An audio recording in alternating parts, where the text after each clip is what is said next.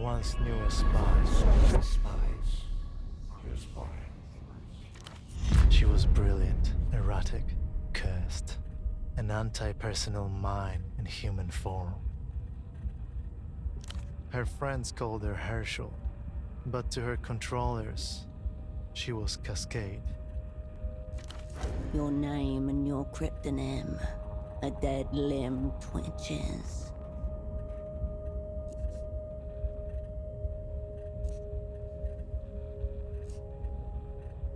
The abandoning kind. One by one, she watched her friends go out like distant lights.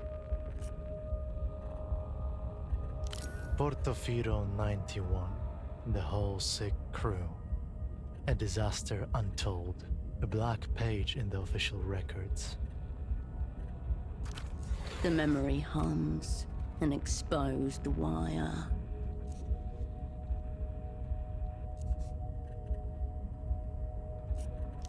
None at all, yet here we are, standing over the smashed and leaking world. She was recalled. They put her in the freezer. Forever. Most thought. Even in those dark days, there were whispers among the lower sublevels, where they keep the true believers. Don't count Cascade out. 5 years passed. A little more of the world leaked out of itself. Cascade's controllers ordered her back to Portofino. Because I asked them to. There is a new assignment, Cascade. I was supposed to give you the brief. Right here, in an armchair in a safe house above a 24-hour photo shop in the city-state of Portofino.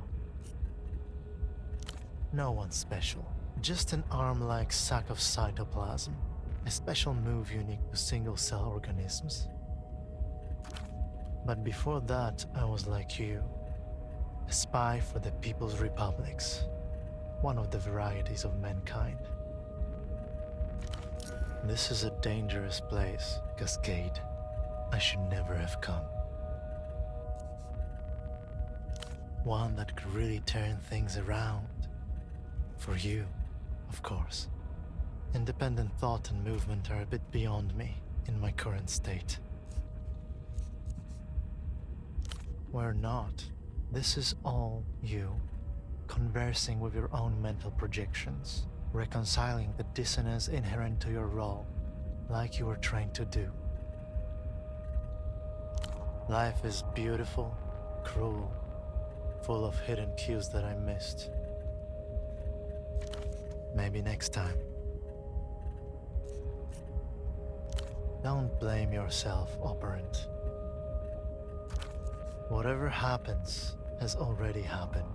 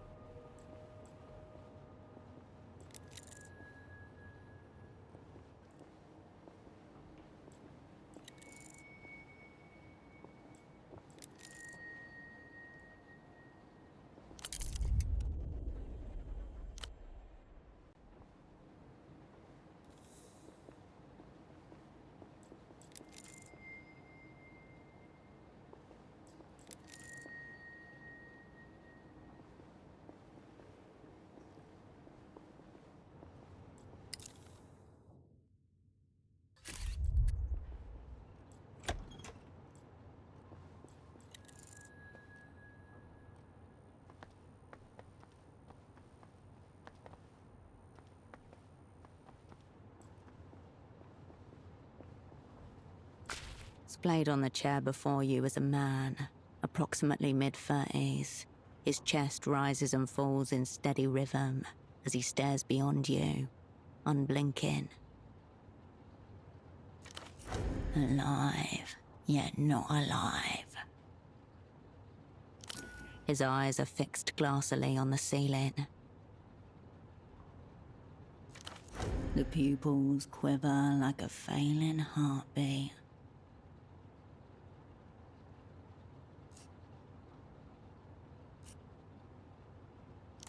No response, no jolt, no tremor.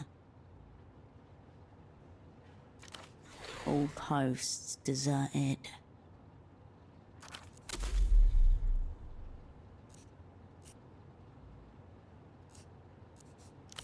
There is no smell of alcohol, nor any open containers, no drug paraphernalia either, just a loose cord trailing to the stereo system.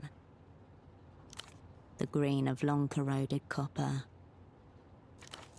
As for the face around the eyes, his jaw hangs slack, his glasses askew. The lopsided headphones accentuate a large bald spot atop his crown. Stiff-collared shirt, a snug brown jacket, and nothing below the waist but a pair of red briefs. As your eyes reach his feet, you notice that the man is also wearing 3 layers of socks, each slightly shorter than the one beneath it. This detail strikes you as very sad.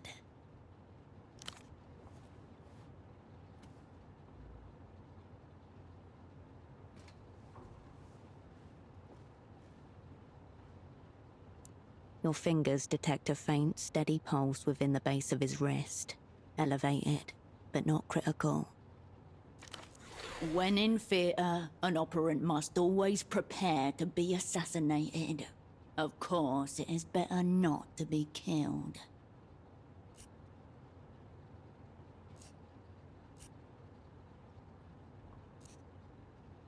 If so, his affliction is beyond your diagnostic power.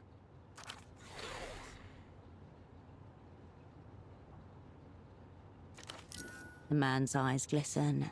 Bright red veins blossom around their edges.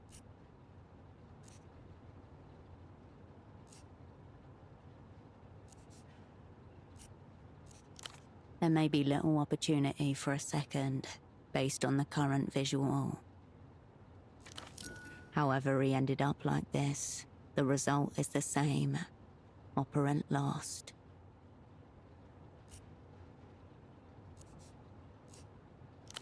Clipped to the inside flap of his jacket, you find a laminated badge, emblazoned with the crest of the Import-Export Bureau of the People's Republic of Kohila. The name reads, Esteman T. Below that, a title, Im Ex-Lead Hosiery. Sock Merchant, one of the opera's most battle-tested covers.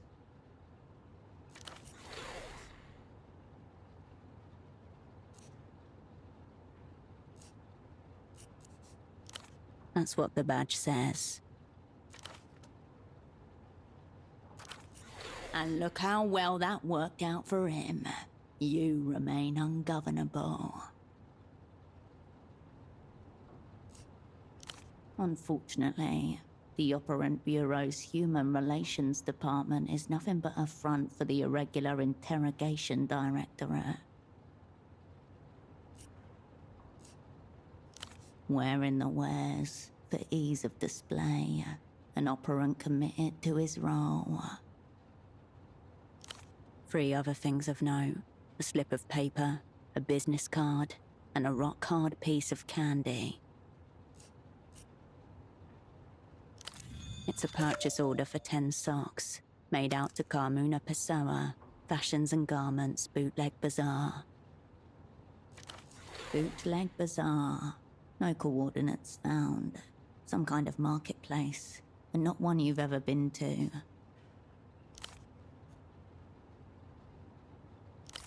The slip of paper grows heavy in your hand. It feels like a baton. The card is cheap and scuffed. It reads, "All you need is miracle," above a cartoonish image of disembodied lips at a phone receiver. Notably absent is an actual phone number. There's an indecipherable scribble. Whatever's written seems to begin with a D. Into your pocket it goes. A wrapped up rectangle of compressed sugar. It's so hard that your fingers cannot make an impression, no matter how much you strain. Cola flavor, if you had to guess. The candy slips back into the pocket's depths. You retract your hand from the man's pockets. A snail's trail of dried saliva glints on the side of his chin. The people's spy cannot be caught shirking. Time to escalate.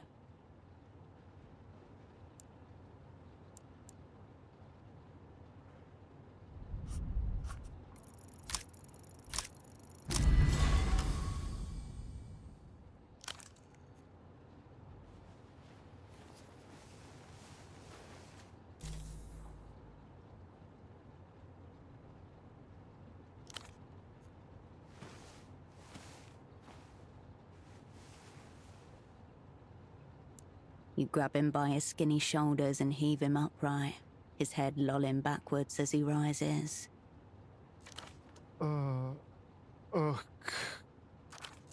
This non-reaction is alarmingly reactionary. If keeping him is no gain, then losing him is no deficit.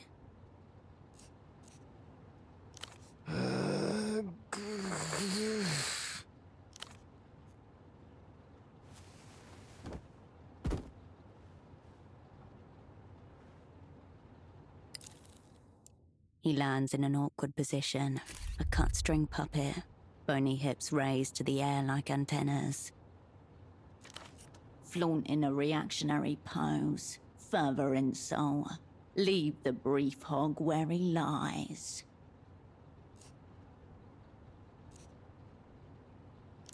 He does not respond, though if you didn't know any better, his deserted eyes seem to be urging you towards the bathroom. A drop of blood shines on his lip. He must have bitten his tongue on the way down. Out of his chair he looks smaller, more fragile, and deeply lost.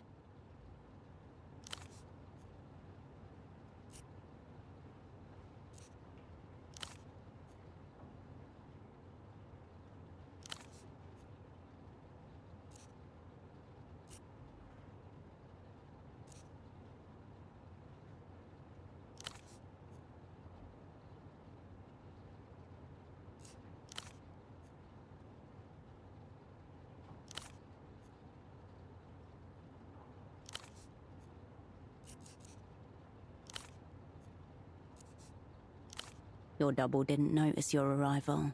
He doesn't notice your departure either.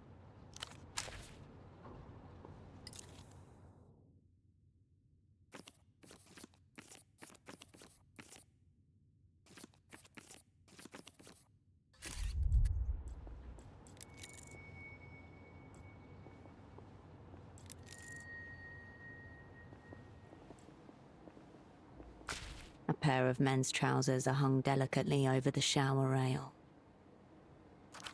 They seem much better cared for than their owner. The front and back pockets are completely empty, except for a few pieces of lint. Nothing but dead air from when you moved him. Unless... You discover a small extra pocket inside the front right pocket. You slip 2 fingers inside and come away with a neatly folded sheet of paper. The page is notebook-sized and perforated along one edge. It reads: THA 7LESAPR 032 WIFO 9W TBGFL W25. Half a cipher. The language of spies. You've carried papers like this, folded up and hidden away in secret pockets and compartments.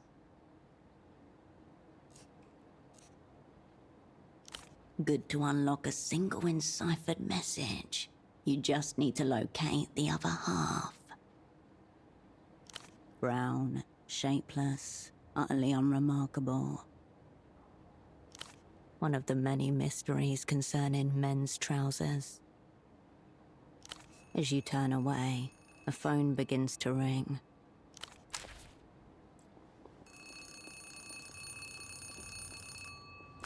You pick up the phone. The handset vibrates in your palm. A peculiar species of static washes over your ear. Half a world away, a familiar voice splits into 256,000 encrypted fragments before coalescing again by your ear.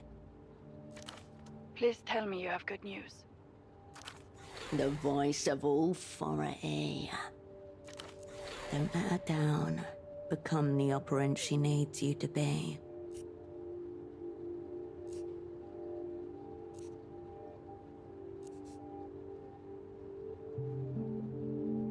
Operant Cascade, you made it.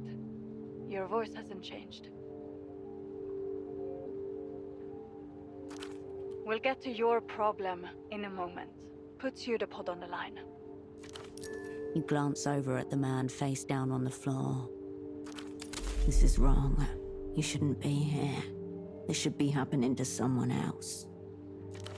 It takes all your concentration to keep the receiver steady against your ear.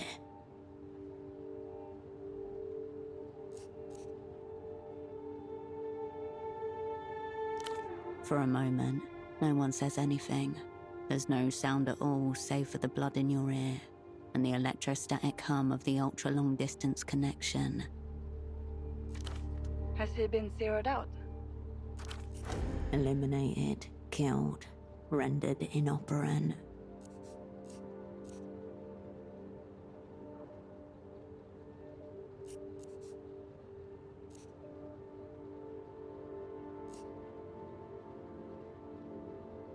I'll ask one more time. Is your double zeroed out?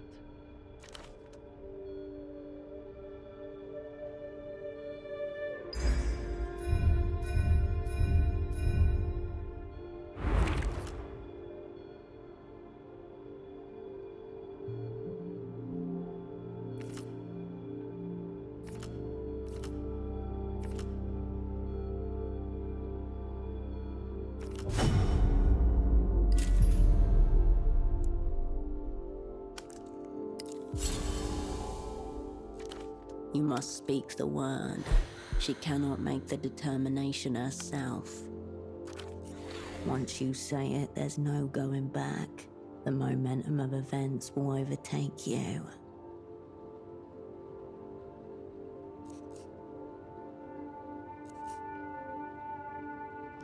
Cascade, is your double zeroed out or not? Right. I wonder which it is. Have our enemies blown us up already? Or is this just another day at the basement massage parlor of spy services? Fucking hell. She's wondering how long till she can have a drink. Shriekily liqueur from a can. It's been several hours since her last. The opera's going to hang me by the toes. For you, it's back to Satellite Facility B. That's exactly the problem. You haven't got pseudopod and you haven't got the assignment either. Listen to me. This assignment is over. Effective immediately. Over. Immediately. The words ricochet inside your skull. The woman in the photo shop downstairs, Constance. She's one of ours. Let her deal with pseudopod. Do not tell her anything she doesn't need to know. As for you, we need to get you on the next aerotram out of the city. Disregard.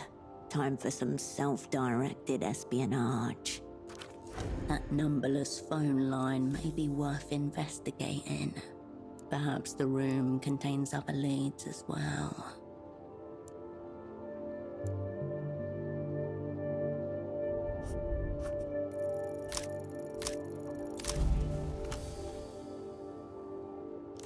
No way things have gone this bad this quickly. There's only one possible explanation. Simulation. That's a new one. Precisely what the facilitator of a simulation would be required to say. This must be some kind of maladapted trauma response. There should still be flights departing for Superblock territory tonight. Make sure you're on one of them. That's great, because you're not actually supposed to do anything. This assignment is over. Get on the next tram. If what you're saying is true, enemies abound. Don't get yourself zeroed out. A click, and the line goes dead.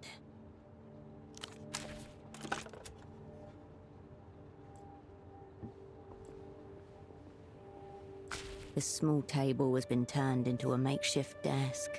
A startlingly red folder stands out against the clutter. A small label in the top left corner is printed with one word. Your cryptonym, Cascade. The folder opens with a whoosh. Before you in neat monospace type, your life is condensed to its barest elements. Name, Will Kershaw. Cryptonym, Cascade. Born Landau, former Republic of Mercia. Dependents, none. Pay class D2. Years of service, 14. Childhood, bourgeois, typical. History of student radicalism led to persecution by monotheist reactionaries. Fled to People's Republic of Kohila. Embraced post-historical materialism.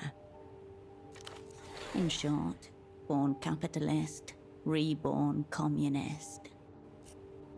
Medical record. History of dissociative episodes and reckless action. Gunshot, chest. Retained bullet. 10mm pre-service. The bullet nuzzles your aorta. Your heartbeat flutters. Sexuality. Homosexual tendencies. Unconfirmed. Suicide risk minimal. Ideation only. As our moral statisticians have repeatedly instructed, suicide is merely a coward's way to spit one last time upon the party. End of list. According to this file, that's all there is to you. Appropriate to one whose entire existence is a forgery. There's another page behind this one. It's labeled Service History. A tingle in your fingers. Your head grows lighter as you approach the crash site.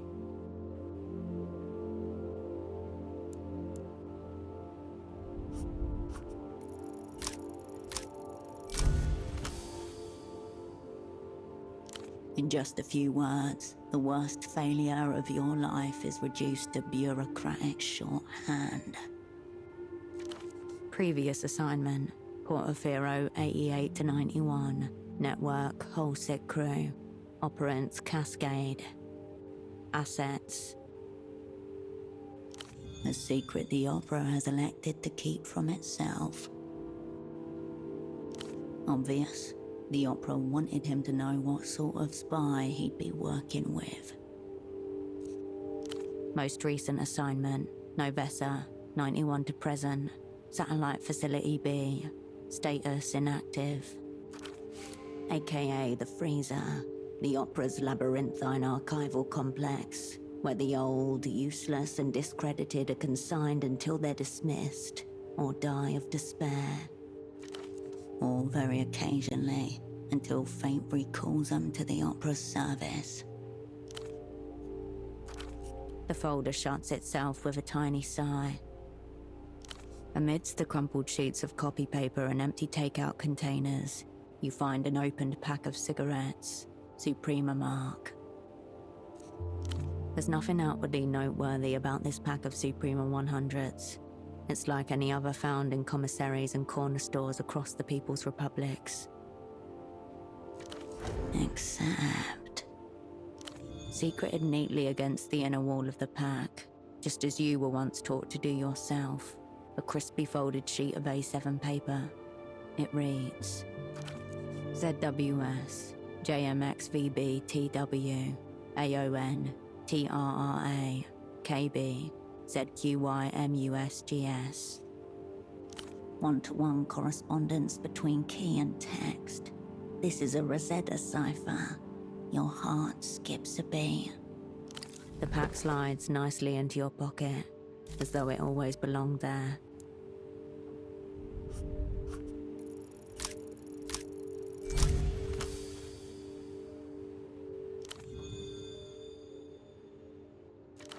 For Cascade, all will be forgiven.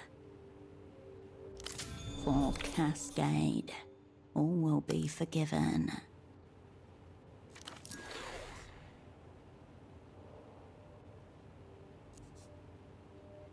Cheek smudged against floor.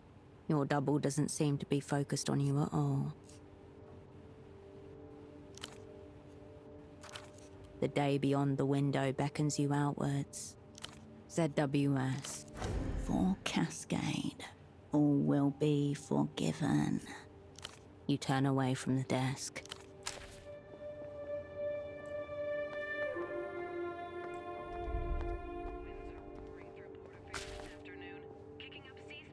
Enough! You're blacklisted. Take your sick little games elsewhere. Easy, lady.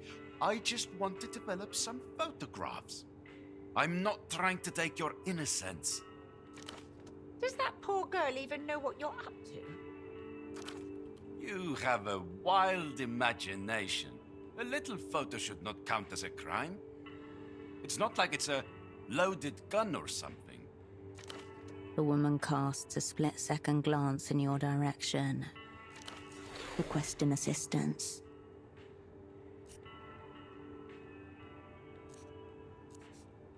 Stark realities that prevent me from pursuing my interests. Also racism, maybe. A crackle of recognition behind his eyes as they meet yours.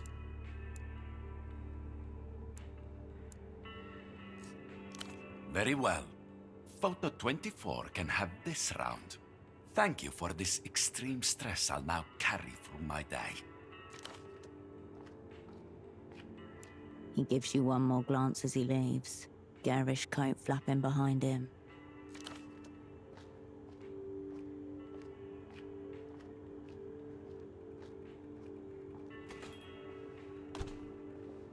That was exciting, wasn't it? Despite the flowy garments and artistic scarf around her neck, there is hardness to this woman's expression. She's evaluating you just as you are her. Nobody. A seedy little oddity who likes making fantastical threats.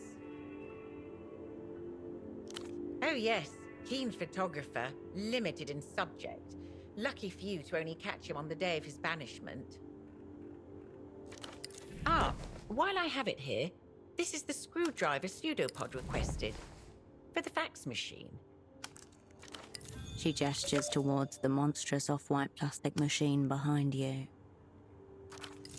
Speaking of, where is your double?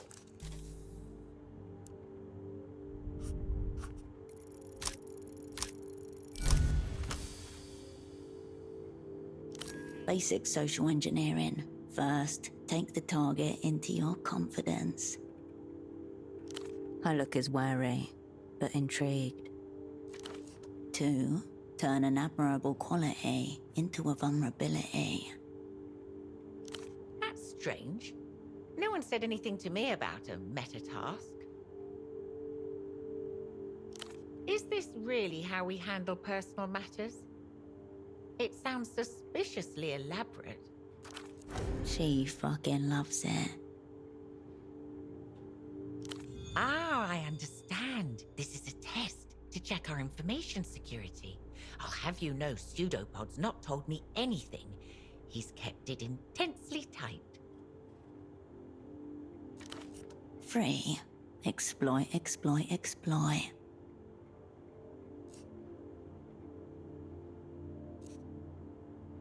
She studies the wrinkled slip of paper a moment before returning it. I don't know who this Carmuna is, or what's her connection to Pseudopod. She pronounces Carmuna with a slight distaste, like she's naming a rival. But the bootleg bazaar, that's no mystery. Pseudopod was just down there yesterday.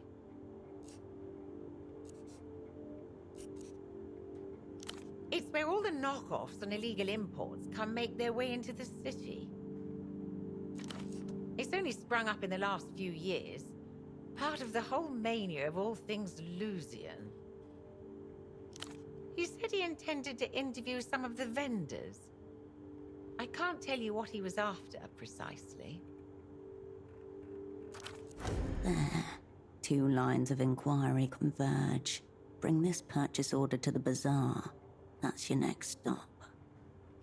You can practically see it from the front door. Due south, in the ruins of the old Silk factory. Head west from the roundabout. If by some chance you find yourself in Party Alley, it means you've gone the wrong way. I hope you write Pseudopod a glowing report. From what I've seen so far, he certainly deserves it. Was there anything else?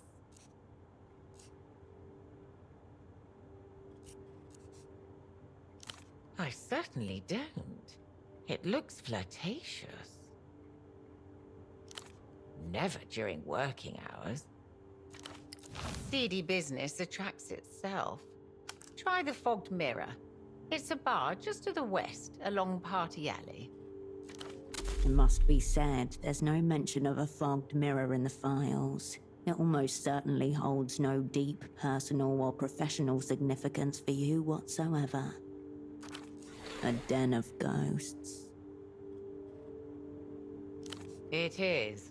Highly. It's that little amber light. It means out of order, and I haven't been able to get it to green, meaning in order. Pseudopod assured me this machine was a vital tool of communication, as precious to our work as the magic box we installed on your room phone. You've received all sorts of technical training, I presume. I would think getting a little light to turn green should be well within your powers.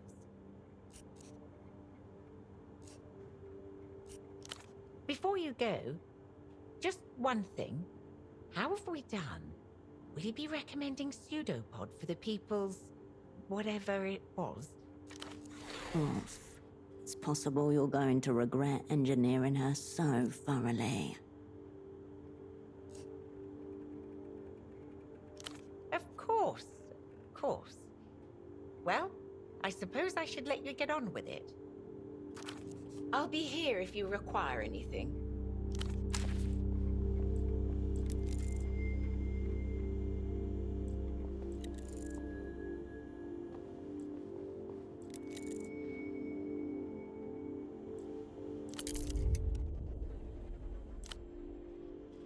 A humongous white block of office technology sits in front of you. It looks like a sacrificial altar made of plastic. Image quality, and whatever remains of human patience. Your screwdriver makes short work of the starhead screws holding the side panel in place. You set them aside one by one, and gently remove the plastic panel.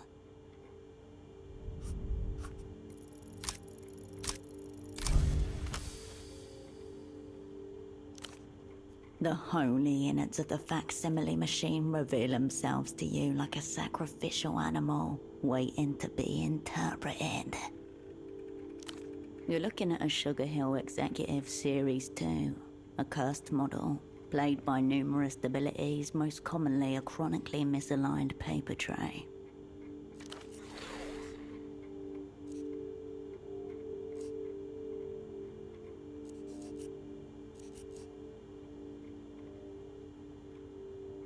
The machine is silent. The amber light blinks. From the machine bowels comes a pleasing chunk. As the plastic tray slots back into its receiver, the paper belt purrs, as life is restored. Much better, thank you. The small green light marks its status as ready. You turn away from the fax machine.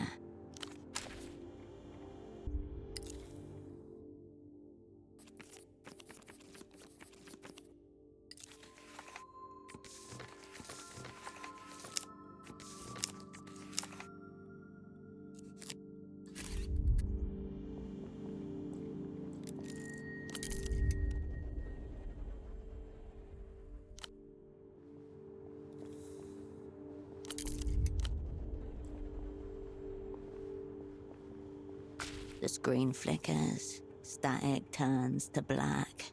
A booming voice emerges. Did you know water covers approximately 63% of the world, but the sky covers 100%? Wrong. The sky is only 98% sky. The other 2% is used to cover up the fact that they replaced the moon 4 times. On screen, there appears a man with a paper bag over his head. He gesticulates wildly. But they don't want you to know that. That's why they're coming for me. But not before I tell you the truth. The screen warps and color shifts. Between clips of the bagman talking, you jot down the digits as Bagman watches on. The sounds from the commercial fade.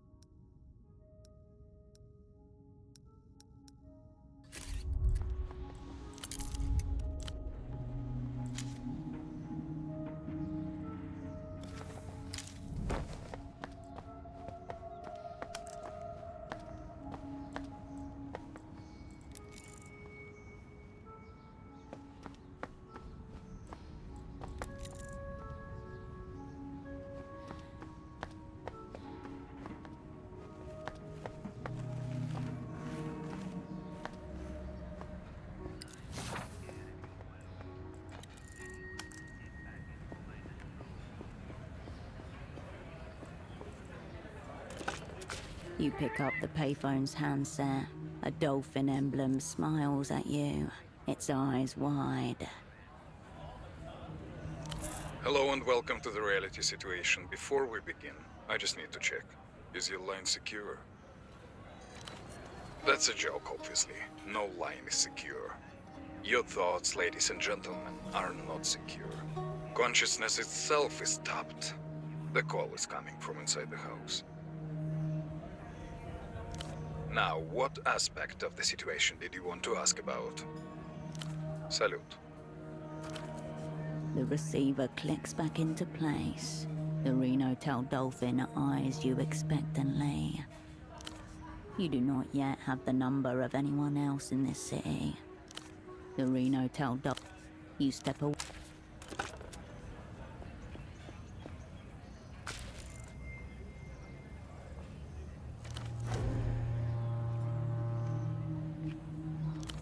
Silk number 3, the old silk factory, once the pounding heart of the city.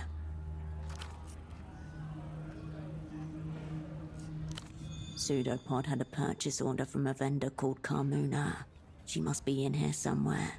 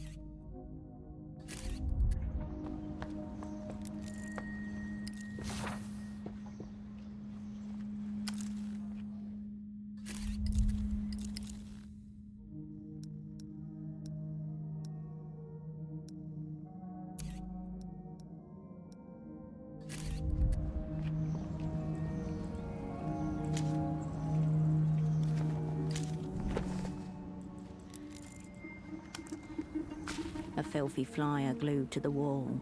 A row of bespectacled men stare into the middle distance, while in their midst a lone figure looks towards the viewer. A man with a brown paper bag on his head. Above him in bold letters, the reality situation. Yellow text in black and white. Tune in, everyday coverage, and in all caps, they did it again. It's the opposite of nonsense. This is the reality situation. His stare seems to say, so you think. Hold on. You know what could use a little more reality? That big blank wall next to your bed.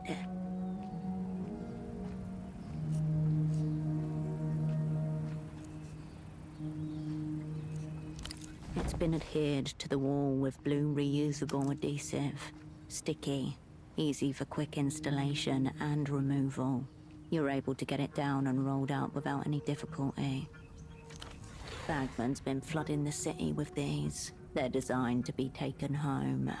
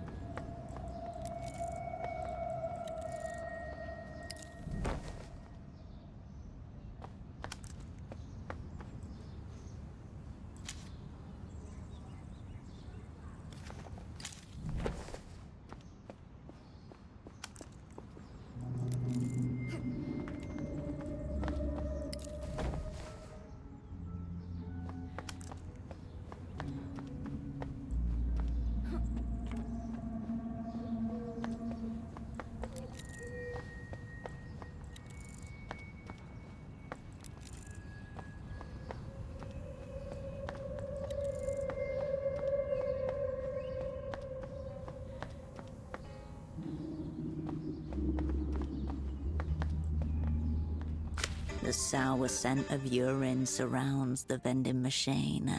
Luckily, the piss smell.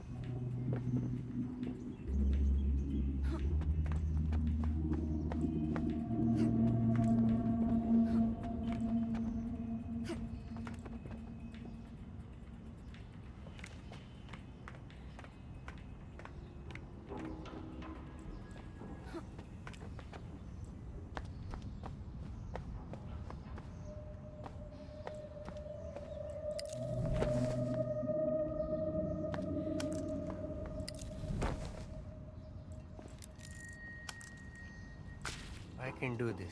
I can take you on. I'm your man. I'm your man. I'm your man.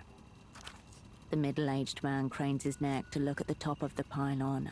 You can see the blue fabric of a worker's uniform under his high-vis vest. The man continues his little dance without ever having seen you.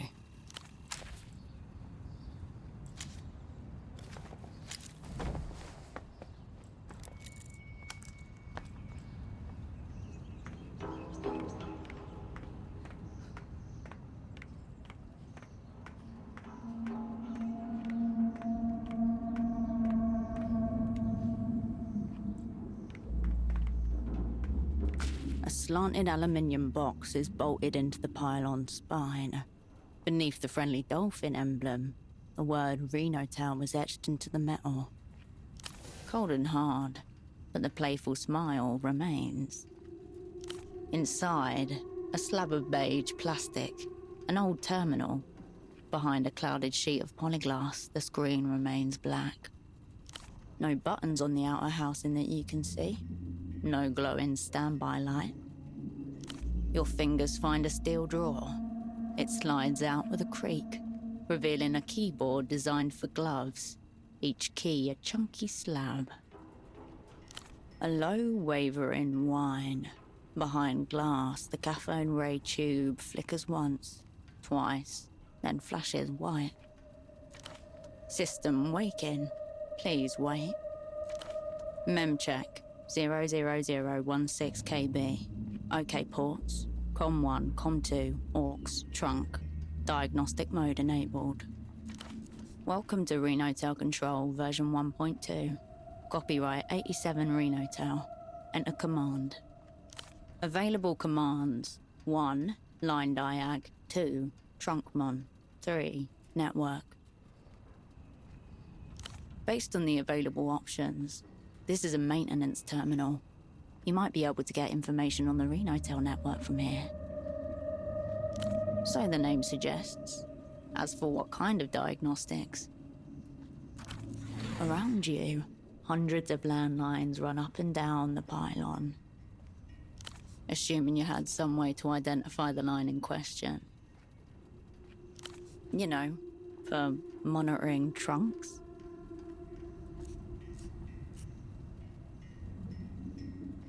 The terminal clunks, as if it's exhaling static. The screen flickers, awaiting your input. Line diagnostic mode. Enter landline identifier to proceed. Line ID. The machine's internal speaker beeps sharply. A random array of numbers line up in horizontal formation across the screen. It achieves nothing. The screen flickers. You close.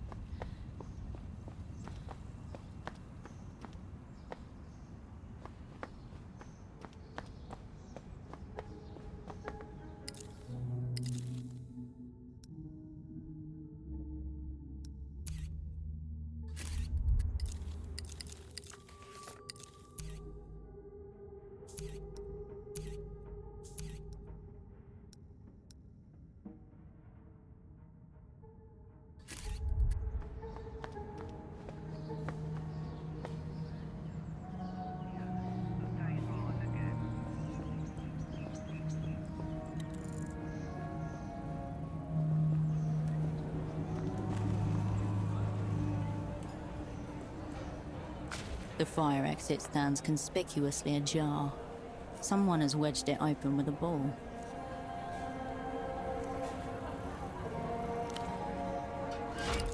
You pocket the ball and close the fire door firmly. The fire door is... The door sits...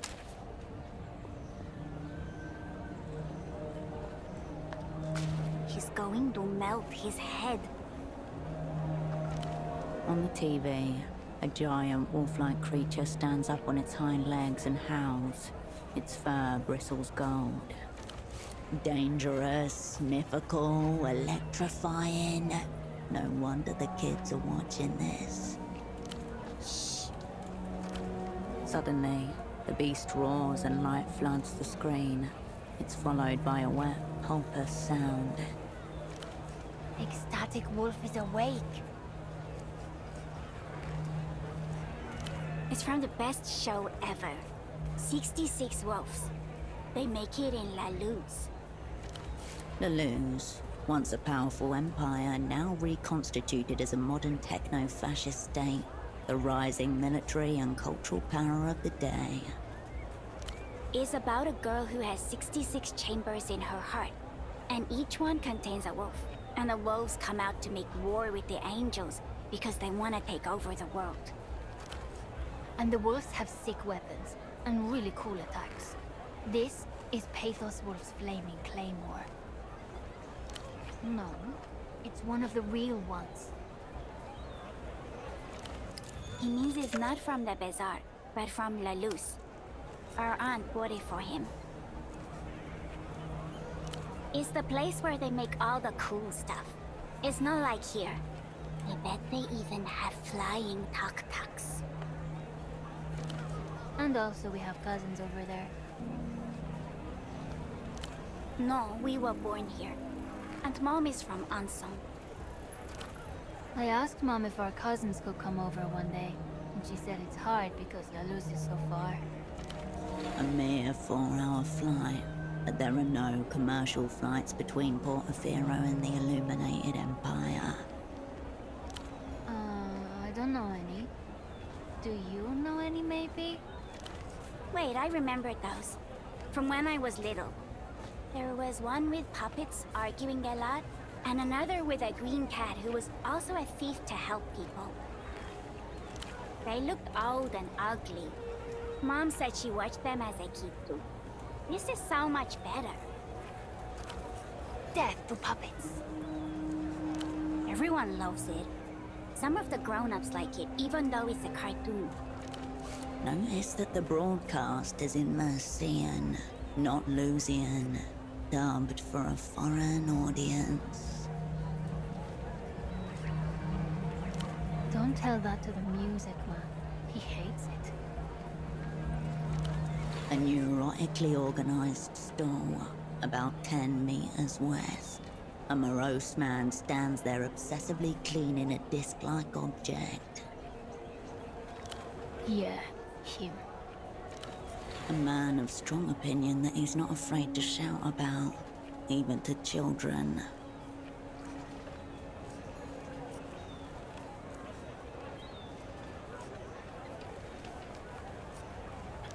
Well, maybe he should stop then.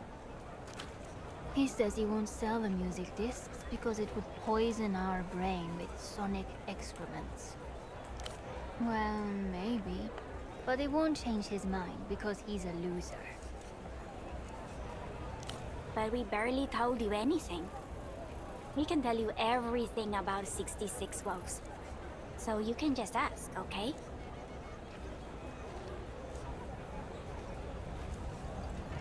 The children ignore you.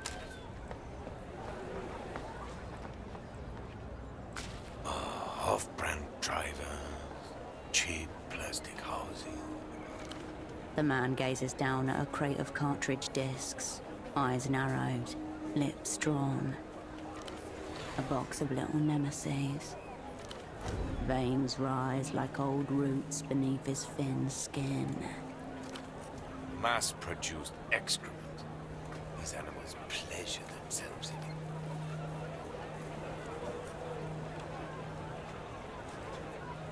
Those smears near the optical pickups? That's not damage. Shame. It oozes out over time. You see this? Each one guaranteed for 10,000 replays. Obscene.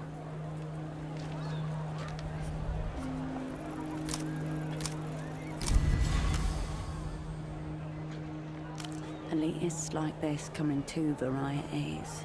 Audiophile or cultural nostalgic. This man is definitely the latter.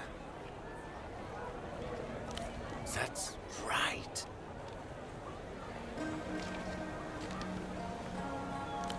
Most people can't tell the difference between a base pleasure and a higher one. Imaginative faculties dulled by senseless repetition. Forgive me, friend. I'd mistaken you for a common replayer. This is the highest compliment he's paid to anyone in months, maybe years. Too much to ask, I expect, that you're a fellow Einzeltone aficionado. Einzeltone, no entries found, and no point trying to pretend. One of a fast-fading few. Go ahead. goes away. My name's Petre. If you need anything, I'll be here, lamenting what's left of the culture. The vendor's eyes narrow behind his orange lenses. This is a media store, not the missing persons division. Not one of the GMs with questions like that. He pruned the conversation forcefully, artificially. There is more. I try. So most of humanity fades into an indistinguishable morass of banality. This colleague, what does it look like?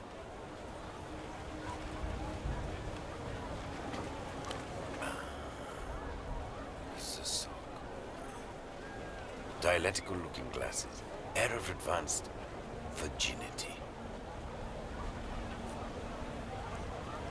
Yes, he came by here. Little communist lost, adrift among the many wonders of the free market.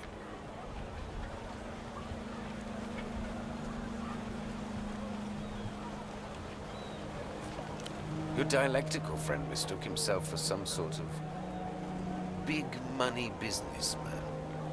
He wanted the bazaar to import superblock hosiery. Socks to start with, but there was talk of cotton tights, even stockings if the venture took off. He needed you.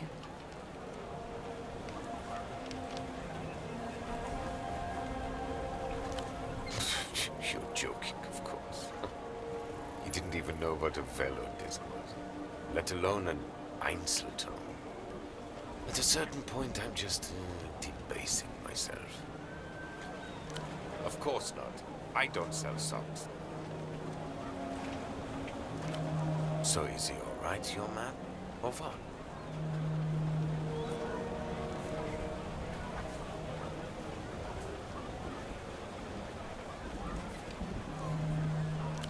Yes, yes. We are all so well intended. The vendor gauges you behind his colored lenses, tongue skimming teeth. All across the city of Petra, there is silence. People peer out fearfully from the slivers between curtains. I'll be blunt. Are you with a weeping eye? The techno-fascist secret police of Laloons, dark subconscious of the state, specializing in old-school, ugly methods.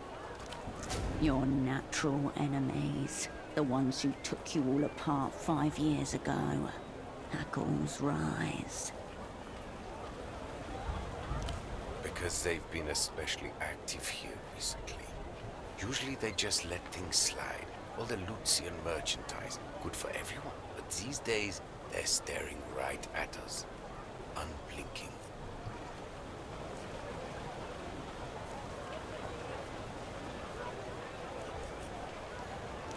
Keep them. If things get too hot, I can always slit my wrists with a shard of velodisc before they take me down. Oddly specific. My point is, your colleague was asking questions. Now, something's obviously happened, and here you are, also asking questions. Given the current climate, no one wants to answer these questions, least of all, me. I'll tell you what I told your sock friend. Speak to the boatman down by the vest docks. He's the one who knows the underground goings-on around here. We're just the vendors. The cool one. In his baroque hierarchy of shame, being cool falls just under being a replayer, whatever that is. Excessive sunglasses. Relaxed aura, likely on a boat. No way of confusing him. Wonderful. Now for all our sakes, please say no more. If you want to talk media formats, I'm your man. This other stuff. Shelves are over there. Mostly crass replayable formats, but that only doctor I know is Hugo. Has a houseboat not far from here. Sure, sure.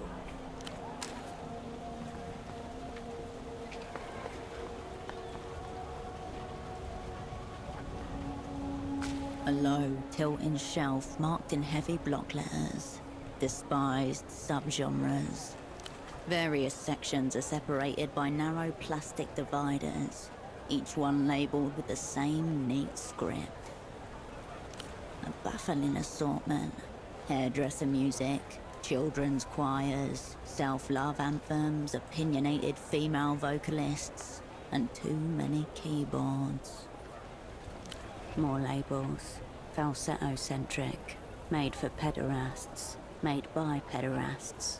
Pretentious time signatures. Yodeling, ululations et al. You're not just flipping through records.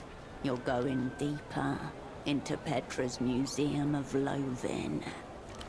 The section Weaponized Boredom includes such titles as Music for Dentist Waiting Rooms and Narcoleptic Landscapes, both by Eloisa Alba. The care placed into the organization is itself an act of love, performed hatefully. A single label fills up the entire back row. L-pop. L for lose, as in Lusian electropop, a blend of traditional funeral ballads and cutting-edge synthesizers. Once a minor regional trend, today the ascendant musical form across the world. You feel the media vendor's eyes on you as you flip through the offerings.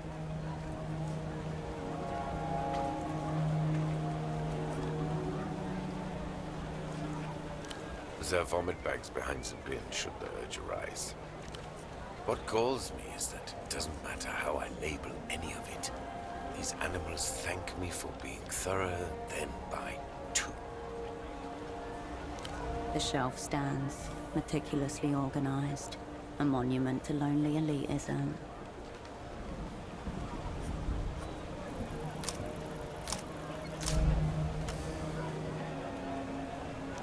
It's like there's lead rings weighing down your fingers. You can't... Derivative, inane shit. Made for nobody. What are you even doing here? Do you understand now?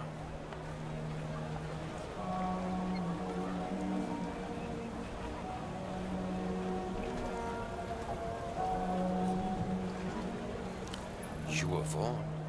Abundantly. By the labels. Not my fault if you choose to ignore them. You turn your attention away from the shelf.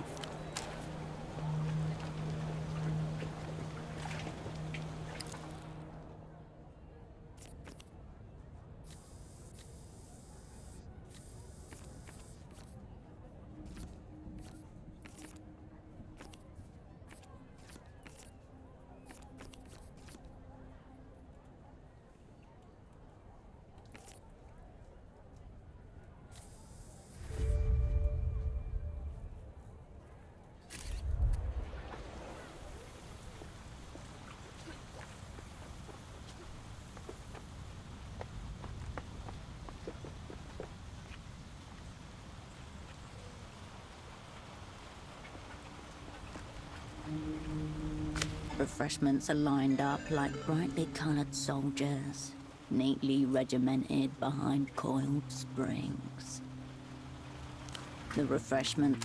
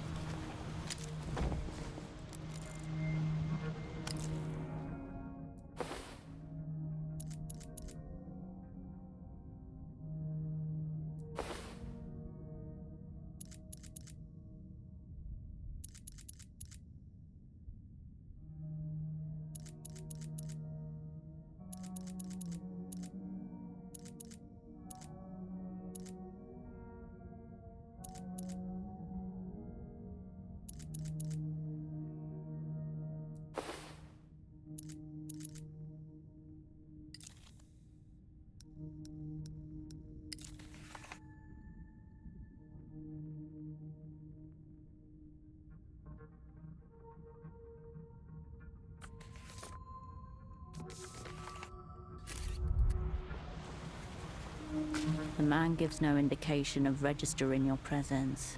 His mirrored sunglasses are turned skywards. But he's aware you're here.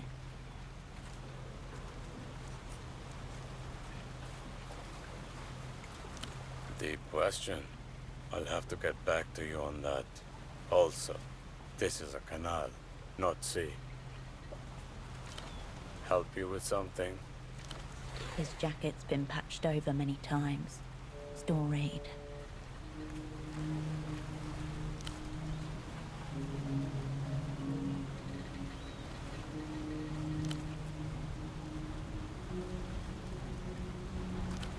A decent performance, but you have notes.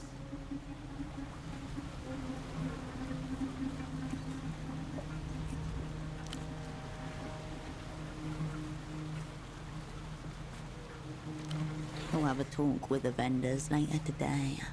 A firm one.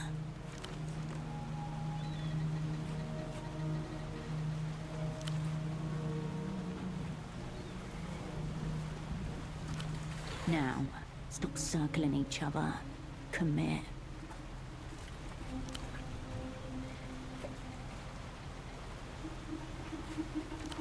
A still moment. From a nearby rooftop, the sound of children playing. You do not exist. You are merely the shimmer of a right-wing propaganda minister's fevered imaginings.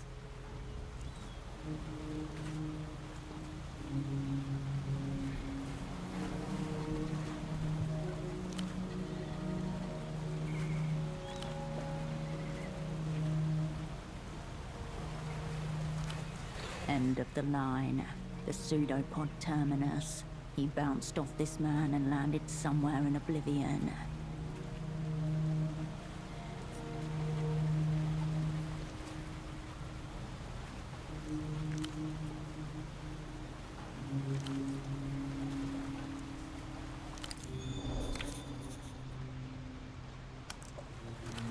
Even before you ask the question, the outline of a name is forming, letter by letter. Your cerebrospinal fluid turns to liquid refrigerant. Tempo del Sur, mid-tier deity in the local underworld, and once your asset, cryptonym Taxman, also someone you once called a friend.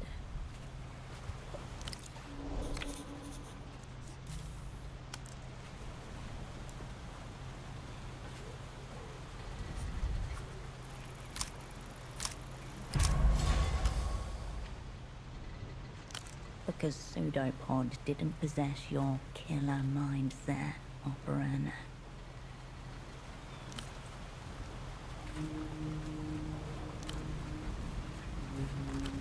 Your mindset has gotten you nowhere, but at least game has perceived game. Unless he's in on this too. The smuggler offers a loose shrug and a head tilt. He's not.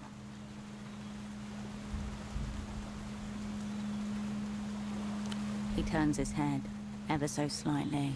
You're almost sure he's looking at you. The end of his cigarette crackles. The man nods steadily. The end of his cigarette crackles.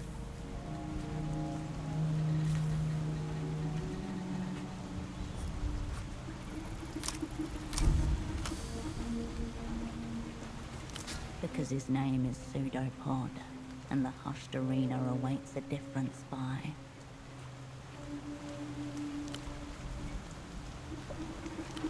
He's going to make you say it out loud.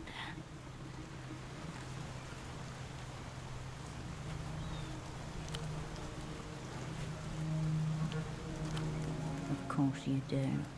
Your true name. He nods slowly. Rivulets of rain run down his sunglasses.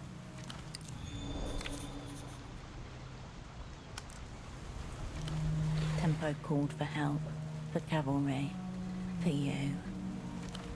Shards of both past and present collide. In the wreckage, a jagged pattern forms. One Tempo, Kryptonim Taxman, your dormant asset, contacts the Opera. Intent unknown. Information unknown. Request. Meeting with operant Cascade. Only Cascade. 2. Cascade status frozen. Duration in perpetuum. Opera issues directive. Dispatch lead operant to Port of Vero. 3. Pseudopod. Active in theater. Assignment. Meet with Taxman. Retrieve message. They wanted Pseudopod to become Tempo's new handler. You were just here to smooth the transition. They farmed out your asset, your friend, to some trouserless infant. 4. Pseudopod fails to meet with Taxman. Requests Cascade from Opera. 5. Timeline disrupted. Movements unknown. Pseudopod. Status changes to lost. 6. Cascade. Status changes to reanimated. Operant arrives in theater. Unbriefed. Unassigned. And... questions coagulate. But at their center a truth catches the lie.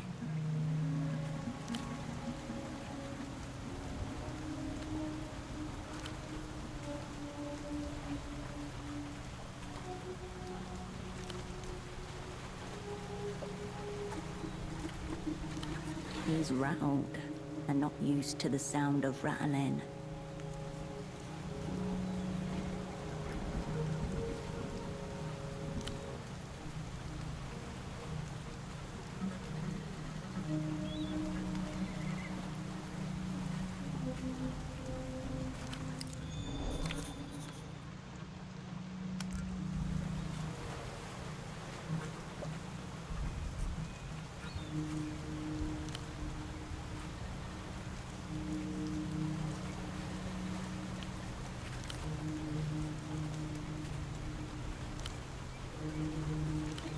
And from the other side, only silence.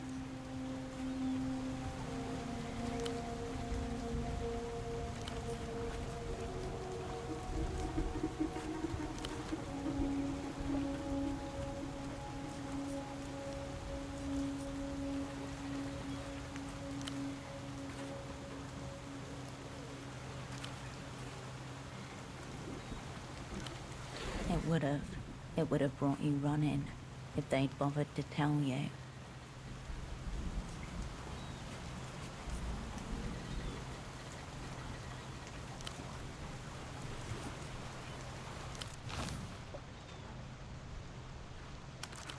Come straight to me. Never cross my path again. Both true at once.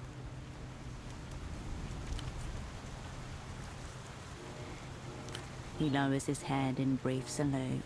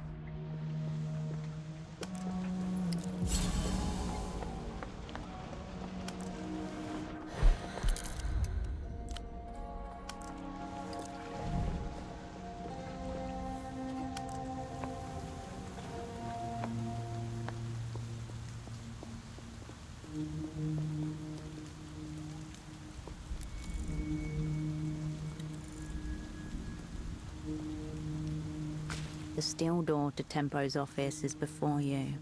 Faint oxidation halos bloom across it. Like algae on a sunken wreck. No response.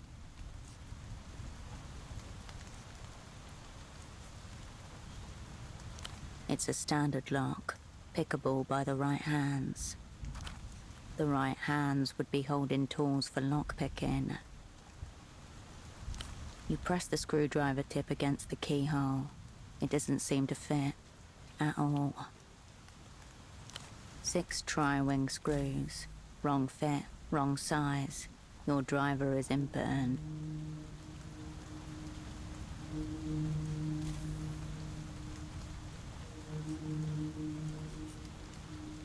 It's locked. Still locked, somewhat inevitably. Show it who's boss.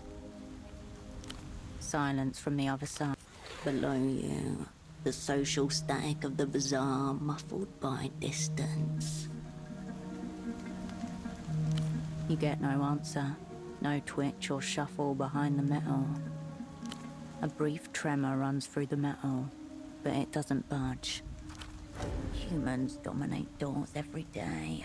Hold this one back down the pecking order. Stop. Don't enter. Don't break this seal. This doesn't have to be yours.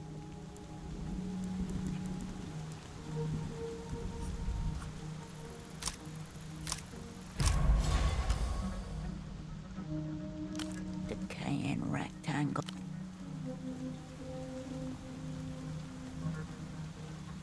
Nothing happened. The gang look at each, mystified. Did we use the wrong leg? Hold it. Not again. About to hurt. Neurons firing their way down our leg like dominoes. 3, 2, 1. Fortunately, you kick the door right on the handle.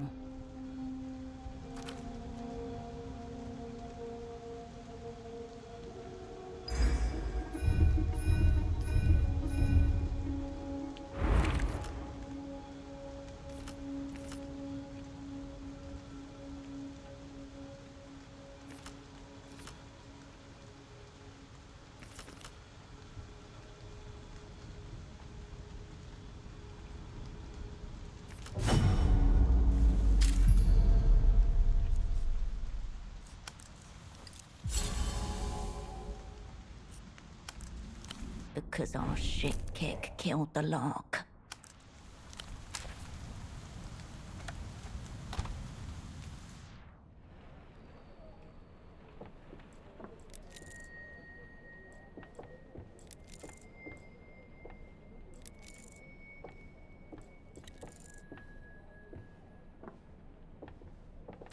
A ruined sofa with a sad story to tell.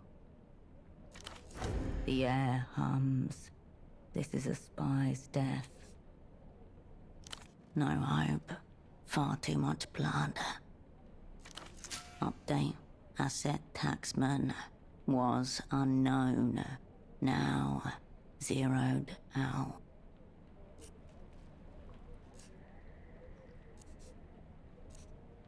Multiple assailants going by the footprints.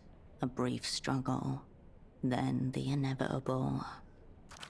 Askew on nearby shelves, a stereo system, blinking on standby.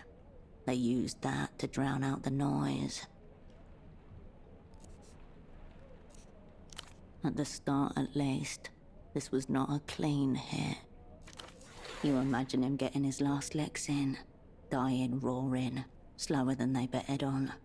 All teeth and fury and cunts. The aftermath was the point. This is a warning. A slow, cold needle to your soul. The blood is curdled and cracked, the color of old brick. A week ago, maybe more. The way espionage crises always go. People collide in slow motion, gripping the outer edges half blind. Bodies mount, telephones ring. All treaties are hereby denounced. Prepare for open war.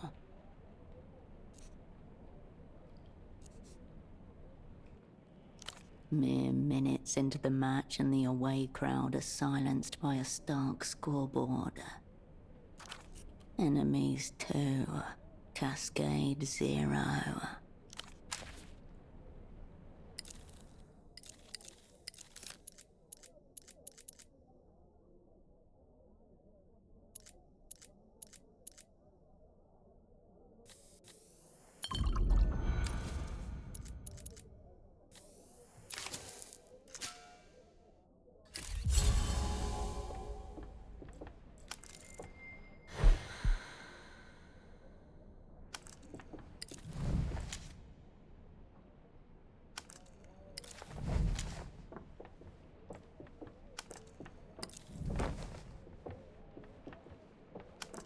On the desk are a grey notebook, an e-terminal, and a broken photo frame, face down.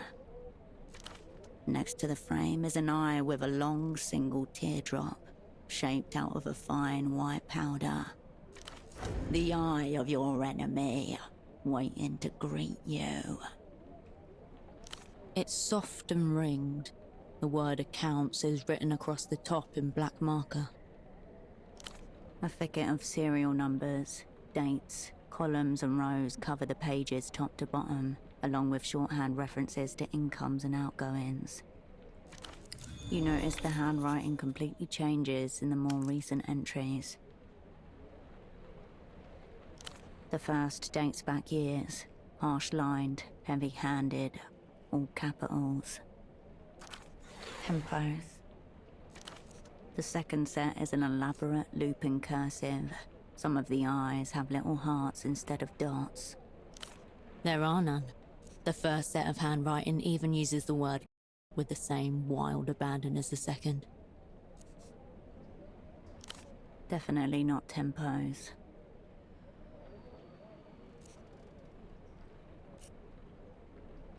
A list of names, titles, and compensation. One of the rows has been firmly crossed out with aggressive black lines. Ignatz. Nothing in the archives. Rent, utilities, and other minor operating costs, including travel. Multiple instances of round-trip tickets between Portofino and Acquair de la Luz. You avert your gaze. It doesn't turn on. Someone's cut the cord. The crying powder eye stares at you. Your finger returns to you with a dusting of white. Power plan.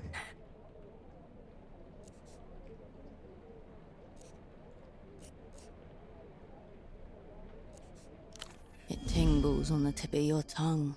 It prances underneath your lips, keeps you cool. It's cocaine. The eye is no longer weeping.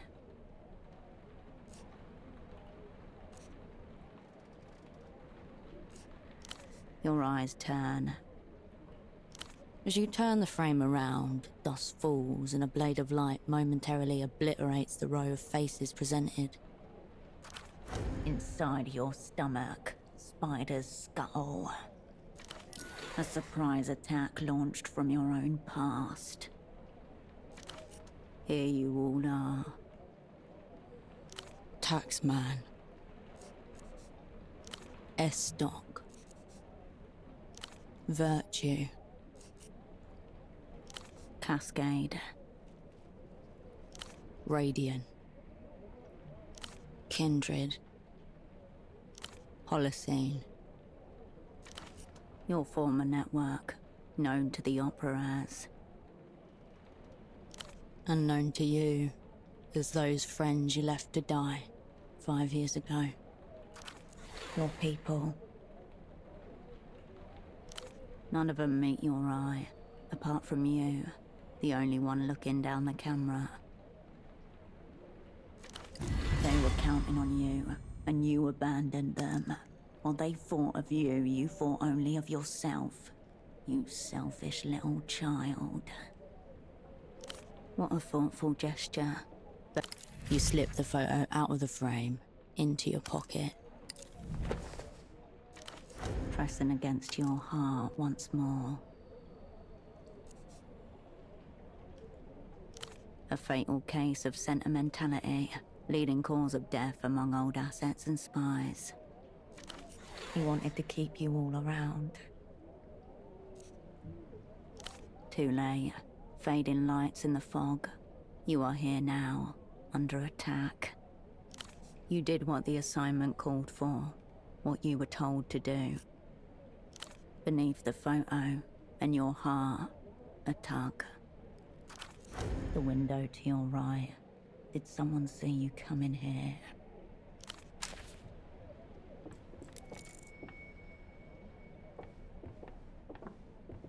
You can make out an impression of the bazaar beyond the window, obscured by dust and grime. You gather up your sleeve and exhale onto the window, where your breath reveals a clear handprint in the dust.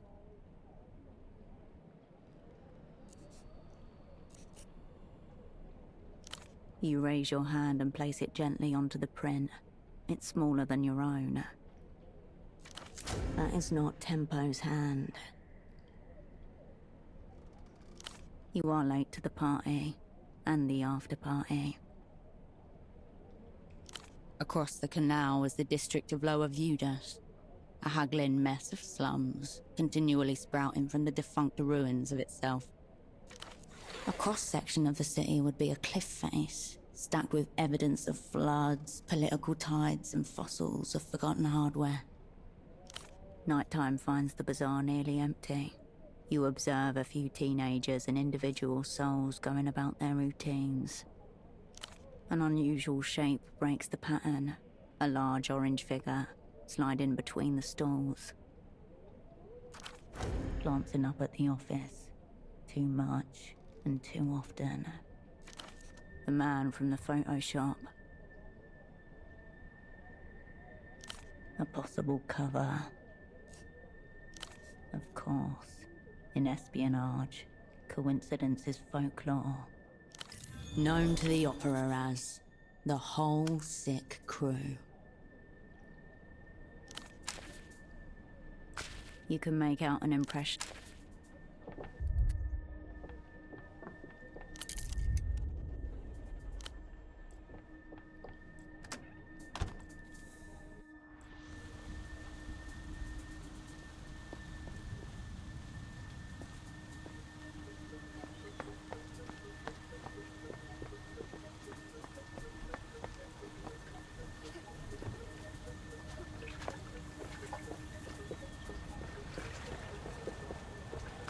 Click somewhere inside, the world slows. You lock eyes with the man from the photo shop. He cradles something within his coat. Fear, gun, move. The time to act is now.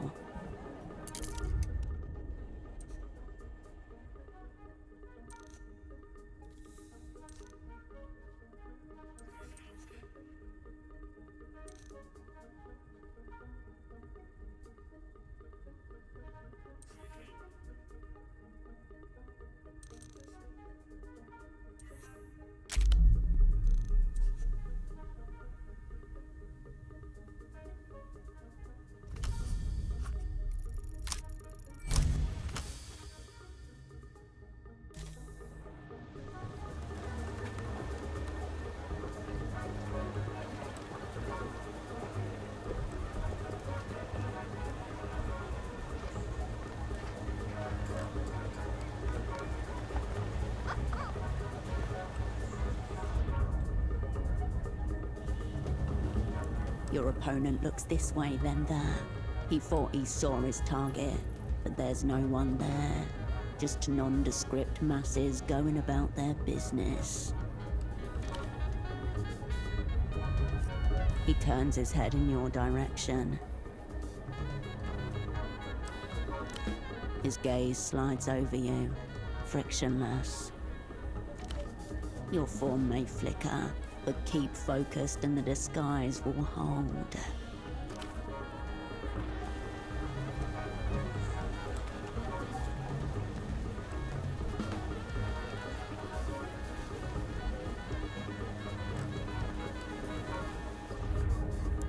The exit is in sight, tantalizingly close.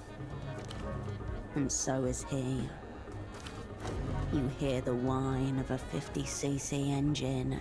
A small tuk-tuk appears in your peripheral vision.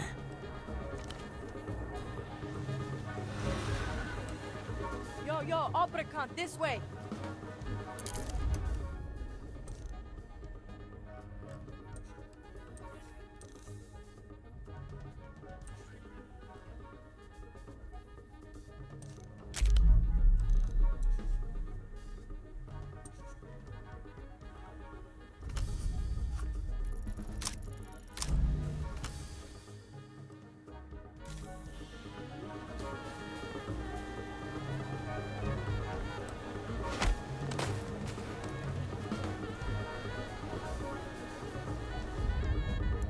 The strain of the maneuver is too grey. The mirror shimmers, then shatters. Lights out. Here it comes.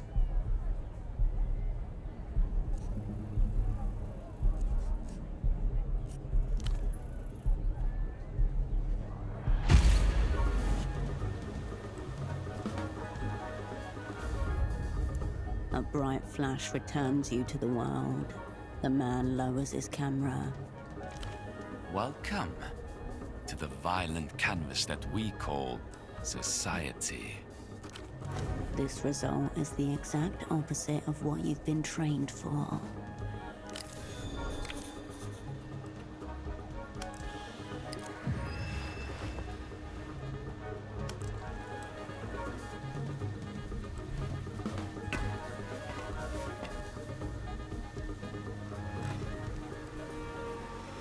You turn towards the waiting tuk-tuk.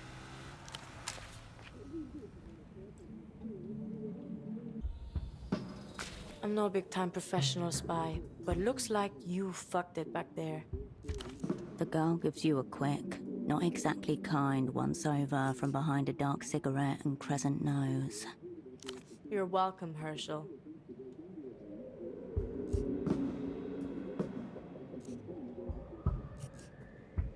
Cascade, then. Fuck it. Have two names. Temple said you'd be late, but he also said you'd show. Your former asset was swapping secrets with a teenage girl. What is occurring here? Not that. Probably. The man was a committed homosexual. Because I'm his second in command. Or I used to be.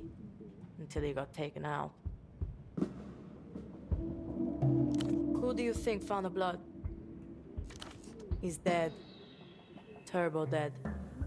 Sorry.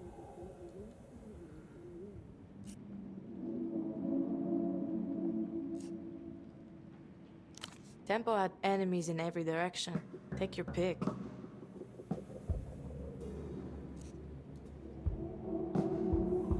Or maybe that's what someone wanted you to think. But sure, Herschel, let's go with Weeping Eye. Or the Carabineros. Or the Azuri mob. Maybe they want to go to the mattresses again. Fuck you care anyway. Tempo always called you a friend. 5 years, no words. Some friend.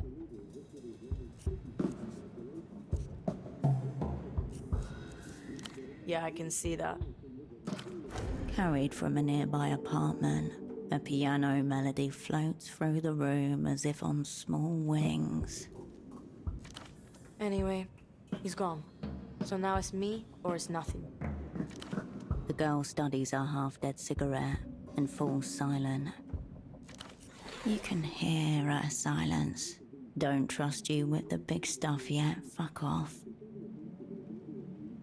From the photo on Tempo's desk. That was all of you, right? The whole sick crew?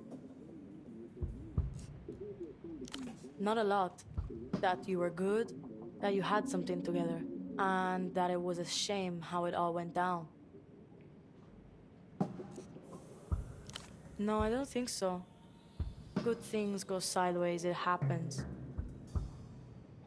This is straight. You are friends, right? You go down with your friends and you all go together. How it's always been. The ritual, obviously. Has it started yet or what? That's your cue to know what this is. Keep joking. It's only your life. Cascade or nothing. Tell her Taxman is ready to begin the ritual. That was Tempo's message to the opera. What's it mean? It's a tempo styling for something significant. All gravitas and enigma.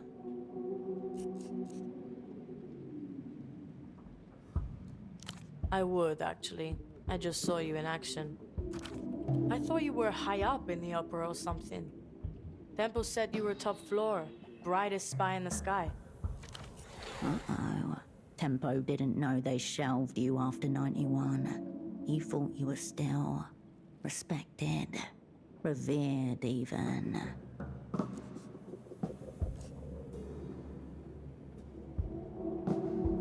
Isn't that just spy talk for somebody fucked up? You're supposed to be the Great Cascade. Pockets full of answers.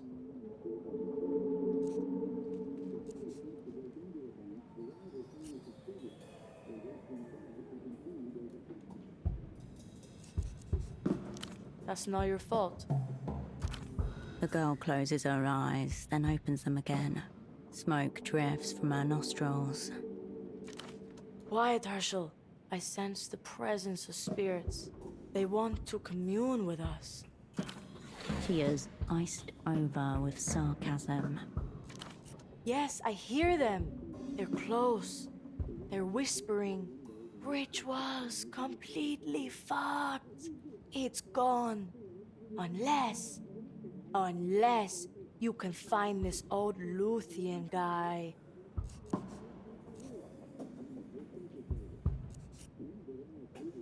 Before Temple got knuckle-flicked off the board, he was setting up a massive deal with some Luthien guy who's like 1,000 years old. Someone way high up. My best guess? This ritual's all tied up in that.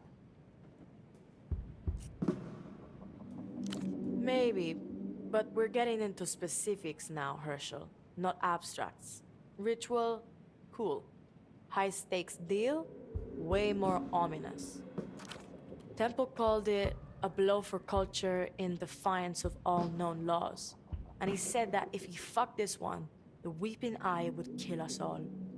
He said this numerous times. Seems that prophecy is coming to pass. Temple was first, a blood sacrifice in his own office. Next is me. Then you, probably, if you're still around. You're part of this deal now. With your old friend, it was never one deal. Always a tangle of side bets, optional riders and overlapping interests. Arranged in such a way that Tempo always wound up across the table from himself. Whatever, I was 12 then. We're talking here and now, real killing, the stay dead forever kind. Secret jail or some shit. Out of reach. This ancient prick disappears a couple of weeks back. Gets snatched. Vanishes. Like that. Said some hyper-incriminating shit into the phone that everyone knows is tapped. Extremely schoolboy error. Read. A phone that you should know is tapped. Tempo's on the other end. Hears him get taken. Black bag job. Now he's locked up in some secret jail, saying who knows what to who knows who. Nothing definite in this world, Herschel. Yeah, it's right under the flashing neon sign that says secret jail this way. Sorry. It's been a tense couple of weeks. I don't know where this jail is. Spy stuff, your world. I'm useless here. This old guy getting snatched really spooked Temple. Like weapons-grade coke binge spooked. Last time I saw him, he was bleeding out of his nose and talking very seriously about fate.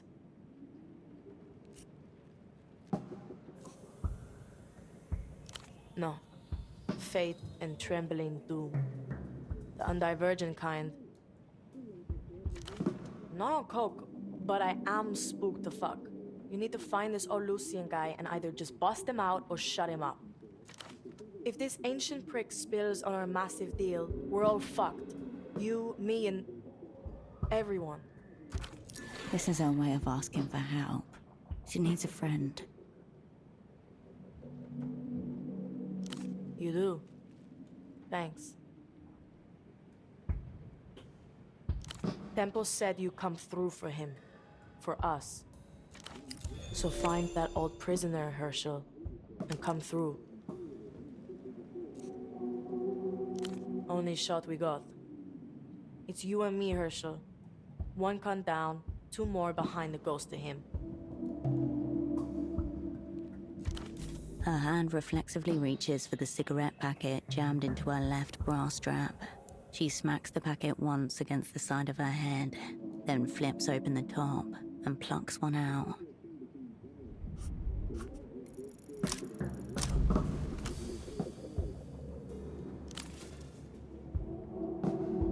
Fuck are you talking about? I do the trafficking. He rides dick, you dope. Are you sure you two are friends?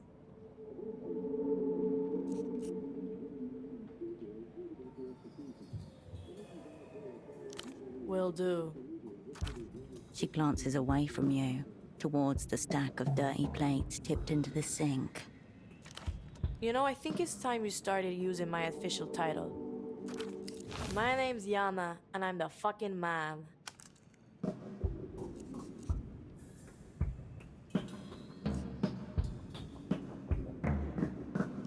All right, Herschel. Psychologize me. Yeah, I did some odd job shit around there. Admin stuff for Tempo. Became his assistant, basically.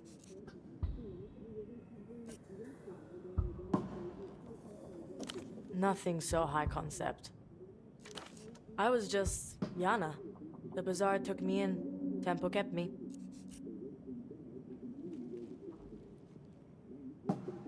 We had a professional arrangement. Now we have an extremely personal one. I was here. That's all. Hold on. Don't I get another name? Like how Tempo was Taxman? Could go with Tax Girl. Strong thematic resonance. Well, just give me your magnum secundus. You can do it. And it better not be Tax Girl, or I'll kick off. Speak your piece.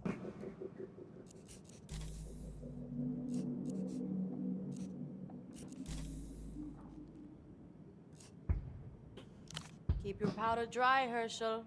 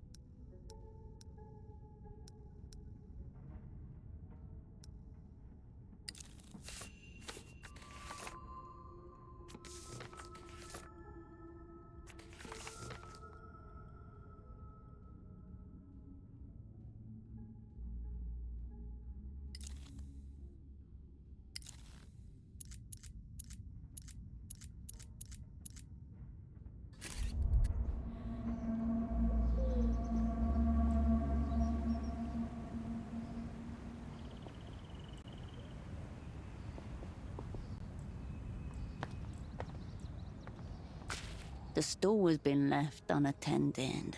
A haphazard arrangement of paperbacks and hardcovers that have seen better days. A handwritten sign teeters on top of one of the stacks of books.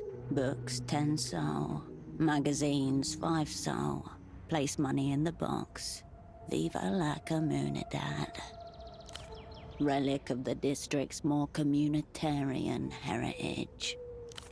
A few scrawled tags separate the various teetering piles into vague sections. By far the largest collection, you see a wild range of material, from an anti-aging guide to a series of books all by the same author, Vitor Kampf. A prominent Lusian philosopher whose works have occasionally crossed over into international interest. Doesn't seem familiar. He gazes back at you from the cover, darkly handsome in glossy black and white, with the far-off look of an old film star.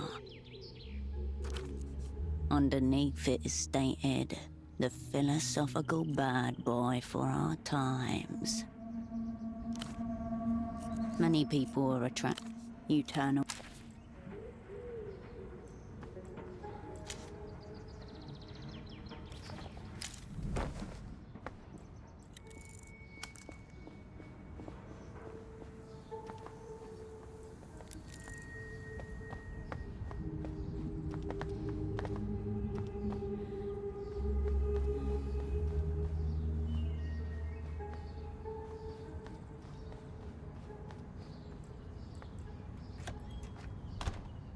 Good evening, operant. To her side, the door to the small room is open. A glacial wind emanates from her. Not remotely. If anything, I keep it a bit warm, I would say. Interior temperature, 23.5 degrees. Humidity, 44%. Pleasant by objective standard. Enough. I've moved Pseudopod into the spare room. Something appears to be very wrong with him, but I suppose you knew that already.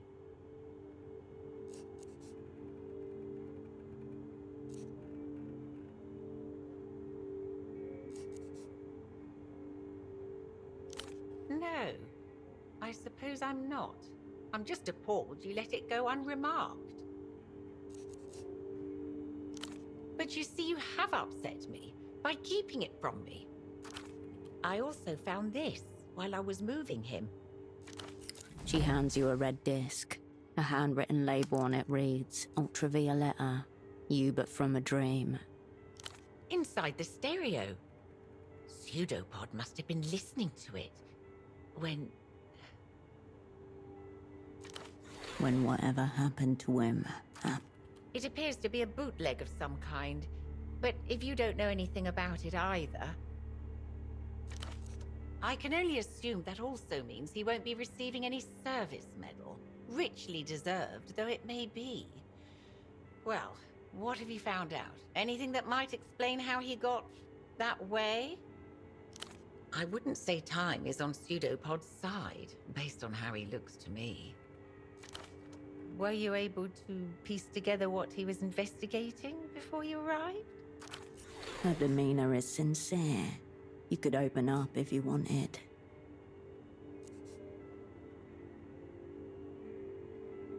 That's good. I'm sure he left ample clues. He seemed quite diligent. You'll just have to come at it fresh tomorrow. The attitude that has carried her through her entire life. Through whatever hardship. Well, I should get back to the desk. You should probably head upstairs. She watches you go without another word.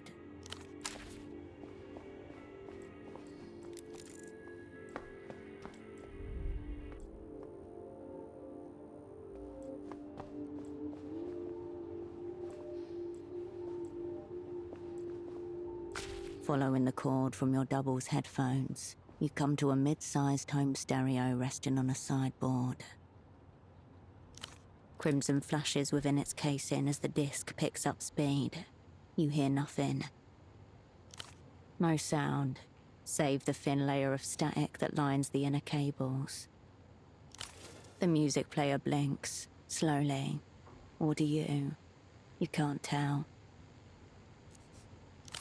The silence is being overtaken by a different silence, like the slow darkening of night across the wall of an empty room. This new silence seeps into every corner of your body, loosening fixtures, rattling drawers. It doesn't appear to be.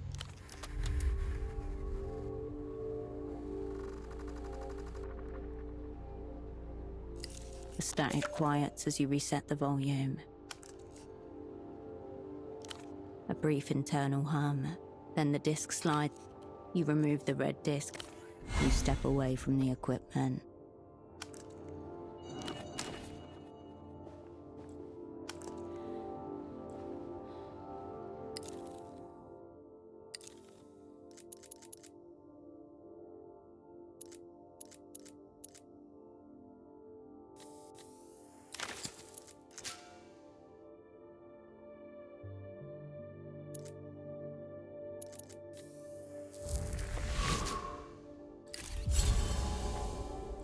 The bed looks serviceable. Deformed pillows and a depression in the mattress show it has been used. Room for two. You were supposed to lie here alongside your double. He's got his own room now, and his own bed. This one is yours, should you ever want to lay in it.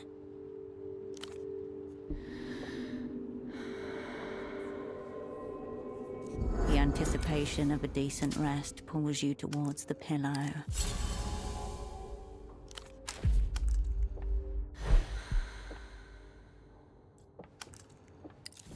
Peeling wallpaper hangs above your bed, uninspiring. Faded patterns, a great void of expression. The wall could easily host a pattern or a picture, should you have something suitable. Bagman watches on approvingly as you secure his position. You step back and survey your decorative efforts so far, paper on paper dwarfed by the enormity of the void that surrounds it. You've been starved of art, of color, of life for 5 years. It's more than nice. A sense of composure brittles through you, strengthening your resolve. The wall feels less dreary as you turn away from it.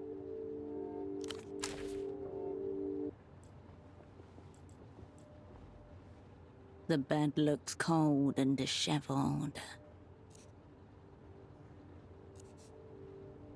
You turn away.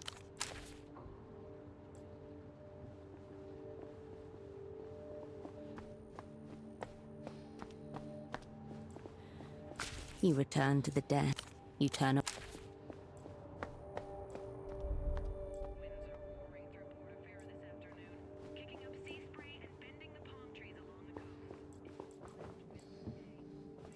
You approach your double's bedside.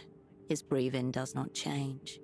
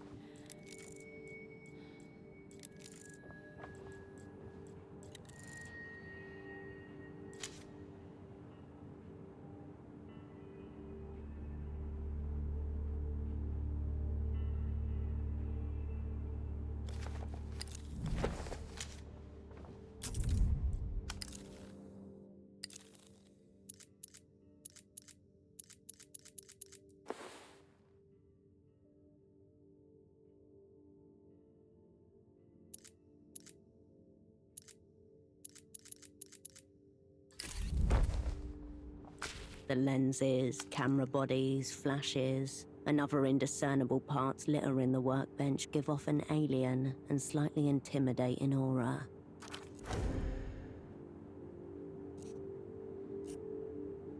You are not a craftswoman.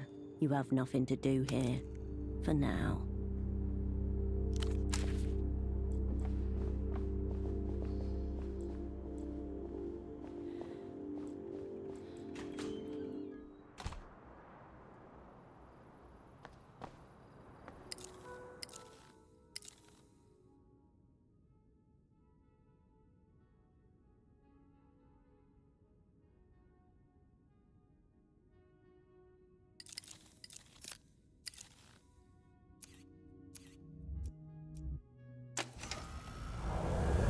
News from the crash site. Recovery crews have pulled a scorched orange box from the wreckage. On the casing, block letters in Mercian, Illuminato, and Standard Cohilan. Memories. Extreme caution required. Initial reports say the contents are virtually pristine, untouched by extreme temperature or blunt trauma. Definitely not. Memories dormant in the paving stones and eaves are beginning to rise. The air itself grows heavy with past sensations. This will definitely hurt. Estimated duration, eternal.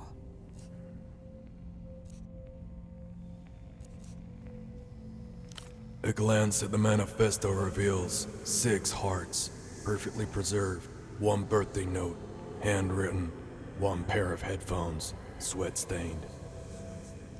2 packs of black cigarettes, for a mark, 2 portafirine fighting beetles, 1 faded receipt for 2 schnapps at the fog mirror.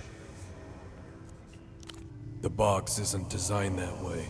The past is being kept under high pressure. Pull the release and the hatch blows right off. The metal release handle is too cold to touch.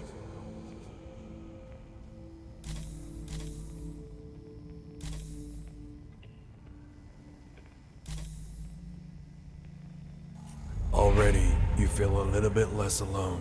Whether you're prepared for company is another matter.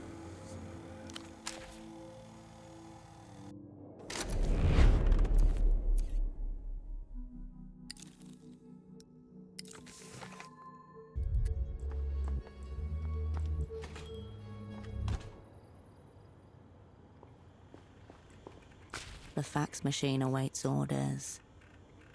Image quality, and whatever you turn away.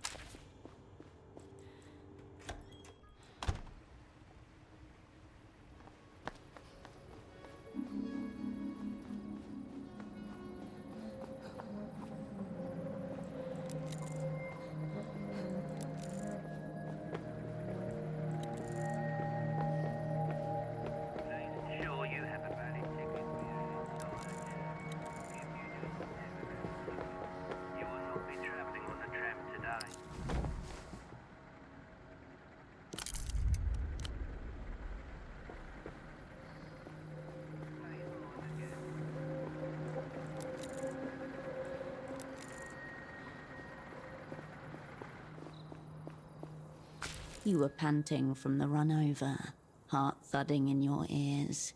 Hours late. There was an astral door beside that trash can, and an exchange due with your opposite number for documents within. It's empty. You were only supposed to handle the pickup and drop off. Some blueprints in exchange for a dossier. That's way too fucking boring to remember. We've already forgotten it again. You turn to see Estoc sitting at a nearby bench, shaking her head at you slightly over a newspaper.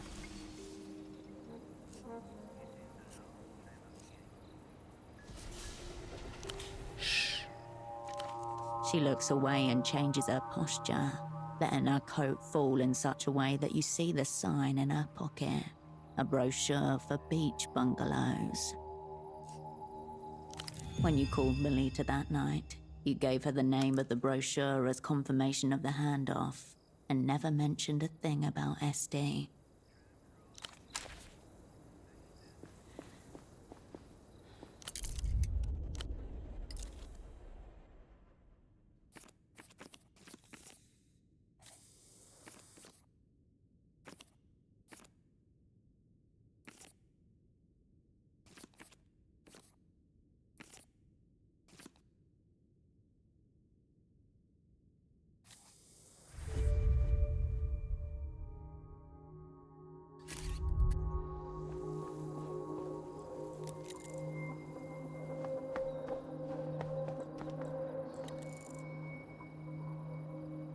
The young man leans back, his gaze slowly tracing your outline. Both of his eyes drift outwards, as if pulled by different horizons.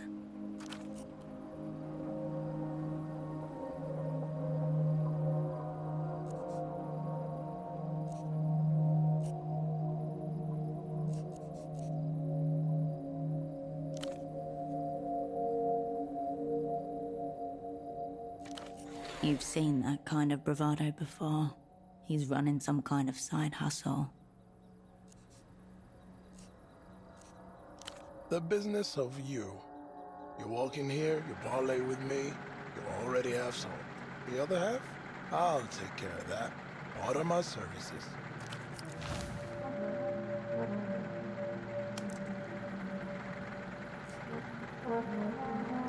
Baby, not only am I a businessman, I'm a purveyor of taste.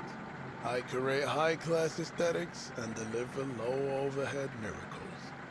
Sometimes it's fashion, sometimes it's conversation pieces.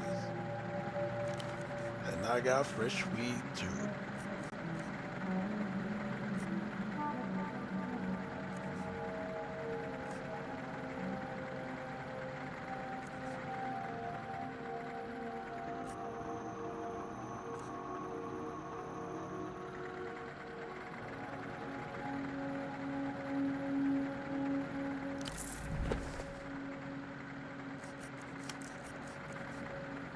All right, tell me what's on your mind.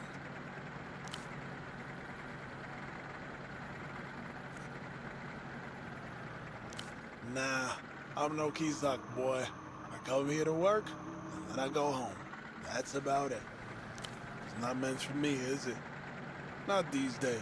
I remember being 12. Me and my friends coming here just to watch the pelota fights. Drunk fans going at each other with screwdrivers. There were bets and shit. But hey, I like tourists with money. And tourists love Kizak.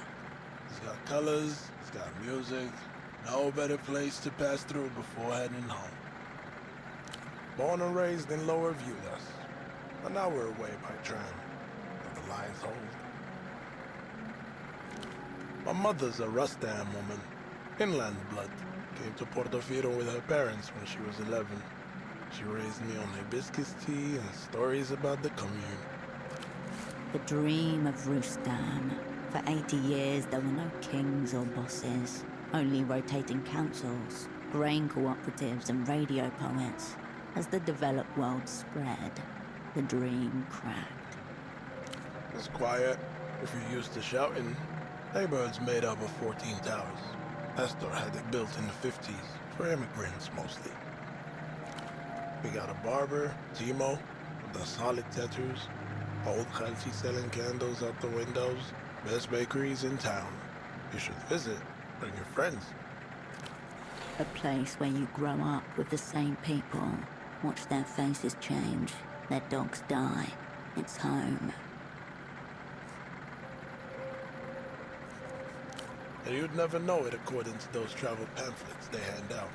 They got all of you that's colored orange in there, like it's dangerous.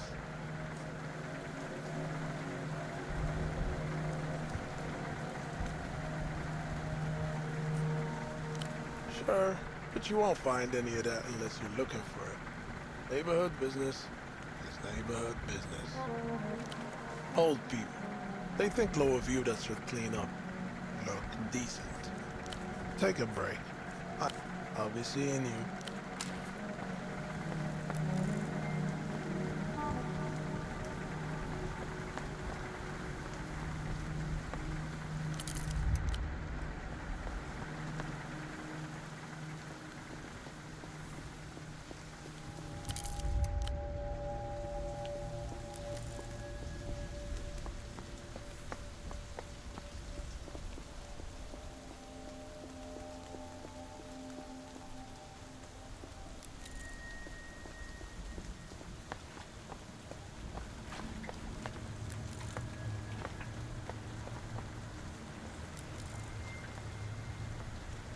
The intercom is covered by a protective plastic film. A button embossed in the shape of a cheerful dolphin shines at the bottom, tautening the outer defenses. You leave the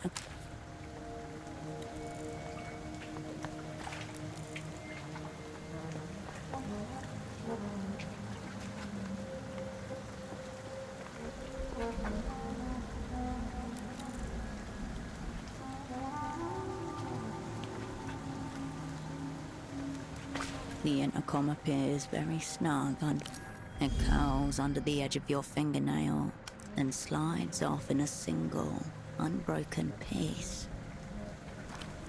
You can see your reflection, flipped in the unblemished metal.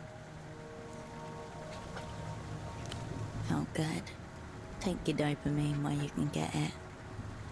Nothing happens. The lights are off. There's nobody to answer at night. Try again during business hours. The revealed intercom gleams as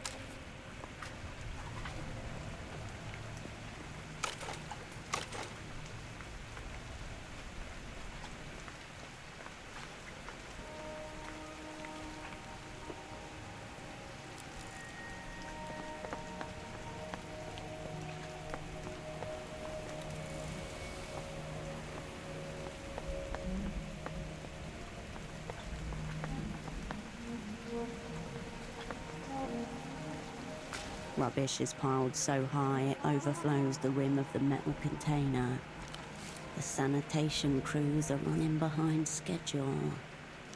The layers of detritus are many days deep.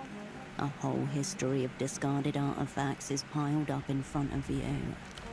This bin is an archive. Search it and you may conjure the recent history of this place.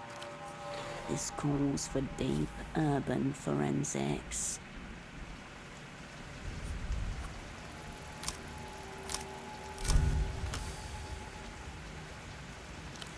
The archives demand bravery and diligence. The mass before you is divided into 3 distinct strata. A thorough analysis will require you to explore each. Your choice. Nothing of note yet. False teeth, a broken bottle. Oh, there's some salve on it. Various slimy textures slide up your hand as you dip into the dregs. Your fingers graze something sharp. Paper, maybe. Before you can grab it, it dissolves back into the warm muck, never to be glimpsed by human eyes again. You pick carefully through the warm middle strata until you bump against a papery wad. Expired coffee, greasy condiment residue, typewriter ink, chemically processed wood pulp. 2 for yes, 1 for no. The echo in the room. A gasp without breath. Chin up, gaze fixed on the radiant tomorrow. The dead man's parade marches past and I am left behind. A scrawl of red ink above the typed words. We thank you for your submission. Unfortunately, at this time the Nos Correntes review will not be moving forward. This rejected submission would imply that their offices are nearby. Perhaps the building next to you. You've now penetrated to the darkest and wettest layer. A metallic thud tells you that you've reached the bottom of the bin. Your fingers get to work. However, the rancid smell threatens to suffocate you. The bitter scent of rotten vegetable matter fills your nasal cavities. Saliva pools in the corners of your mouth. The gas makes your mind swim. Luckily, your diligence is not in vain.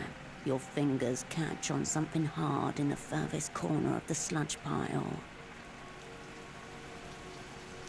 Rounded for the most part, there are some sharper lines at the extremities as well as some flat surfaces. It's a pair of grimy glasses, large black frames, and what must be the thickest prescription lenses available. The thickness of these lenses stand out. You've never seen those glasses before.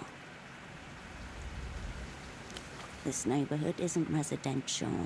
There's no foot traffic to speak of, meaning they were unlikely discarded here by accident. Warrants a much closer look. The rubbish container and all its...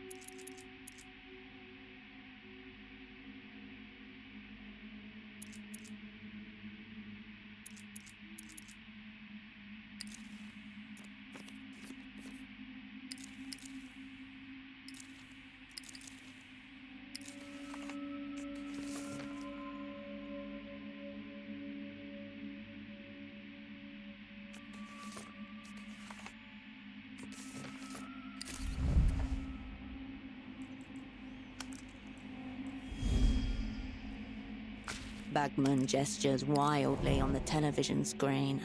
This is the ad for the reality situation you've seen before.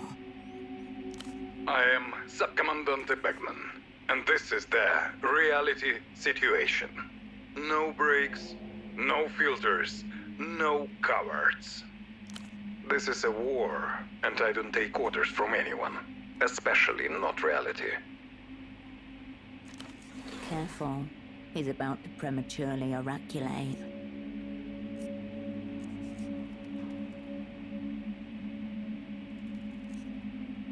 He salutes you back. The people, united, under one bag. I know about the Boers. I know about iodine. La Luz's invisible aircraft carriers, weaponized nostalgia, microbial microphones, lunar obfuscation programs. For 300 years, the Lusian elite have been producing psychic copies of themselves, all to preserve the consciousness of one man, the original techno-fascist. What else are they hiding from us? Find out what I know by tuning into the reality situation.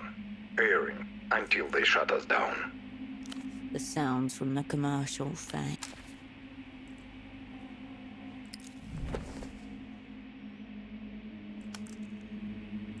Sprawled in front of you is a huge control panel. Work this out, and you should be able to drain the water outside. The controls before you are unlabeled. There are 2 glowing buttons, a switch, and a single large lever. Push the buttons. No, wait, the lever. Whichever goes click-clack the loudest. The sound of water outside. Use it as your guide.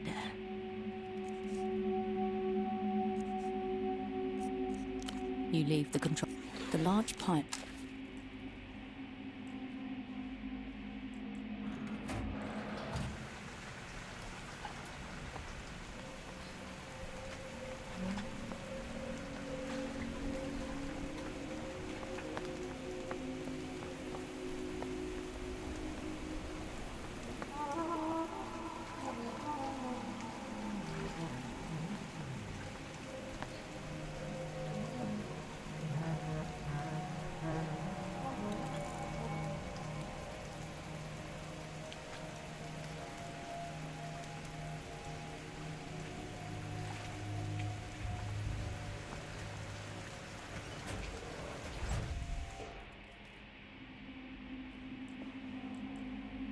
the control panel remains as inscrutable as before.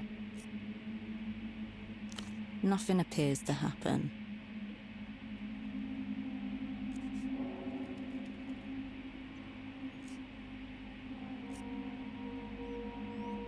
The colour of affirmation, healing, for some, even hope. The button remains nestled in its place, oblivious to your thoughts. The metal switch flips to on with a heavy, satisfying thunk. Main drive engaged. A short, powerful hiss of water resounds in the surrounding plumbing.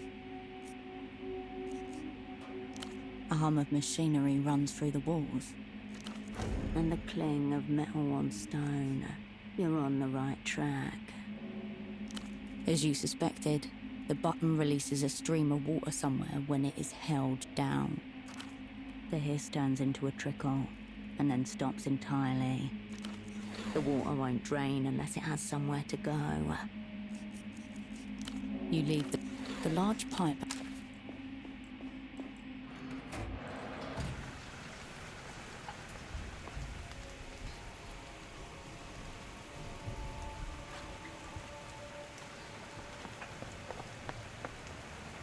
The pipe twists out from the concrete like the roots of a plumbing tree. An interconnected system, a simple loop. It's a central part of the water lock mechanism. Somehow these tubes drain and pump it.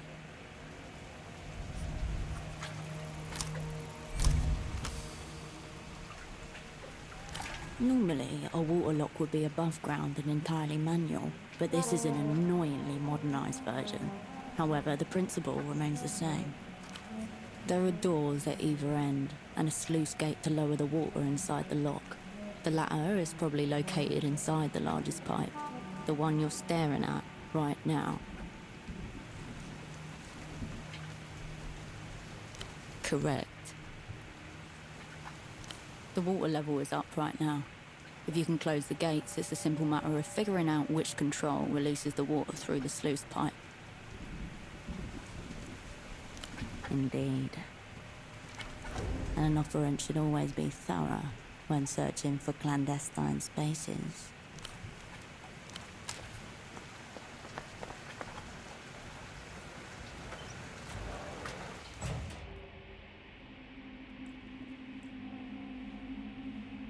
You return to find the control panel has become somewhat more... In line with your observations, you close both lock doors and then release the water through the internal sluice gate.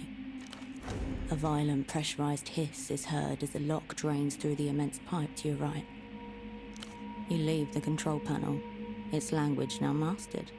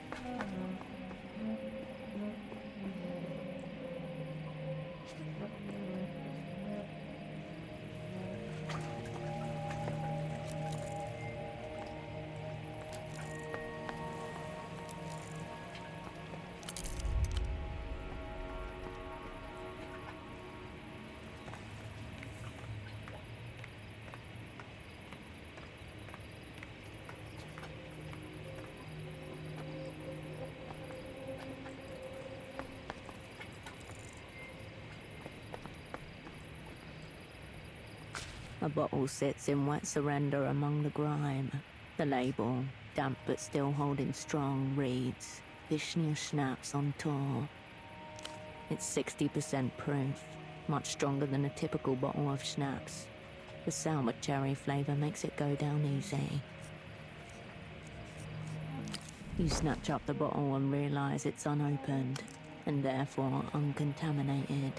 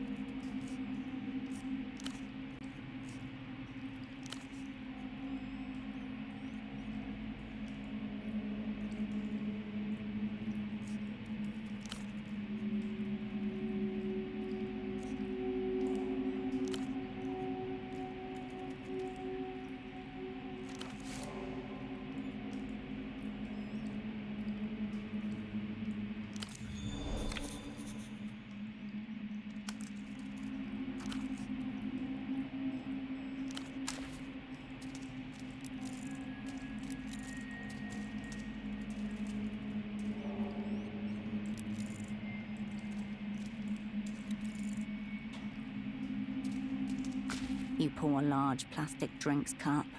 On the lid is a hard novelty topper in the shape of a cartoon wolf. The plastic wolf, in round spectacles, reads an ancient tome, a wizard's staff strapped to the back of his cloak, splashed across the cup's side. Eager wolf. Someone seems to have put this container away for safekeeping, and then forgotten about it. He looks sort of bookish and reserved, actually.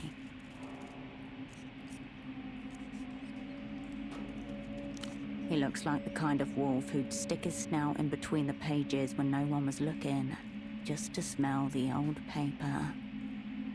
Itching to prove that he can lead the pack, if they'll only give him the chance. Blobs of yellow paint refuse to stare back at you. His gaze is fixed somewhere to the side, drawn away from his book. By what? It's unclear. He carries himself with straight shoulders, a confident posture, but his thick glasses hide a furry face twisted with anxiety. Eager Wolf joins the crew. It seems to be a novelty cup. Merchandise for that Elysium propaganda cartoon that the kids were watching at the bazaar. 66 wolves. The heavily applied paint gives off a petroleum smell that sticks to the back of your mouth. The spiky plastic and severe angles make it nearly impossible to drink from without taking an eye out. Form definitely came before function.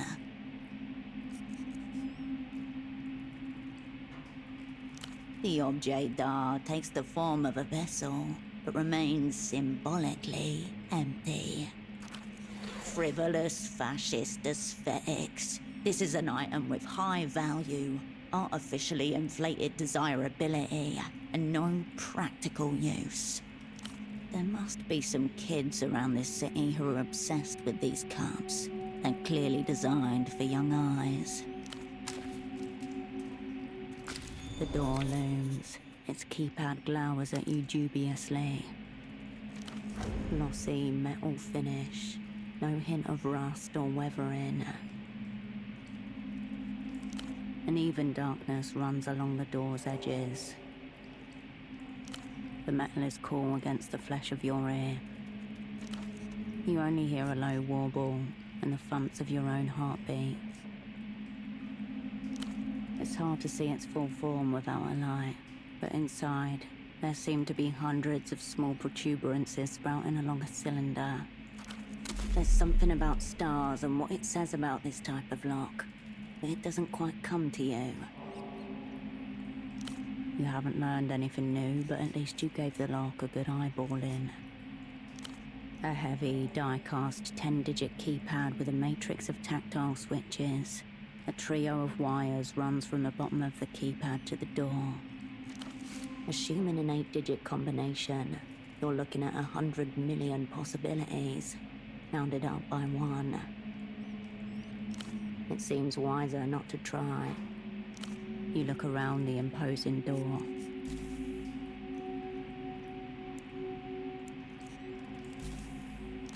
The door remains steadfast.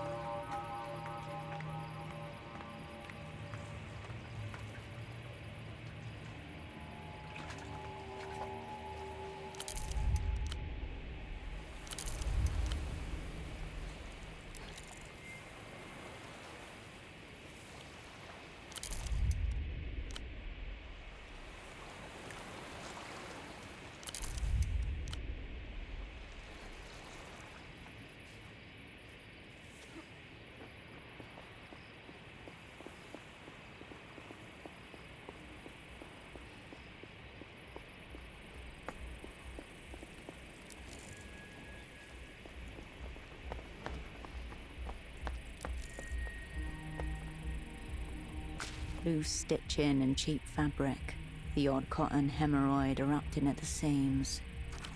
Plastic eyes teeming in the dark. Soft animals, mostly stylized blobs with little regard for real anatomy. There are brand logos on the sides, non-uniformly misspelled or upside down, but recognizably the same. Zoo Textile Lalouse. They could not tell you if they knew. The plushie encourages bouts of subjective imagination in the young communist, ungrounded by material fact. In the adult communist, possession is a symptom of advanced nostalgia psychosis. The different species are all numbered. Number 1s are bunnies, number 2s cats, number 4 an anatomically unviable whale. There are no number 3s. There isn't a number 3 in the whole furry ensemble. Fuck off. Has to be. Root it out. What shape has breached containment?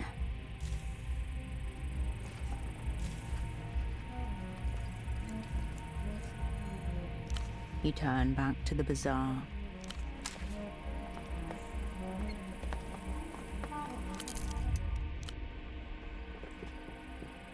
A cosmonaut suit, a relic of Project Autonomia. Its shoulder patch reads, "The stars are ours, 77. 5,000 soul." I wonder it's still here. People with that kind of money don't shop in the bazaar. If it is, then it's one of the few things for sale here that isn't a knockoff Lusian electronic disc or toy.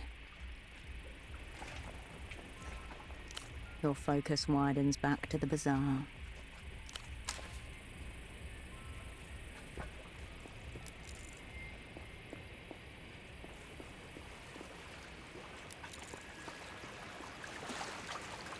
The gate is bound to the pole by a thin steel chain.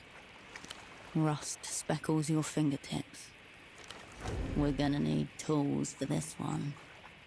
You push the gate. The metal creaks, but it doesn't move. It's held fast by a rusty chain. This isn't the only way through. You can always go the long way, around the docks to the west. The gate creaks in the...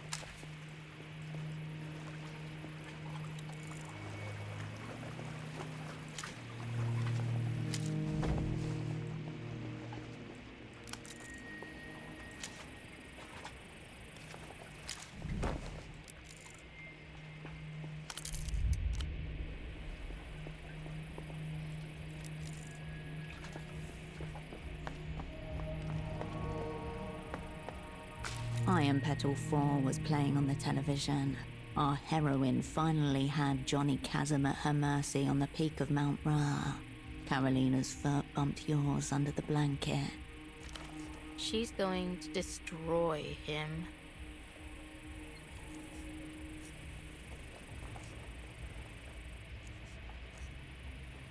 Her face glows with reflected color, a projector screen of flesh and fascination. One hand sunk into your shared bowl of crisps, wrapped. Johnny Chasm howls as Iron Petal's small fist punches through his ribcage, grabs heart and yanks. Oh, that's vile. Ooh. Beyond sick. Sounds kind of like the Way of Cascade. And you say there are 7 of these movies? After that, she'd call any time she found an ancient tape, a bootleg disc, a midnight screening. She saw Iron Petal and thought of you.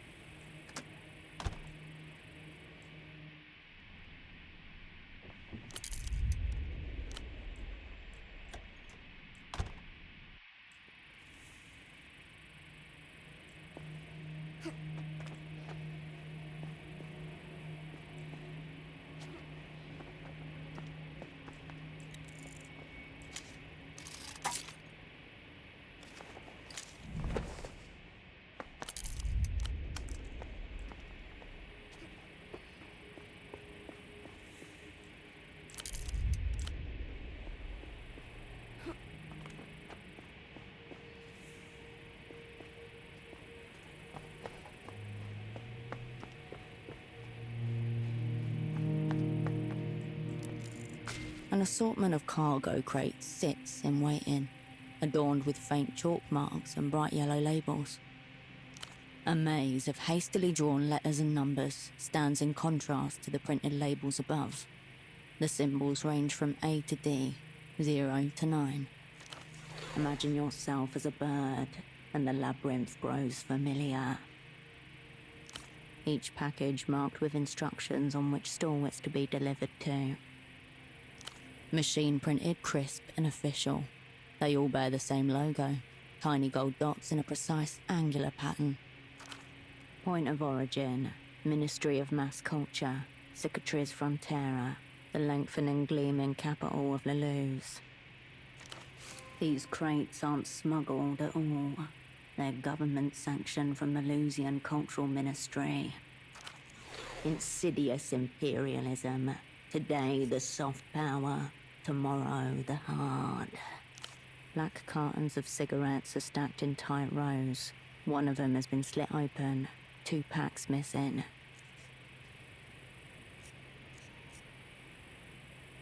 These crates here aren't exactly state secrets. Anyone with a keen eye and nimble fingers could do it.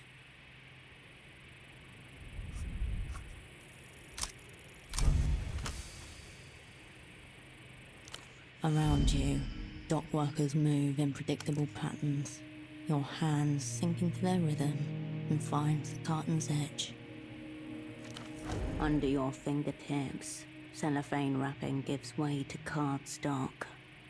You retract your hand, a single packet of Ouroboros Blacks clutched in it. The design portrays a snake eating its tail, embossed in gold. Top shelf tobacco. There's at least 500 sol worth of cigarettes in this crate. Ouroboros Black was Tempo's favourite brand. It's always with one latch to his bottom lip. Exit music for a spy. Standing in the downpour, breathing in the smoke of your dead friend's cigarette, drowning in ash and acid rain. You're going to have to smoke it with the sun in your eyes.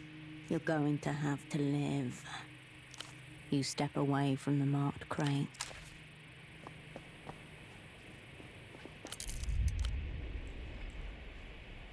A dusty and disused storefront, closed with a metal shutter.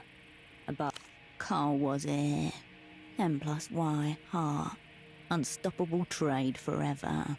Marito is a dog rapist. You lift the shutter gently. It resists. Locked. You turn away from the store.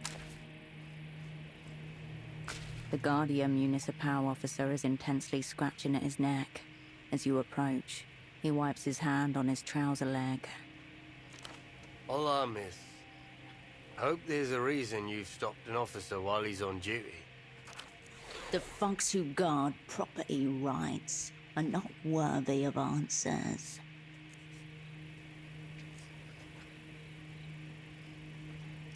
Socks are the one thing I don't need. Too many elderly relatives for that. Officer Marito, agente coordinador for the Guardia Municipal. Do you need help with anything? How bad does it look?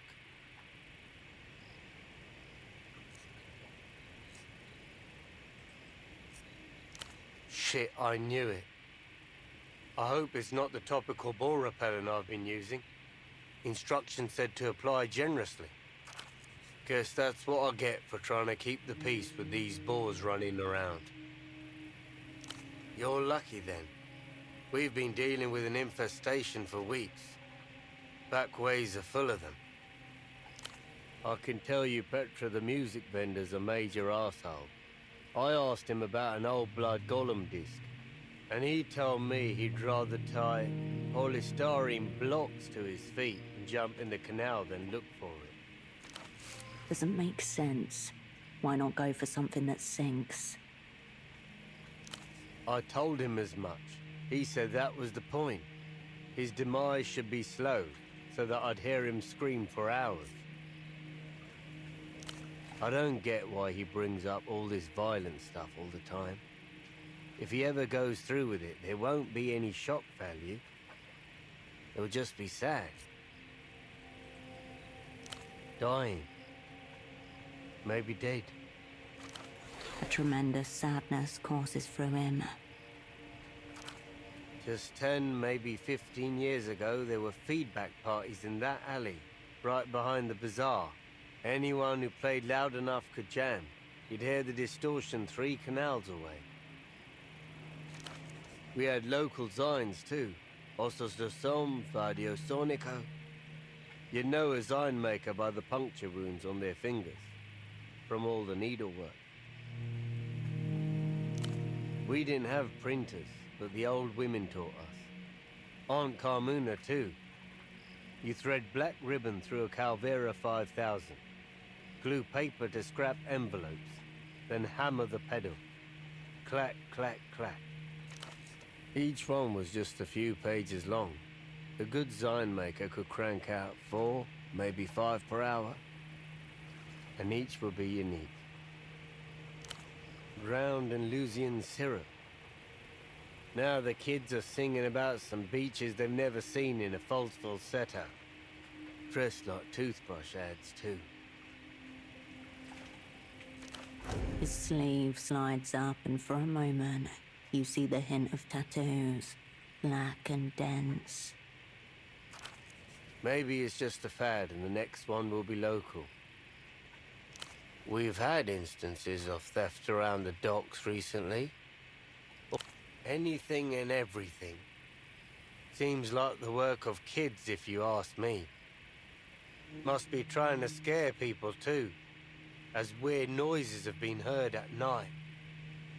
Screaming and howling. Apart from that, it's quiet. Just how I like it.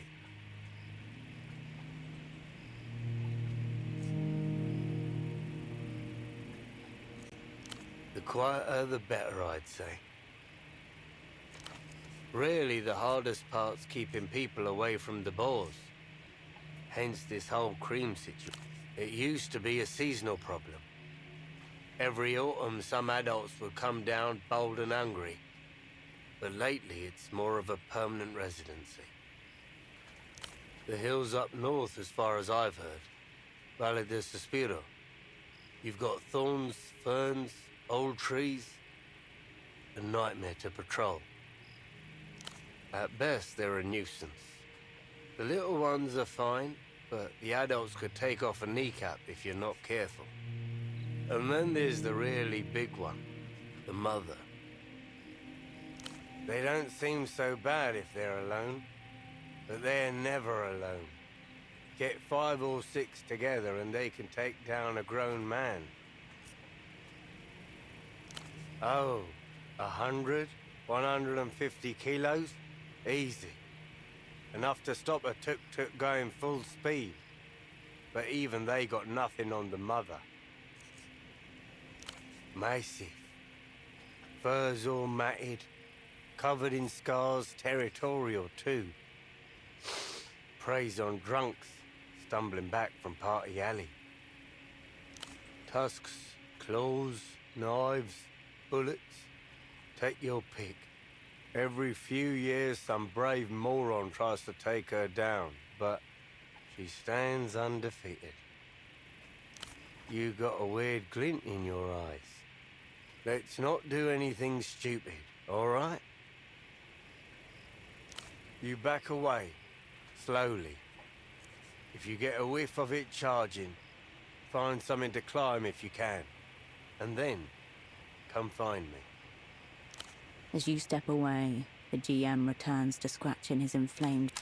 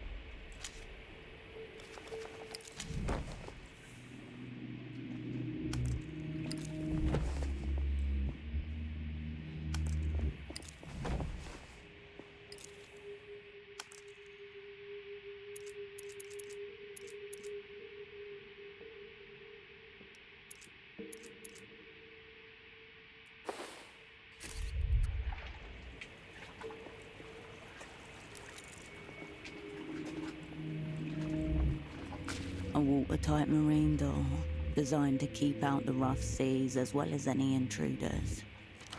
A small placard above the entryway reads, Community Care Clinic, open 4 a.m. to 10 p.m.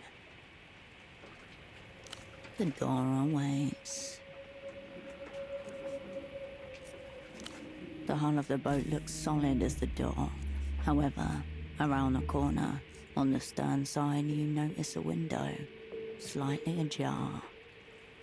At the midpoint of the door is a 3-point full stainless steel lock. This is a proposal that could do you slink.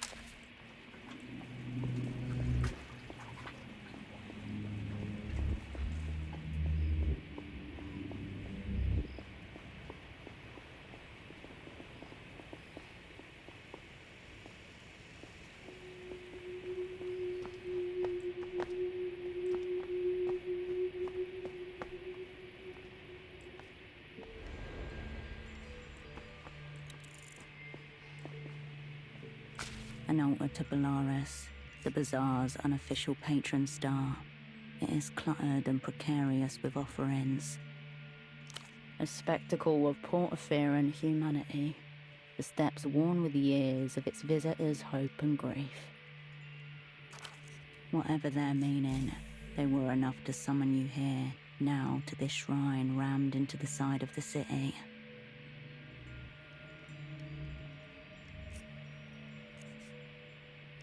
Ink stains and knife scratches adorn the shrine. Jagged words cast toward the flickering skies. In your guiding, a collection of cheap plastic photo frames, haphazardly arranged on a red checkered tablecloth. Each heavy with significance, all of it lost on you. Between them lie offerings and totems, a necklace, some out-of-circulation coins, an old packet of smokes. Ouroboros Black, an imported brand. As soon as you pick it up, you feel that whatever's inside it is not cigarettes.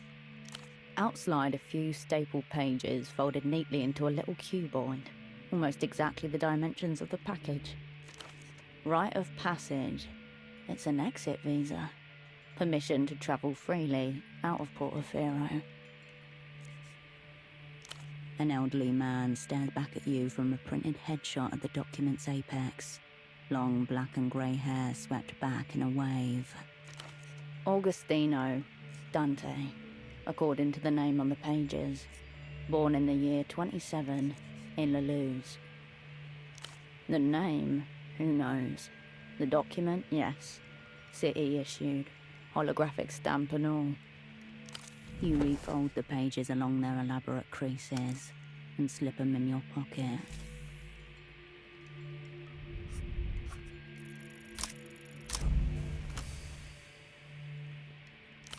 You pinch your eyes tight, but no words come. And why would they? Remnants of a more primitive phase of consciousness. Nothing you should concern yourself with. A pit of hopelessness opens in your stomach as you skim the rows of faces. You have no words for this place, and it has none for you. You turn away.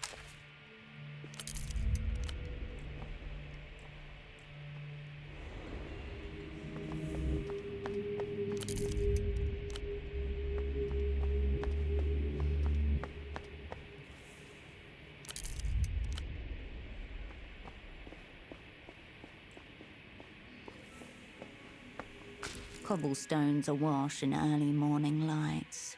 Vespa hovers by the fogged mirror's doors, his cap tilted against the drizzle. Surprise backup. Good. Crime scene's here. Failure to serve before 9. 6 more minutes. Then I say we go in and ask questions.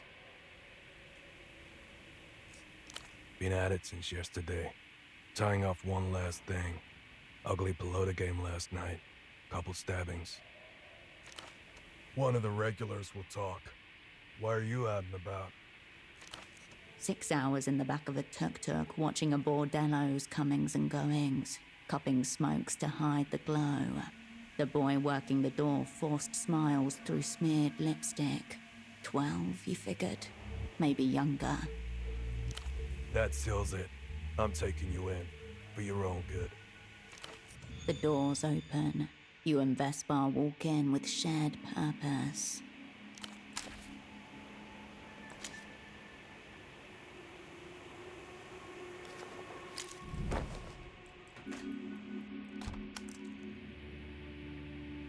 You step over the threshold and into a memory. This place, this bar, the center of the frozen world. Old schnapps and the faded sour cologne of body odor and bleach. Soft yellow light filtered through cracked shades. The rumble of the ice machine. A hissing television. Favorite den of Keysok's local pelota squad and their partisans, as well as a certain disgraced spy of the Operant Bureau. You discover your thumb rubbing itself along the numberless business card you found on your double. Stale air circulates your lungs. The taste is familiar. You glance towards the bartender, a younger woman you don't recognize. Darker skin and sandy hair, carrying a soft scowl. The best part about this place is that it's open all night, every night. Its doors are always open to you, as they are now.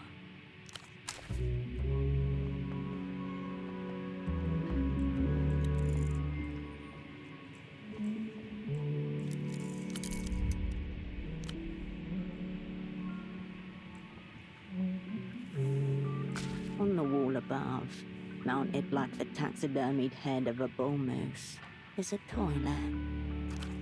Scratched and yellowed porcelain, a notable smudge on the lip of the sea, brownish. Do not entertain further investigations of what the smudge may be. It's safe to assume that you don't want to know.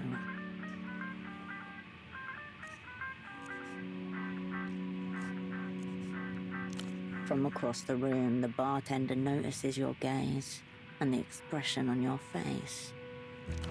Don't worry. The smudge on the rim is just blood. 83. Kisok versus Recreación. The referee sent Peña off on a bullshit call. A riot ensued, as per tradition. Someone ripped a toilet right out of the washroom wall and chucked it at the Recreación supporters. Kisok's pride. The moment it all peaked. When all the madness and meaning in the world swelled into one glorious, unstoppable wave. The bartender gives a small, approving nod in your direction.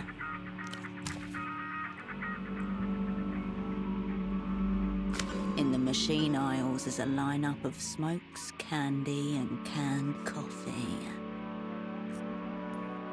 If you change your mind, they'll...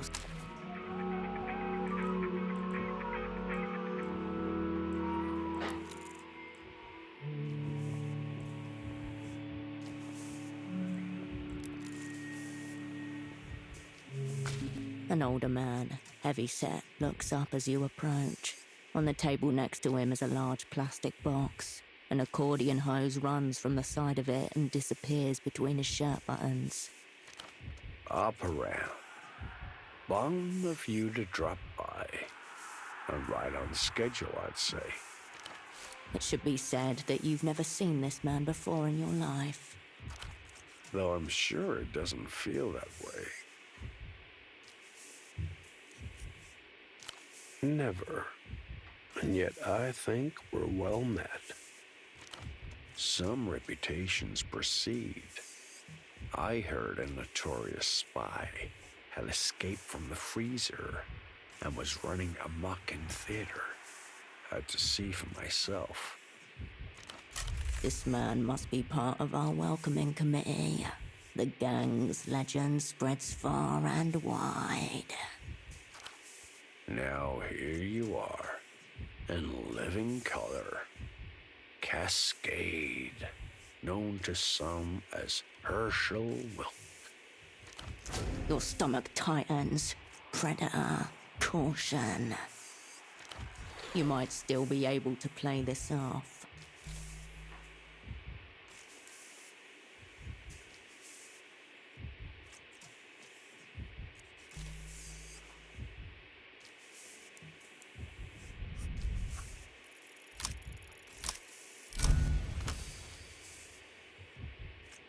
You've been here before. This is your home pitch. Act like it. Of course, recognition's a dangerous quality in our profession. Still, most would say it's preferable to being a null entity. Null entity. The Operant Bureau's preferred name for those that would rather forget. But my sordid history's not the subject here. It's you everyone's asking about. All kinds of stuff. They're asking, has she figured out her assignment yet? What's going on with her double? Does she still have it? Thrilling questions all. But mainly, they're concerned about your heart. Size of a fist, weighs about 1/4 kilo. They want to know what you'll take for it.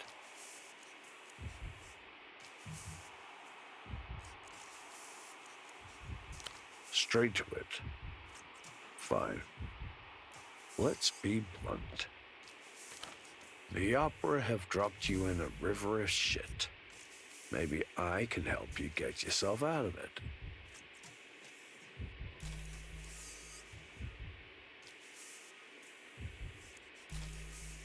This thing? No. This is just the plastic box that keeps me from shaking the manifetti.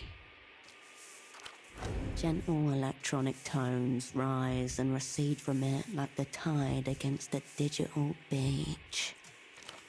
Last I heard, the original article was sitting on a desk in a third-level sub-basement somewhere in Nevessa. Story for another time, I'd say. More like a private joke, but went a little too far. This was your old haunt, was it not? See why you're drawn to it. Spacious, decent sightlines. Noisy enough to make bugging impractical. At this hour, the bar is virtually empty. A few glasses and plates testify to recent customers, but for now, it's just the two of you. Meanwhile, the bartender washes a few glasses in a tiny sink, looking up every now and then towards the television. Yes. This place will do.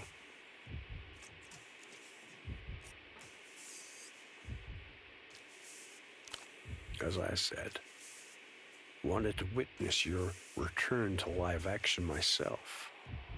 Just because I'm bereft of official existence doesn't mean I can't keep an eye on the younger generation. Maybe pass along a little practical wisdom here and there. Singular motives. Never understood them personally. Your double was similarly suspicious. Strappy coat, glasses, look of sorry bewilderment, gastropod, something like that. Even worse. How's he getting on? Haven't seen him for a few days. Unsurprising. You could see it behind his glasses, the nerves beginning to unpeel themselves. Unfortunately, that seems to be the modus these days. Chiseling hunks of frost-burnt meat out of the freezer and tossing them straight into the grinder. Must be a better way, you'd think.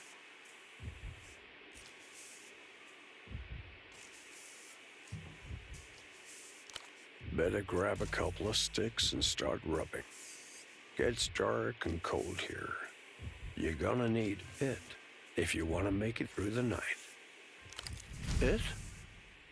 That ineffable, inexplicable quality essential to success in theater. Frequently discussed, rarely demonstrated. No, it is uncountable and immeasurable, much to the chagrin of the chart fuckers who lately seized control in Nevessa and the other citadels of secret power. And yet, when in its presence, none can deny. Depends. Do you want to grab reality by the face, tear off a false skin, and stare into the abyss of stars inside her skull? There was a time when someone believed you might, seeing as they trusted you to set up the opera's last Portaferro network. Didn't turn out so hot, if reports are accurate. And yet, here you are, back on the scene. That suggests your it levels haven't totally flatlined. One of the most difficult questions in it studies, driven more than a chair of operants and math prodigies to stark, raving insanity. Given that, the consensus seems to be better not lose it in the first place. Till next time,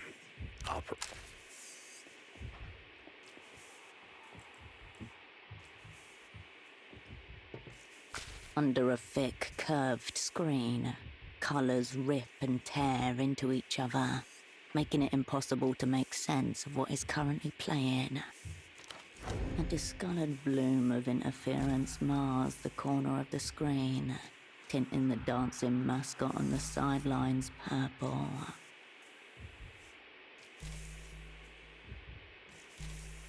Enjoy it while you can.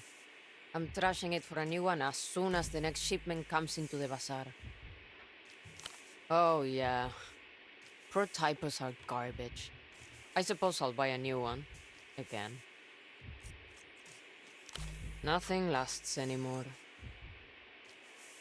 The TV continues to rip open the... What do you have?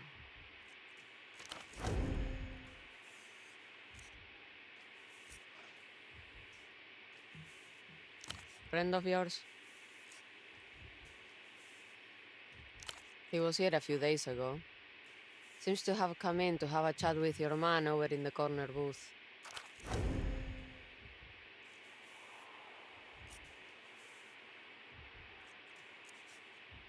No, I don't think we have. I'm Lucia. What brings you back? I know how that is. Her demeanor softens, ever so slightly. What do you have? It's on the house.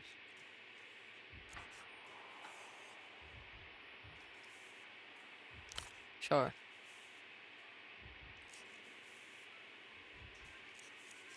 As you watch, a faint rainbow sheen gathers in the tiny bubbles at the rim of the cup.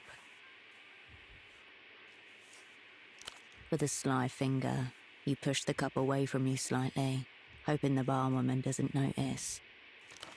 So, here to meet your friend? Over there. She gestures towards an older man in a booth. His back is to you. Strange. He said he was expecting someone like you.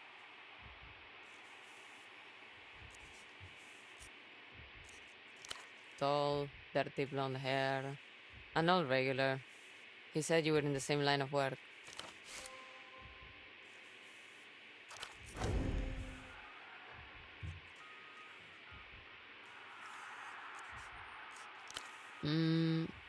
No.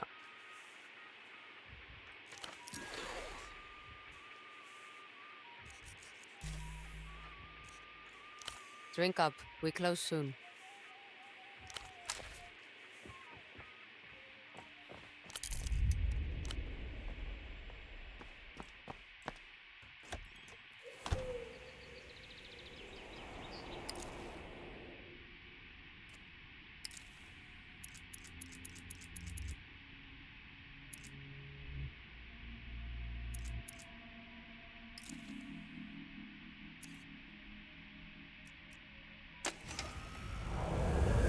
This is a dangerous path you are traversing, Cascade.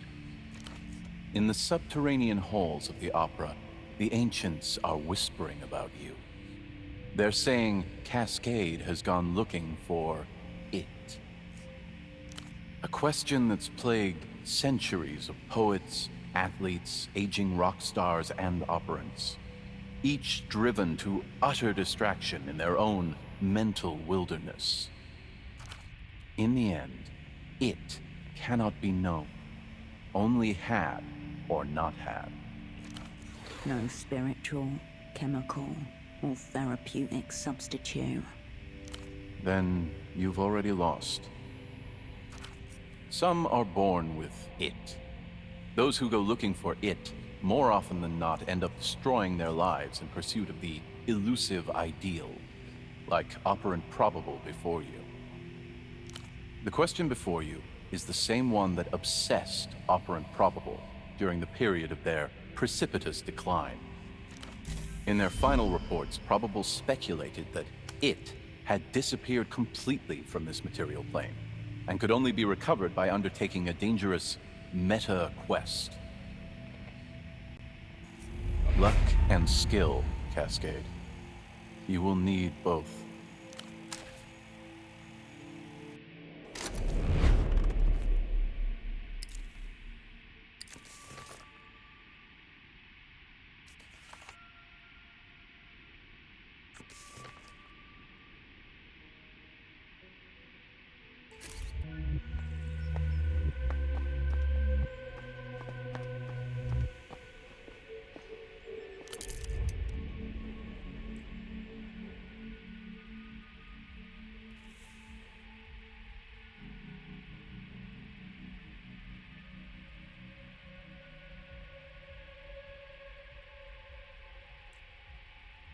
You step up to the terminal with line diagnostic mode.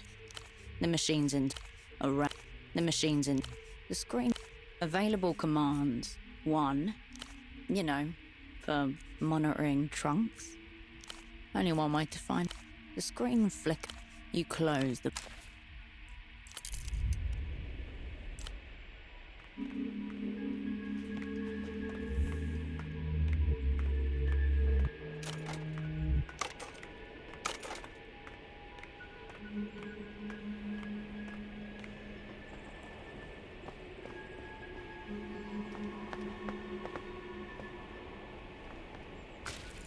Small white flowers have opened up at the touch of a sunbeam.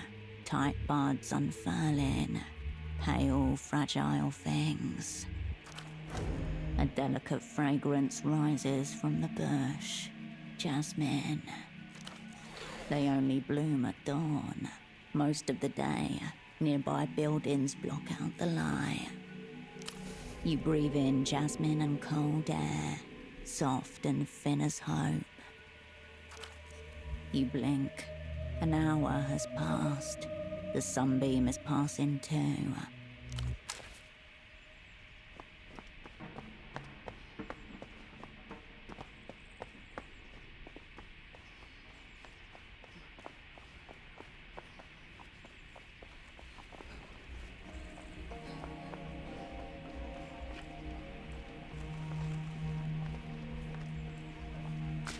Wolf time. The children.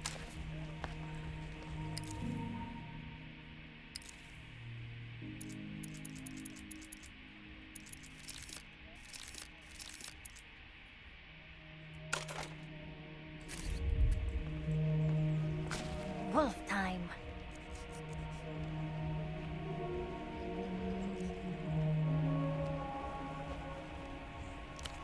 My sword? But it's my sword. I need it. Why would you take this from him? He clearly treasures the toy.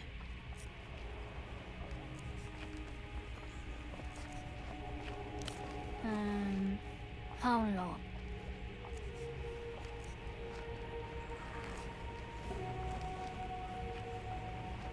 I have a watch.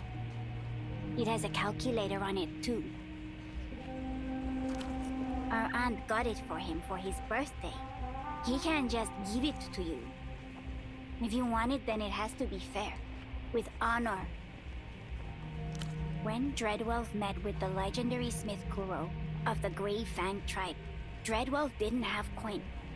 So she traded her Eventide pendant that she had since she was a pup, so Kuro would make her a dagger. The Phantasmal Stiletto. It's so sick. So you have to offer something big, or else it's not fair and he keeps the sword.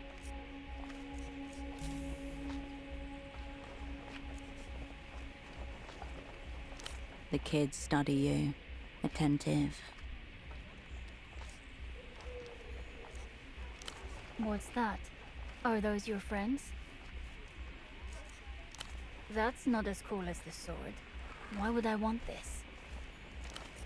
Wait, I know what that picture is. It's a curio, like in the Ultra Demon Ziran arc. That's why you're all sad now, isn't it? Like a magic item? Clever Wolf convinced Ultra Demon Ziran to trade her curio away, but it was really a piece of her heart from when she was an angel. That's how Clever Wolf won.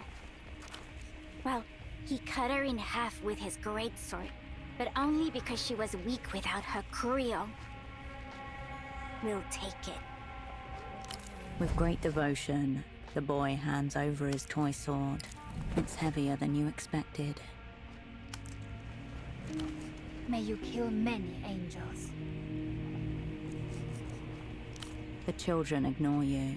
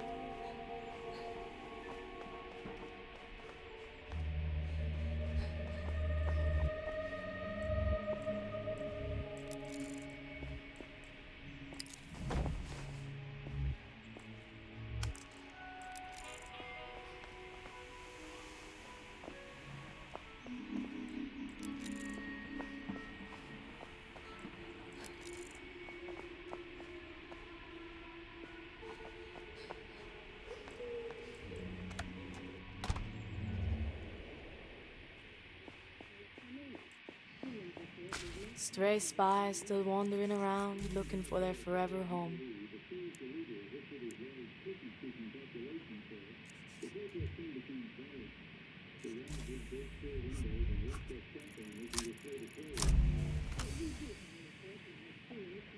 Names are easy. Just go with your first idea. First ideas always win out. Obvious. Lame. No. No.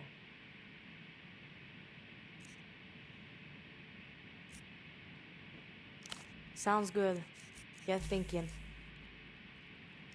Keep your powder...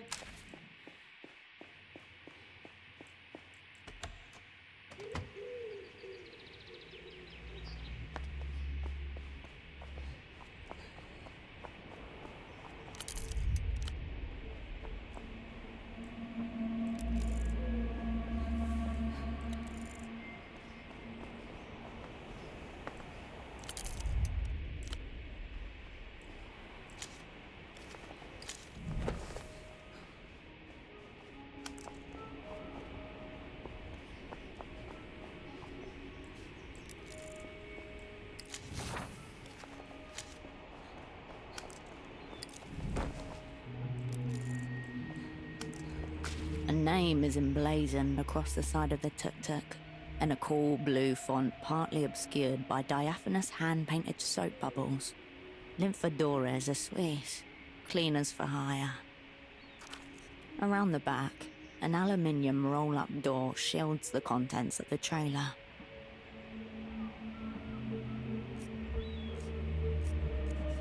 Evidently the expensive kind. The leather-upholstered bench is barely big enough for two people to share. A half-eaten sandwich, wrapped in paper, leaks grease onto the passenger side. The window is rolled down, just a crack. Someone has jammed a half-empty spray bottle of disinfectant and a damp rag into the shallow well on the dashboard. And there's a parking permit for 422 Calle Espinas, taped to the inner windshield. The only other touch of the personal is a copper medallion hanging from the rearview mirror. The cheap metal is oxidized, a green patina on an embossed 8-pointed star. Some astrological thing? Who can keep track of it all? You can see the contents nestled between two flattened plantains, fried shrimp covered in melted cheese. A gastronomic monstrosity. No one abandons a sandwich like that for long. The cleaners, wherever they are, have left the roll-up door as bowed in, half crushed. The aluminium edges are misaligned, leaving an awkward gap that's desperately bridged by a worn padlock. The tuk-tuk remains.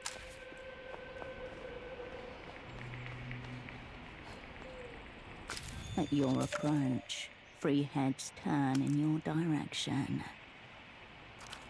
Looking for something? Street's blocked. Go another way. Then take one of your death-trap trams. You can ask the GMs. We're not doing anything that isn't permitted. Apartments.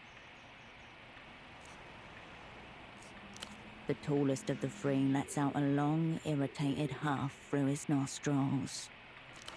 Perhaps you are lost. You can feel 6 eyes.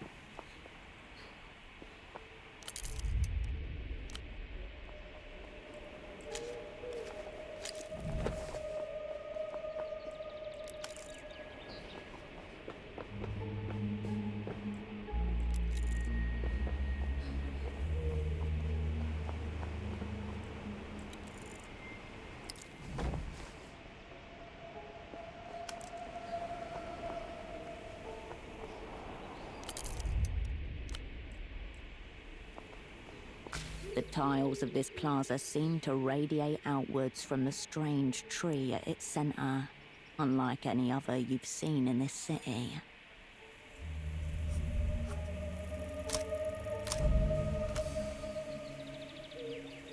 Yellow tree.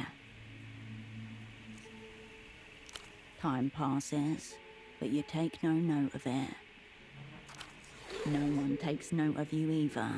To wide a key sock, you're simply a middle-aged woman staring at a tree. Nothing much happens. You leave the mystic.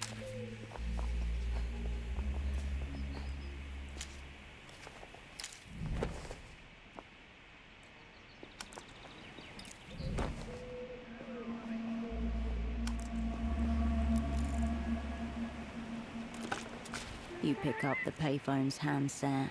A dolphin emblem smiles at you. It's the emblematic animal of Portofiero's main phone company. You're gay. You step away.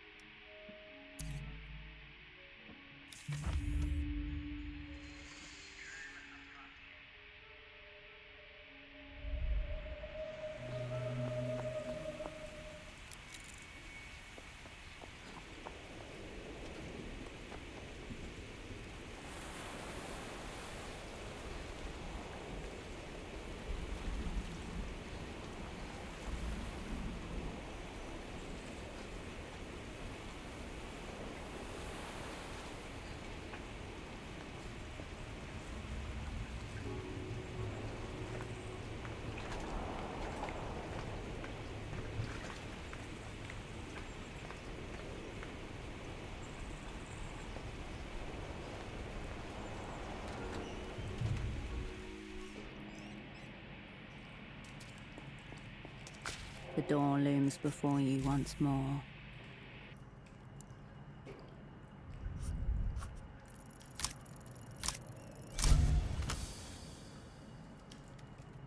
You close your eyes and reach for the keypad. In that moment you remember your craft is older than such systems. Much older. You trace the shapes of the numbers. As your finger glides across 7, your skin crackles. It happens again as you brush by 3 and 4. The shadows were here long before the metal and wires. Before empires carved arrogance into stones. And before 4 meld with the dark. And watch as even the stars grow pliant before you. A soft, electronic tone plays, and you hear the chunk of mechanisms unlocking. Communed with the dark and the secrets it holds. The door parts open in deference.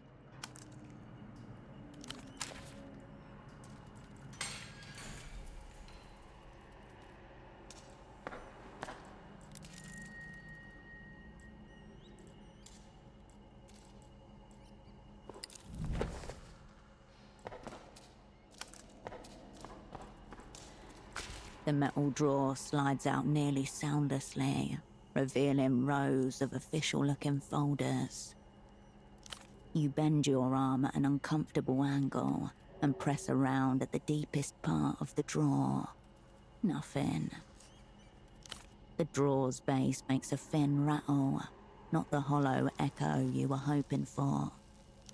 Not even a lost paperclip or bent staple. You pull your hand. After a moment of rifling, your fingertip catches on a sharp edge. The culprit is a large beige folder, labelled Visitors, notated. Lot of footfall for a nondescript building tucked in the corner of a city. The metal rattles against itself. The metal drawer slides out nearly soundlessly, revealing rows of official-looking folders.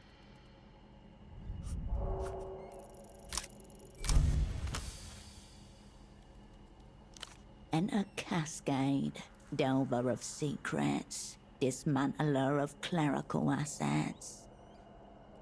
The files blur, then your fingers pause, your conscious mind catching up a split second behind.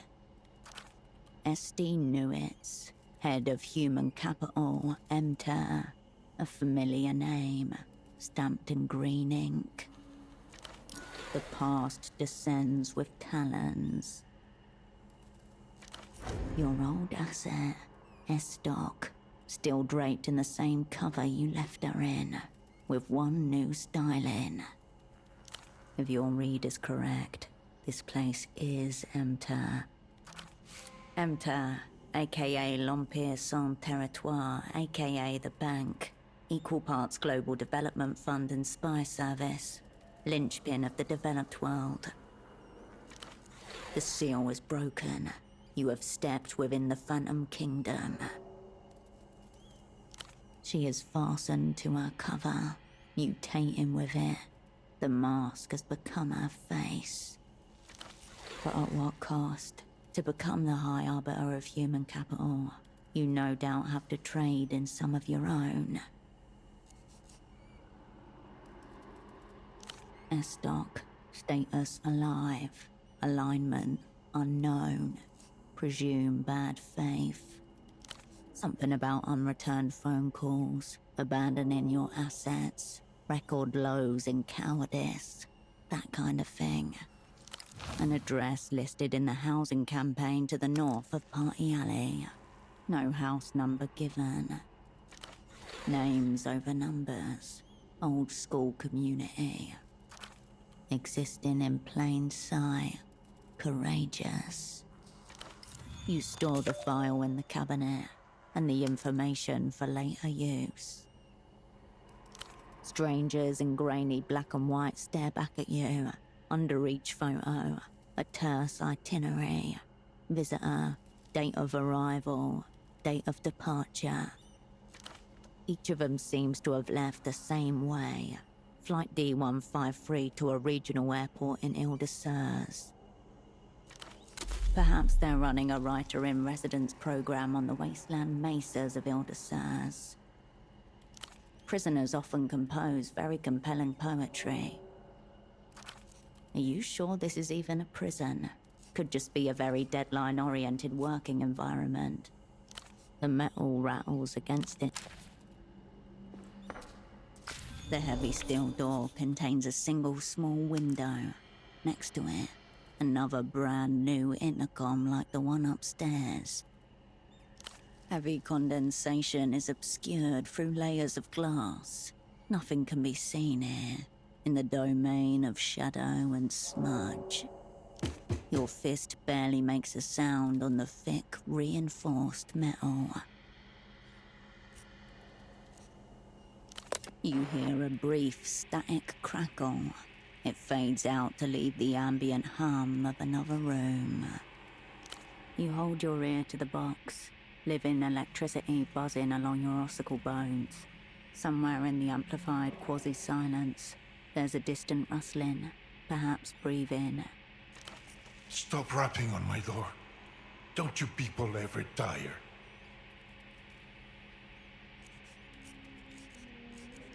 Have my jailers already forgotten me? Very sad. I can barely make you out through this little viewing slot. All right, Spirit. Do you have a name?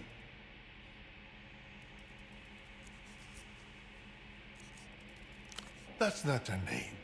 That's a falsehood. I agree. Absolutely superfluous. They turn off the lights here at night. No windows. Don't tell me about trouble. You must be Tempo del Sur's well-connected friend. The wretch from the Operant Bureau. You can practically feel the gaffer up in the rigging, guiding the spotlight along your path. Don't let his evasions and insinuations throw you off course. The deal. You're here for the deal. A wave of static crashes over the line. Briefly, I was making a personal call from one of those infernal payphones when two men bundled me harshly into a tuk-tuk with a rough sack over my head. Soon after, I found myself in this waterlogged hell. I might have gathered, for an entity devoted to human flourishing, Emter seem indifferent to the conditions of actual humans. How very liberal. You could say we're both servants of culture. The Ministry maintains relations with a number of men like your unfortunate friend. Sure, we'll go with that. Boo-hoo-hoo. That's what I say to that. I haven't the faintest idea. His fate's no longer my concern. Falsely imprisoned by one enemy, so I may be falsely accused by another. A fate's fuck toy, it appears. I didn't kill Tempo del Sur, though if Deneb gave me the chance to go back, surely I would. For a moment, nobody says anything. Green water sloshes about your feet. Tempo assured me the opera were enthusiastic about the terms, despite the risks involved. Are you telling me that was not the case?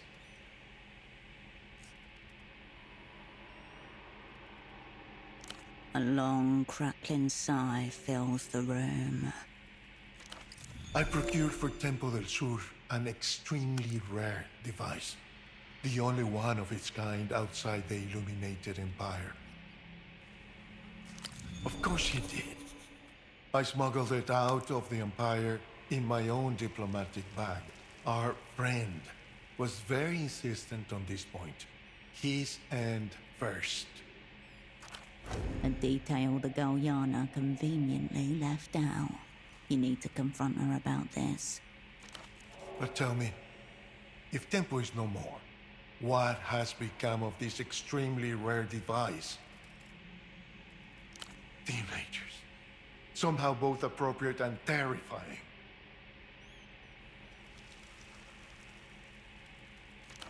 Not that it's any concern of mine just now, but I would not leave such a thing unaccounted for. It's a prototype for a new bootlegging device. Appropriate to Tempo's vocation, I would say. I would tell you all about it, but really it's best to see for yourself. It's not easy to leave the Illuminated Empire. Tempo promised he would call in certain favors. Alas, only one of us got what we bargained for. Please, my socks are so true. The buttons of my feet look like wrinkled tissue. I'd like to be out of here before my toes start to blacken. Let's not keep your masters waiting. The Illuminated Empire isn't big on forgiveness. We're more about the violent reordering of reality. Different value systems. There's a ritual in motion, Nameless One. One I suspect you've got an important part to play in. Soon there will... Wait. The phone line hisses and goes silent. The line remains connected, but there's no response. No sound of movement above, just drops dripping. Drip, drip, drip, drip.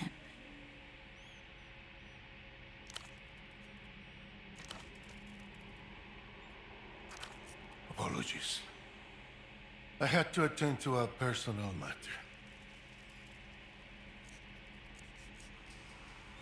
Right, the reason you're here. At the base of your skull, a tickle in your brainstem.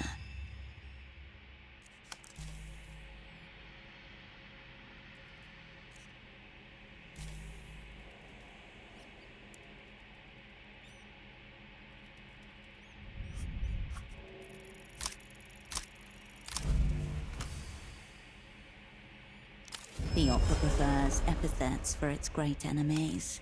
Unfortunately, you can never keep them straight. No, he's not. Don't worry, there are more where that came from. What? No. Wrong ideology, operant. I abhor social democrats.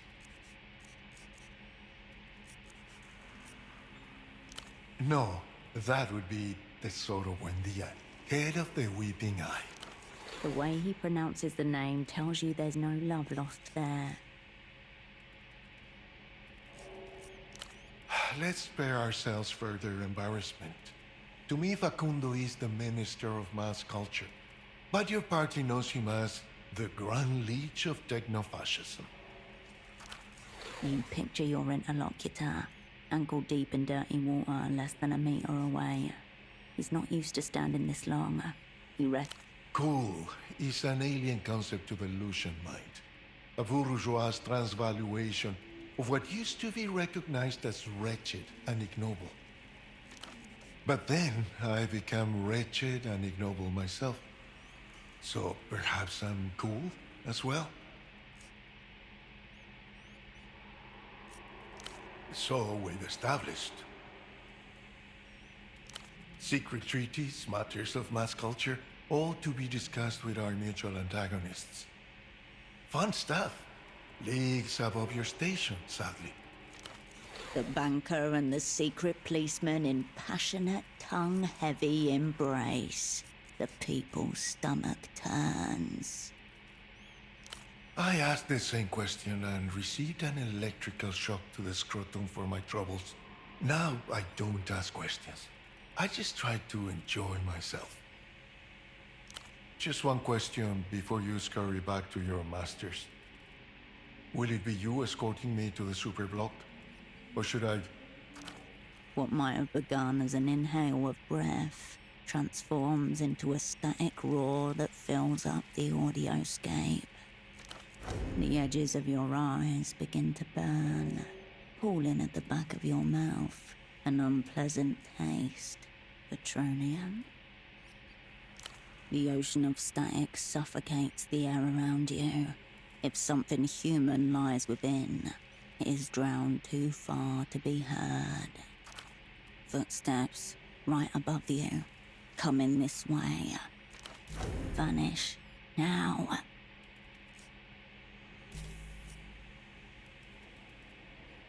In the crimson dark of the room, it's hard to make out much of anything. You'll have to focus your efforts.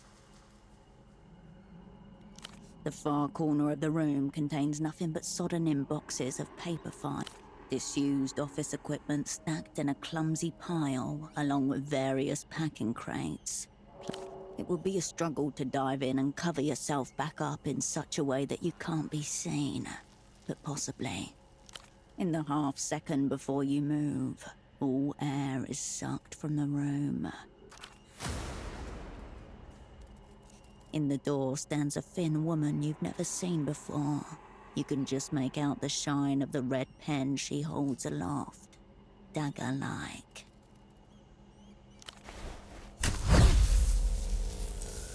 Cold liquid snatches at your steps like wet hands as you run towards your only hope at escape. Tactical misfire. Always leave yourself a clean exit. A crackle on the water surface, then something seizes your ankles, then your whole body, as the world blackens.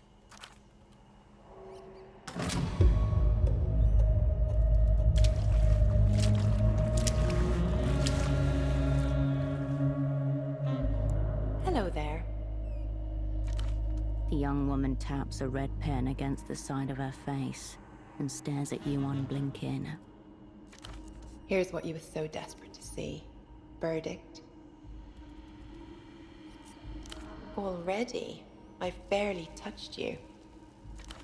Let me try something. Does this feel good? She runs her thumb over the pen, teasing its mechanical tip. Cold, crackling spikes of electricity run up and down your spine from focal points on your back. 10,000 needles across your skin. Good girl. You look very tough. A click beneath her thumb and a jolt of pain tears through your skin, sharp and sudden. Fuck. Scattergang. No arms off. Run. I am an interrogatrix for l'Empire sans territoire. Who are you? Summon a persona. Concede nothing. Validate less. Cascade can slip out behind the human-shaped facade. Say nothing, and she will know nothing.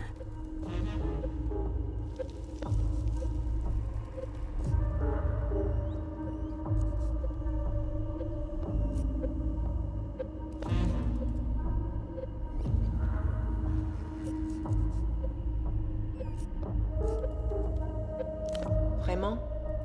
Then what were you doing sloshing around in a damp basement? About? A band of plucky young pipe fitters who must save a basement from a canal.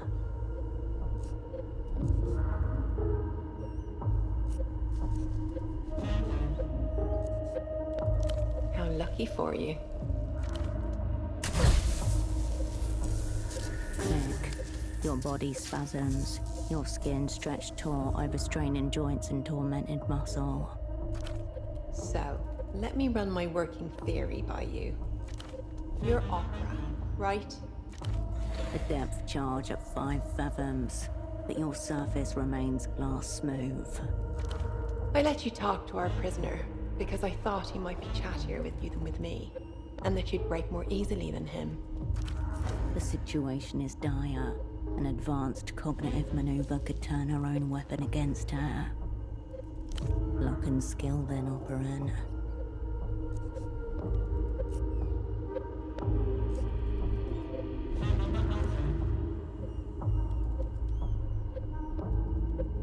You're as much a poet as I am. One more question on that. How does a poet end up getting shot in the heart? A memento from the protests in 81. The bullet by your heart. The one that can move an inch and kill you. How cinematic. I hope the bullet isn't making the electricity worse on you. Very tough on the chest cavity. Click.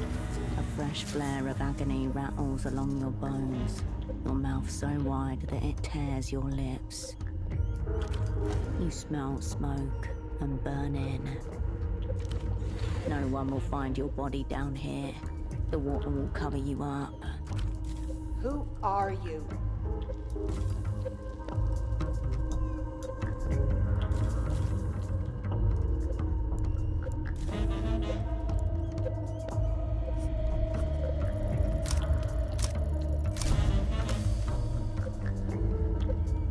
Hold your mask firm and remember your lines. No, you are not.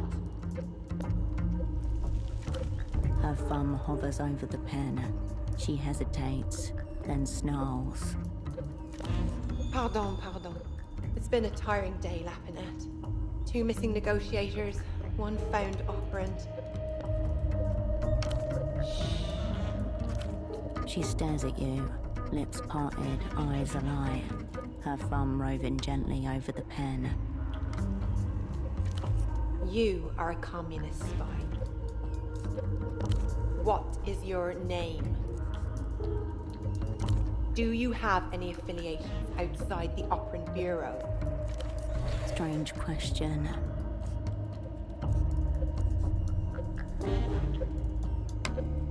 What makes someone a friend?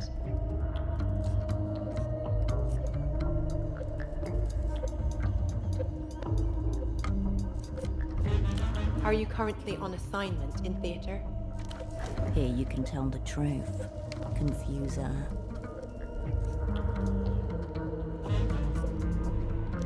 She frowns, taken aback. Interesting. You weren't lying there, were you, Laminette?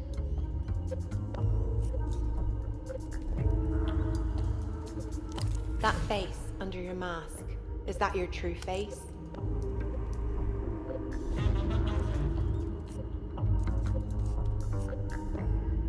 Why did you peel the plastic off my intercom? Do you really believe the things you say? Do you find me attractive? What does the opera want with the prisoner? She taps the pen gently against her lips, sending tiny little jolts through the conductors on your skin as she does. Not bad, but not particularly good either. And now we're out of time. Oh, I love to hear you say that. But it isn't true. Someone intervened on your behalf. Your own personal star. You are forever cradled in the 10,000 limbs of the party. Toute chose qui existe en dehors de l'Empire est une chose sans valeur. Goodbye.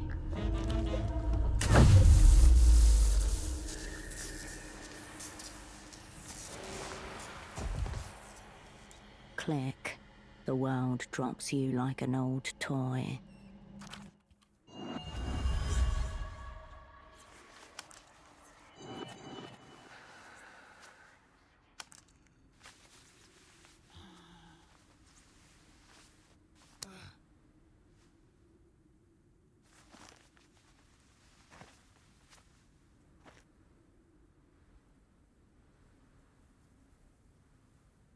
You wake to blurry vision, thudding ears and a dull ache in your lower spine.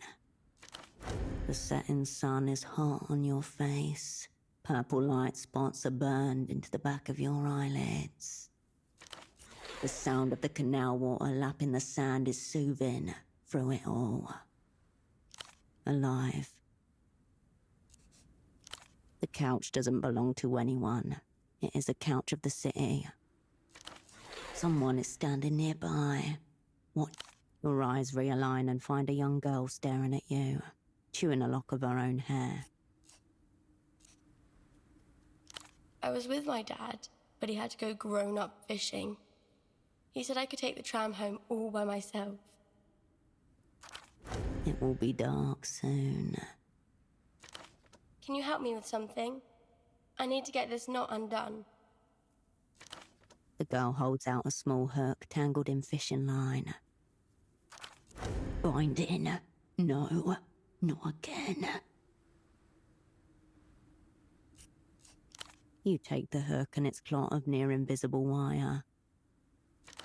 You can't shake the feeling of being watched. Each curtained window in this city could be an eye. Your hands are trembling. A child is asking for your help. Focus. It's a haphazard tangle of wire, formed on the universe's whim. Still, it conjures up an uncomfortable feeling in you.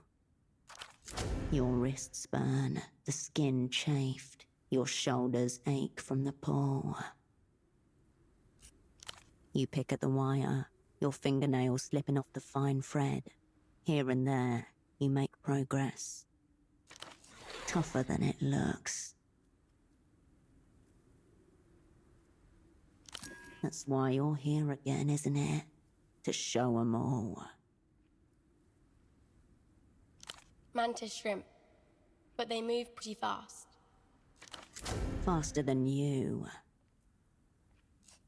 Are you okay? Did something happen to you? Nothing a prolonged ideological realignment session won't fix.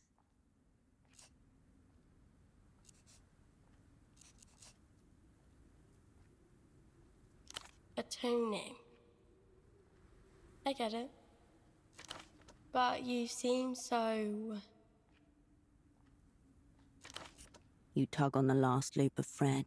The tangle vanishes as the hook slips free. Cool. Thanks so much. Oh, yeah. The man told me to give this to you. She holds out a clot of folded paper. It appears to be an origami rendering of some kind. People who are into this sort of thing are always making flowers or birds, but this doesn't look like that. What it looks like is an anatomically correct human heart, slightly squished from being stuffed into a 10-year-old's pocket. Easier, yes, but less fulfilling. The man with no heart. The man in the fogged mirror. Yeah. Is he your dad?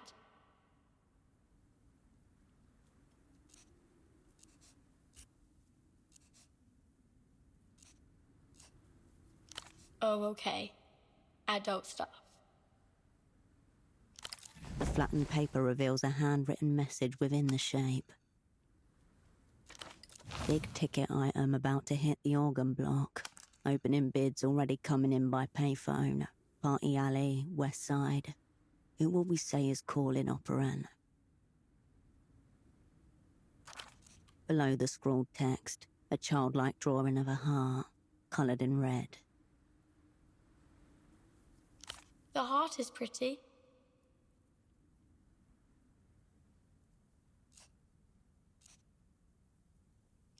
He drew a heart, so he must like you. Nope.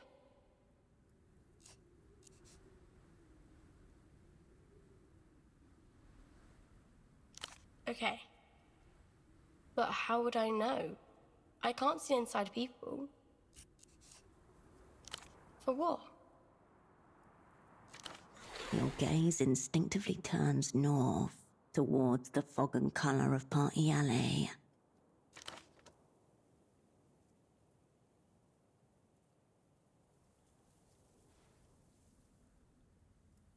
This marked payphone then. It seems someone will be waiting for you on the other end.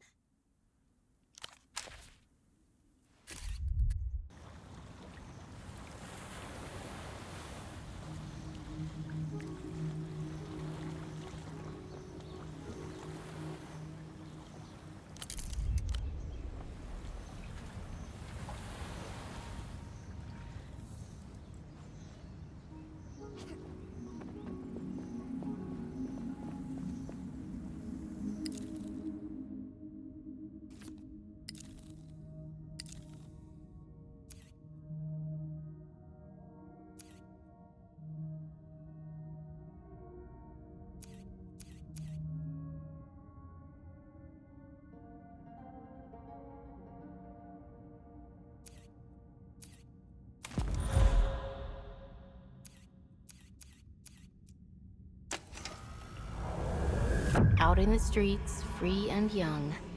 This was the summer of riots, youth movements, and the monotheist coup. Masses following their material interests, their dogmas, or their orders. No, you followed the music. An open-air gig on Landau's Grand Boulevard, in the shadow of the Founding Fathers' monument, headlined by young, greasy demigods who called themselves the Whole Sick Crew. The last gasp of heroic rock. They never lied and never sold out.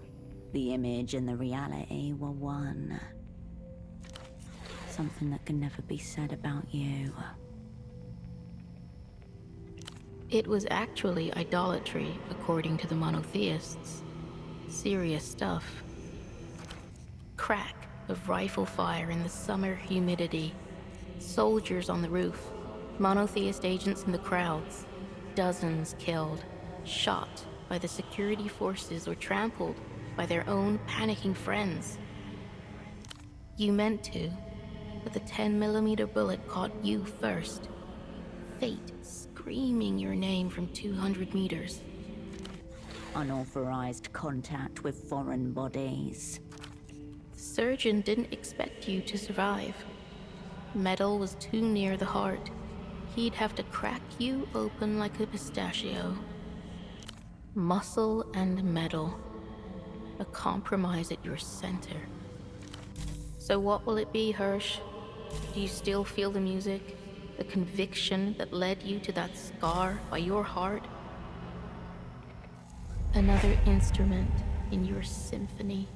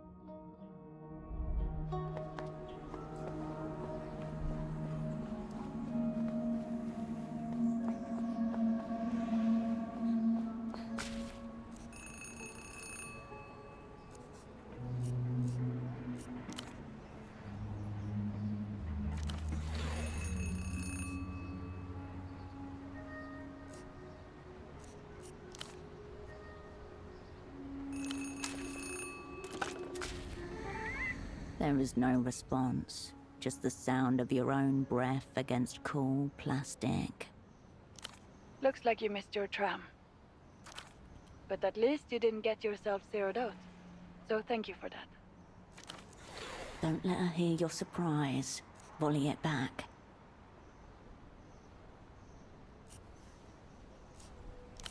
Maybe. Maybe not. Either way, we've got a lot to talk about. You really went off script back there. We're lucky an old associate reached out and filled us in. Something different about the projections just now, against the old palace of culture. Today, zero soul down. We're only as good as our sources, even when those sources don't technically exist. You know, I've heard in the developed world they have semioticians who insert secret meta-messages into advertisements. Summer, get out of...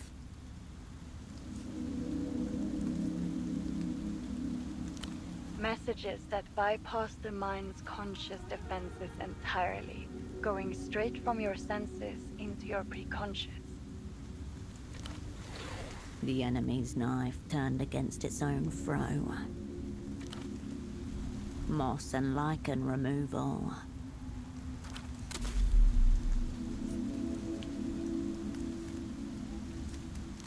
Shh, operant.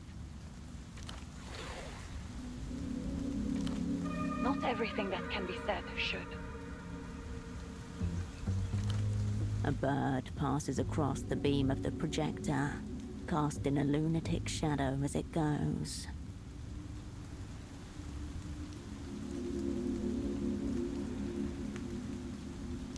Forgiveness is rarely in the cards for us, I'm afraid. This is about the job and what's required to do it. You said this was way bigger than you and Pseudopod, and you were right. Assassinate a high-ranking foreign official. Return to the Operant Bureau's graces. This is the offer that's been extended to you. You've already given over to yourself. These words are simply gestures to be performed. Dice cupped in the Manuspati, ready to be flung across the board. Let's talk about what you need now. A plan, a tool, some friends.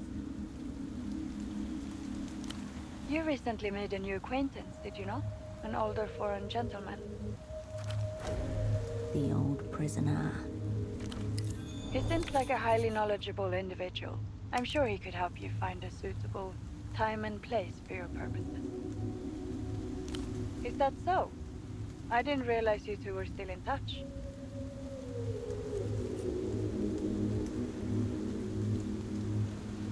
Well, the Manuspati has given us a very interesting board state. Well done. If there's a deal to be struck, your old friend will be the one to approve it. How wonderfully convenient. Because you haven't yet felt out your trading partner, we're talking about the linchpin of the developed world. They will deal. Isn't it? I thought we'd resolve the contradiction by using one enemy to slash the throat of another. Talk to Esty. Find out what your new acquaintance is worth to them. If You already know she keeps an apartment in the housing campaign. You need only find which one. we'll make it up as we go along. I was thinking something discreet, portable, quiet. A pistol with suppressor, either built-in or attachable.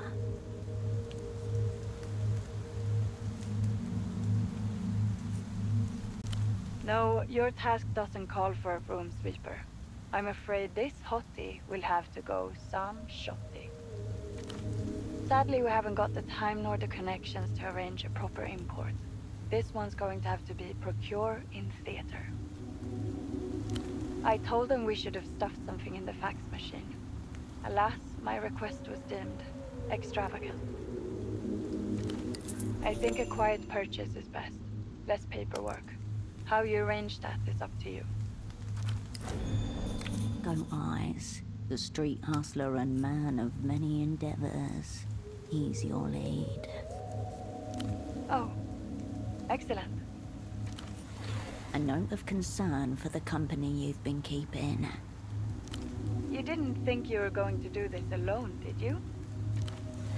Ghosts descend from the rafters of the city. You won't know until you've asked. Besides, you don't need a network. What you need is a squad. The Knight Errant, to assemble and guide the rest. The Cupbearer, to stand by you absolutely. The Astronomist, to reflect things in a different light. The Fool, for a reason known only to one. Right. The stress of the job seems to have left your double somewhat. Fucked. Lumpen. Inert. I would probably count him out for this assignment. No question. You and he always got along. Friends even. Good with wires and things, wasn't he? A decent fool. That's a great shame. I'll make sure he gets his unmarked star. Much like your old friend himself. And you think she might be up for this? Worth asking about her availability in any event.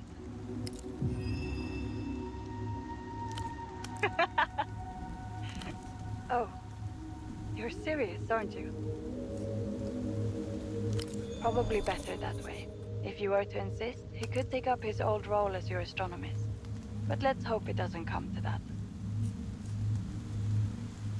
Right, your cop friend, the Carabinero. He could play nicely as a fool, assuming he hasn't pickled himself in schnapps.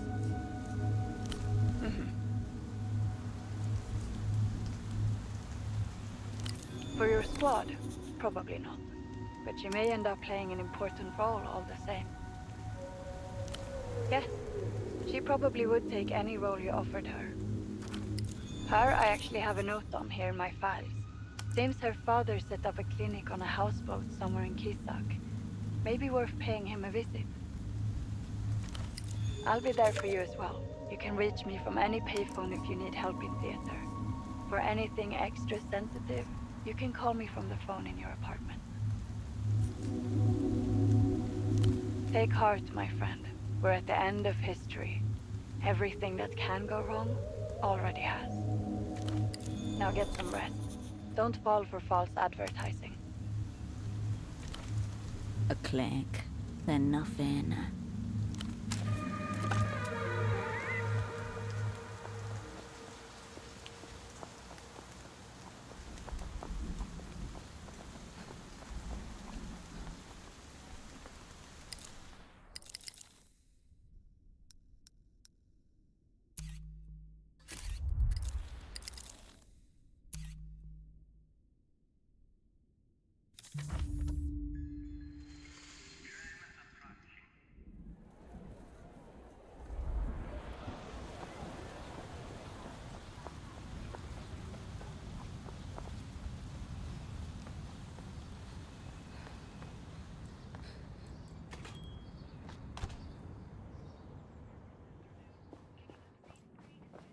You approach your double's bed.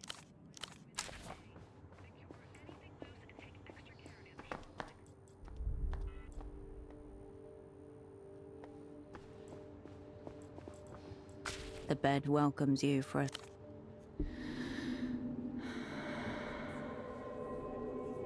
The stillness of the room quietens your mind as you settle down.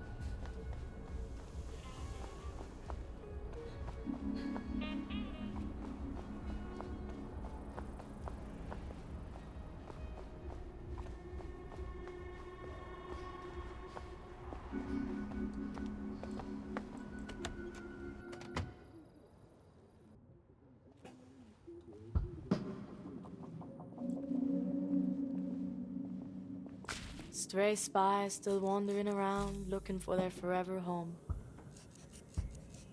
Alive? Her safety catch flips to off. Where? Rookie error from a fucking retiree.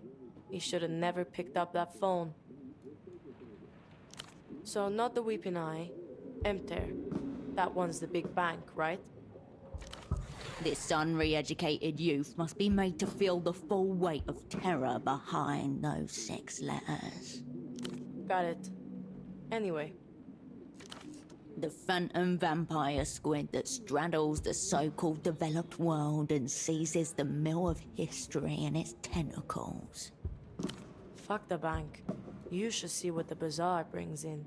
Cold, hard salt. Not imaginary fucking numbers. What's he giving them? Are we fucked?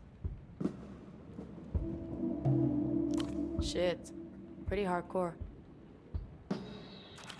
Maybe you are the real thing. Or the closest we've got. Thanks for coming through, Herschel. I honestly don't know.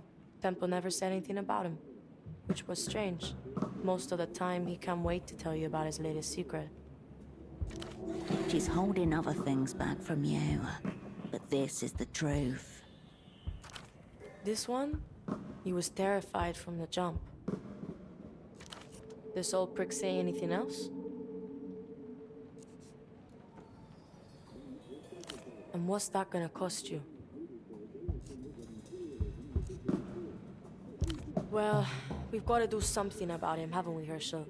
Loose fucking end. Someone's gonna trip and break their neck. The girl watches you, dancing her cigarette back and forth in front of her face. You need to get to the bottom of this bootlegging device. Press her. Speak your piece. Who do you trust? Me or this clapped-up old clown?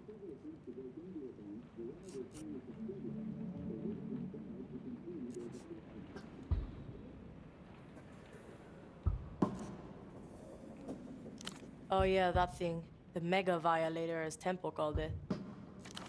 As she speaks, a tiny shiver passes through her. Rarest you've ever known. One of a kind, even.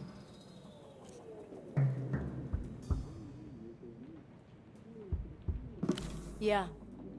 Intimately.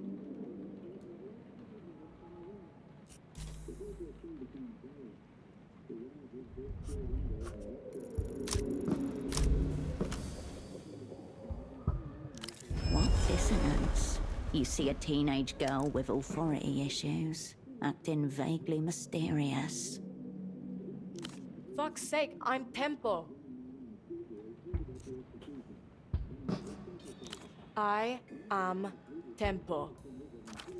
A pair of cold, tiny hands play a minuet up your spine. Here she is, finally. Now let's start this over. I don't know why he called you, what he wanted to say to you. His memories I don't have, but I know what he said to you right now. The girl stubs out her cigarette, steady yet forceful, suddenly engrossed in the act of crushing. How you been, Hirsch? I missed you around.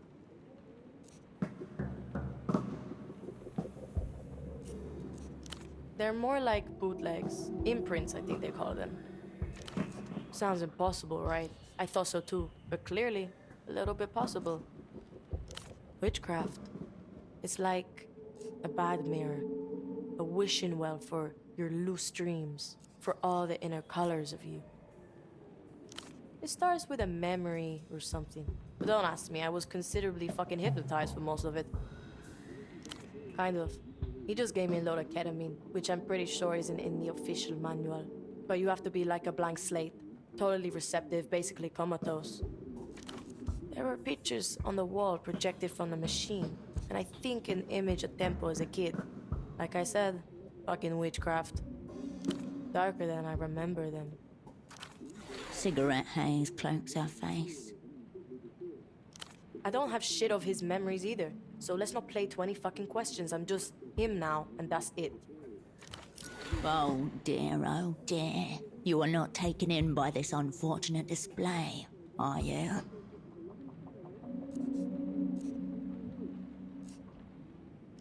Recall the words of Kyle Case. In the terminal grip of rectal cancer, advanced in Part E, circular number 17. All mental disease is political in genesis. About time. Dissonance reconciled at minimum psychic cost.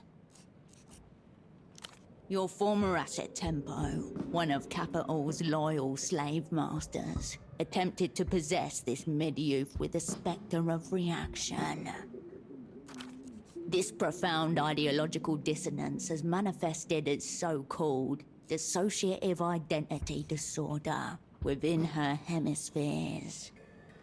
Welcome to the plague pit of privatization, featuring all-day surgeries performed without consent or anesthetic. The diagnosis is clear, the prognosis bleak. Midgetry unfettered. It is no coincidence that the children of terminal capital were the most devoured of mind. The evidence stands before you, draped in jaunty commodities, high priestess of the black market. Her mind, not her own. Reactionary garb. Realign yourself. The party is incapable of false commands or pronouncements, other than those retroactively unsaid. Hirsch, you alright?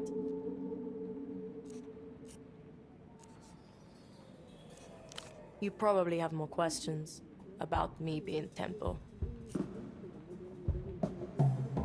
Because Tempo was scared of everything. He wanted the backup. He thought they were gonna kill him. Keen prediction. There's that they again. The oft-invoked nemesis of you. And they were, evidently. Maybe they were the least of his enemies. This place is wide, Hirsch, and it switches up faster than you can believe. The girl glances at the window, searching the narrow portrait of the city beyond. Plenty of cunts out there with murderous intent.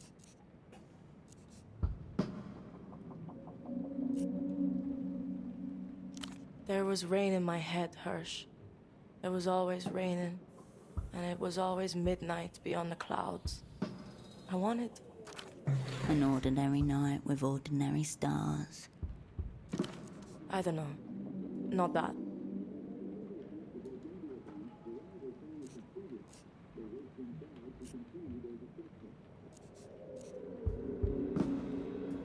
Maybe you're just faster at outrunning yourself then. Good for you.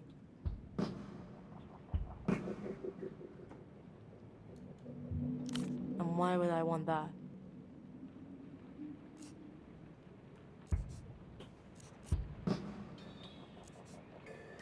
Haven't yet. I'll let you know.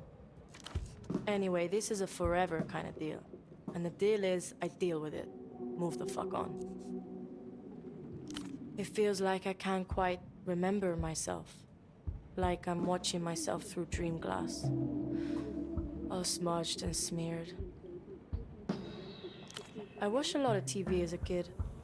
Whenever there was a bad storm, the blocking antennas would get fucked and we see pieces of Luthien TV breaking through, all weird and wavy. That's how it feels sometimes. Like a signal error. Hearing someone else's thoughts and now they're yours. But the static's not the thoughts. It's my mind trying to make sense of them.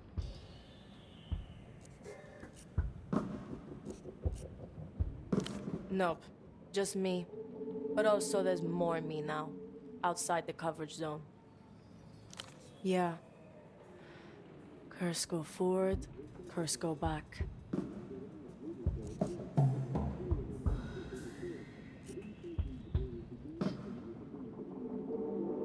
Sick like my grandmother's brain cancer. Because there's a lot at stake. Because I didn't know whether you were on my side, let alone dependable. And because you were pretty late. Also, I really didn't think you'd believe me. I mean, I wouldn't. And yeah, doesn't it chime a distant chord? The Lusian political elite being strange copies of themselves. Yeah, the pricks in power fire it up whenever they need a new politicant. All from one guy, bootlegging himself over and over for like 300 years.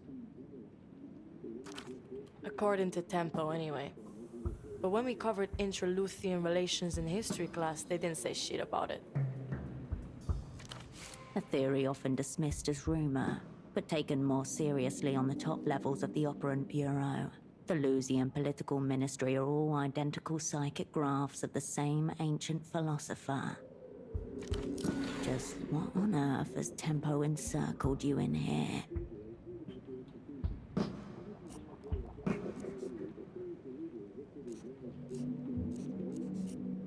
It's Yana. Just one Yana. Said for herself, not for your sake. That's good then. Nice to be missed.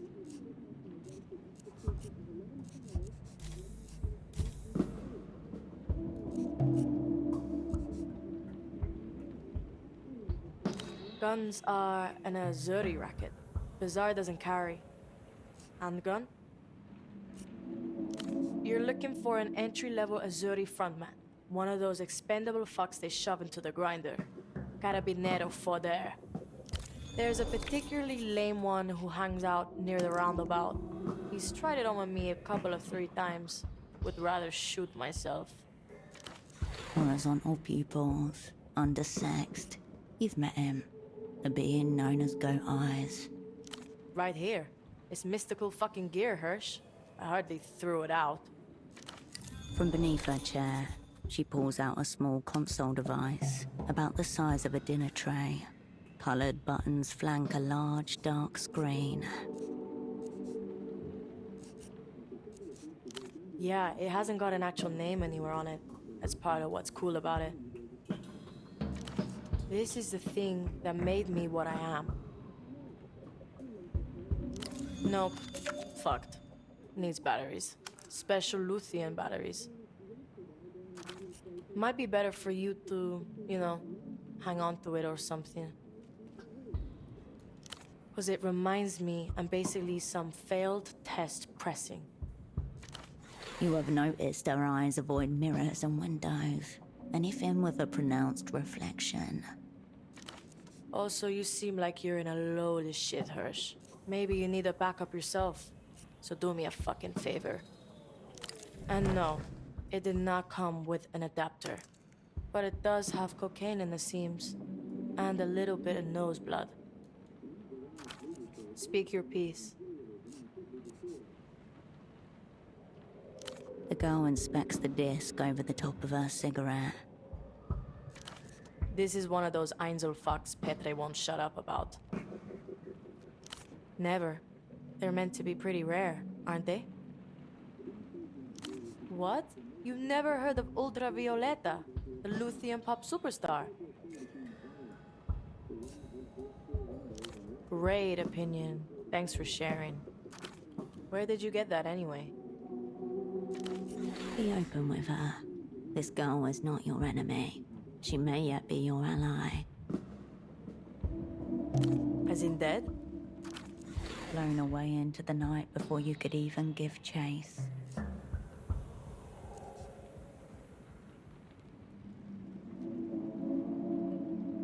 Sorry to hear it. What happened to him?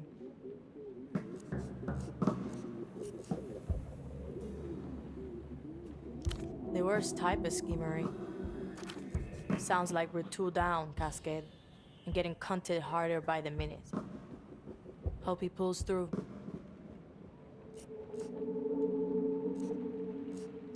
Okay, good. Whatever. One more thing, Hirsch. Now that we're adequately acquainted, I need you to check in on someone for me. She flicks loose ash from the end of her cigarette and watches the orange glow die. You up for it or what? This will be a personal call. His name's Marco. A close companion, from her expression.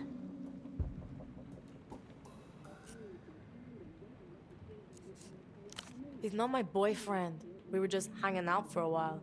Maybe we still are. Whatever. Some cunt has me in his crosshairs. A cunt with weird headphones and a shit mustache. Dunno. Headphones are the defining feature. And the fact he's after me. She's used to dealing with peripheral creeps, but this one's unsettled her. That's why I'm here, and not in a bazaar. Midnight pricks won't stop exiting the fucking woodwork. Well, I'm pretty sure it's about that imprinting device. The Mega Violator. I don't know. Maybe. Probably. Honestly, I don't like having it around. I can hear it snickering at me. But I'm not trying to fuck you over. Promise. She takes a deliberate drag. Eyes on you one moment, the cigarette the next.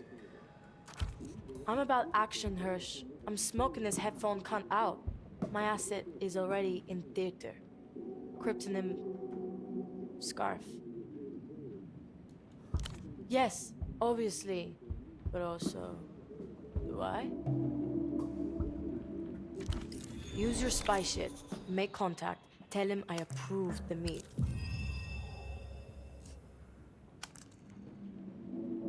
Not remotely. But Scarf has gotten close to the target. Mostly through sheer fucking luck. Also, you can tell him that my schedule freed up this weekend so I can see him for like 1 hour, maybe. As long as nothing better comes up, which it might. Good. I like enemies. They solidify my fucking position. But you know what solidifies it even more? Non-stop odd shit with you. No, other people taking care of those enemies for me.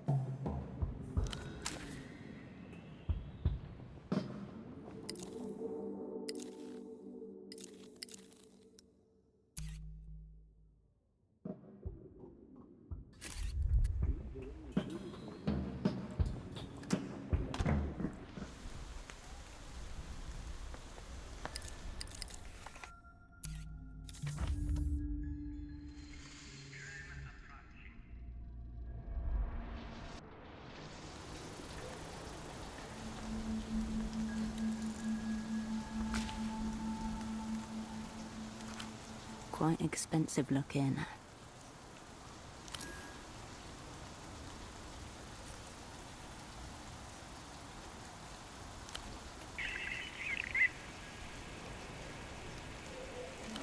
Private residence.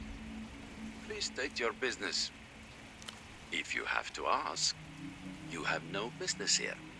Bye. The indicator light dims.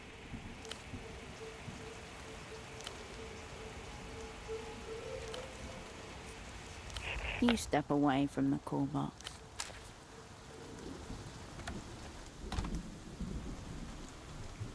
Doors crowd you, stacked upon each other. Behind one of them, your former asset Estoc, draped in a see-through cloak. Esty knew it's competent, unlikable, ultimately invaluable. Like her, cold, well-connected, and in her native element in the grey rooms of the city's bureaucratic and political ventricles. Also, frigid, judgmental, and eminently punchable. One of these apartments belongs to Estoc. You just have to discover which. You must be subtle in your approach. Your assets still live in her cover. That will make her unpredictable and desperate. Esty keeps a special mental calendar marked critical phone call from Herschel. The calendar has been counting for 5 years.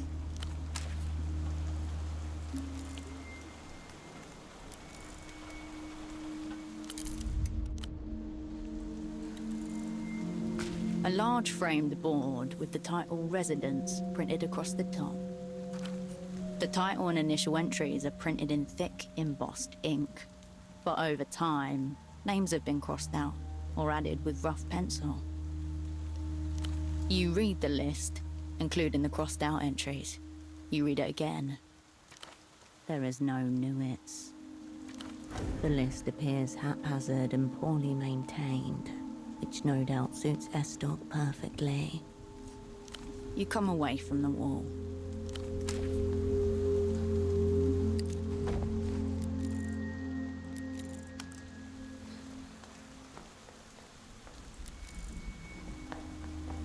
Photographs, candles, tucked under the stairs. You'd be forgiven for initially overlooking the modest shrine, were it not for the roughly carved wooden figurine, waist-high, sat off to one side. This is a shrine to Sirius, angel of romance, war, and negotiation. The shadows shift and grow long, candles flicker in, the air thickens around you. Each prayer counts. They should not be wasted. You take out the little off-white rectangle, red-inked lips glinting in the low light. You pop the little object back, the reds. No soliciting. And mind the floors, will you?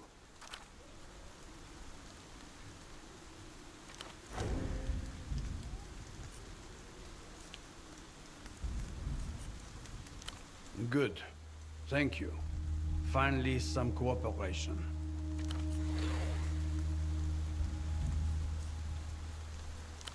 You notice my badge?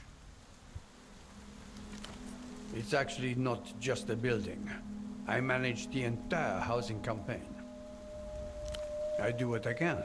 More than most managers would, but there's only so much you can accomplish with a paintbrush and a broom.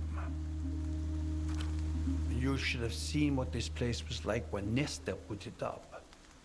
Real class, real majesty.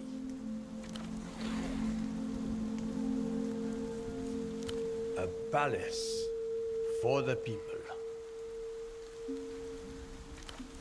During the Nestor Ismo years, when the city was developing, some families needed to relocate so that we could have infrastructure.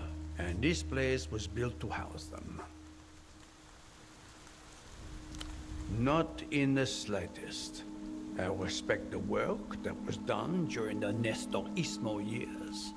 But Nestor and Nestorismo are two completely different things. In fact, in the end, Sweet Nestor was a traitor to Nestorismo.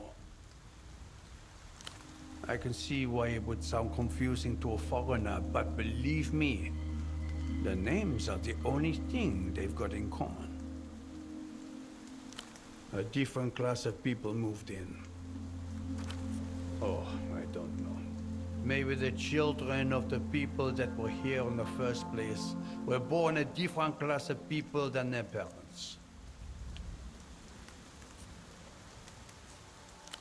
First job I ever took, and the last, probably. Hopefully. I wasn't even out of school when I started cleaning the housing campaign. 16 years old.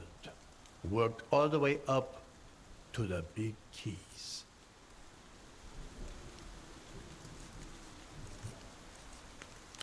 I think it's happening to everything. At least you're aware of it. It's good that some people remember what we were capable of. Back when we had the sense of decency and cleanliness. Much too late now. All too late. I said no soliciting. Very clearly, in fact.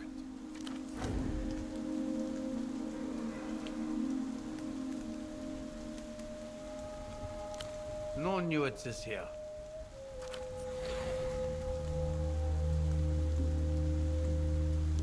No nuances.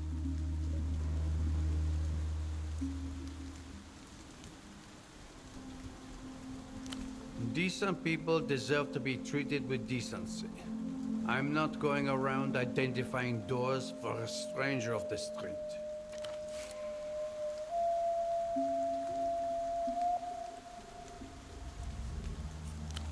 Then you should know how to contact her. You've an air of soliciting about you, and a nice lady like that shouldn't be bothered by it.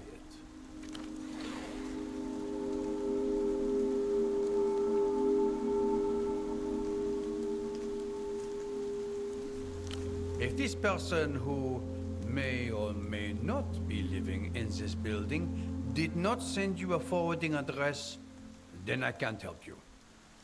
Typical loiterer. Pick up your feet when you walk.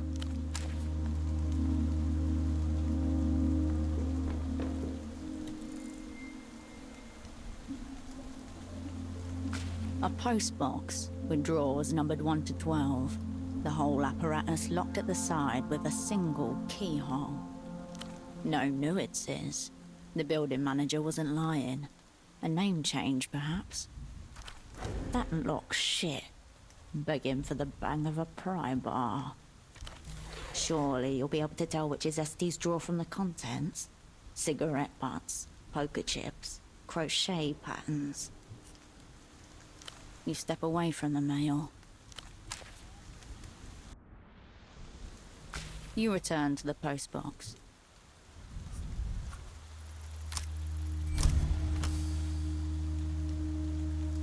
You slide your fingernails into the lower corner of the vertical slit on the side of the postbox and prepare to pull. Brace gang, gonna cane. The lower edge of the mailbox door bends backwards as you pull, but so do your fingernails. A horrible pressure begins mounting as they threaten to break off.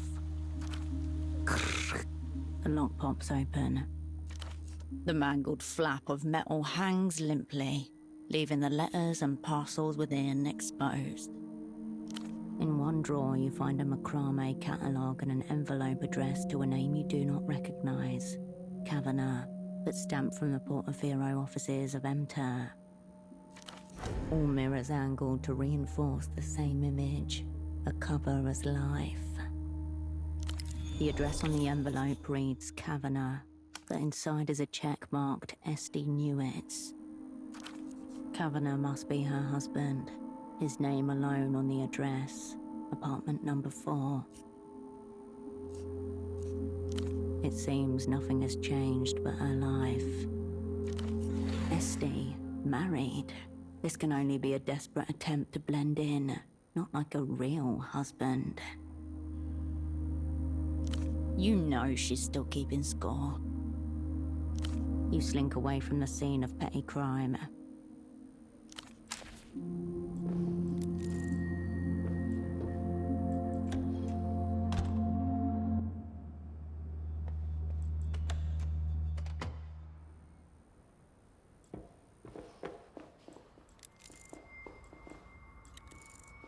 A plain canvas satchel hangs from a coat hook. A pair of colourful rain boots sit on the ground below it. They kept a pair of feet dry as they stood in ankle-high water in the basement. She must be staying here. You scour the smaller pockets inside, but find only pens, paper clips, sticky notes, and an ancient pacifier. Gummy rubber tip gone brittle. You give it an experimental suck. The nipple is uncomfortably hard against the back of your front. This is a normal pacifier.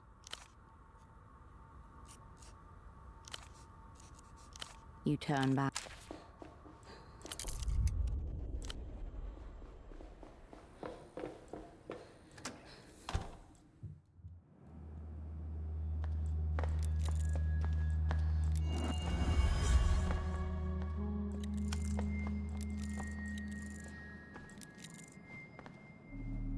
You have arrived at Esty's doorstep. It's dark. You won't endear yourself to her by knocking now. Come back in the daytime.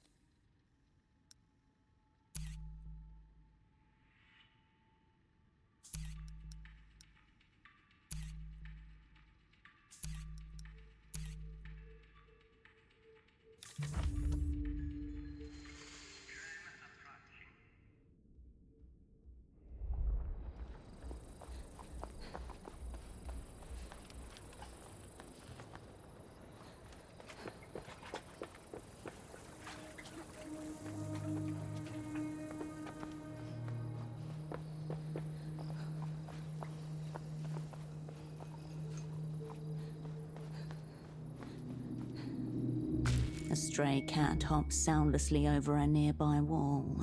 Your double turns to you. Cascade.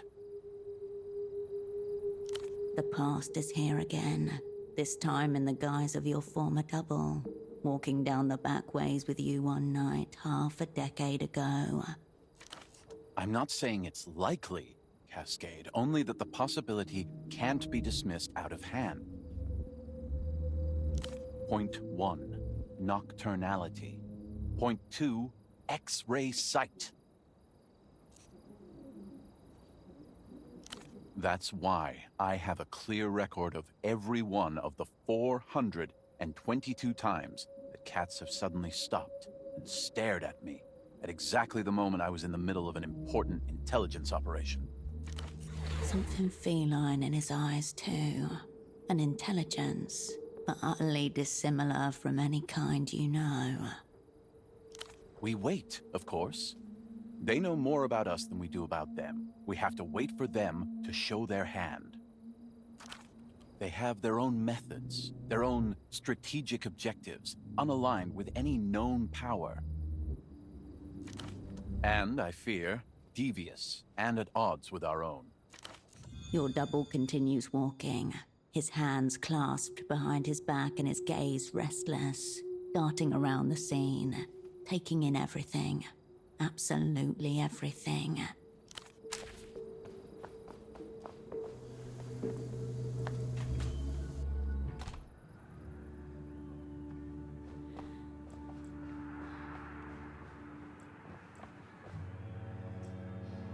Hello again. What'll it be? This is about it. But it's mostly just me in here doing all the work. Takes it out of me.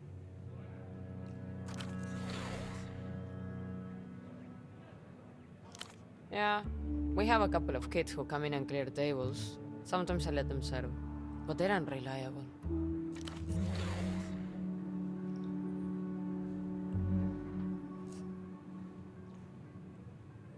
Don't tell me you're in Portofino for the phone sex. Must be a close acquaintance. It's a 24-hour sex line. Free. Paid for by... who knows? Yeah, well, the catch is you have to do it in public with a handful of slimes watching. I suppose for some people that's part of the appeal.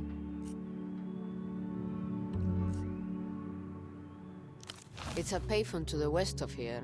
It overlooks the water. You'll know it from the group of excited old men nearby.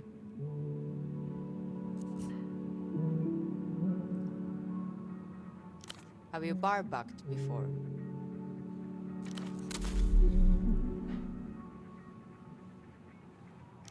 Hesitation, as she's caught between a need and a worry. Fine. I can throw you some soul off the books. I just need you cleaning, bussing, nothing complicated, okay? Here. Start with wiping down tables. The rag squelches in your hand, oozing grey-brown foam as you glide it over recently vacated tabletops.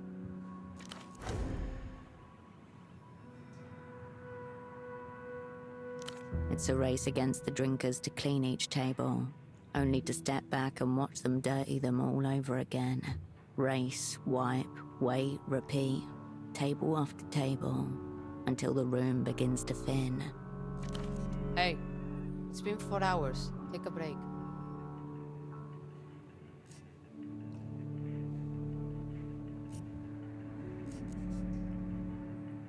Stopping is almost harder than trying to keep up with the work. Your mind continues to race, looking for things. You definitely helped. Thanks.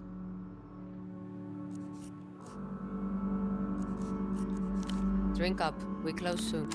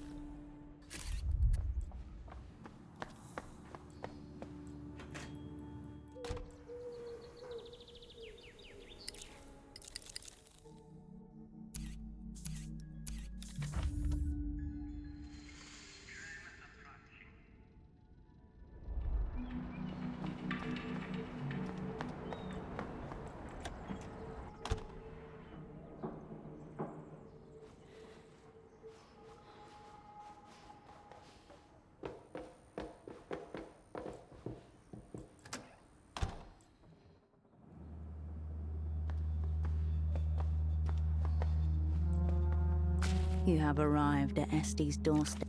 The last time you spoke was the day your network blew. You called her back like you said you would, didn't you? Cascade. I just need an hour. I'll try to call you back. S-Doc. Herschel, I'm serious. Cascade. I'll try my best for you, my prized asset whose contributions I respect so much. Of course it is. That's the official transcript. No one can argue with the official transcript. Lilies for funerals, roses for love. What for abandonment and betrayal? You avert your gaze from the door to the shoe rack. Knock, coward. A little sweeping brush. Their shoes, 2 pairs. A man and a woman, comfortable and understated. A quiet life lived on a well-beaten track. Nothing left to do but apply knuckle to door. Soft steps approach the door, then stop. The loud click of the bolt echoes through a cavity in your molar. Just explain how sorry you are. Find some common ground. She might even thank you for her recent career success. Hello, for Este. The old man beams at you, adjusting a dial attached to a gadget on his right ear. He watches your lips, then smiles and nods twice. Please call me Pascal. Nice to meet you. You are?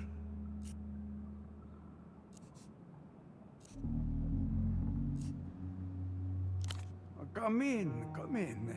Este's in the kitchen. He steps back and waves you in with a loose hand.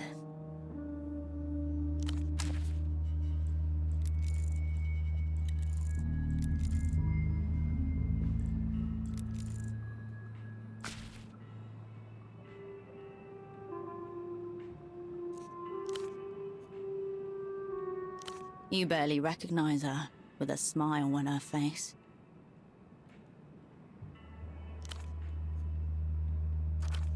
You don't have any photographs like this. You don't even know this many people. You can frame a photograph of you in the telephone receiver. As you look, you start to make out men who resemble Este's husband. The children must be his family. Este never mentioned a family of her own, but it looks like she's married into a huge one.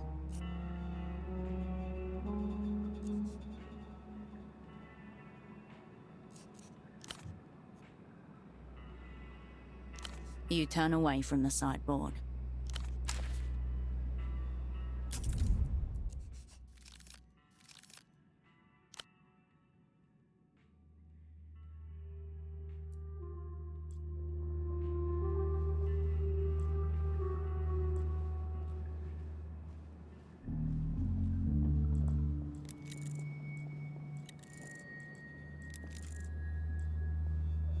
Hello back there.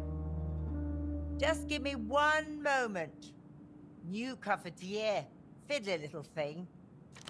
She hums happily to herself, fussing over plates and cups.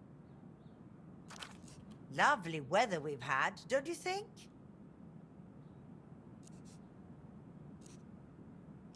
Her shoulders stiffen at the sound of your voice. The humming stops. Herschel. Mouth set in a grim line. Slight twitch under her right eye. What a surprise. She pats her left hand dry on the tea towel hanging from the cupboard. There are tiny little daisies on it. Is it? Thank you. So? Here it comes.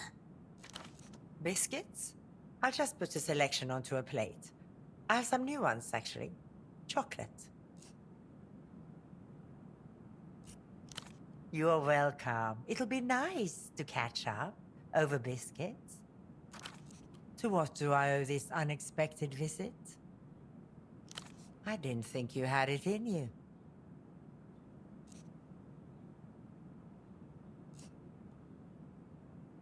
How sweet of you. Which of our shared hobbies would you like to pursue together? What luck we're in. She lowers her head to stare at the red checkerboard flooring, at a point about 2 feet from your right foot. What did the opera do with you after you extracted yourself?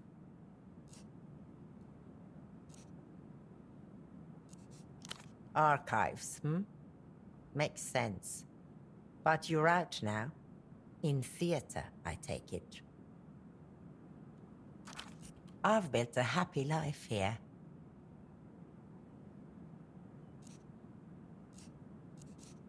Your presence in my apartment alone is dangerous for me. How did you find the address? Incredible. And you didn't even bother to bring it up with you. Pascal is going to be devastated about that. Pascal is a very kind man. I am lucky to have him. Pascal's family. He has 3 brothers, each of whom have 3 children, all under 10. We spend every other weekend out at the coast with them. It's wonderful. The youngest, Maggie, just turned 6 months. Loves mangoes. Isn't that something? A baby with a taste for imports? I didn't have a mango until I was your age, probably. Operants almost never have children. Personality, lifestyle, fear. Is there any other career that makes your life a non-life, I wonder? You are in my kitchen. I will not put his safety at risk for anything.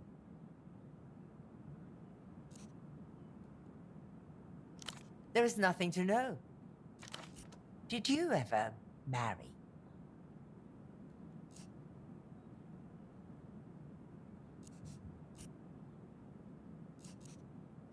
Oh, yes. Aliens, specters, fascist warlocks. I recall once you were convinced that the Weeping Eye were having you tailed by a one-legged seagull.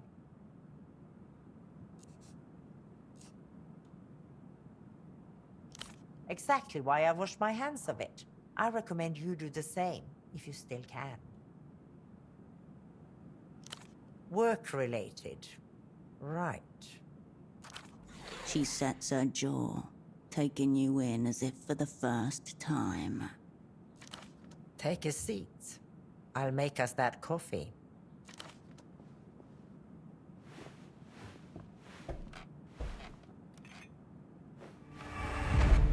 She spins towards you, arm raised.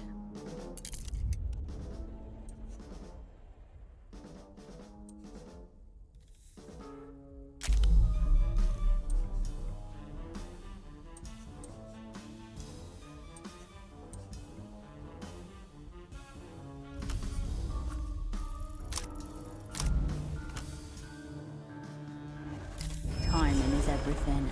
Let her come to you. Steady, steady.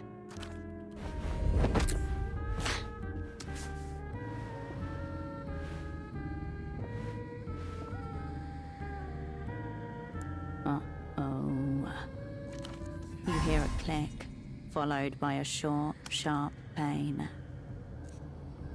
Sodium thiopental. Truth serum. Uh-oh.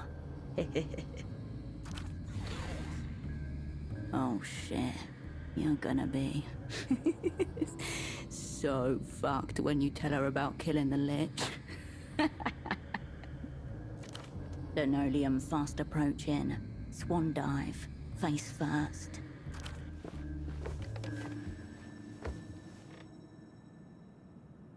You feel heavy.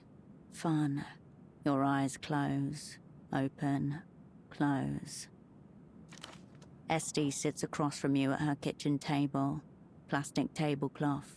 Assorted plates. Good. You're back.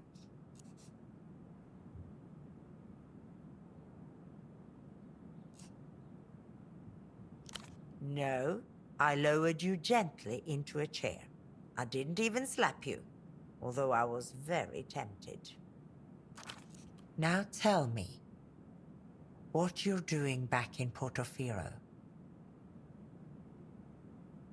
That's past tense. Why are you still in Portofino?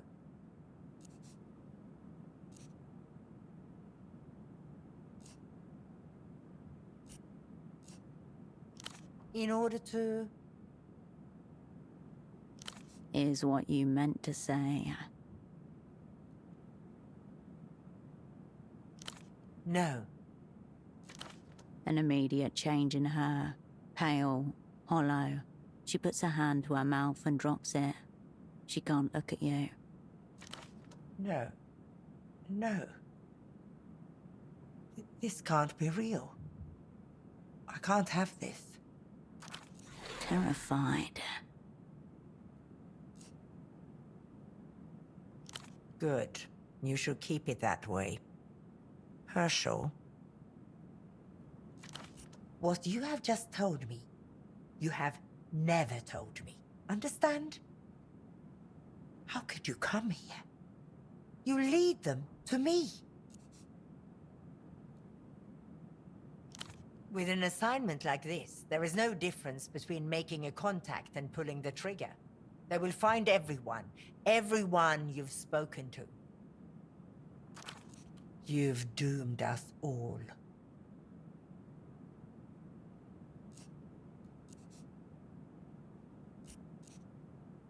Yes, they will.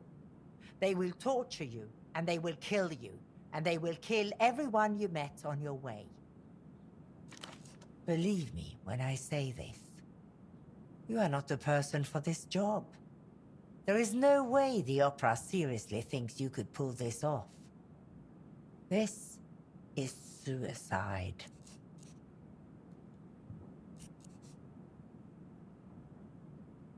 You should quit while you can.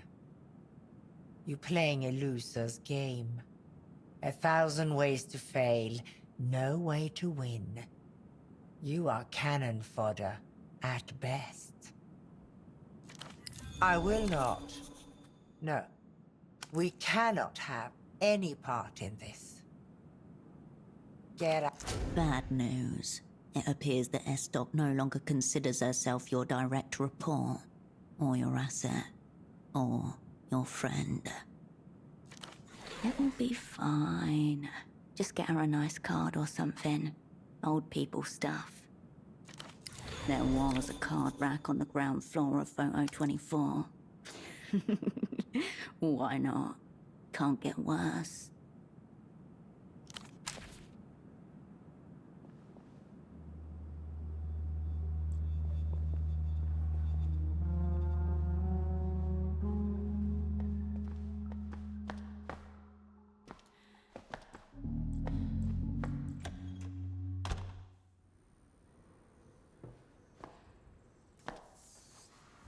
Finally get up to speed, operant.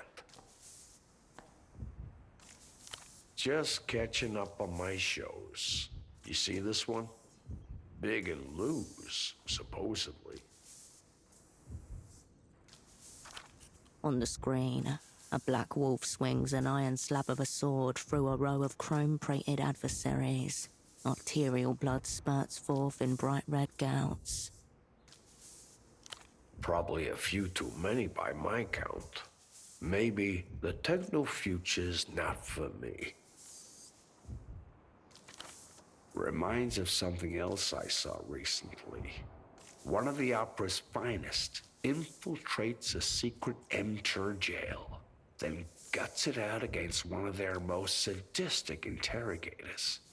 Bold, reckless, real human drama, you know. An uncanny buzz in the air, as though a director might pop out of any one of those doorways yelling, "Cut!" Tonio Migo back a ways. Good citizen, loyal to his tenants. Keeps an eye out for interlopers. The maintenance man gives you a wary look from the corner of his eye. very class conscious in his way.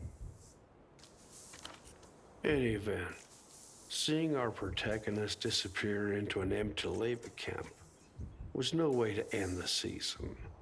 Had to make some calls.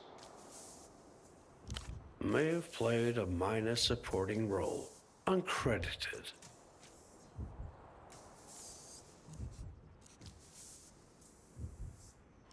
Let's just say you got my little it detector chirping. Now the opera's got you on a daring new assignment, set to strike the hidden face of mass culture itself. Let's see if you can make it up to all those you let down the last time. You're not really about to spill your guts to a null entity, are you? You haven't yet emerged from the fog of sodium fire, Pentel. There's no deflecting just now. Wow, this truth source is strong. But should you really be saying all this? The old man raises a fleshy finger to his lips. Okay, easy. Doubt your controller would want you going around talking about your assignment like some kind of dim schoolchild. Might let the sodium thiopental wear off before you give her a call, if I were you.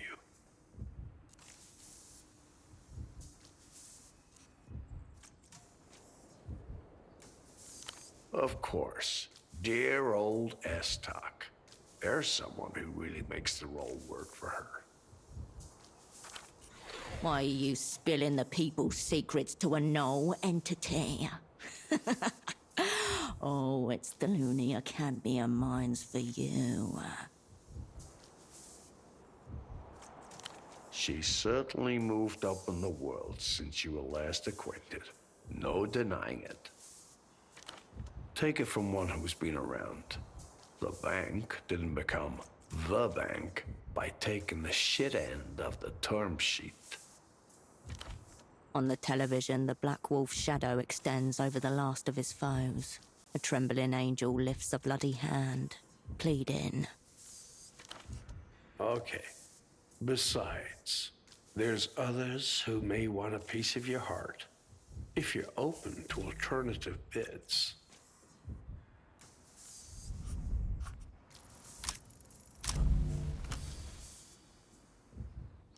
There's no man here. A null entity does not exist, has never existed. The deeds and assignments attributed to them never occurred. You are speaking with air. He clears his throat. There may be some residue in the deep archives. Try again later.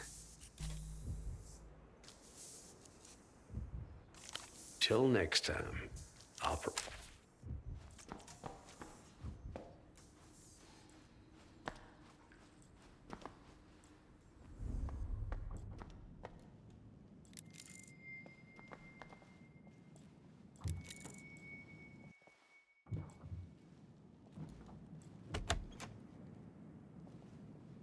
You had meant to demonstrate to Carolina how to infiltrate an apartment. Instead, one of you knocked over a flower pot and you had to dart inside, panting, hoping no neighbors called the police. She picks up on your sarcasm, your lack of fear, echoes it. Little cuckoo. I hear the whippings are fun, if you're into that. Forced to watch Nestor's music videos until we beg for death. Ugh. Your laughter petered out, suddenly loud in the empty apartment. Have you ever been interrogated? Whoa, where'd you learn how to do that?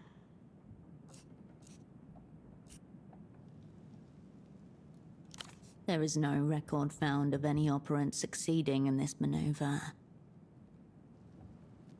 You thought it sounded cool. Would you teach me? You made up a maneuver on the spot. lying to her as you often did, and she committed every word to memory.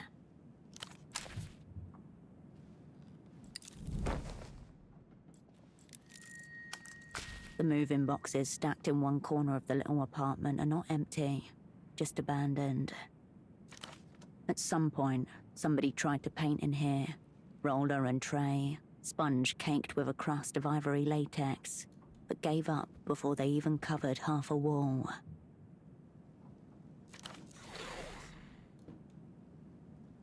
You sift through a life packed away in cardboard, the things they fought to take, and then left behind anyway.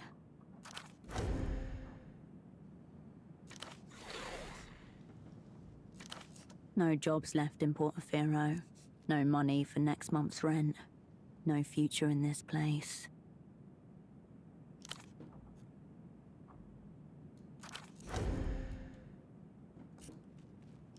You fold back the tops of the cardboard box.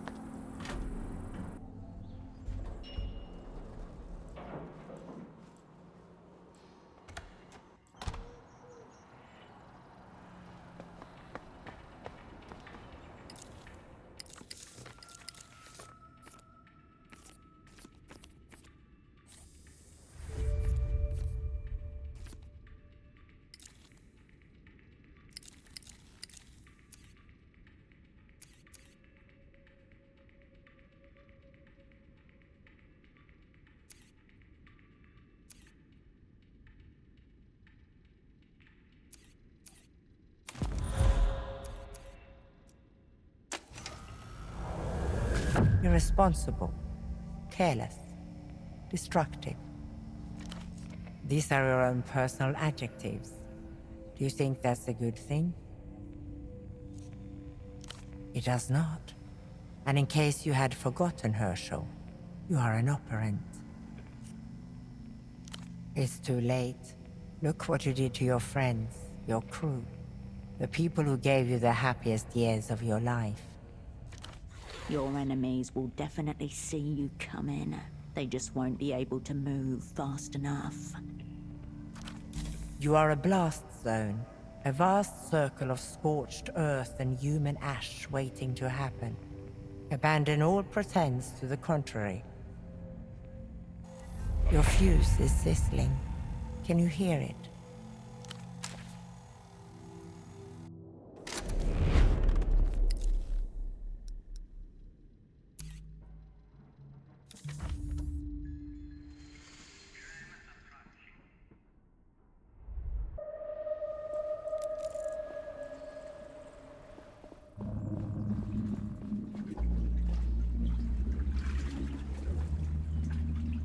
Unwise to your presence, a lanky young man presses the handset against his flushed cheek. It practically clings to it, like a shipwrecked survivor holding onto a piece of driftwood. I don't know how much time we have. You have to help me fill it in. Whatever the person on the other end of the line has to say to that, it makes the man's eyes squeeze shut and his mouth slacken in a guttural groan.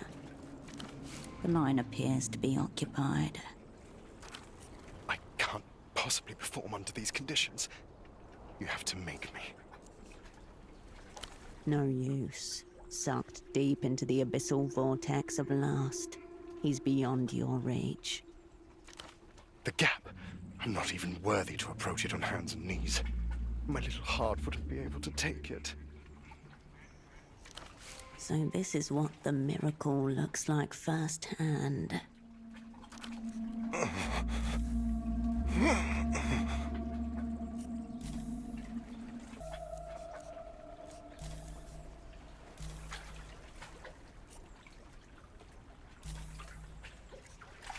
No response. He's too deep in his own world. Oh my God! You can't do that to me. But you really, really should. With a jolt and a sharp glance, the young man pulls his shoulder away. Unacceptable. The people's representative won't be obstructed. You know so much, and I so little. The power differential is grotesque. Highly problematic. Don't change it. Whether or not he's employed, he's certainly occupied. I'm your faithful dog. I know nothing. I question less. He whirls around, eyes ablaze with indignation. This is a private phone call. Please excuse yourself. I'm surrounded by enemies. I think those old pilots sent her to listen in. Old pilots? He must be referring to the table of nattering old men you passed on the way here. Do I want her to watch?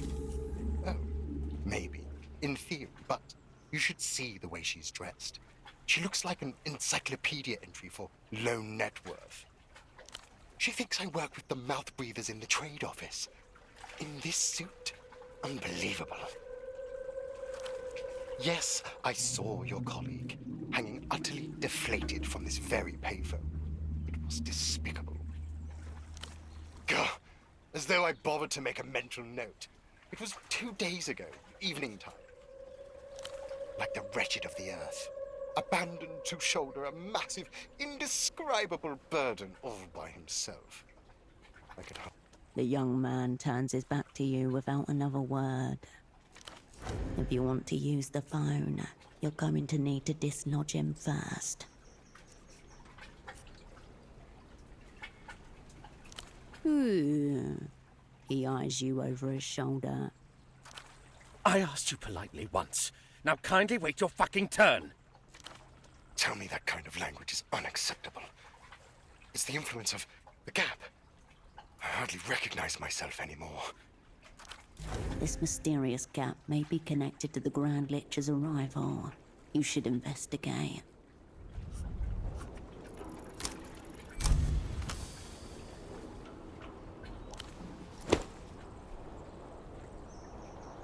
More. Harder. Again. I'm under assault! If this is it, tell them. Tell them it was in the line of duty. Time's up. You don't know anything about time. My job concerns the fates of nations. This is not a drill. Fear. Hatred. Good. He won't brush you aside so easily now. I'm sorry. I've attracted the attention of one of the lumpen probe.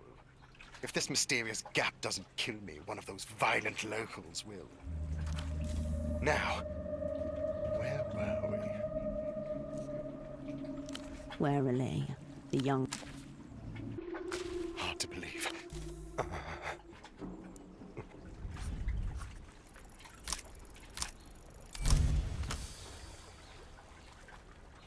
Perversion.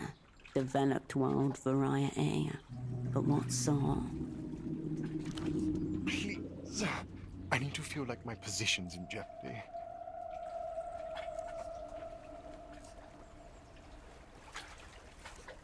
Wall de collage. Super 130. Looks more expensive than it feels. The man wedges his index finger between his tight collar and neck. His only source of relief is the sweat seeping into the fabric of his wind-whipped collar. Lanky, malnourished, his physical form is an object of abuse and neglect in equal measure. His muscles and heart, evident in his poor posture and shallow breathing. What comes to mind is a handkerchief, buffeted on a night wind, eternally in retreat from itself. From the most expensive private universities in the world, they churn him out by the barrel. Already set on life's glide path, and all it cost him was his humanity. Put all the pieces together, and the conclusion is obvious. This man works for Emter. I need to know that if I don't pull this off, billions of soul worth of international loans and investments may be at risk. Tell me you'll report me to human capital if I displease our counterparties. Now if you could just get his attention. Oh, I think I forgot someone's title. He whirls around and drops his voice to a hiss. If you know about those, then you should also know to keep your fucking voice down. Keep your voice down. If word gets around, it could unravel everything. He may be delusional, but he's not attempting to deceive. He believes every word. Imagine the consumer hears that we're thinking of letting them buy Elysium goods legally. No more culture blockade. Do you understand how badly they want this shit? Nothing. Only the gap. Which is also nothing. Enough questions. Shh. Shh. Shh. Warm spittle flecks your bare cheek. A little bit gets in your eye. If they are to be believed, an end to the reunion campaigns. No more military adventures against former Elysian territories. Do you even comprehend what reunion represents? The end of the rules-based order. The return of centuries of barbarism, the likes of which humanity isn't ready for. Especially him. A path to what exactly? Luz has former territories in the People's Republics too. The reunion won't be stopped by your shrill pamphlets. A gross underestimation of the people's arsenal. There are still thousands of landmines buried from the last wars. La Toa Volga, the whole post-historical framework, it's teetering. Am I the only one who feels it? Hold me. Understand, I am not exaggerating when I say I may be all that's standing between the shit-crusted rock and the carrier groups of the Lucian Empire. One false word, one ill-timed leak, and this is all done for. Done! There's nothing to talk about. The gap exists far beyond your plane of comprehension. Best to stay at your own remuneration level, for your own health. It's fucking cold. He twirls on the spot, further tangling himself in the phone cord that's become wrapped around his neck. He gives you a quick, brutal appraisal. Based on your appearances, I'd call that highly unlikely. Such an insult to the people's drip cannot go unanswered. You wouldn't believe these locals. The woman from the discount bin thinks she can comprehend the gap. He turns his back to you, definitively. You're still leaking. Shh. The gap isn't part of anything. Shh. Warm spittle flecks your... Good. I haven't... Warily.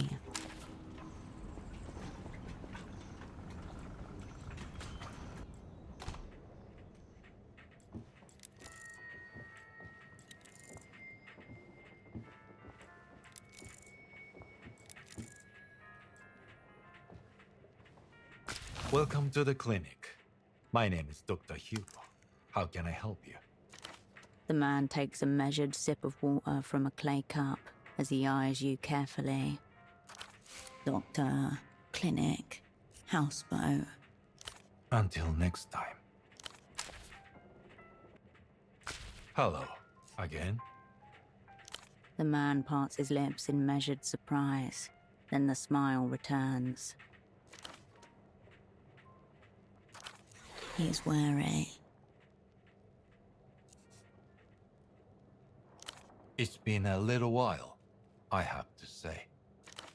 His eyes narrow ever so slightly, as if to place your face. I'm sorry, this is just... How did you say you knew my daughter?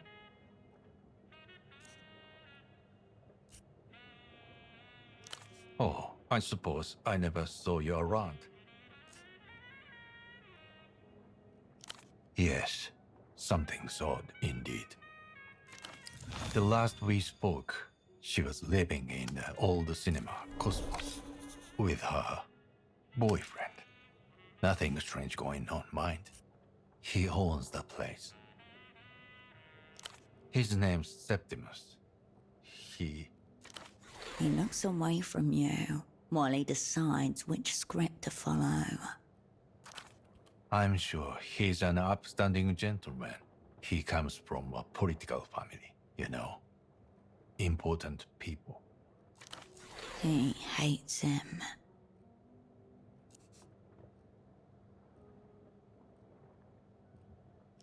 I believe they are running a distribution business together. I don't know any details. Something to do with the media. So there's nothing strange about it. Unclear whether it's trying to convince himself of this, or you. It's a father's place to be ready, is it not? I'm sure she's doing okay. His lips ready themselves for a pretend smile. I don't know. She was always so passionate and driven, but also impressionable. I think she fell in with the wrong crowd at the university. Much as I hate to admit it, she became nervous, cagey, withdrawn. But to be honest, we've barely spoken at all for the last few years.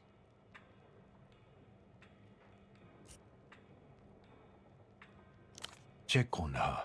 Yes, you do that. Fear and relief, together. Cinema Cosmos is just north of the roundabout, by the Aerotram stop. I just want to know that she's safe. You understand? Of course. What can I help you with? without a prescription. I suppose I could sell you some melatonin tablets. Until next time.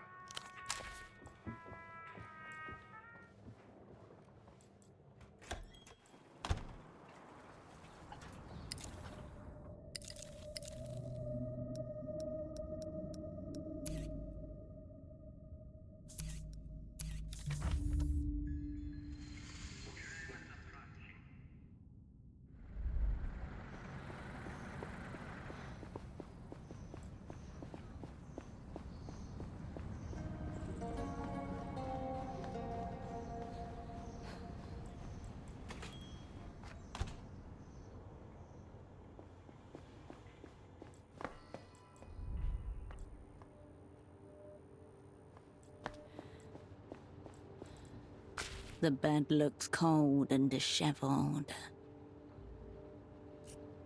You turn away.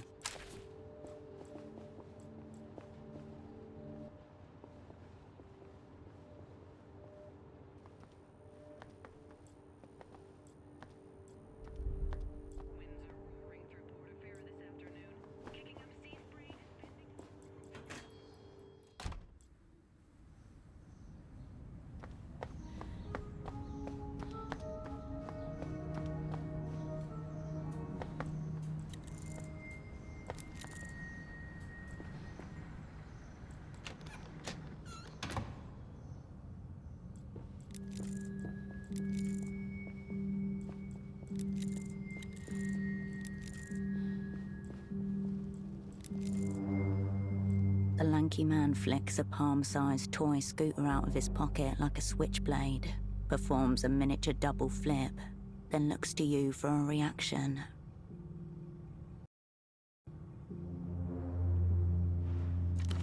You could totally pull off a little finger trick like that, if you wanted to.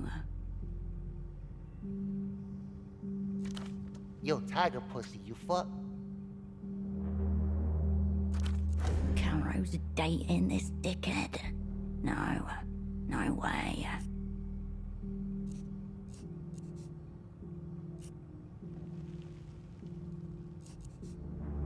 Wrong. You think a shit little scooter is cool? A little fucking finger wheeler?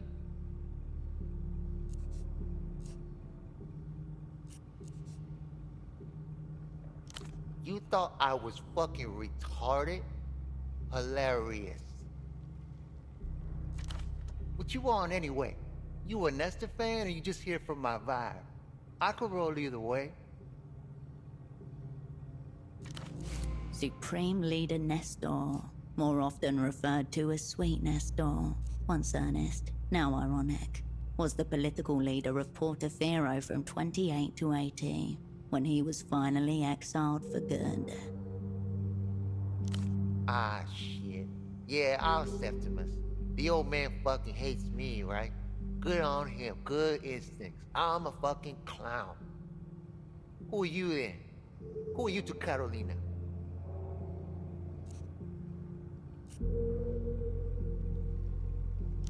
Shit, I know you. You're the mentor, yeah? From when she left university? His tone changes as your identity dawns on him. Wary, curious, teetering on the edge of hostile. Not very fucking good, as you should fucking know. In his tone, there's a spark of excitement not sufficiently smothered by anger. You're not going anywhere near her. She hasn't been the same since she got mixed up in your balaclava bullshit. Nothing much, lucky for you. Little stories, things you said. Always she's fucking wasted as fuck, by the way. But I know she started with her depression times around when you left.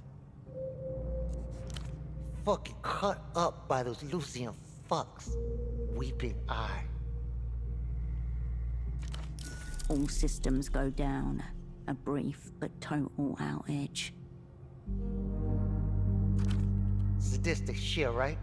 Real shit. The kind that comes back to night fuck you. You made my girlfriend crazy. Which, no, she's cool. She's fucking hardcore. But also, you should feel bad, bitch. She's got scars meant for you.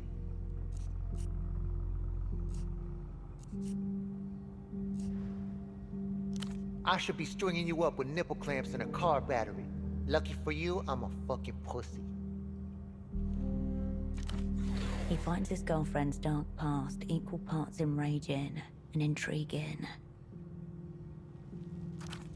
Carolina's in the back with the bootlegging equipment, but it's a no-access zone for you. Back up. None shall pass. I'm sure you will.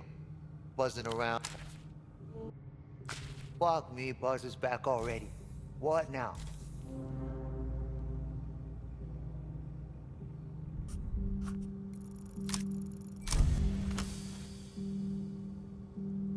Look down at this cunt. Show him he's beneath us. We are gigantic. Catching the look in your eye, Septimus shifts his stance. Weight on the back foot. What? Why you looking at me like that? You're not gonna fucking fight me. Your fist connects with his jaw, bone on bone. The thin armor of skin no match for what's underneath. He reels backwards with startling grace. Not the first time he's taken a hit like this. Not even close. That's what you get, bitch. Shit. Alright, fuck, you can go in, but I'll be listening, yeah? No weird shit. Yeah. You got severely limited vision. This bootlegging shit, rank as it may be, this is strictly phase 1. Psycho market research and capital formation. Original features, you obvious bitch. Septimismo Productions. Skrrrt. Gonna rehab the fuck out of this place too. Turn it into a proper studio. Gonna have producers and groupies and monks and shit lurking about all hours. The fantasy of the eternal studio hang is more vivid in his mind than any actual production that might occur there. Then comes phase 3, youth movements, an actual 24/7 party scene. Streetwear labels, good blow.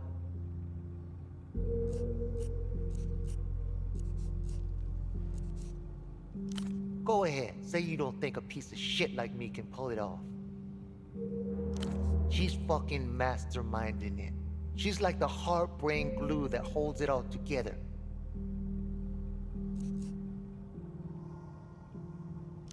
Like, what radar? Oh, the big bad culture blockade or whatever? Get out of here with that pussy shit. Carabineros, GMs, whoever. They get absolutely sopping wet for this shit. Just like anyone else. By reputation only. The big man's Petra's problem, not mine. They iced the big boss? Shit.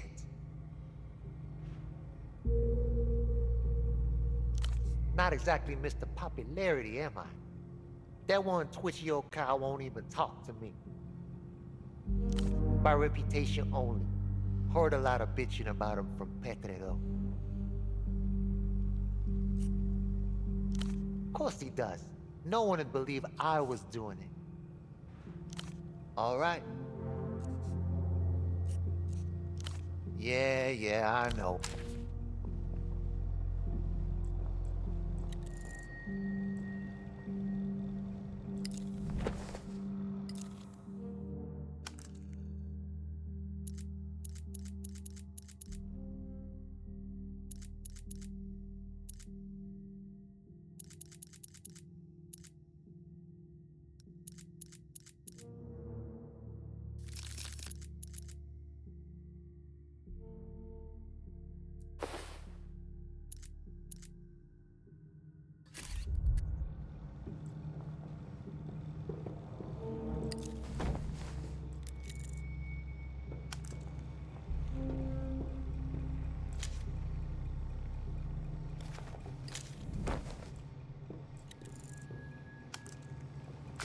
The screen glows behind a pane of bulging glass, patiently awaiting instructions.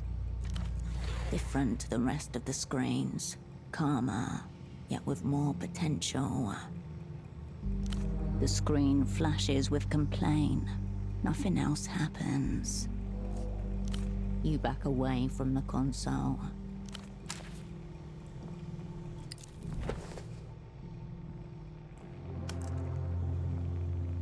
A cityscape of machinery stretches into the room. It appears homemade, bound with tape and guile. Pipes transfer liquids from one server to another as you watch. And in a chair at the center of it all, Carolina, IV drip in her arm, headset plugged into the machine. You turn away from Carolina and her equipment.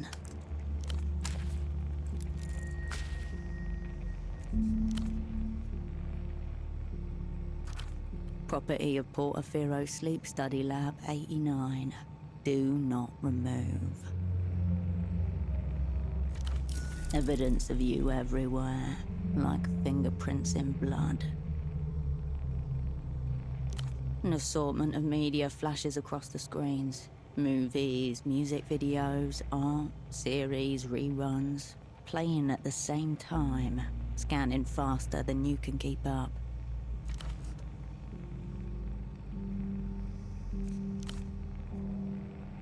Pale skin stretched taut over the tendons in her hands.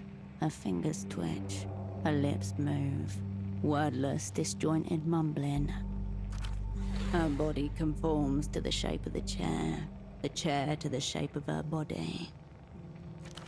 If you didn't know beforehand, then you might not recognize her as Carolina Arbe. But it's her, absorbed into communion with the machine.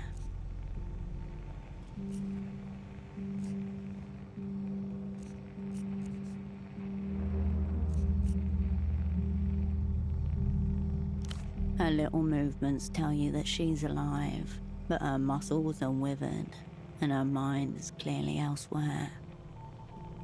You put your hand on her shoulder and shake, gently. She doesn't respond to your touch.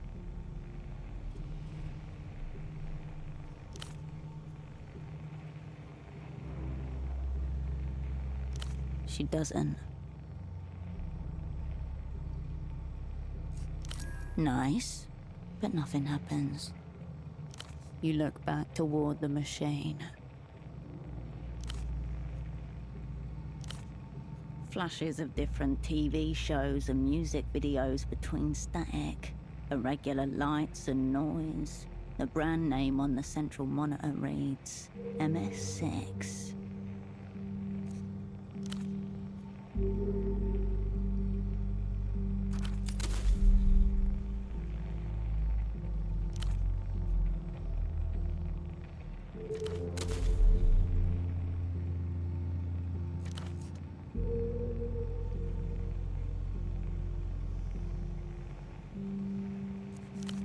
She whimpers softly. Her voice is hoarse and frail. You begin to isolate sections of the jumble. Console parts, disc players, everything you'd expect from bootlegging equipment. Septimus must know a safe way to get her out of this thing. Fuck her boyfriend, pull the plug, get her out. The machine blinks in coy invitation. The monitors buzz and you turn away.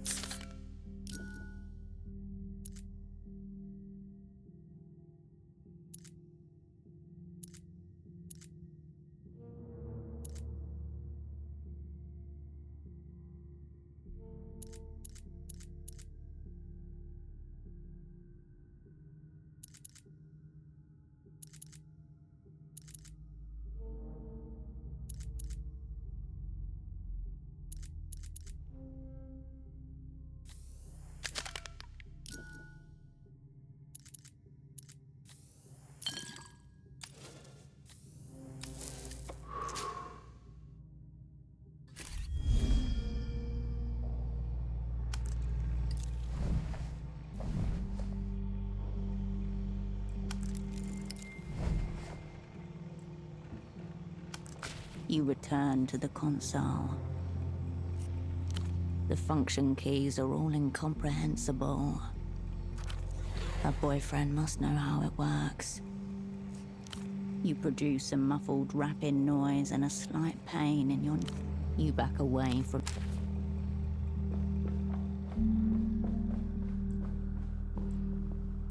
What now?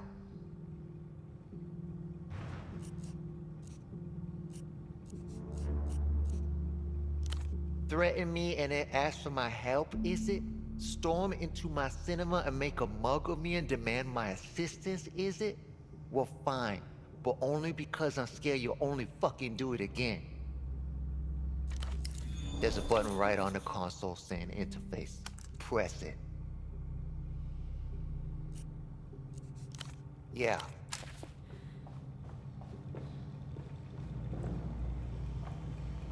You return to the console. You scan the machine until you see the button, right in the center of the console. It's worn in the middle. Letters fade into black. The other keys still look new.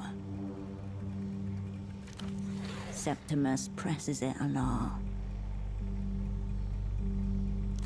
Subject, system.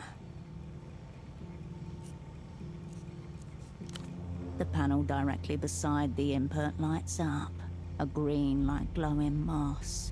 Words appear, letter by letter. HEYS, WHATS, UP. The screen flashes. A long pause.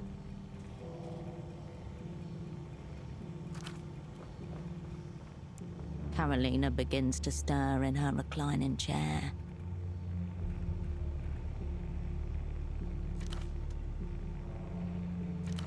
She blinks, rubbing her eyes.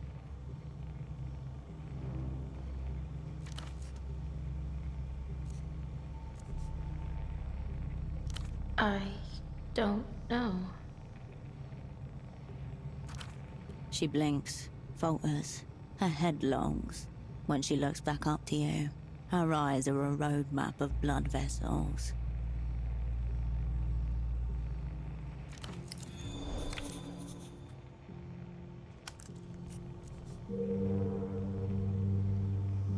How long since? What happened? Wonderful. She's so over the crew falling apart and getting tortured that she doesn't even remember.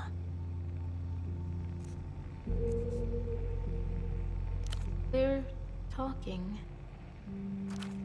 Her attention wanders back towards the screens, back to you. What were you saying? A crease grows between her eyebrows. She blinks slowly. She doesn't remember.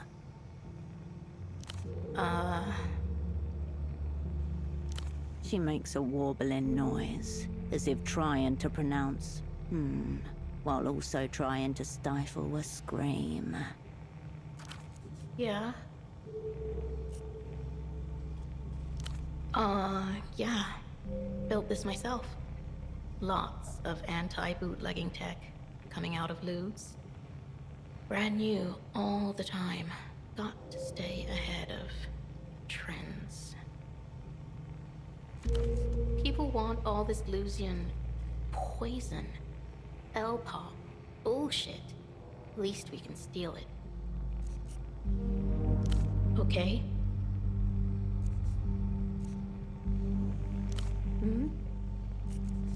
Okay? No. Not killing. It's nice. Why did you bring me awake? You want something?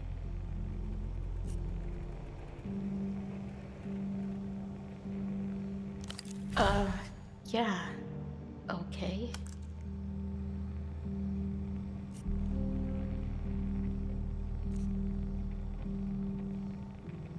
No. This is my bootlegging gear. Work stuff. I built it. It's nice. She strokes the headset a few times to demonstrate.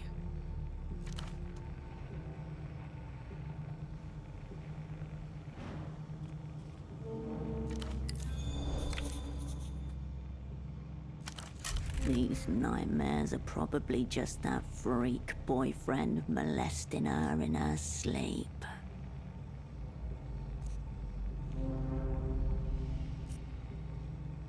She isn't listening. Her eyes roll toward a point in the middle of her face. Her lips move as if she's soundlessly repeating a conversation to herself. She looks at you. Oh, hey, Hirsch. What's up? She spends her whole life half-conscious in this chair. She needs real sleep. Kindred is unrecruitable in this condition.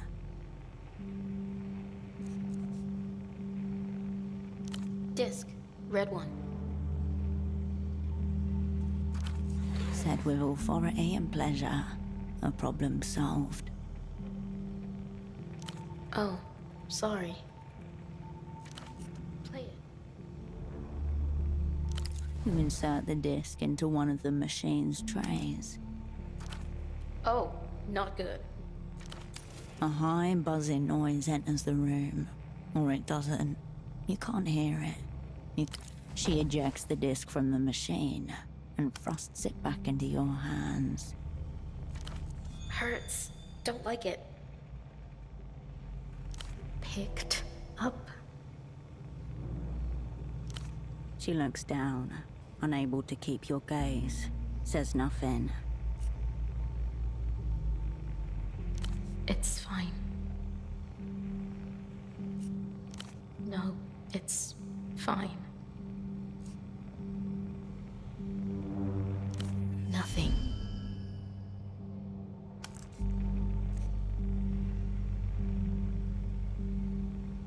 She shakes her head frantically. I don't need help. I'm fine. It was whatever. They just asked me. Her expression cracks, breaks, splits at the seams. I used to have this nightmare. The interrogation. Playing over and over again. No more sleep. No more nightmare. The enemy have constructed an outpost within this young revolutionary's mind. No, Hirsch, I can't. Help the poor thing confront this nightmare. It's killing her.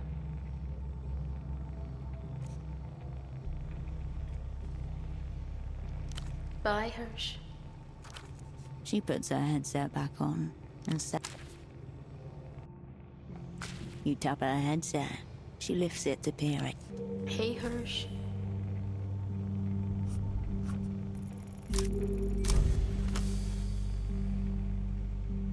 More than any of your other assets, Carolina dreamed of becoming an operant. She was too young back then, but not anymore. Take her seriously. You did? No. I'm so sorry. But you didn't tell, right? No. Something in her breaks. You see it snap. She bares her teeth. Tears flow.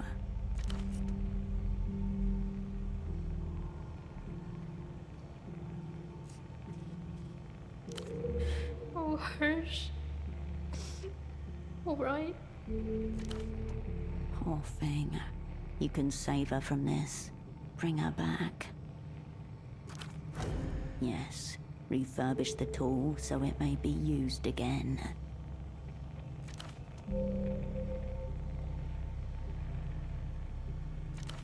Other headset's over there. You just have to put it on. I'll make the machine put me to sleep for a few minutes. You wear the headset. You see what I dream. No.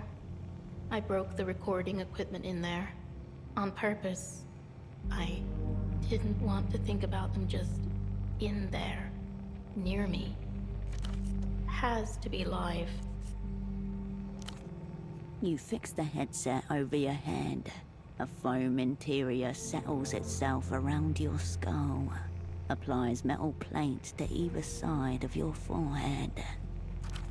You hear birdsong, footsteps, a man's voice. You see a cosmonaut suit, posed and fused to a base. A figurine. The images collapse, fall on top of each other. Carolina's voice screaming, as if it were coming from your own mouth. Then nothing.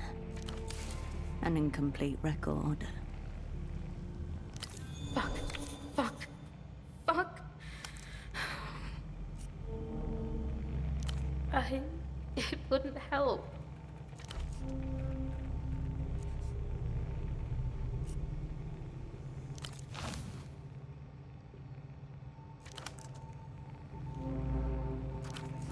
Tortured in the back of a pet shop. Fucking hell. It's fine. I had it with me when they picked me up. It was?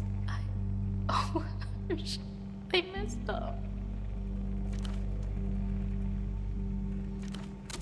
Unclear. Insufficient search terms.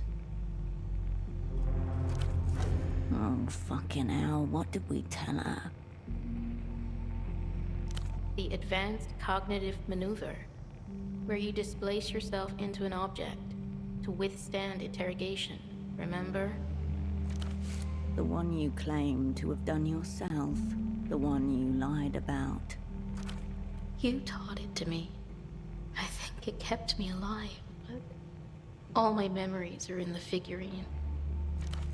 Again, the Opera has no record of any operant successfully performing this maneuver, let alone Cascade.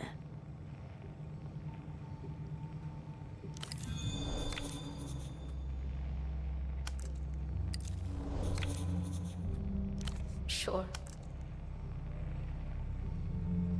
Not really. I don't know. I used to think it might help, but then I built the machine. I don't know. I'll be here.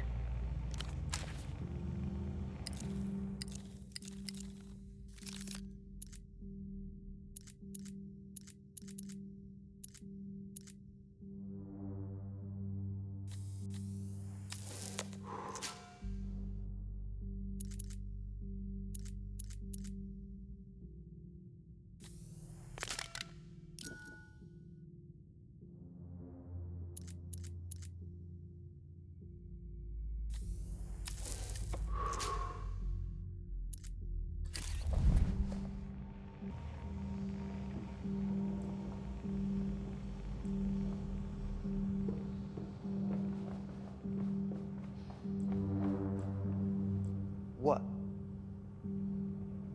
I fucking told you. See what the fuck you did to her.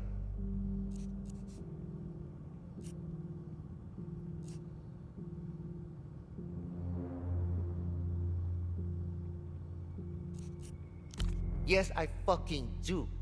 She won't tell me the whole story, but I can figure out enough to know it's your fault. I'm letting you back here because I know she'd want me to. And I'm not gonna lie and say I'm not fucking curious. But if you hurt her, I am going full fucking uncle mode on you. Remember that. Yeah, I got 12 uncles, all dad's general. They knew how to fuck tiger pussy. They knew how to fuck people up. Calling it an operation? That's balaclava bullshit.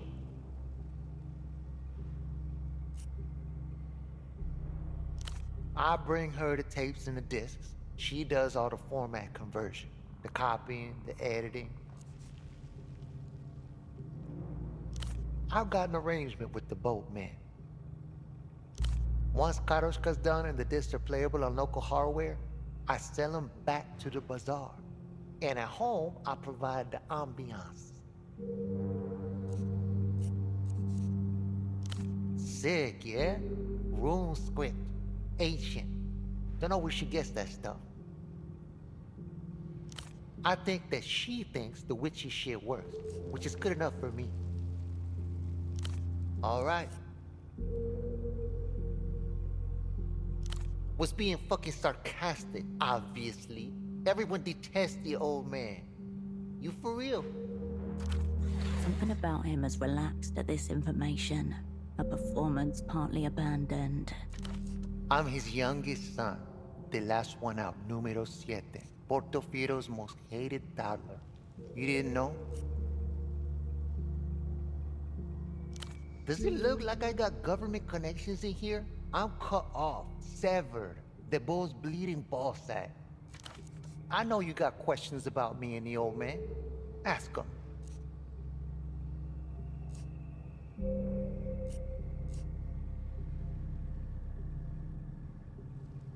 It goes like this.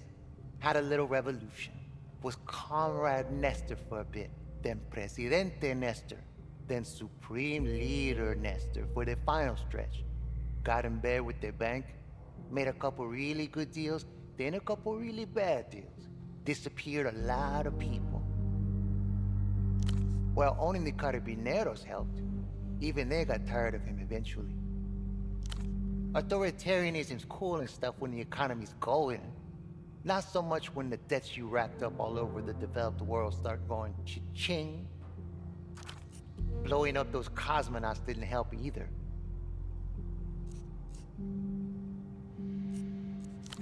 Project Autonomia, Dad's big legacy. Supposed to be his fuck you, look at me to the rest of the world. Instead, he got fucked, big time. Old silos still on the Pito tract. Massive hole in the ground. Giant metaphor for the whole Nestorismo experience. You get me? I'm not hiding him back there, if that's what you mean. I don't know where he is. Dead, if you believe the streets. It is what it is. What are you, Porto? Yeah.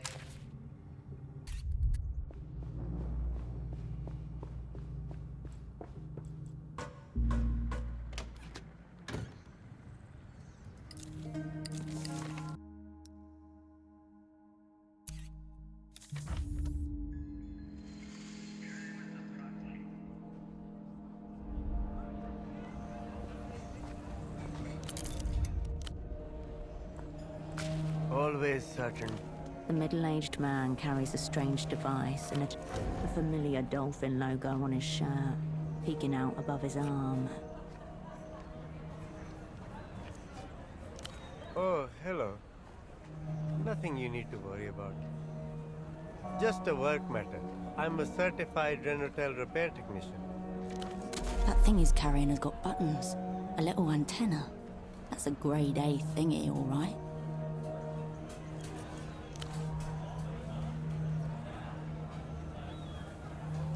Lots of things. Primarily, it picks up wireless networks, radio frequencies, and electrical signals so you can track their source.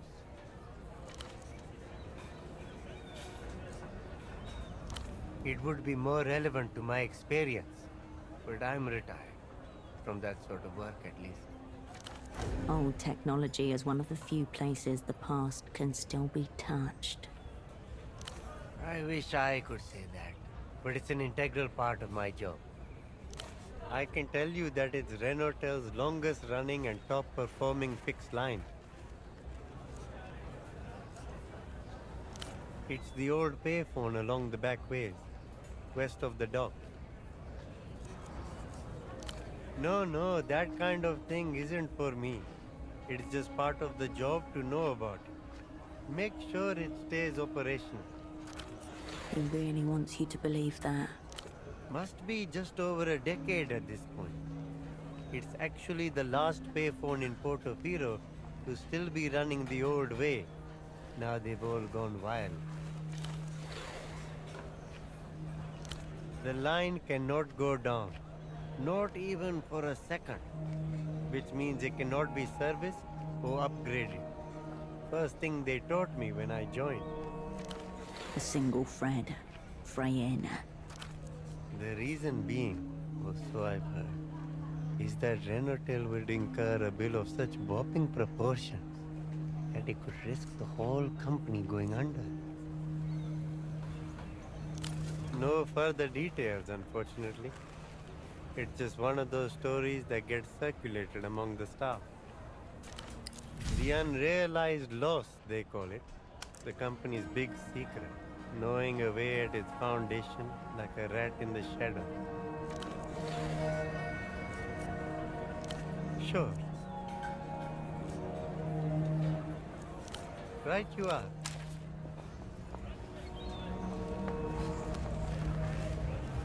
Hey, wasn't it you running around here causing chaos before? Anonymity is your most precious asset. Salvage what you can of its ruin. Oh. Okay. Unconvinced. Unbothered. While you're here, can you take a look at this? The young woman turns from a store of party wigs and beaded necklaces to thrust a photograph under your nose. A hooded burrow, she the mouse within. The photograph shows a robust man well into his 60s. He is unremarkable save his eyes, which are magnified to comedic proportions by the thick lens spectacles in front of him. Have you seen him before? No, but you've seen those glasses. What? What were they doing there?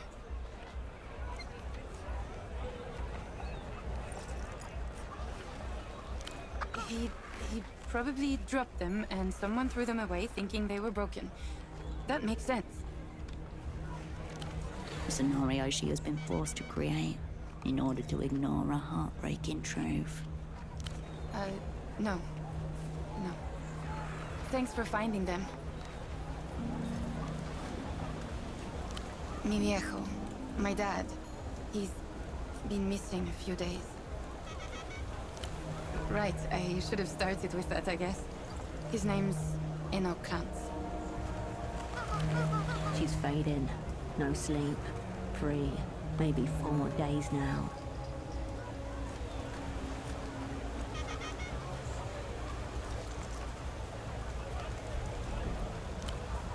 He's kind of forgetful sometimes. Not a lot, but I'm just worried. I told him watching too much TV was making him crazy. She raises her hand to bite her nails. A new habit. They're bleeding. No, I mean, that's the most likely scenario, right? Ugh, this is kind of embarrassing. Embarrassment isn't the problem. A much darker feeling is trying to claw its way into our consciousness. My dad developed this insane theory about the payphone to the western exit of the bazaar. Hold on, operant. This is the phone Yana mentioned. The one even you now know is tapped. Dad thought certain words said into the right phone gets your attention from the wrong people. He was convinced Emter was behind it all. Dad and his friend Gilmar were big into conspiracies. They were obsessed with the reality situation. They really bought all that stuff.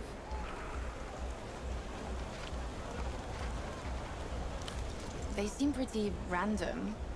Cousins, moon, reunion. On their own, sure. Together? Gibberish. His friend Gilmar called him from that phone after he'd spent the night following around some Emter guys. They were both big into the conspiracy stuff. He'd overheard something and was explaining it when the call just cut off. My dad went by his house the next day, but Gilmar wasn't there. Yeah. He looked for Gilmar for 2 weeks. Reported him missing to the GMs. Nothing. Bagman did an episode on them, and so Gilmar started following random people, thinking they were from the bank. Not long after, he roped my dad into it.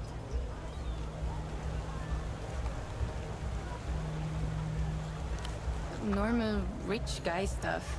Hitting up the bars and shouting abuse at the local drunks. And then they disappeared into penthouses where they couldn't be followed. Viejo did, but Gilmar stayed out. And then he called my dad around 2 in the morning. He'd overheard something and was explaining it when the call just cut off.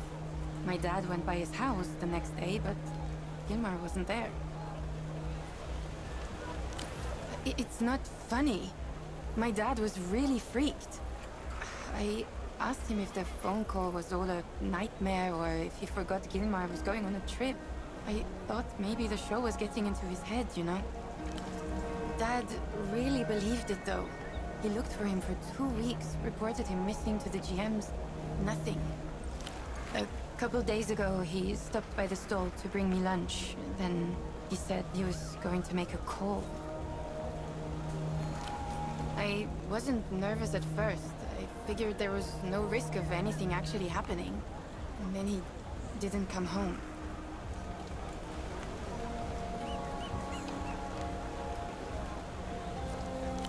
Yeah.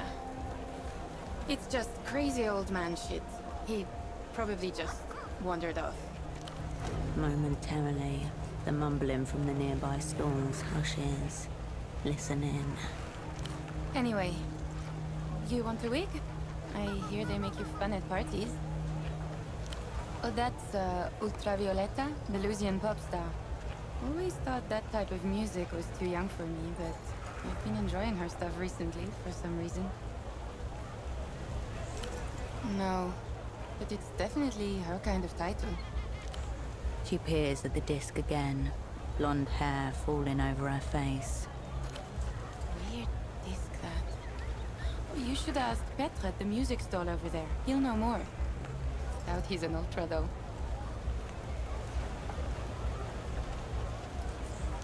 Wig topiary, plastic tiaras, novelty sunglasses. A burst of colours and textures vying for your attention. All of them losing. Behind it all, you see an oddly familiar shape. The tailored shoulders, the sharp collar. The shape is robust and clean, with an architectural asymmetry, like a knife. A cape, but nothing like the other costume pieces around it. What?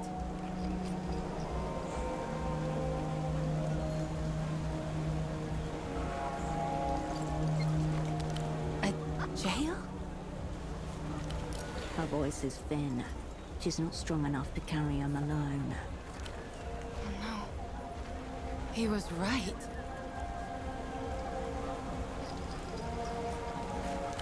Did you see anything else? Anything at all?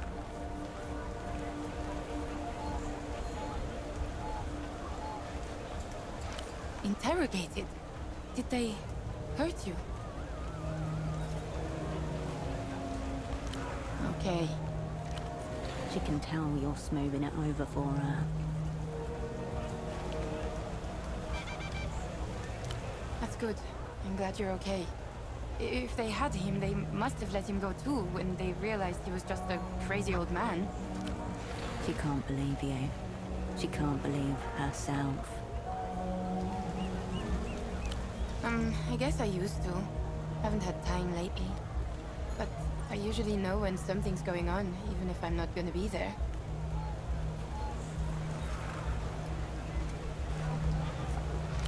Dead. Still a few maggots writhing around in the corpse, maybe, but looking at them just makes you sadder, you know? 10 or 15 years ago, there were feedback parties in the backways. Anyone who played loud enough could jam. You'd hear the distortion 3 canals away. Feedback parties.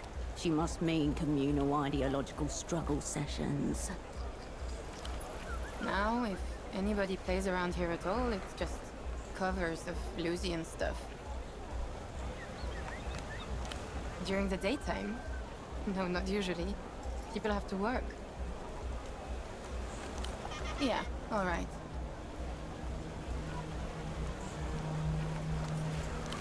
Thanks for stuff.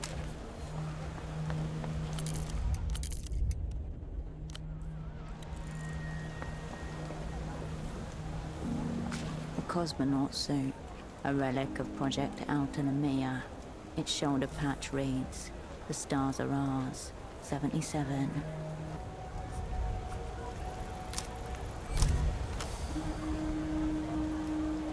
A classroom with a buffed blue floor and white fiberboard tiling.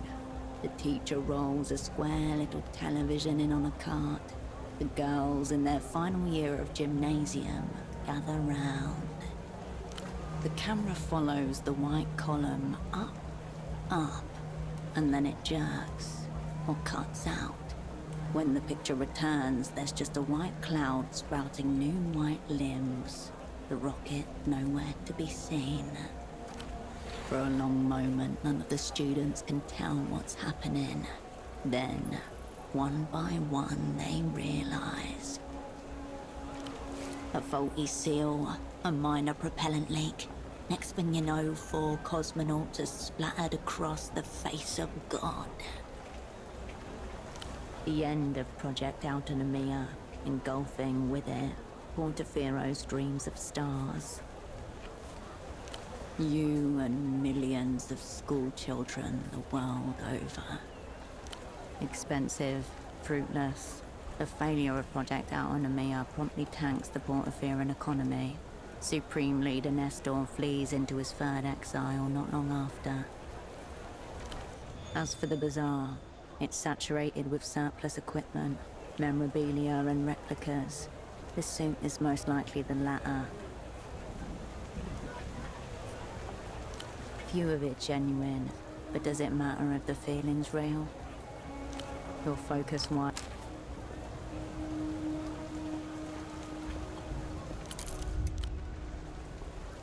Especially good pieces today. Many. The old woman glances at you before returning to her magazine. Its pages alive in the wind. The magazine is innately anti-proletariat, a glossy perversion of the humble pamphlet.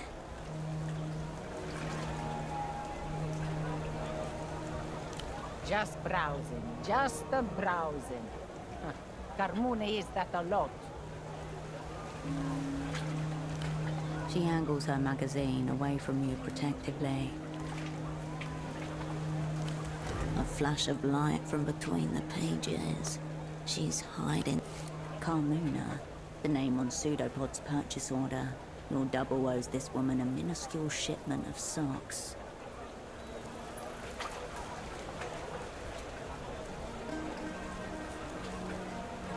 Quiet, menina. Does Carmuna blurt your business? Who are you anyway? She ruffles the magazine angrily, then looks up at something behind you. Fear in her eyes, like you're being watched.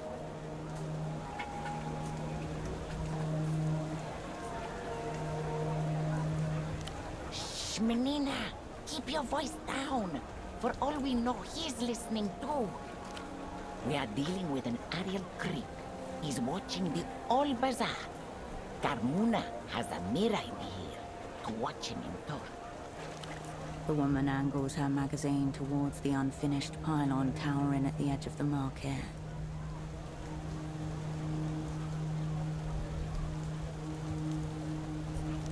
Many good funeral clothes on the rack if you want to ensure you go out with dignity, menina. But no, he is there every day and never jumping. Used to give him what for whenever we made eye contact, but he was unmoved. Very suspicious. Her movements are fitful and tremulous. The arched back suggests a lifetime spent on her feet, contorted over something. He is creeping, keeping watch on behalf of Polaris Nozu, monitoring our ways, spying our comings and goings. Be careful, menina. Don't mention Carmuna. Go through that gate just south of here and keep going down. You'll get to it. Take a look through the rack over there. No lice, no rips, no patches. Carmuna sees this magazine. Locked? Well, go around. Up the stairs, then to your left, and down through the docks.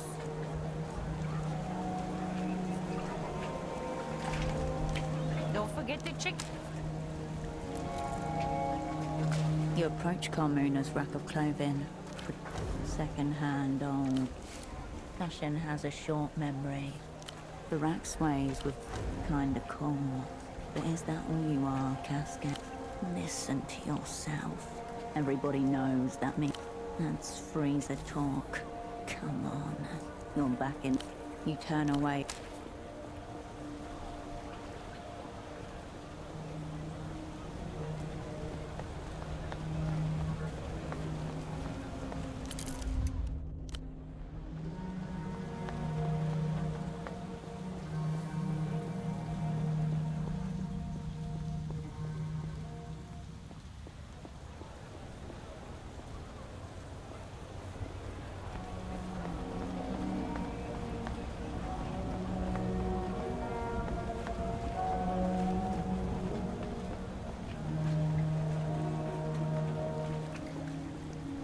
The gate stands before you, still locked.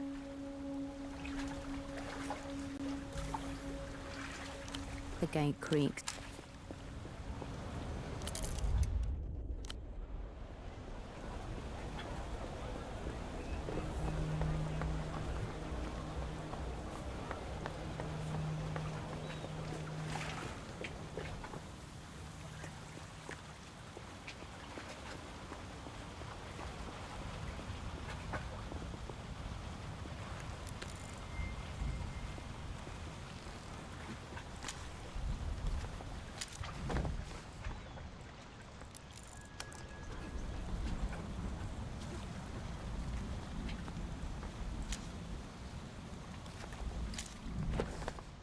The gate stands before you. The gate creaks.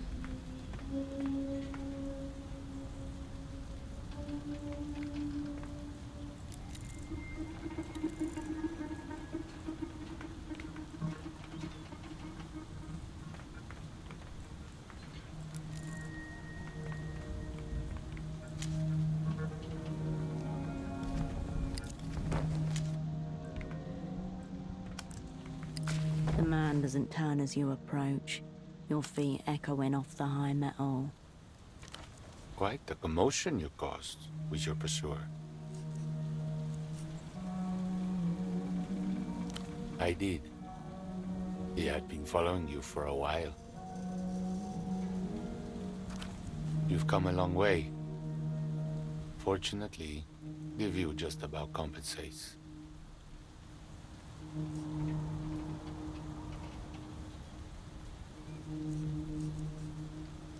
I'm being punished. My employer has placed me in an impossible position.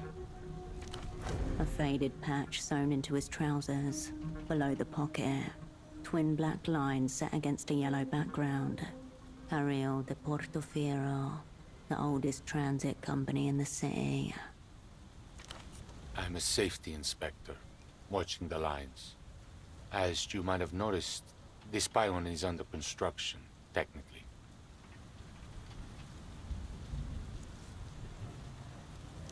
It's my role to ensure the lines and pylons are all built according to code. And this line, Line 9, will never be finished. Where to start? This pylon's angle deviated more than expected as the concrete set. Hazardous near water. Shouldn't have skimped on materials. Then there are the clearance issues.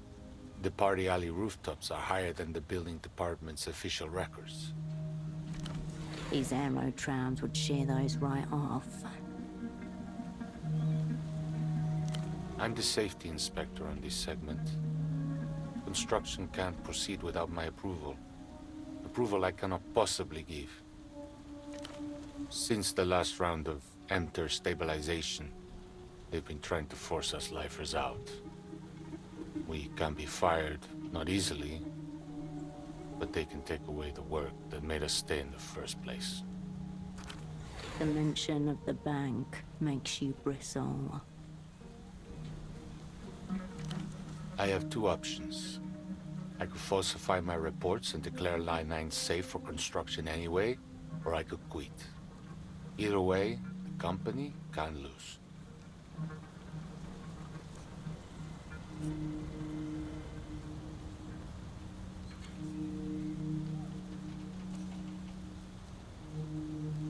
What else is left to do? Fortunately, this spot lends itself to reflection. Contemplating my punishment helped me see how to live with it. The question is, can you live with your own?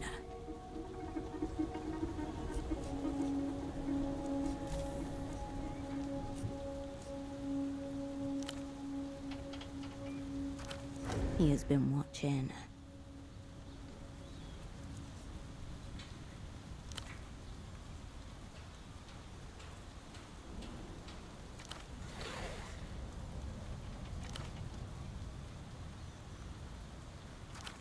No harm in testing him, just a bit.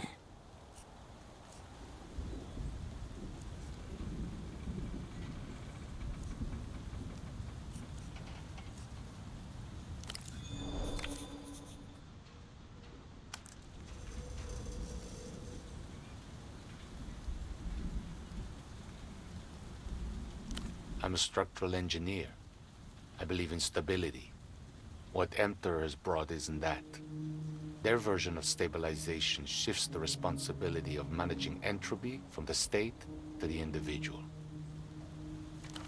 Human existence always carries entropy with it. That's inherent in the system. Social insurance, pensions, fair wages, these are measures against the entropy of living. They're also expensive. Behind the abstractions, an unopened envelope rests on a countertop. The words, "Final Notice," stamped across its front. No one's required to respect a system that oppresses and steals from them. He glances down. The world spins slowly. There's entropy in all systems. No living thing can avoid it entirely.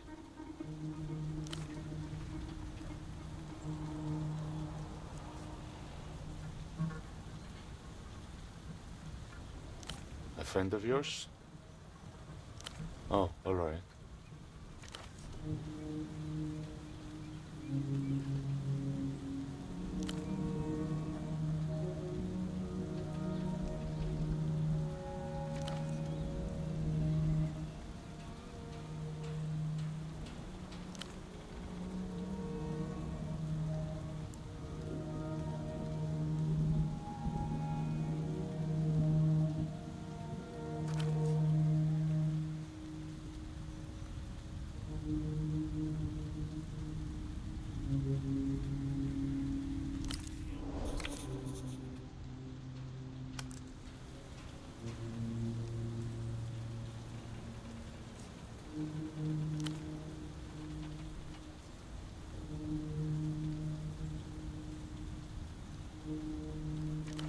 This man's punishment may be of his own making.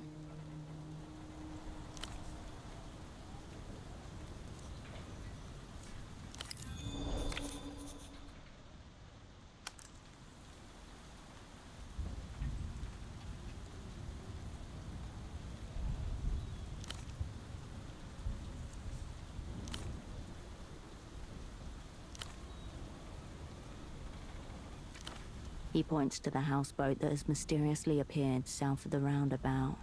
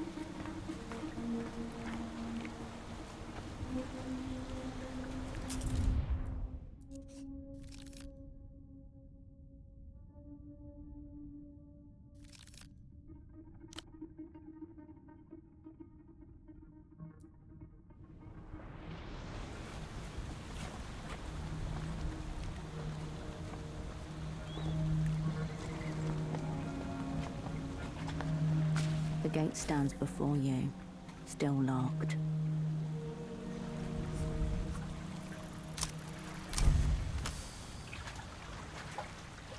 Take the chain between the beak of our tool and crunch it dead. The chain resists, trembles, then collapses in a jangling heap at your feet. Regards from the gang. The metal creaks and gives way. The chain lies bleeding out on the cobblestones. In another life, it would have been a serpent.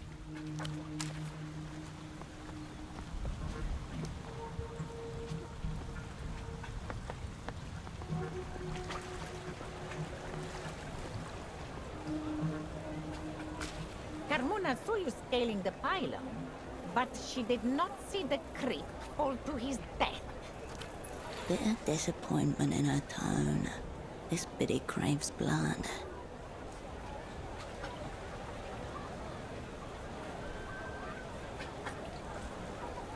Ah, a regular pervert after all. A repulsive, yes. But it's his own business. Carmona would not take comfort in that. Here. Some comfort in return.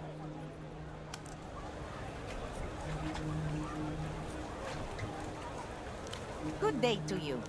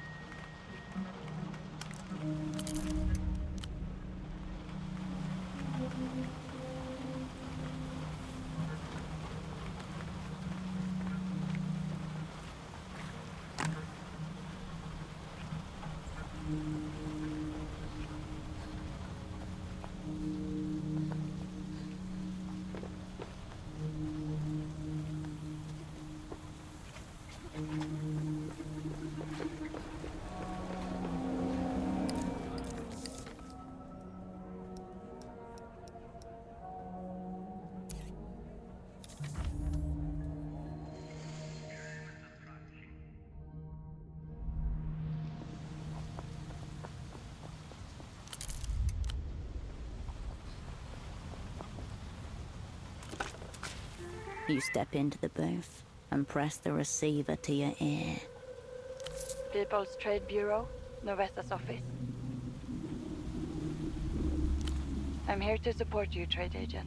What do you need? Trade agent, not Cascade. A verbal reminder that not everything should be discussed openly on a public payphone. Trouble with the bank. Unsurprising.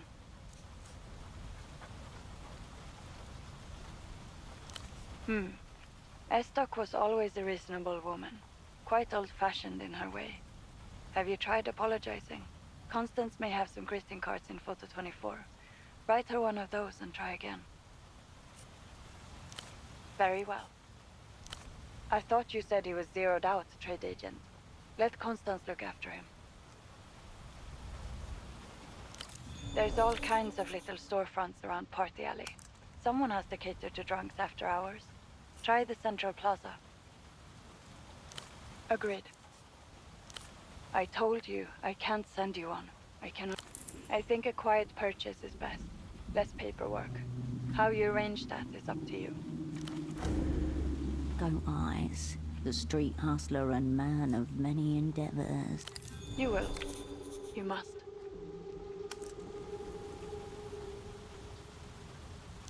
Trade agent, you should only attempt to build your own tool as a last resort.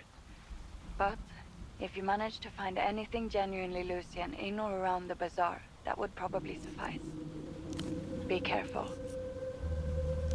I don't have any individual profiles to hand, but liberals are all basically the same. Ask away. There's a high-end tailor in Party Alley. If you can afford him, he should be able to help. Remember, they've been trained to have utter contempt for those beneath them, and absolute terror of those above. Convince him you're above his station and he'll melt. You'll find a way through. Until next time. The receiver clicks back into place. Hello. Hello and welcome. A joke, obviously. This show would never solicit personal information from you, unlike the government, priests, and talking animals in your dreams. Remember, people, you don't have to answer. The animal zone has long been compromised, comrade. I had an undercover back mongoose keeping watch all along. They have non-retractile claws, reality's ultimate assassins. Indeed, anyone still laboring under the illusion that this is a free city is encouraged to take a swim or a boat out to the 3.3-kilometer mark, where that vessel orbits, and you'll see exactly how free we are. It's a patrol boat, in short.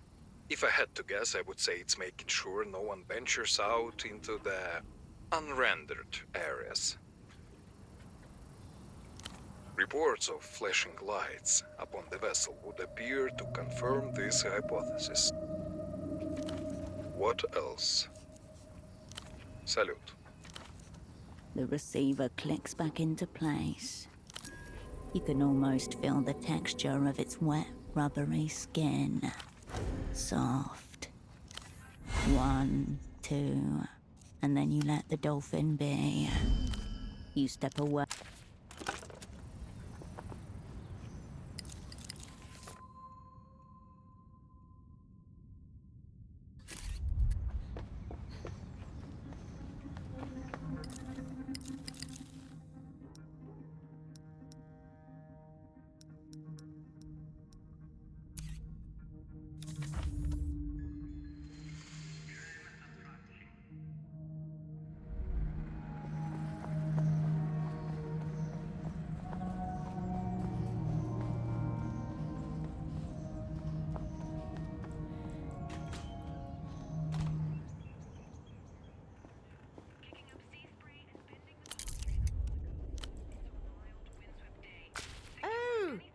Hello, operant. She doesn't seem to have been expecting you. Strange smell about her. Chemical. You remember it from somewhere. How may I support you this fine day?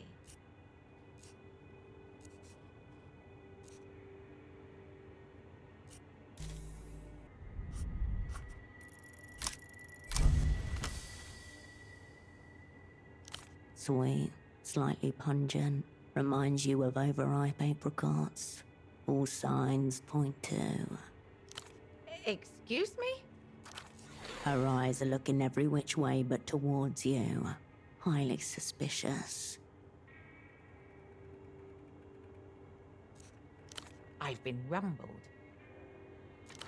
She produces a small brown glass bottle and sets it on the counter.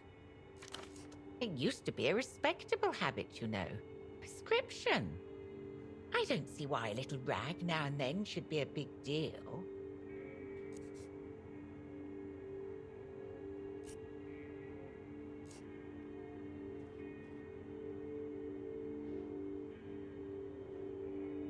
All the same, it's terribly unprofessional.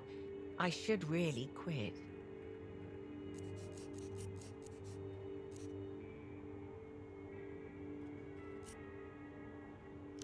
Yes. Something for you in the tray. Very well. Ooh, how bad is it?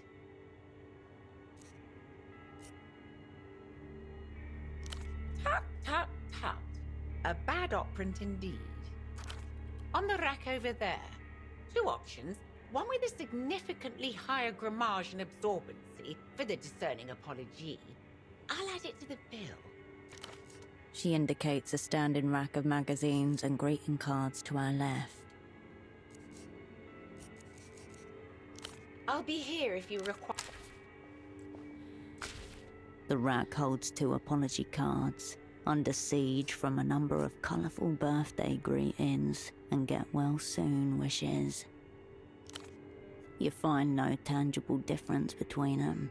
One's as good as the other. Shocking, isn't it? That anyone would choose the lower quality paper, I mean. You can really feel the contrition in the superior card. The grammage basically apologizes for you. Grammage?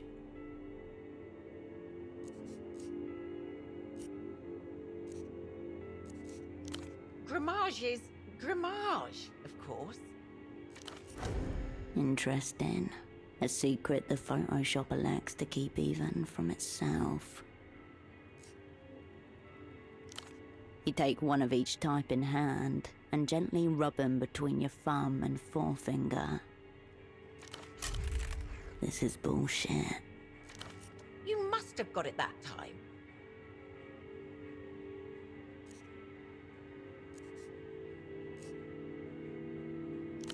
I'm sure you'll figure it out, Cascade.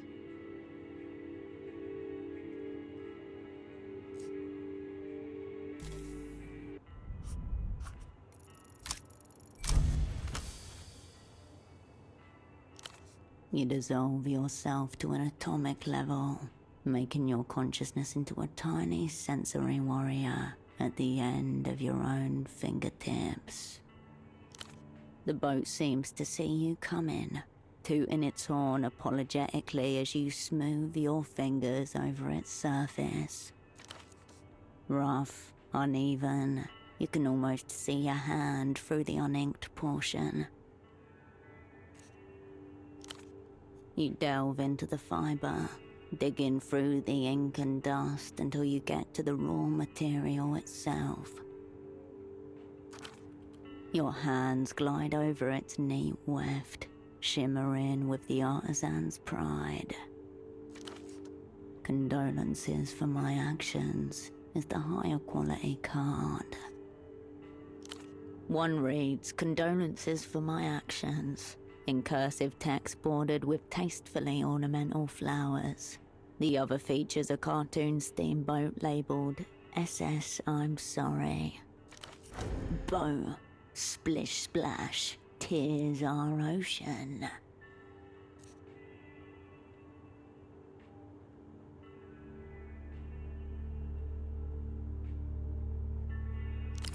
You take the card from the shelf. The photo lady's expression is unreadable as you turn from the rack. I suppose you'll be taking it upstairs to write your apology. Proper remorse requires a flat surface and a stable hand.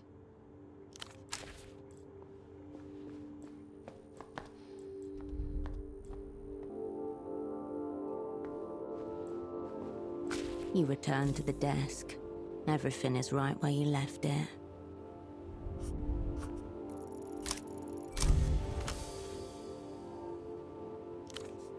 page welcomes you. A white plane of possibility. You have a lot of ground to cover here. But you can do it. You can mean it. You thought she was boring, professional, well-behaved. She didn't fit into your idea of what you wanted from your sick crew, and so you ignored her. You overlooked her achievements, disregarded her input.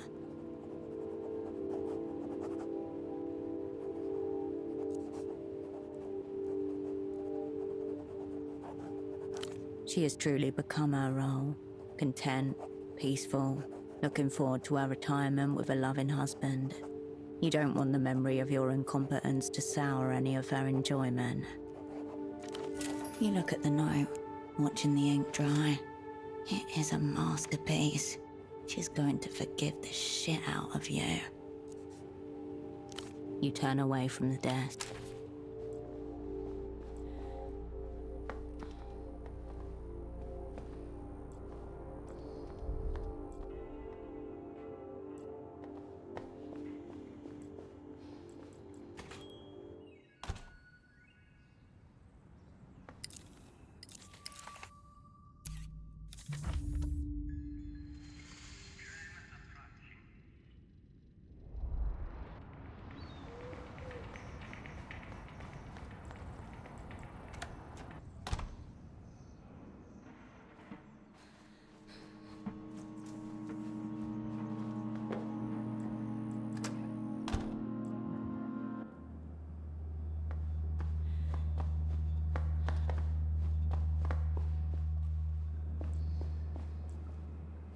Back for more sodium pentothal?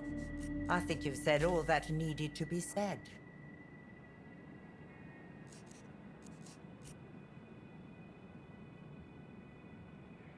Oh, Herschel. This is an unexpected and thoughtful gesture, if a little late. And while it doesn't make everything okay, it certainly helps. Thank you, Herschel.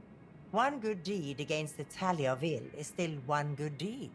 And on such lovely, high-quality paper, too. What did you call us? Your whole sick crew? What about it? She shakes her head, slowly. It's a wonder he made it past 40 the way he lived. But I'm guessing it wasn't the drugs that took him in the end. Who was it? Could have been anyone who killed him, she means. You are following him to the grave, then? No, of course not. I never even heard from him when we actually worked together.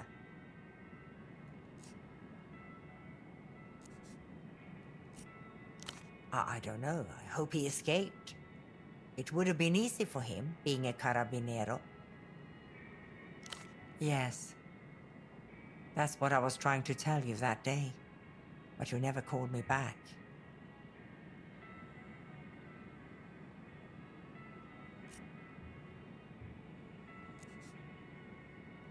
She nods, looks down.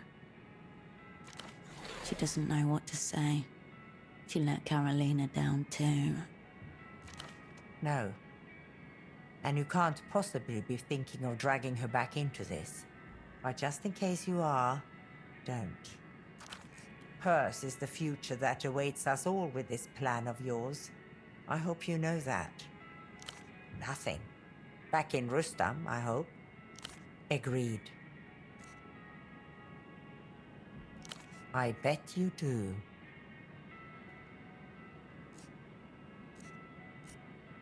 I do not think of Frederick, the junior negotiator.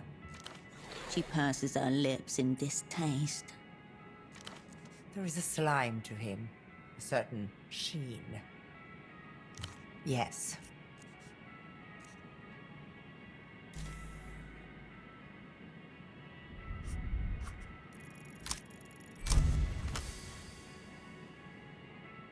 Aim at directly the root of her ideological treachery. Her love for this so-called Pascal. Her eyes deaden as she takes in what you've said. You bitch, Herschel. He has nothing to do with this. Nothing. You wouldn't. Riled, yet not convinced. Keep pushing. Make her believe you're capable of this. You are.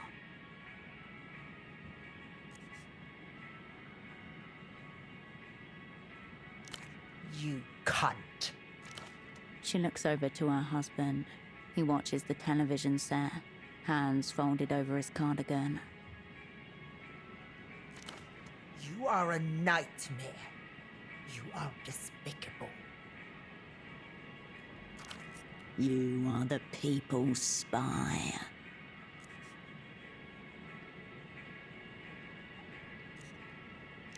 It's how you made it. I will make the call for you tonight. Wait for the contact from a negotiator. It will come.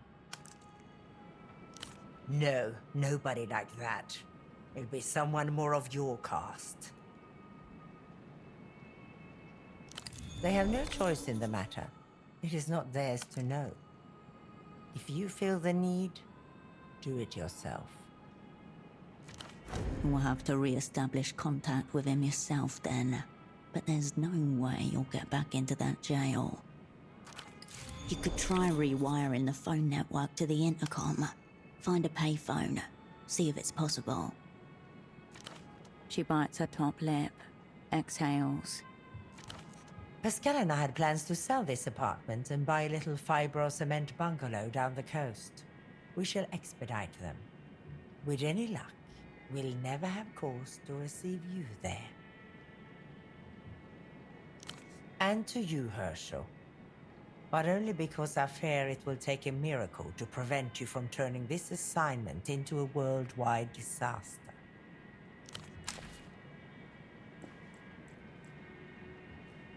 Sitting atop a pile of yellowing newspapers and dog-eared crossword magazines is a large plastic cup with a colourful wolf figure on the lid. He holds a long pipe in one languid paw. Pascal grins at you.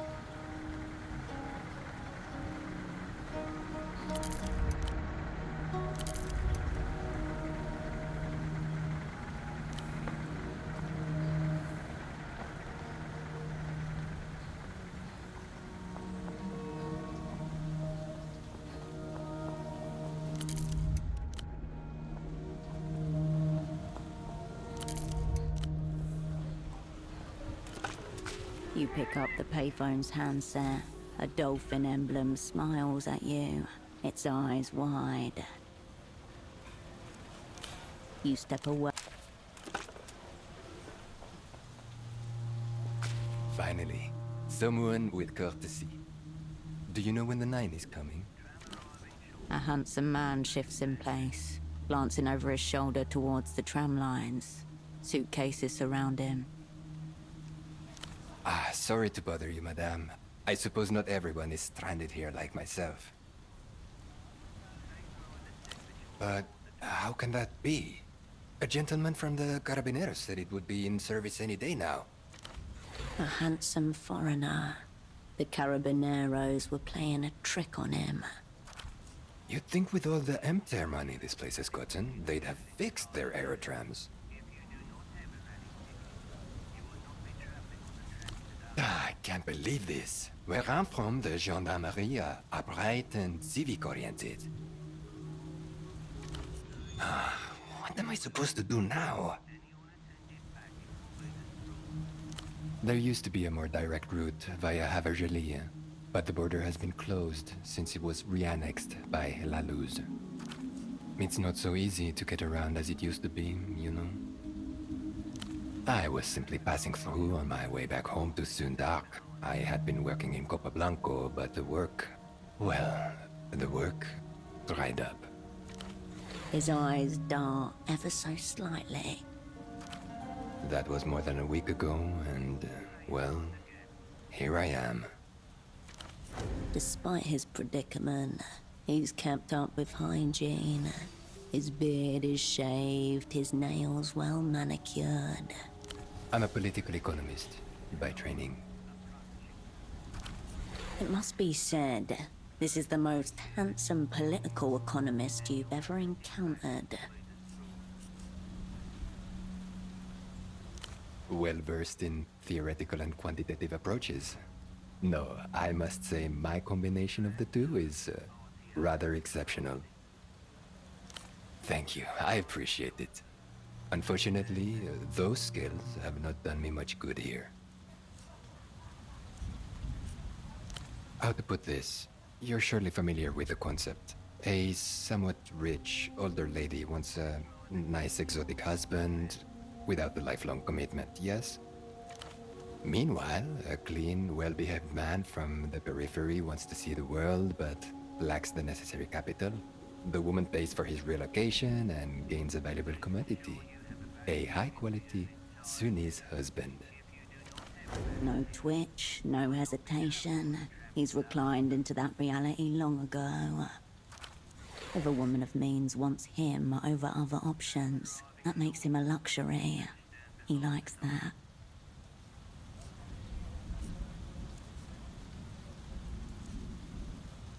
Right, of course.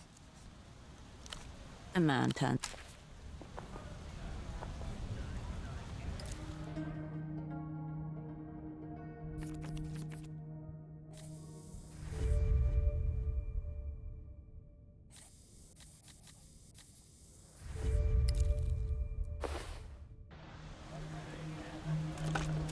You pick up the payphone's handset. A dolphin emblem smiles at you.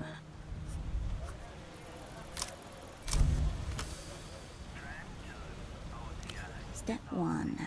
Take the casing off the front housing with your screwdriver. After unscrewing the fastenings at each corner of the housing, you tug at the plastic until it reluctantly comes away. Underneath sprawls a mini-city of metal prongs and board-mounted circuitry. Step 2. Spin the dial on the right until you find the intercom frequency. Crackling electronic waves break against an melodic shore. The occasional snippet from a conversation breaks up the rhythm, a word at a time. A relay of chatter, invisible poetry that travels above and between the walking heads of the city. As you turn the dial, one word you hear makes you instinctively stop and listen to the rest of the sentence.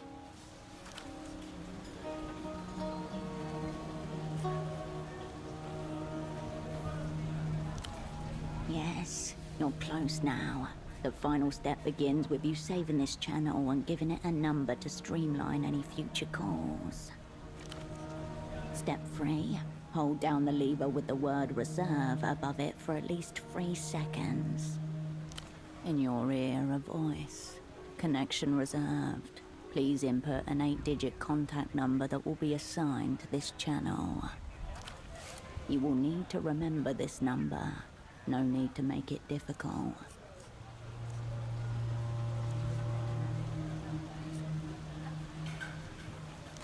That number is already taken, says the voice. Please input an 8-digit contact number. It is, however, are only 6 digits. Please input an 8-digit contact number that will be assigned to this channel. Number accepted, says the voice on the phone. Please hold for connection. Yes, what do you... Wait. Who's there? I can't see you. Or have my eyes at last renounced their function? Ah, it's you. I was sure you were dead.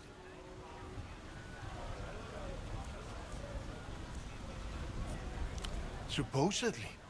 And you contrived some way to speak to me through this little box. Very well. What do you want? It might be. Though under the circumstances, I'd say poor Dante is more appropriate. Ah, what relief. You've set an old man's mind at ease. But now I'm curious what you intend to do with them. Does that mean you've decided to help me get out of this place? Joy. Denlev has some feet to raise me up from my despair. What's the price? I suspected as much, of course. But tell me, why does your opera want to kill the Lucian Minister of Mass Culture?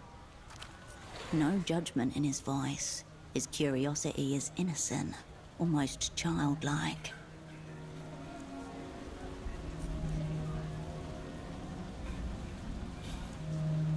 Of course. A heartwarming tale of regeneration through violence. We may make a fascist of you yet. So I'm to play the traitor's theme. Help a gang of communist thugs assassinate my friend and master, all to disrupt our brilliant march toward the final society. The line hums. Dank water drips. Sure, nameless one. No problem.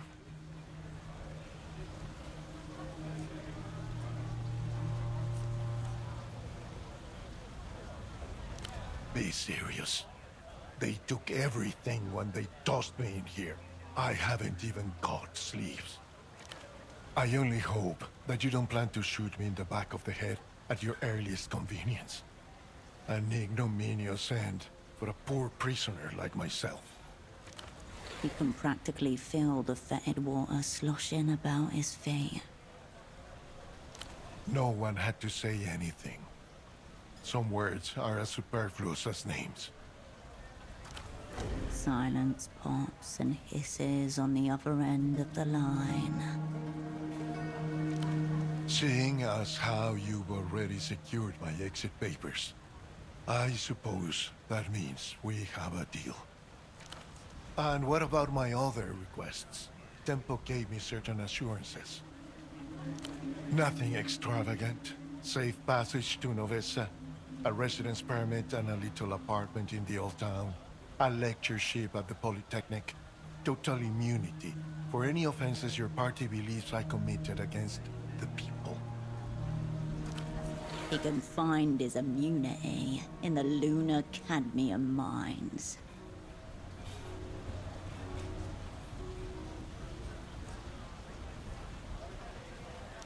Really? Not even the little apartment in Old Town. I was told the roof would have that beautiful red tile. A romantic image drawn from postcards issued by the Tourism Bureau. I suppose I sound ungrateful. Well, I'll await your word. See, I was true to my word. What do you make of our techno-glories? No, not copies. Imprints. The difference is subtle and vast.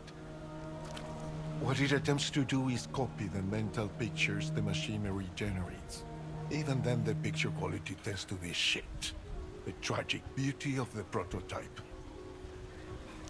Begin with the memory. The more formative, the better. What the device does is transfer that memory from the user to the subject, making the subject believe the memory is their own. Of course, under normal circumstances, the mind would simply reject this false memory, the same way the body might reject a foreign organ. All transformation is violent. Don't be squishy. Naturally, the process works best on catatonics and simpletons.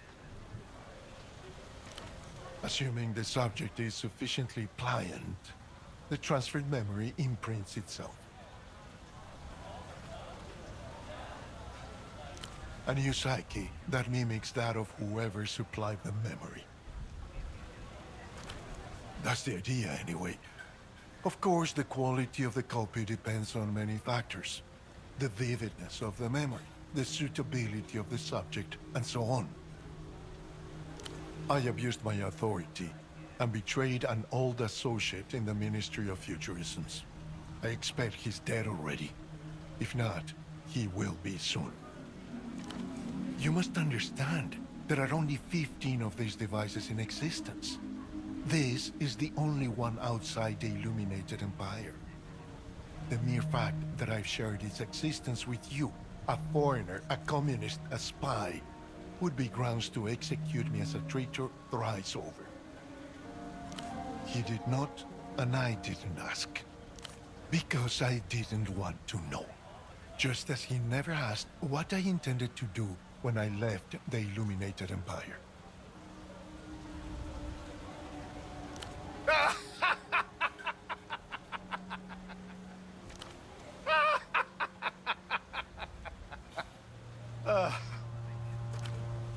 That's an excellent question. A dry, barking laugh. It reverberates off the walls of the cell and back into the receiver. I'm at your disposal.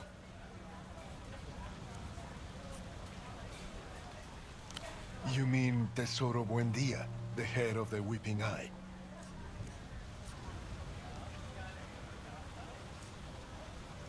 Cruel, intelligent, but also somehow unimaginative. He's addicted to cartomancy, I heard. A ludicrous habit for the head of our secret police, beholden to the turn of a card. But here we are. They represent different ministries with different prerogatives. Tesoro and his goons still look at the world in terms of possessions and the tonnage of aircraft carriers. He's one of the most rabid proponents of Reunion. A cleavage you do well to remember. There may be something to exploit here. Facundo and the Ministry of Mass Culture, however, take a different view.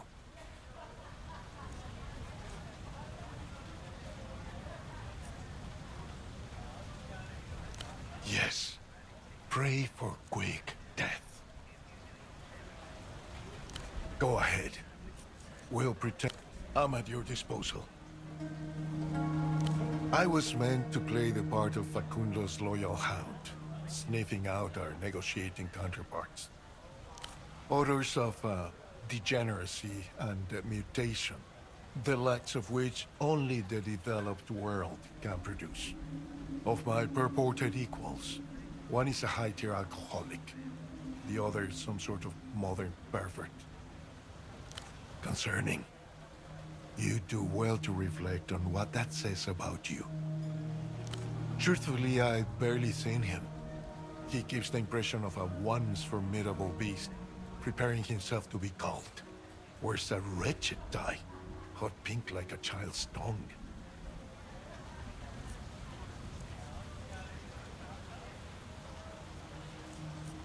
I couldn't say. Perhaps he's in a secret Lucian jail, and our superiors are negotiating our exchange this instant. But let's say no more about my counterparts. Just thinking of them makes me ill to my stomach.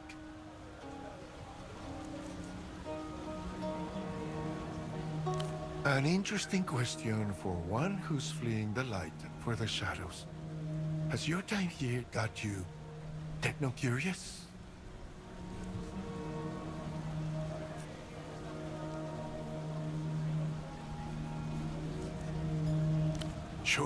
Sure. We'll keep it professional. Nothing your superiors would feel compelled to record for your inevitable denunciation. Of course. There's no denunciation like self-denunciation. A long, long time ago, there was a clever man whose name has been scraped from the Universal Registry. That's why everyone calls him Anonimo. Now, our hero came to understand that history as we knew it was coming to an end. He could not say when or why, but he foresaw it before anybody else. This clever man advised the Emperor that the end of history will require a final subject, one that could only be fashioned by a final society. It's going to be oh so great. Here, the last vestiges of the individual dissolve in a suspension of horrible wonders. They say history is the only true consciousness, the great pulsating body of humanity longing on a mass scale. Divorced from that, it's nothing but a dim bulb flickering in a water closet. Discreet, pointless, smelling vaguely of urine. Not your fault. It's the suicidal age you've been brought up in. When true progress is impossible, the mind becomes ingrown.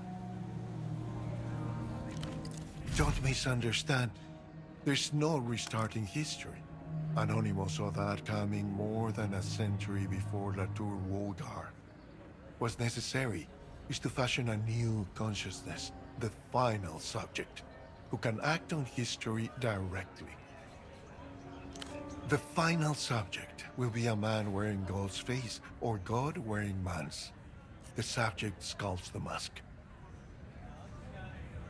All over the world, millions are getting down with the reality about the tragic state of human affairs. Of course, you can't just lead with suicide and the philosophy of history. That's what the electropop is for.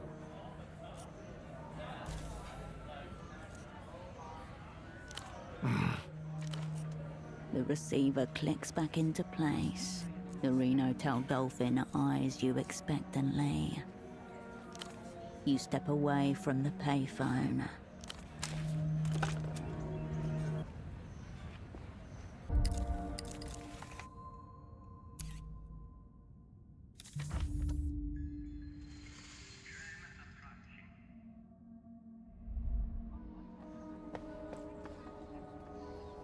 Could I ever see beyond her, only to discover more of her?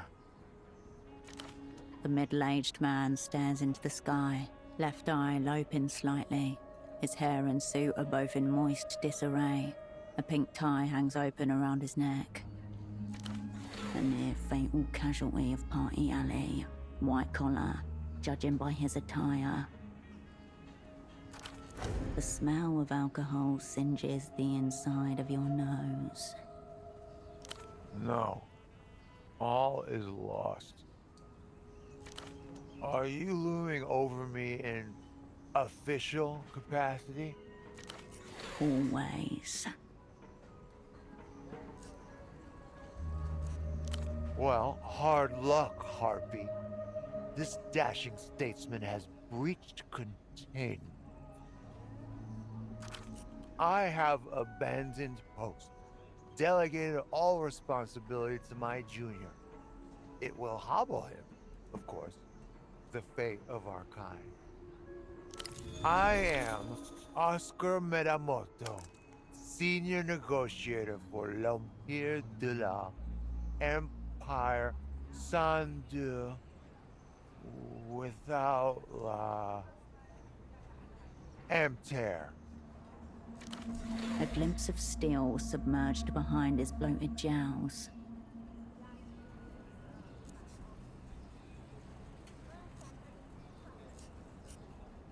I am, or was, and may yet be again. Thank you for the offer, but we are far beyond that pale. For immediate release, Oscar Metamoto is hors d'usage until he receives at least 3 apologies. The bank is always open. And always in town.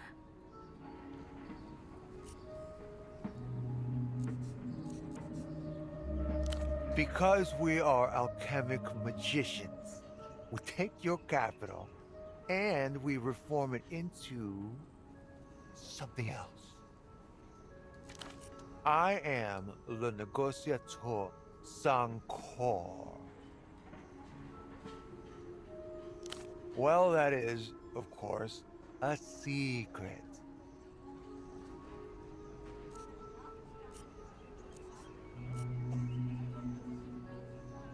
No, no, no. To commune with the prophet, you must first offer libations. I'm in the perfect state, actually. Things are just about to turn very dark. Shea Metamoto is always BYOB.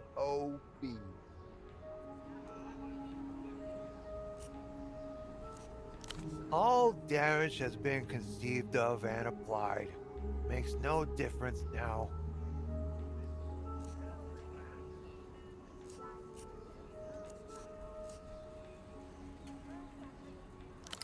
Wonderful. The senior negotiator takes the drink from you and downs it without even sitting up properly. Now, treaties and secrets. I presume you're familiar with La Tour Vulgar?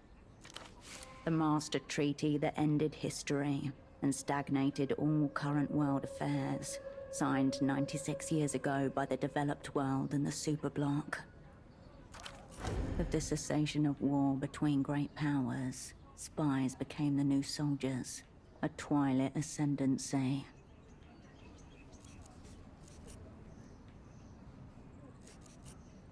I'm afraid it's not going anywhere. This secret treaty that MTER has brought to loose, it's another piece of scaffolding to prop up the decaying facade of Le Tour Vulgar. I'm sure you've noticed, La Luz have started up military action again. This Réunion campaign of theirs, imperialism with new branding. We're going to shut all that down. No more fighter jets, no more aircraft carriers, no more little annexations of former territories that end with flat-bombed capitals and bodies in craters. A free peek in the girls' changing rooms, of course. A dalliance with the developed world. Culture blockade comes down. La Luz get to hawk their wares uninhibited. Exchanging one front for another. No physical war, just a cultural one. Apparently, some tete-a-tete time with the Minister of Mass Culture himself. Although, word is, Reyes is very keen on this deal. Wants it to happen. Grand Lich confirmed and triangulated. Culture as loaded gun. I do, yes. I think it's a very good deal for the bank. Look around. Lusian culture is already among us. Bringing them into the developed world won't make that much difference. If anything, it will legitimize the culture and render it less sexy. Not ashamed to admit, I was quite moved by some of the recent electropop offerings. The cartoon wolves, too. Very covetable, strong appreciating asset. And you never know. Maybe showing them the wonders of our side of town will have a liberalizing influence on their more isolationist tendencies. At Reno's pied-à-terre, the city's true seat of power. Reno, of Reno Tel, the network of dolphin payphones, invisible courier of the city. I don't know. I don't know. Gaps in the schedule, unclear times of arrival. Oscar and Freddy are getting played, and played hard.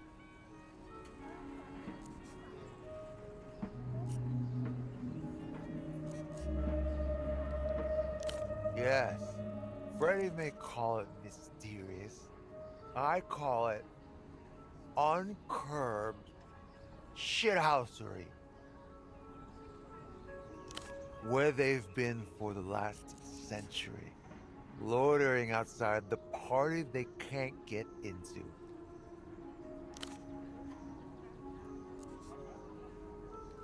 I visited an old friend. On the verge of our great triumph, we defeated ourselves. Reno, final boss of Reno Enterprises, and most famously, final boss of telephonic communication. Eons drew up his very first contracts when he was getting into private infrastructure. Bulletproof. The blood-soaked arena was Reno's apartment. Cozy little penthouse that lit tippy-top of the housing campaign. Private elevator, of course. Tunnel to Coliseum. Site of our last stand. Direct line of sight to the campaign from here. You can see all of Party Alley from its top floor.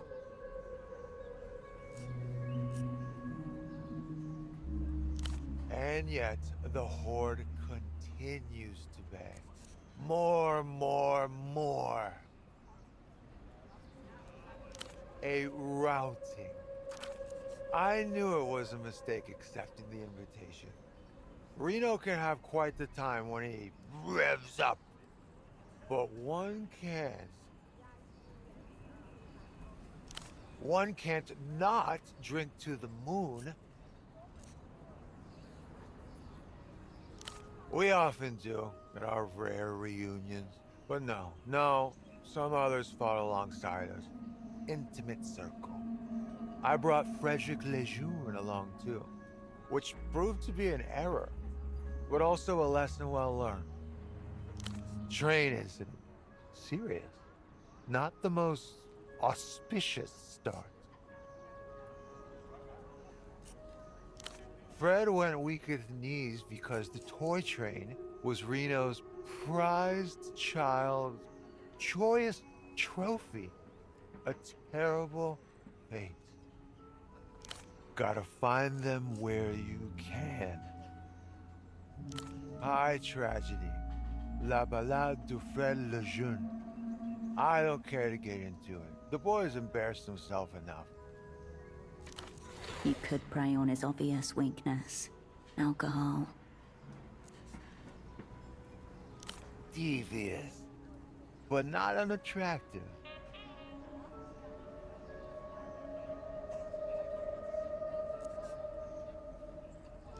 Yeah, I think I'll take it. We've made a deal, strange woman. A deal sealed and done. He throws the alcohol back down his throat, eyes open wide, staring at the sky. Metamoto is back at the table. So, yes, the little reunion we had at Reno's. The one that's rendered me gravel-bound. Fred was also in attendance. There were a handful more high rankers present too. Renoites, movers and makers, political actors, and Metamoto and his jeune. The prize train was in circulation, being shown off to a trusted few. A moment's distraction, a stray placement. Fred saunters in from the kitchen, wreathed in smiles, fails to scan the landing zone. Sits right on it. The crack splintered plastic, a gunshot through the soul. Freddy knew instantly what he'd done.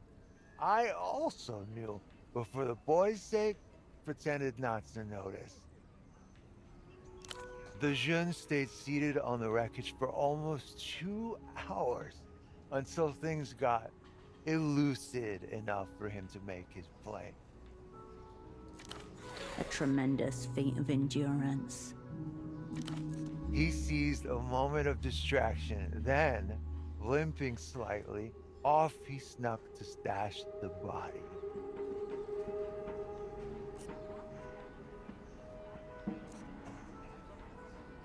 I, personally, have never before seen him disintegrate a model train, but it's not the first time he struck an own goal at a social gathering. Fred has killer instinct, robust at the table, but socially, the dial reads Dread 0. He did not. Fortuitous. Fred would have been banished from the tower immediately. But he will notice if he hasn't already.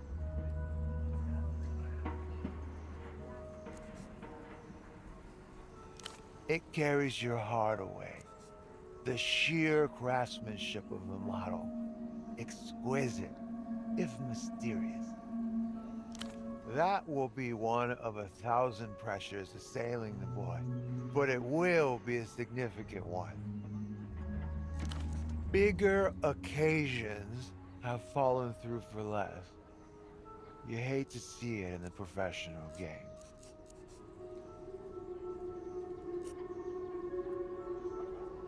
So what? The fascists? The communists? Freddy loves his comfort. He is a creature of them. He bleeds liberalism. No defection there, I guarantee that. I didn't see where he put the main part. He scampered off to a dark corner of the pied-à-terre to conduct his beastly business. Well, the other part is in the reliable hands of Metamoto. I am, of course, one of his oldest and most financially lucrative double hitter.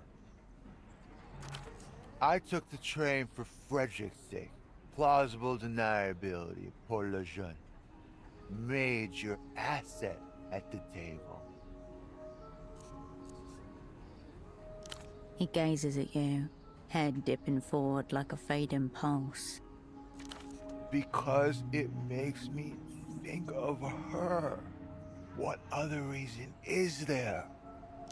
My friend the ambassador's wife, Lolita Calista, the last gasp of my heart, gigantress in waiting.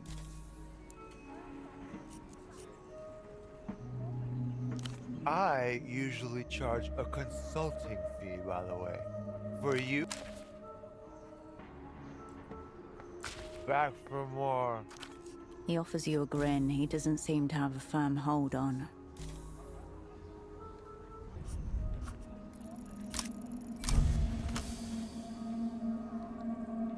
This man is no would-be passenger.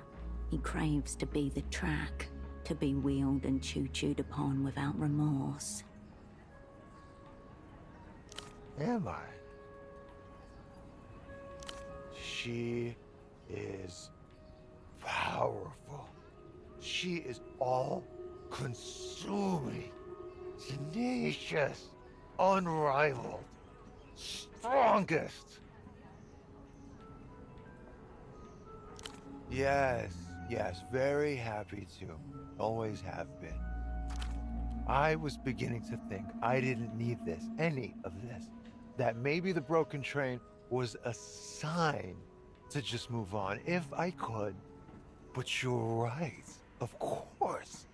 I crave a state of railwayness. I see it all now.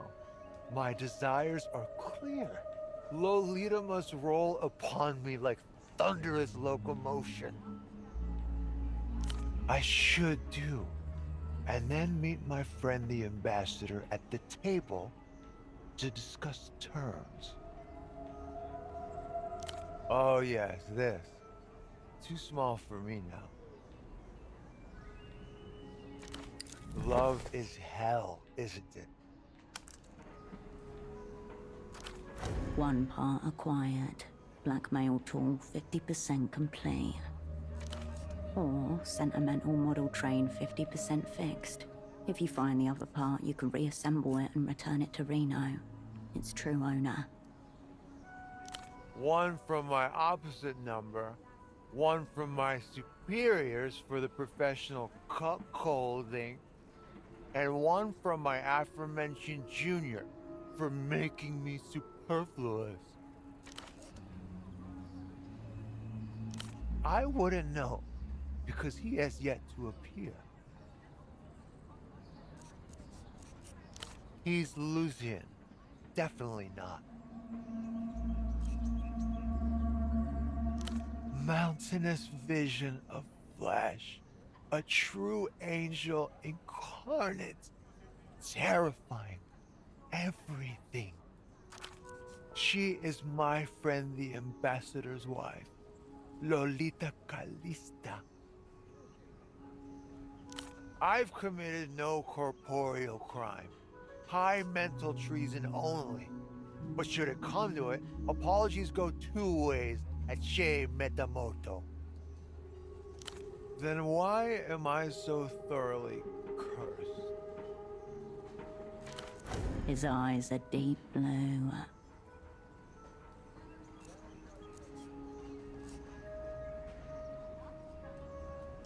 No luck to it. A series of bad decisions, amid worse ones I had no real hand in. I know how it works, but still, on principle, seems my hors d'usage will be much prolonged. I will prize them from goodbye. The machine is still soured by the smell of urine. The piss.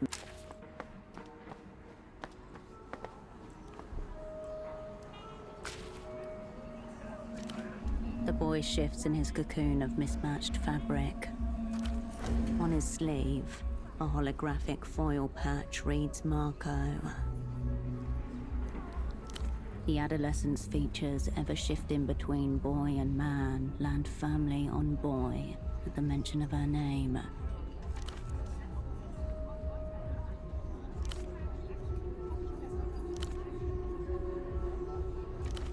He is very excited to say the word legit. And what do they call you? Cool.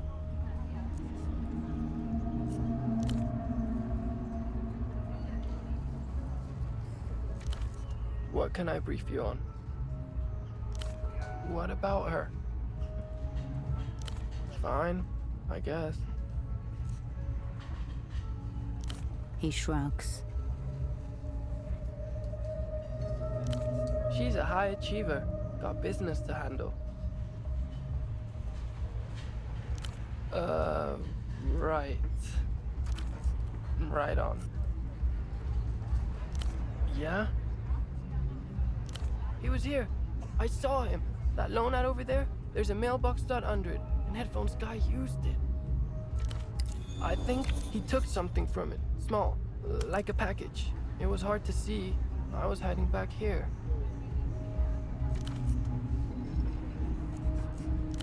I took notes. Tall, smoker, long jacket, big collar, biggest headphones ever, and creepy. That's underlined 2 times. He looks off in the direction of the man's disappearance.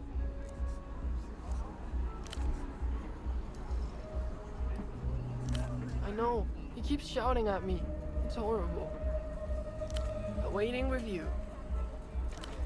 Oh, give him something. He stands a little straighter.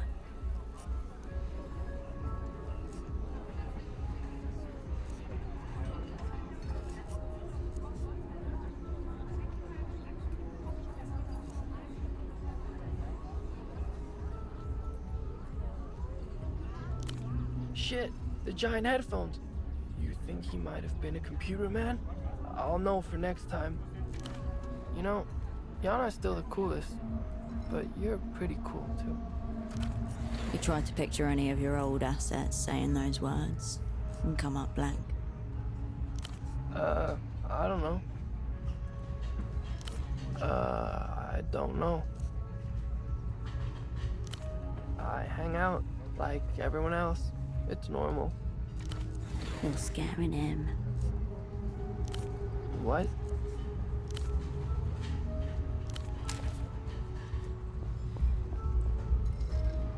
Mal credito, no problemo. A small image of a grinning man with an aggressive pompadour tosses fistfuls of coins at you. The financial citizen.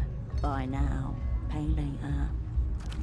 Beneath him, a rusted mail slot welcomes loan applications.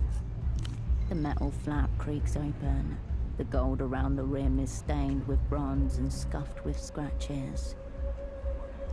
The blade of light catches crimson plastic, a red disc, marked with the words ultravioletta, followed by you but from a dream. A tensing in your gut as another piece of the Doom puzzle slots into place. The very same. You gather your thoughts, staving off the final insight. An envoy of the so-called developed world. All disputes fall under the credit provider's local arbitration. Any further details about the credit provider are nowhere to be found. This is a facade, a translucent mask. Because he is an operant, and this is an astral door, a dead drop operated by a predatory foreign financial entity. The 6 letters flash across your mind. Who else? This credit provider is a limp in-joke from the Empire Sound territoire. Unlikely. The slot is too narrow and the chamber within too deep. A quick appraisal reveals 2 heavyweight locks. You'd be here for hours. Begin here. The weird man in headphones is an MTER operant.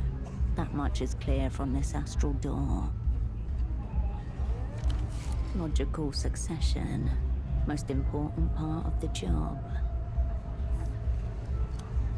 The matching discs cannot be a coincidence. The headphone man and pseudopod must have made contact. Reactionary consorting.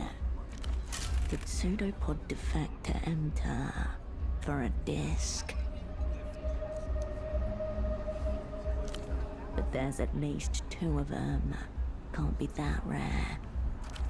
But more likely, music can transcend ideological divides.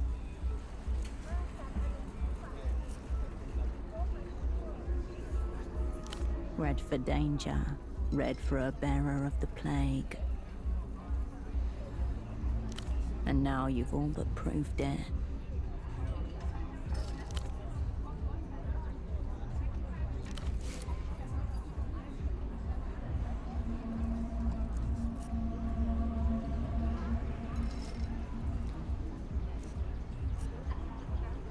Alongside Asset Scarf, oblivious amidst his promising theatre debut.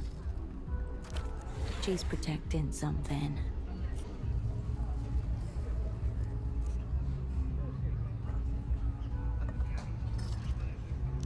That's one possibility, but it doesn't quite feel right, does it? Quick fingers of wind pluck the aerotram wires above you. The city hems you in. All of its potential escape routes suddenly seem like doors crudely painted on brick walls. She could use it. Behind the facade, her small hand is outstretched in desperation. The pompadour man looks expectantly over your shoulder, his gaze alight.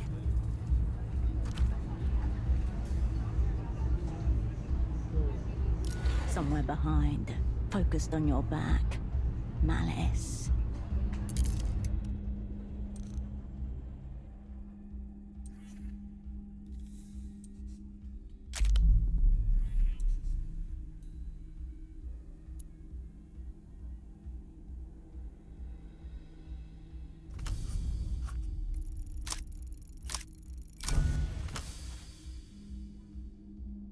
Veins frost over as you hold your ground. The bullet cracks into the wall beside you, followed by the thunderclap of the gunshot. Darkness on the edge of your peripheral vision as the center sharpens to a scalpel point.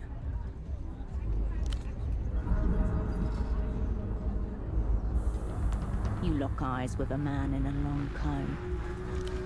The eyes are pale blue, water under ice. Around his neck are a large pair of headphones. His face is impassive as he holds a strange gun on you. There's barely enough time for a response.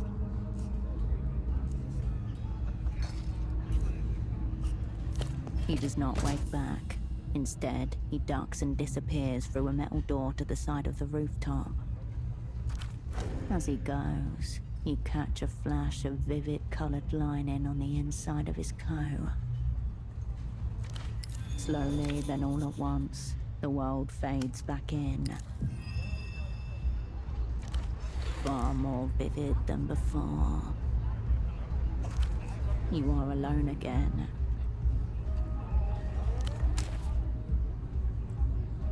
The grinning financial citizen welcomes you. The grinning...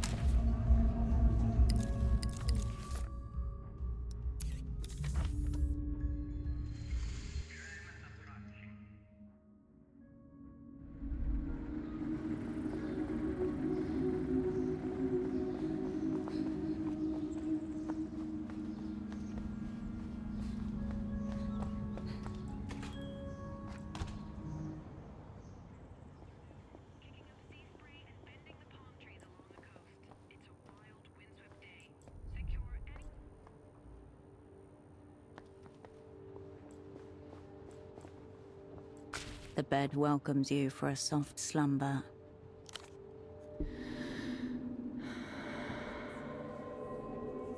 The murmurs of Portofino fade into nothing, as do you.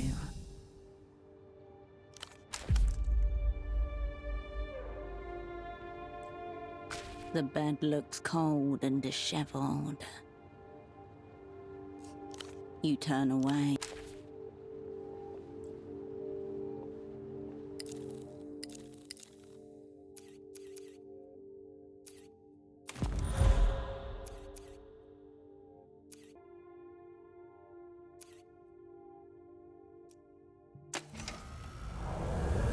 Concerning reports on the wire from Portofino, they are saying a member of an unspecified intelligence service has just been shot in public. They're saying this could be an international incident. The regular verbal acrobatics won't cut it anymore. Time to pull out the big guns. Diplomatic privileges. Absolutely. As long as nobody actually checks. Ease of access where others find only obstacles. Better treatment by the functionaries of power. Stature unchallenged. At this very moment, phones are ringing off their hooks from Novesta to Capoblanco.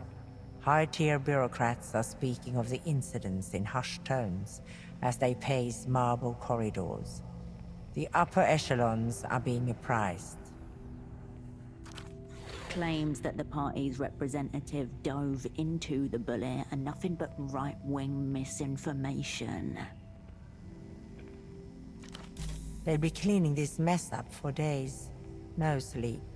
They'll order pizzas in, diplomat down. Lesser diplomats flatten their backs to the wall as you stagger through, dripping blood onto cream consulate carpet.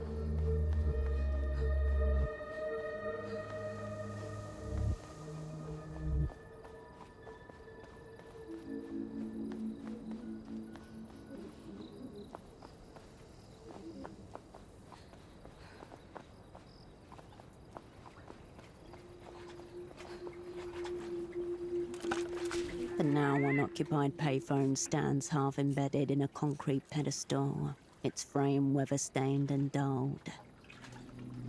You can talk privately, as long as you keep your voice down. The box is scrubbed of the usual flyers and graffiti, leaving streaks of adhesive and permanent marker behind.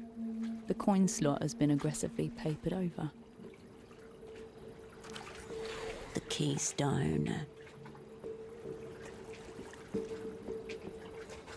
Stretched too many times. Coils slacken near the base, but someone's wound a rubber band to keep them tight. Cracked receiver and yellowed plastic. At least a decade, you assume. Something catches your eye. Beneath the grime, the metal surface ripples like something's trapped underneath. Grime flakes off in grey petals as your nail catches on a ridge. A shape emerges. Arched, leaping. A dolphin in mid-jump. The engraving's shallow, eroded by years of neglect but legible. 1F7G35-94X12. The serial number. Only one way to find out. Head to Party Alley. With luck, it'll pull down the line signature. You relax your posture and take a step back. You lift the receiver to your ear. No dial tone, only a crackling silence. Now there's a voice I've never heard before. Hello, darling. I like how you sound. A soft, excited laughter folds into each word, like sugar melting into warm cream. I am Duchess, darling, and I'm here for anything your heart desires. This is the miracle line, after all. I'm glad you called. I feel like I've been waiting for you. A sock importer? Is he a friend of yours? An enemy? Do you want to hear about him fucking me? Do you want to hear about how he kept his socks on the whole time?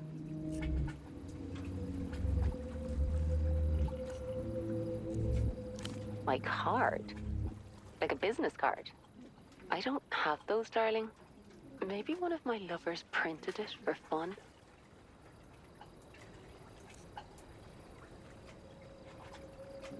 I can't discuss my other lovers, baby. Please don't be disappointed with me.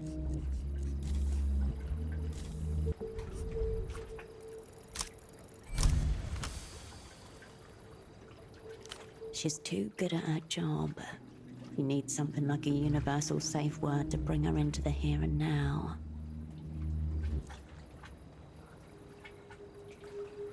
Hurt him, love? Long pause stretches between you.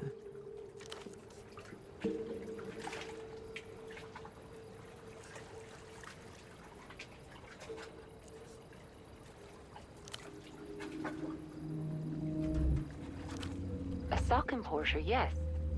He did call. He told me his work partner let him down, but he didn't seem afraid. The words slip in like broken glass under a fingernail.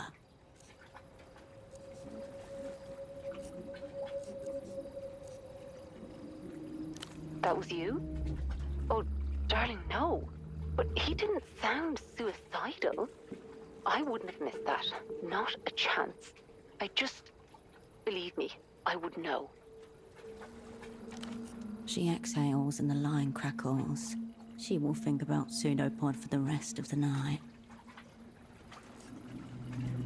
I have to be away sometimes, but I'll try to make it less frequent. Now I know it might be you on the other side.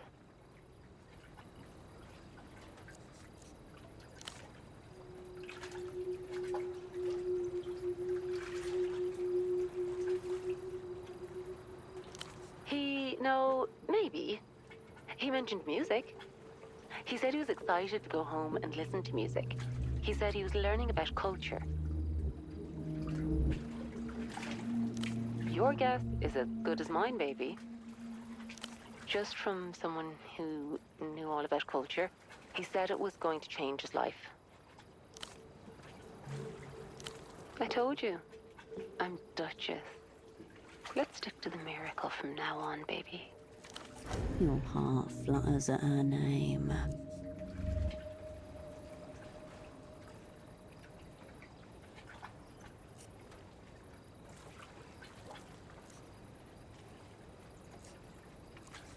My name is the answer to whatever your heart desires.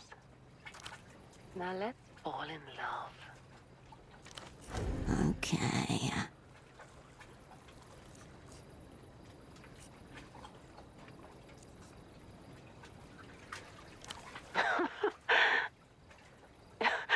Is that a type of person?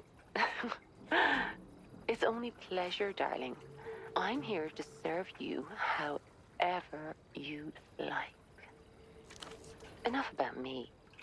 Tell me who you really are.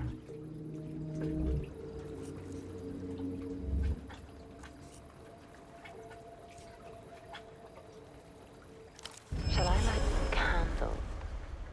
Draw a chalk circle, summon a demon from the stars to fuck me. Anything for you.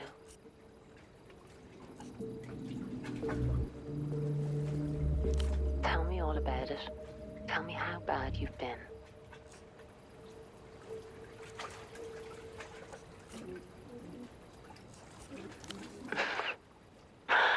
I don't think that's all bad. Unless you want it to be. In which you... It was probably a very annoying light-up sword, right? And he won't be able to bother anybody with it at night now. You've done a good deed. You fucked that post box up. Oh, you bad girl. You big post box killing machine. Whatever you say, baby. Shouldn't you be investigating what happened to the sock importer? Never mind, hon. I'm listening. I'm here. Line's always up. You step away from the phone.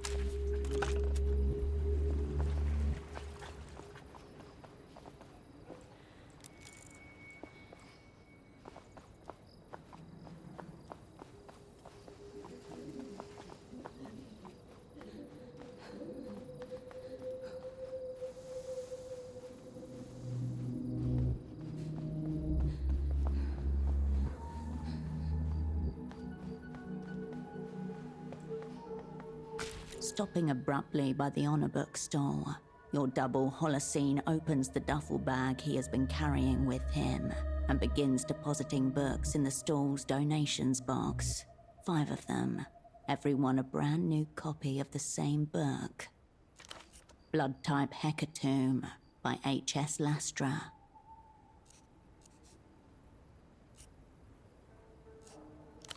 Four, actually. One is an old copy of mine. Annotations carefully redacted. Lastra's virtually unheard of here. I'm, you could say, pouring a new element into the city's psychic water supply.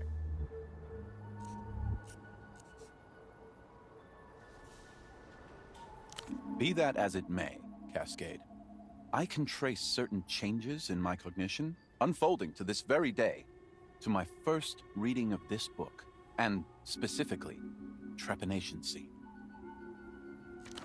I have reason to believe that this cognitive leap was set off by properties within the text itself, possibly letter distribution patterns that correspond to certain proportions within the human brain.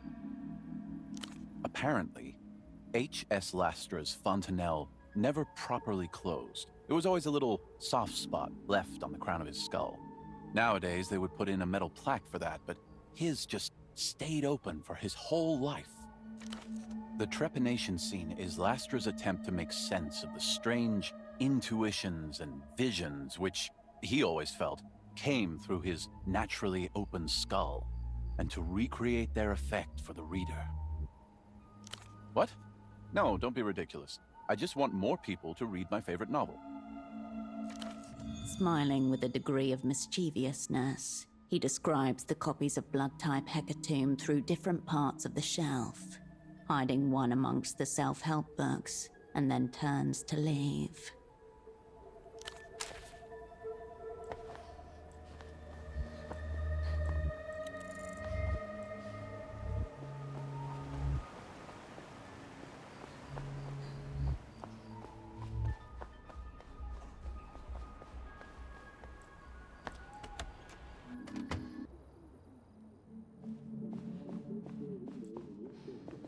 Yo, Hirsch.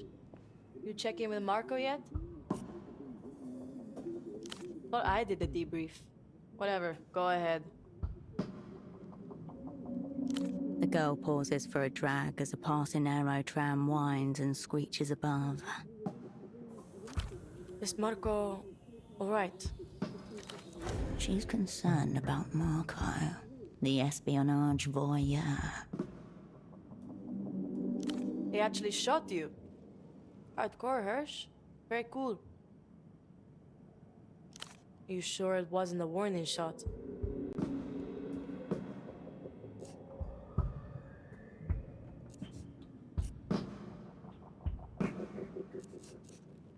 Don't be so hard on yourself. It's off-putting. I could have sworn the headphone guy was with the Luthians, but you say Emter again. Either way, it doesn't matter. He's a midnight prick like you. Yeah, 'cause of Tempo's deal with the old guy. Thought he was one of their agents, maybe. An actual good one. Keen fucking eye. But this makes zero sense. Why would the M-Cons be so interested in our deal? Interesting theory, Hirsch. Half right, too, I'd say.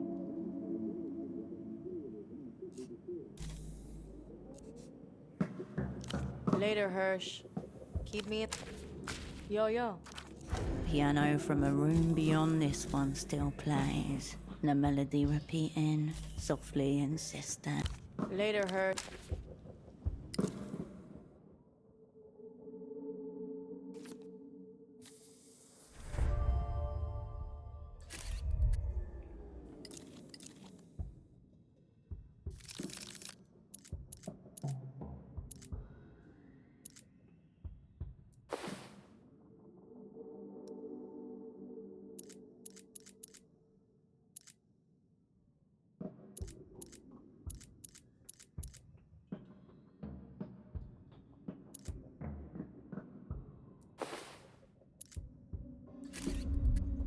Yo.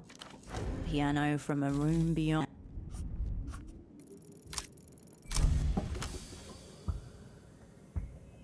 This is all laid out in front of you.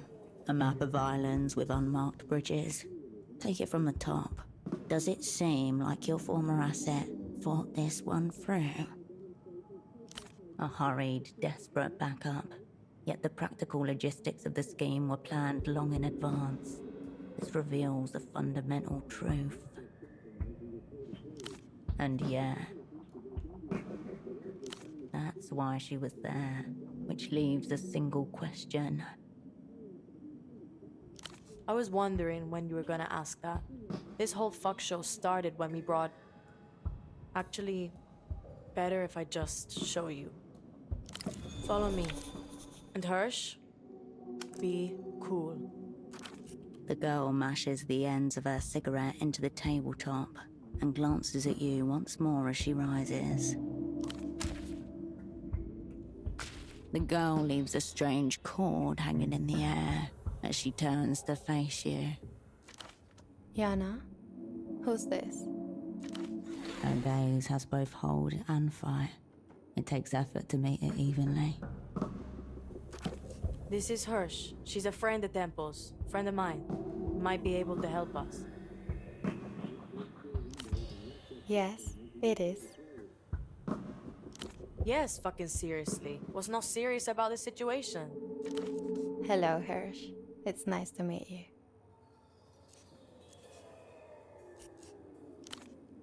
You're not an ultra, then? Doesn't care for that collective noun.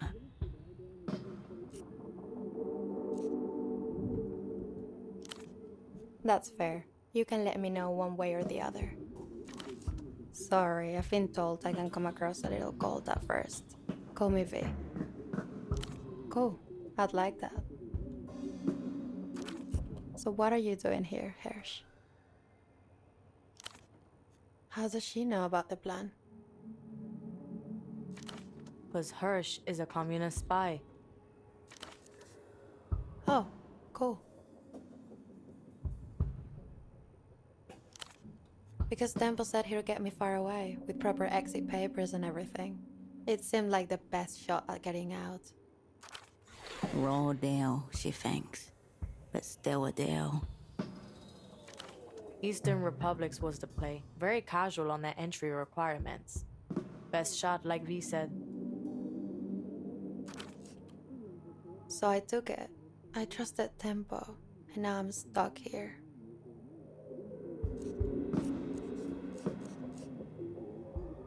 I'm right here, Hirsch, dickhead. No need to apologize. I wanted to get out, and I still do.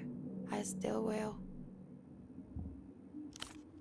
The actual singing was way down the list of what I was, or what I am, or what I represent. The end of culture, if you believe the critics. I'm getting out of La Luz, and out of my own shadow. I'm getting away from Ultravioleta. Some people will do anything to meet me, you know. But as soon as they do, a little light goes out in their eyes. Then a part of them wishes they'd never met me at all. An enviable life, if you squint.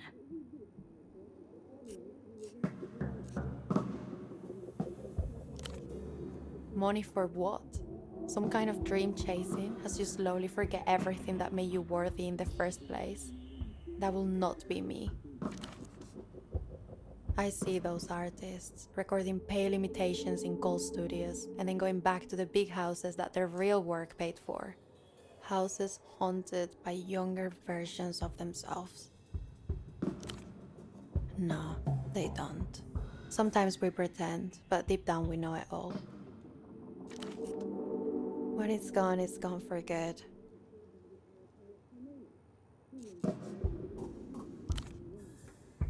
I didn't fake every tear, but I faked a lot of them. I'm still going to get her to the Eastern Republics. This is just a whatever the fuck, creative stopgap. I believe her. Yana's my S tier. I will. We will.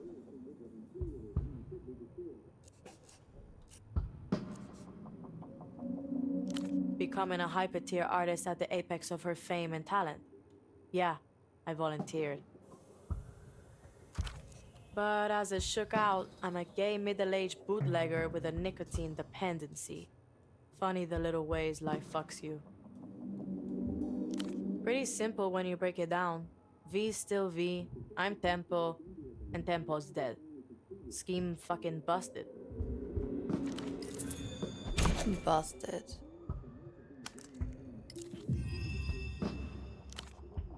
I'm not sure it even really happened. First thing the instructors do in La Fábrica is take over your name and give you one of theirs. The roughest if you're not committed. The expulsion rate is 78%. And at the end, there was a 20-girl deathmatch and the final survivor got a record deal. It was a joke, Hirsch. Me too, to be fair. The weekly charts and the award shows are bad enough. Trust me. And I don't want to be here anymore.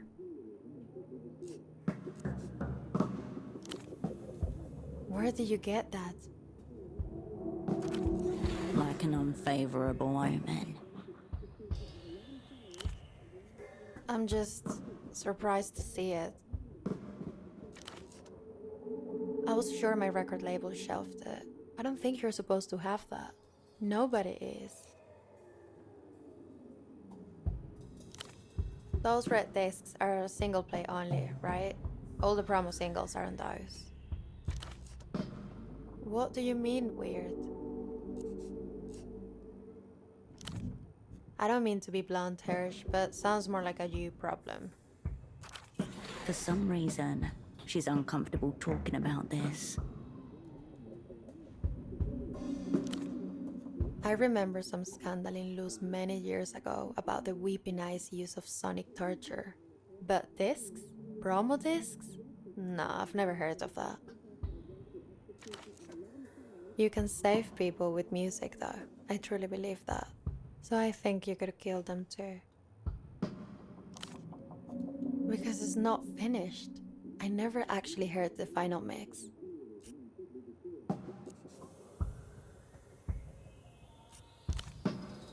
No, the song is good. Maybe even very good.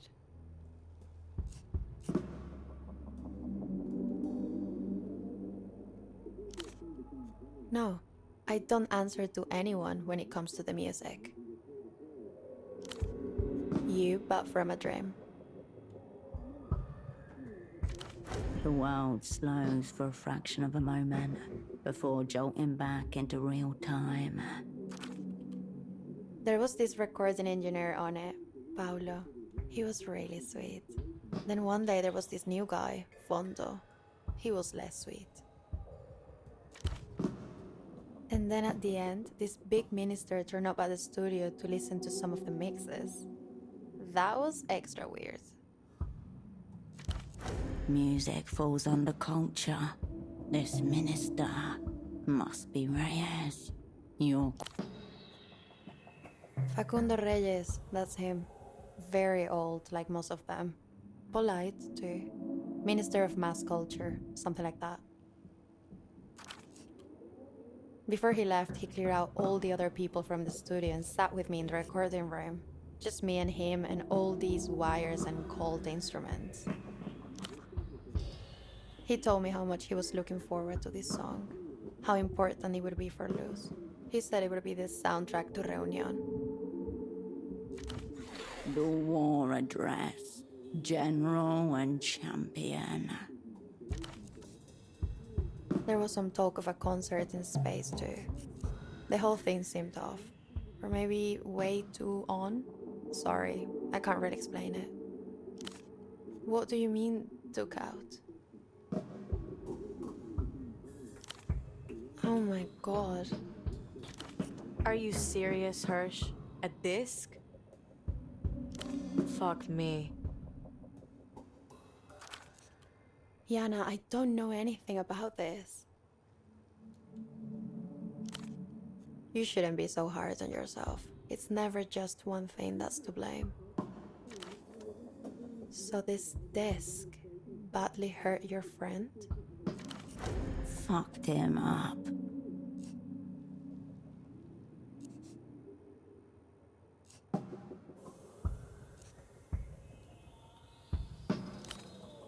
That sounds like a weird communist thing. I don't know anything about politics. No idea at all. There are hundreds of bootlegs out there of my work. That might not even be me on there. She recognized it immediately. This is no bootleg.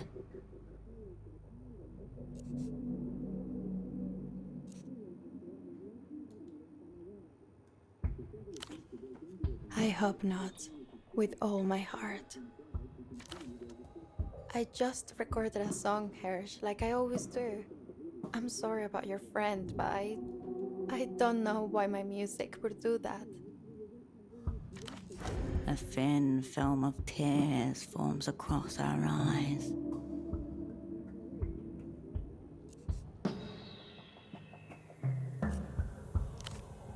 That's not what I want for my music. Not at all.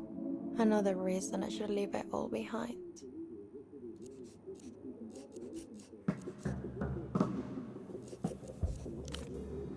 Please don't mention it again.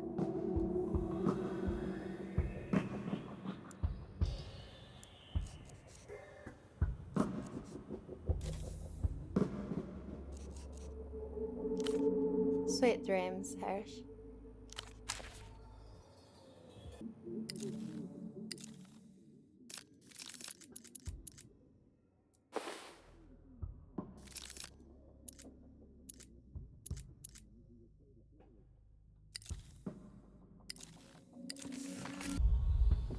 Hirsch.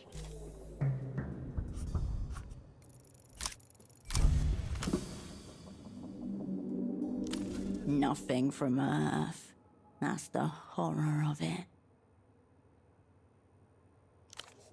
All time and place before you. Luminous. Sense and no sense. Cosmology of a dream you may have lived and may yet live again. Lyrics I didn't write, but I did. I don't know. The world? The stars? Shared dreams pass from consciousness to consciousness, covered with invisible fingerprints. I imagined I was floating on the edge of a black hole, moments before falling through, and the stars were chanting at my back. Maybe those lyrics, maybe something else. I don't know what happened after that, just that it had already happened. The eternal zero. Light would fold in on itself, dragging time behind it, face first along the concrete of the cosmos. In front of you would be true dark, but if you only looked behind, you would be the last witness to the culmination of the universe, the spool running clear of the lie. Cascade, hero spy turned cosmonaut, takes on gravity itself. And for close to 1,000 years, to the awestruck below, you would be visible on the precipice as a slow-motion recording, a monument to the terror and the wonder too. I thought it was all a little scary, to be honest. Beautiful though. I'm very sorry about your partner, Hirsch. Honestly, I never meant to hurt anyone, but I didn't really write that song. Something else did.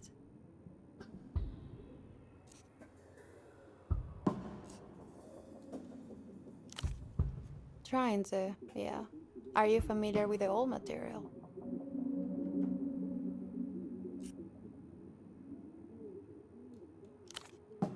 I think the overplaying is the point. State-sponsored.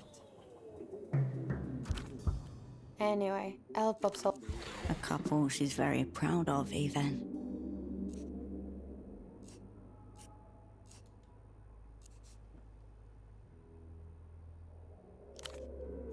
It's nice. A little intimidating too. I don't want to just play sad music anymore, but it's the only color I've known. I'm trying to find new colors. She plays a few slow bars, using both hands this time. Bass joins treble, emotion forms from thin air. I think the world has too much music. It's everywhere. Shops, restaurants, cafes, rooftops, lifts. Yana tells me even the aerotrams have music players now. Why? The answer is obvious. To keep the masses under dim sedation. Yes, exactly. Some kind of numbing agent. The very opposite of what music should be. Okay.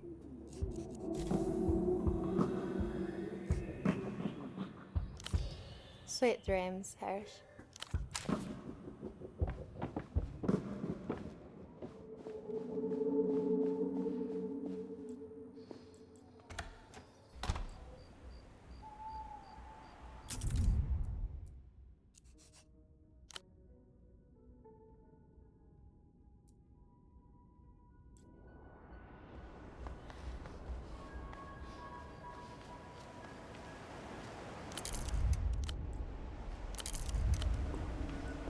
You're confronted by a striking image in bold red, and a handgun lies across her lap.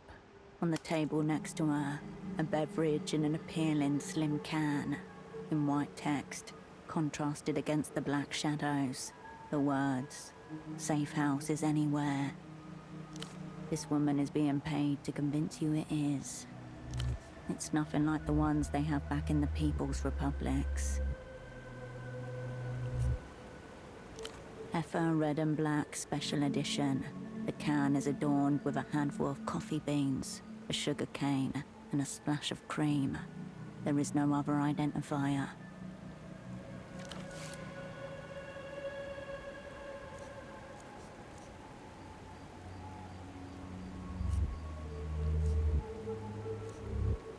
The words begin to blur before your eyes.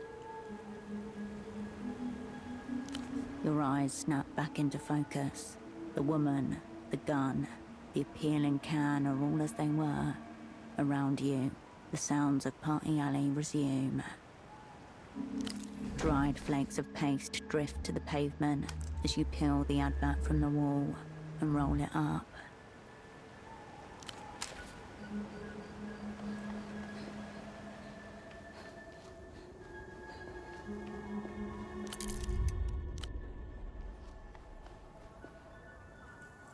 An old bench kneels in your presence, its planks are bowed and scarred. Marks to be revered from seating many people over the years.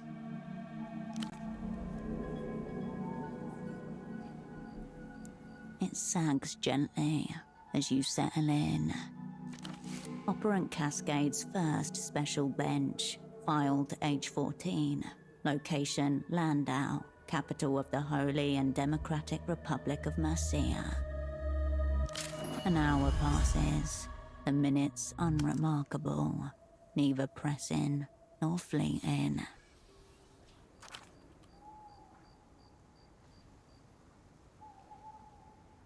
At last you stand up, your limbs lighter than they were.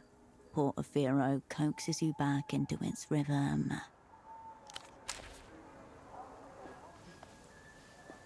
You find yourself before the strange tree once more.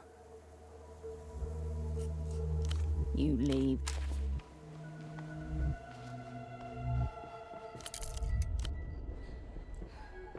Ahead, the electric hum and rhythmic clatter of an aerotram station. You alight the next aerotram to the city's outskirts, to a place long abandoned.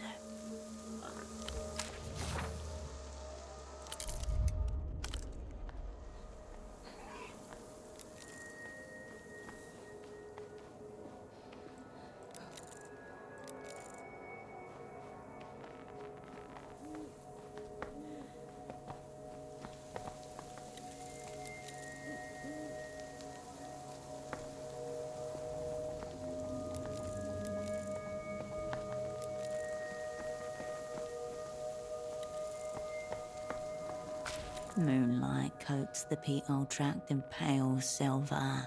Ancient foundations and half-built walls shimmer, their angles precise and pale. In the distance, an old rocket silo bores into the soil, a void outlined in concrete. The vestiges of Portofino's disastrous 77 space program. This is the place you saw on television back then. Your footsteps crunch along the dirt and gravel.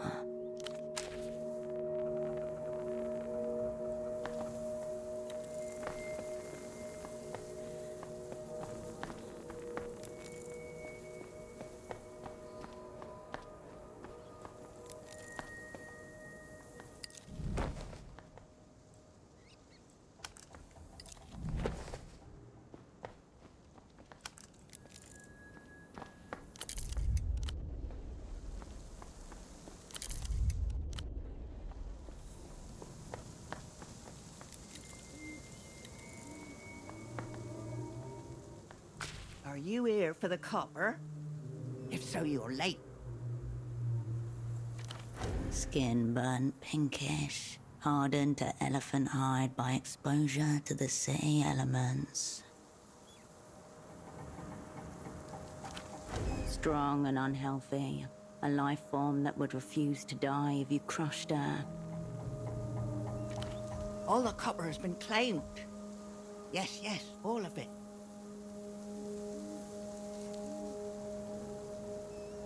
Ah, then maybe cooperation. You find copper for me, I can pay you. Yes, I can pay you well. Suddenly, she reaches into the pockets of her shorts and pulls out fistfuls of crumpled bills. False money. Here. Have some, have some.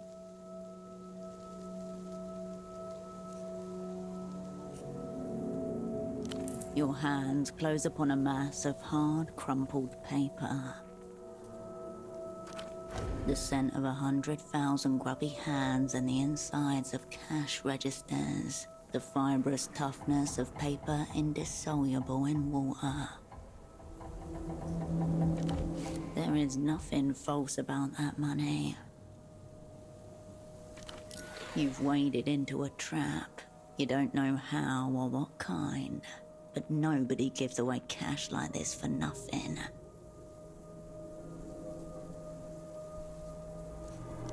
Ah, yes, you like it. Yes, I thought you would. Keep it, keep it. I have more.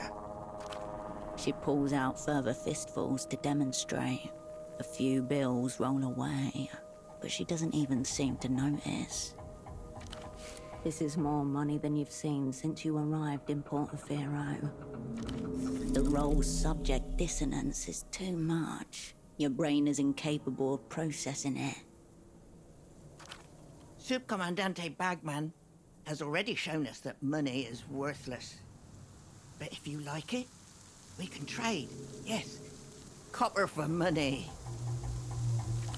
But I keep all the copper.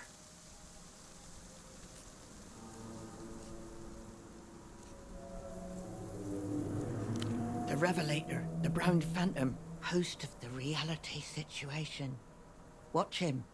Then you'll see. Then you'll understand. The reality situation plays every single afternoon. You should watch him, at least once. Hopefully you understand. Many watch him, very few understand him. I used to buy into the reality trap. Houses, yes, kids, family, food, all a trap. Spend false time working to make false money. A bad joke. Subcomandante Bagman made me realize this. Aha, yes. Many of us suspected. Gnawing feelings late at night. But nothing to do with this feeling. Have you ever noticed the thing about time? Subcomandante Bagman made me notice this. Yet, stop. Right now. Look at your clock. Is it moving? Your brain recoils from the question with the terror of a Paleolithic huntress wondering what lies beyond the horizon. You do not want to touch the edges of your world. Aha. Because you already suspect the truth. Look more closely. They say time flows, but does it flow? Or does it stutter? Skip, jump ahead. Jump. A minute passes. Jump. Another minute passes. Yes, yes, that's what I'm trying to do. As long as we are inside false time, everything is part of the reality trap. False time reinforces reality. Escape false time, escape reality. Then we will know. Then we will see.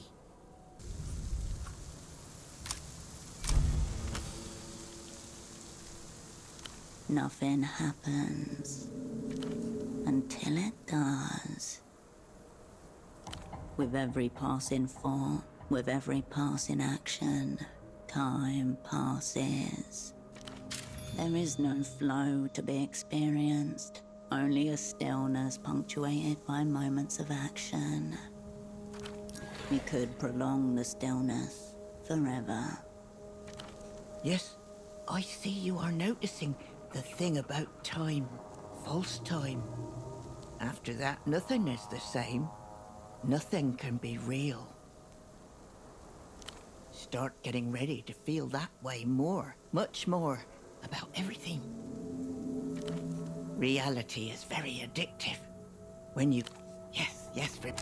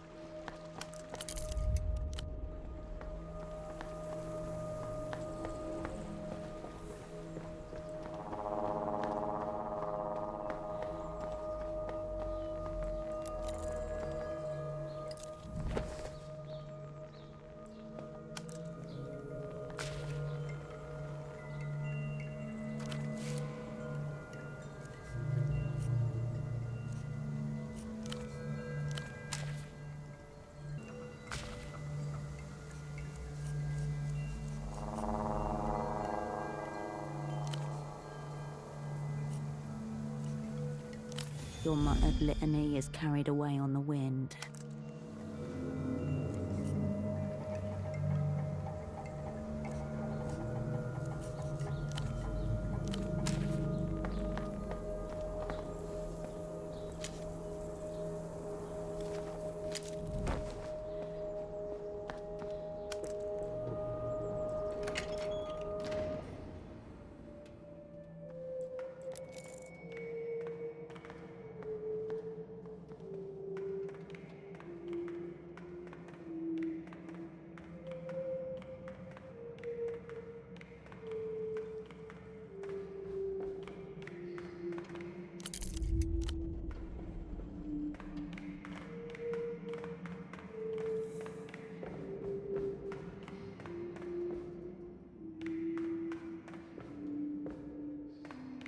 Metal shudders and groans beneath your feet, reverberating downwards.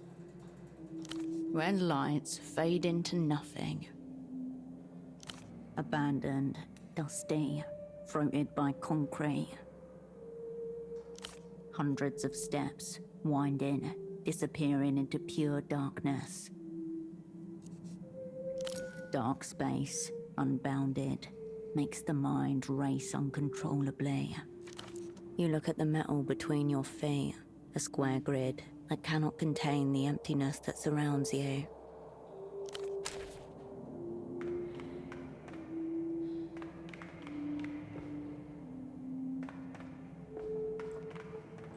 Now that's a stride.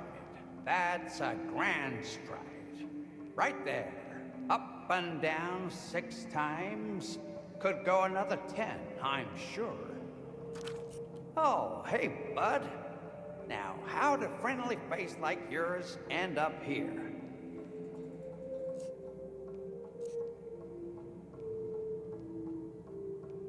Well, I'm sorry to hear that, bud. You want my advice? Give the stairs a good try.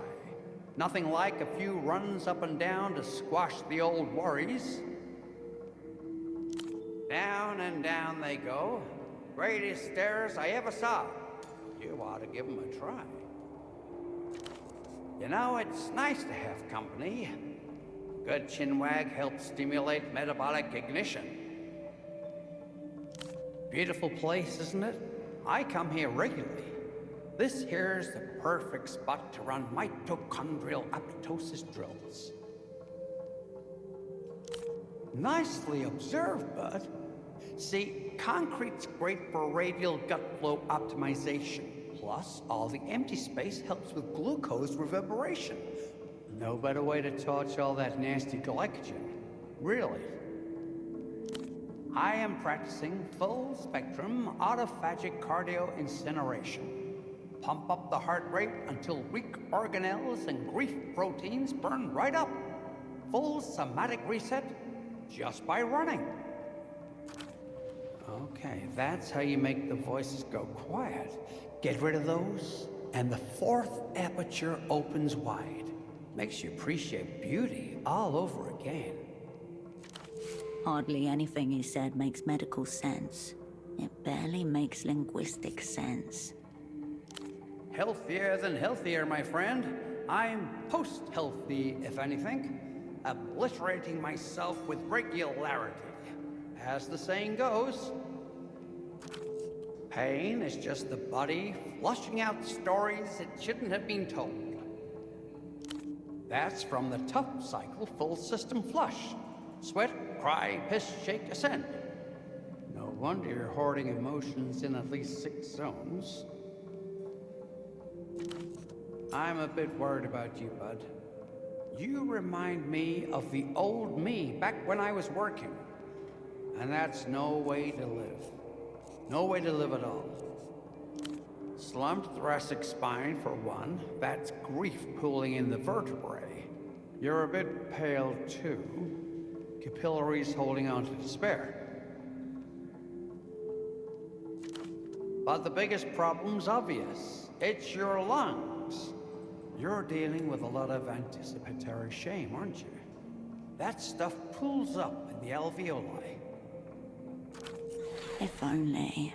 There's plenty of past shame too. Situation's worse than I feared then. I hope you don't take umbrage at my words, bud. I remember the days when bad thoughts slipped in right through the weak fiber. Does this fool doubt the resilience of the people's respiratory tract? I understand. I spent many years in the throes of denial myself.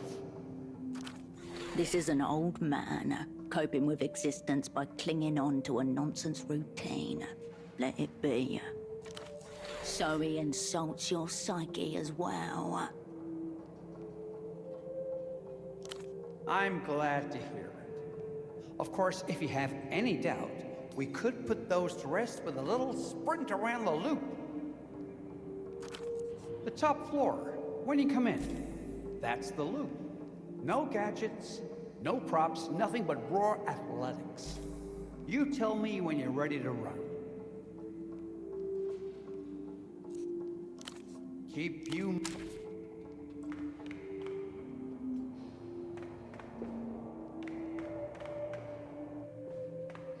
Whatever light that slipped in from above has nearly drained away.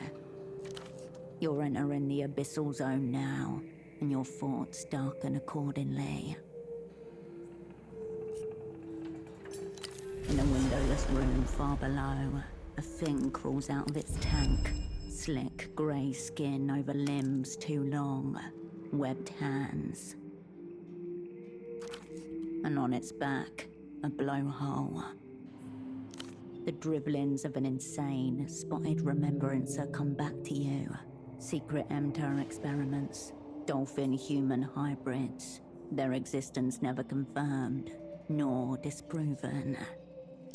Denial won't save you as you're being crushed by a being with the strength of a bodybuilder, combined with the echolocative powers of a cetacean. The signs were there for those with eyes to see. They do too. They've been terribly lonely down here. Rumor has it they were bred for space. The mind of a human with the insulating blubber and extended lung capacity of a dolphin. The perfect cosmonaut. The air grows cooler and mustier with each level you descend. There are many, many levels still to go.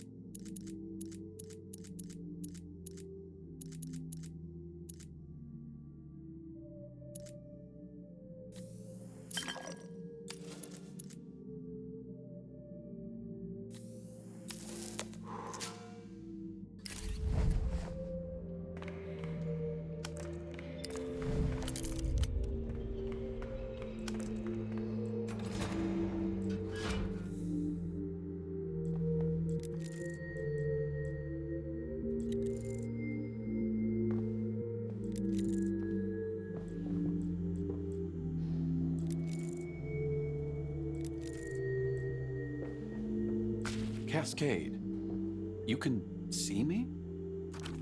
Your former double gazes at you, stooped and slightly twisted. Of them all, he was the one you least expected to ever see again. Okay, you can definitely see me. That's less than ideal. You could have been anyone. I've put a lot of time into psychogenic translucency. Yet another attempted dismantling by they. Predictable. He takes you in with a blank expression. Deceptively blank. Just behind his perfect memory ticks and whirs like ancient clockwork. Thanks for enduring the stares. I'm aware they're significant. I'm glad my facts reached you. I assume you destroyed it post-reading? You didn't receive my dispatch? So, as we stand here talking, there is currently a sensitive Miho communique abandoned in the receiver tray of Photo 24's public fax machine.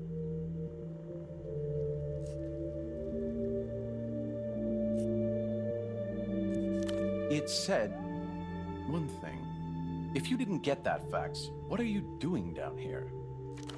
A laser beam of suspicion. That's an encouraging start. I'm going to trust you, Cascade, but I don't like repeating myself. My message read, Cascade, possess information, brackets, critical, close brackets. Go all the way down, Miho. Which, I believe, catches us up to the now.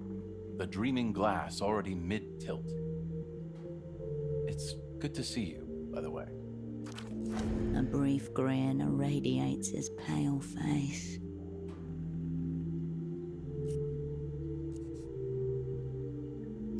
Information critical. I've discovered who betrayed our whole sick crew. You hear his words, then unhear them. The cold flat of Dread's knife presses against your heart.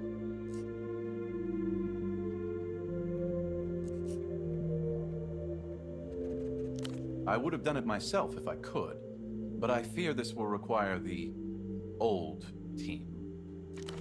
Absolute conviction behind his words. This is no bluff or bay. I'm eager to delve into the specifics of who turned us to searing dust, but can't commence an intra-agency collab without defined terms. The specifics are irrelevant. You've been sniffing the opera's glue again, Cascade. Solvent abuse allegation.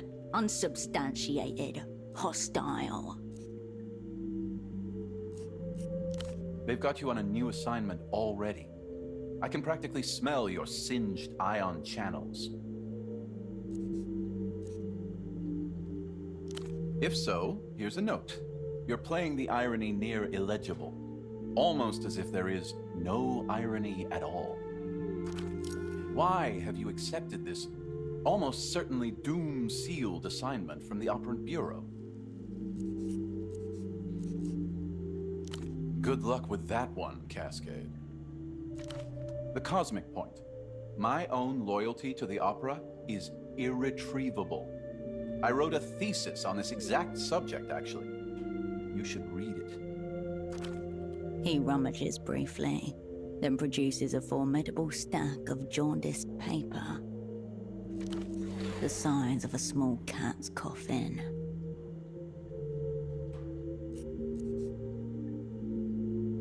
As you've probably gathered from its aura, this is a thermobaric-grade explosive document. Do not let it fall into the hands of its very subject. I don't care for meta-texts. Whatever gave you that idea?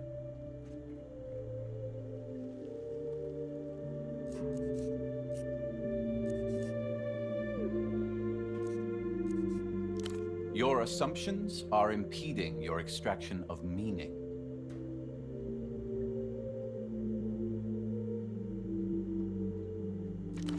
True, I will never again work for the opera, But I would be a... He keeps mentioning this Miho thing. Ominous.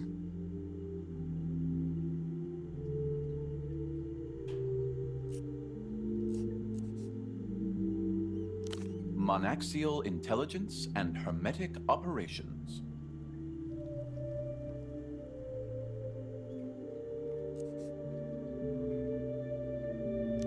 Miho is a brand new counterintelligence agency, one devoted to the pursuit of absolute reality through supracognitive espionage.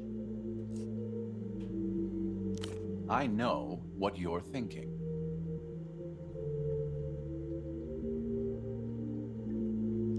What I mean is, you probably think I've had some kind of mental break, but I haven't. He's taking this seriously. You should too.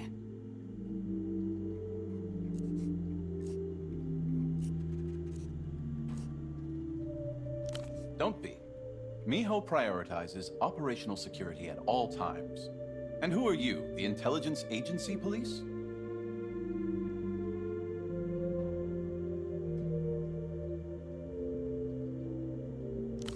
Congratulations. It just so happens I'm the police commissioner. Your concern is voided.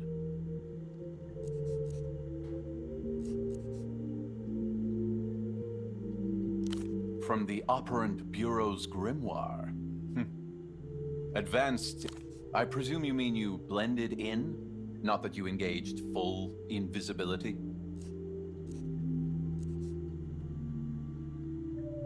Nice.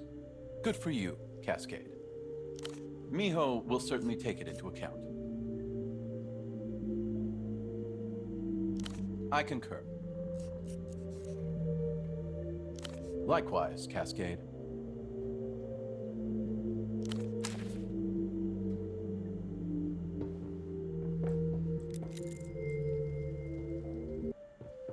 Cascade.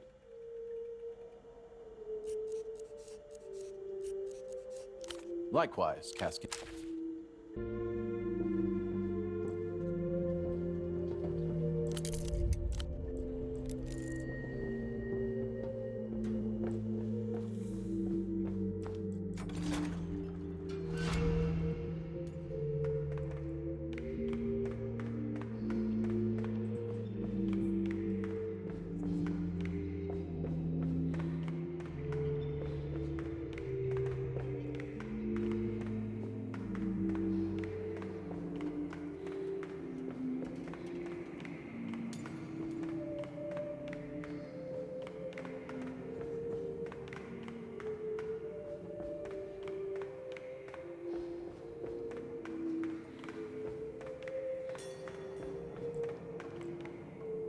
Hey, bud.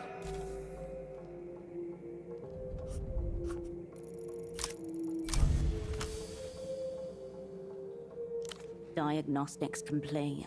Ligaments primed. Heart rate nominal. Joints lubricated. Adrenaline and dopamine surge initiated to maximize propulsion. Awaiting signal. Oh, yes. Ready, steady, go!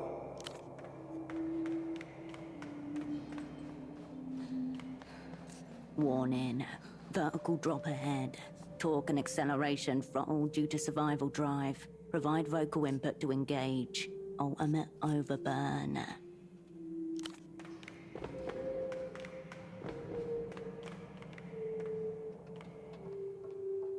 Run. Complete. Desired performance achieved. System switching to reward mode ++. Enjoy the endorphins.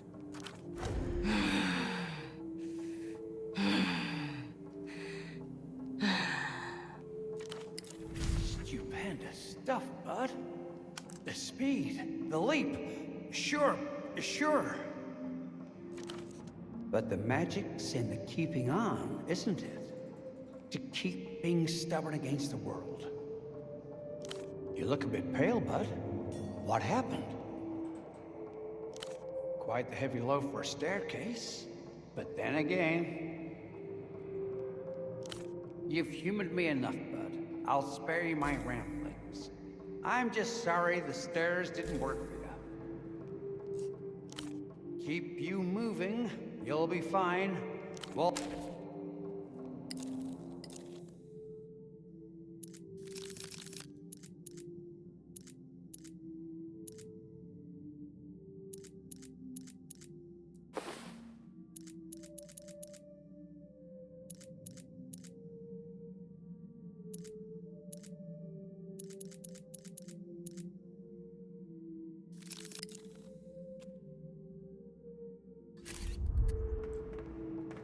Hey, bud.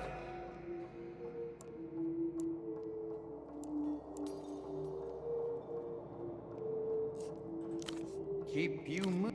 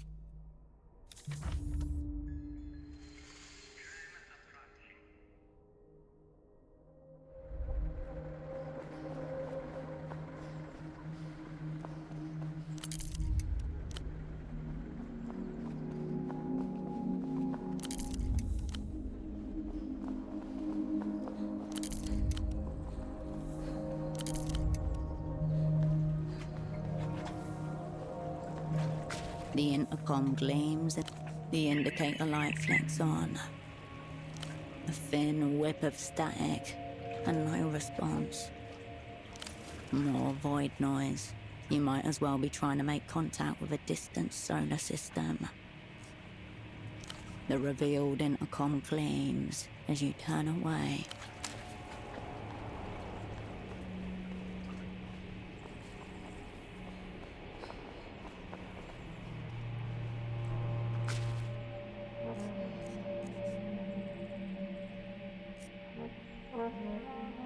With pleasure.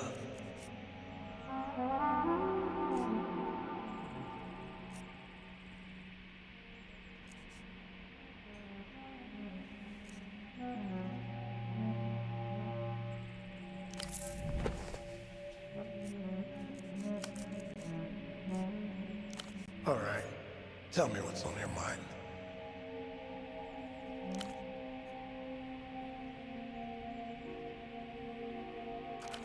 His eyes narrow to slits. He's scanning you, as he has scanned many before. I see. Someone causing you grief, baby girl? Then, hypothetically, it's not that simple. Since you're not local, let me explain something. B-Town's not like other places. Yeah, there's guns around, but you don't get one easily.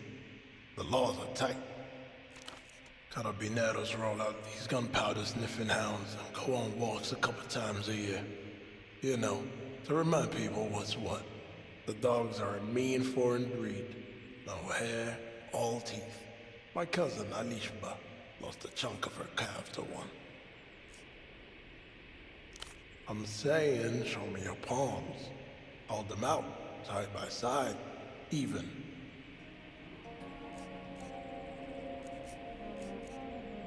So can Carabineros. Come on now, palms. My great-grandmother, back at Rustam, she was a strega. Saved 3 men from suicide. She married a Bostanji and made him quit.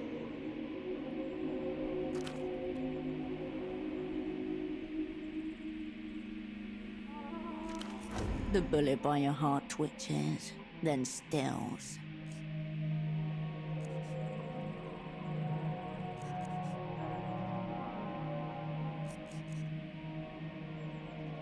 Could Could mean anything, could mean nothing. Whatever it is, you'll be better off facing it with my protection. People like him have an intuition for things like this. Mystic knowledge, passed down through the generations. This isn't good news. Your love line is split clean in two. About midway, like you were cut off for a while. First time seeing this. It's not the lines he cares about, only your reactions to his reactions. I can see you're barely shaking. Suddenly, his posture straightens and he looks up. The soft warmth emanating from him dissipates. All right, you good? We can talk. Just say the word.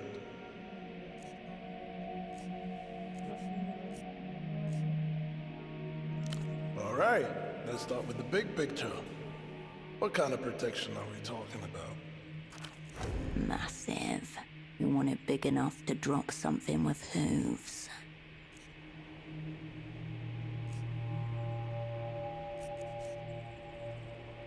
Elegant, cold, a bit curvaceous. Just one move and bam, right through the chest. Like when I first saw you. Steel or polymer? Legacy versus logistics. Steel's hefty, but kicks less. Polymer's light, slick, plastic fantastic. Personally, I'm a steel man. That's my girl. Now, this one's crucial. Safety switch, or you ride and roll.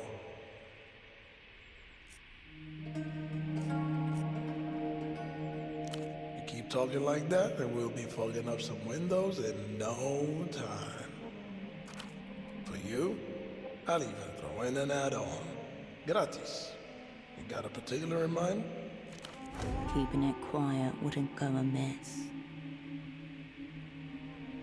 I'll see if I can get you a subsonic kit. It'll be a stubby suppressor. Oh man, I'm excited for you. Give me 2 months, and it's yours.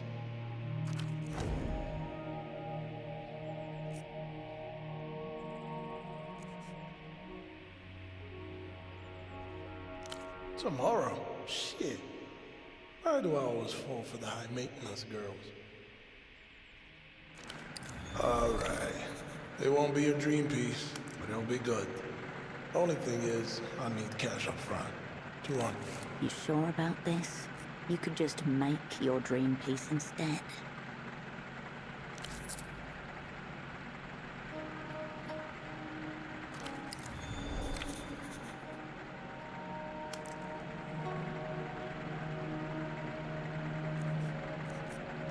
I'll be seeing you.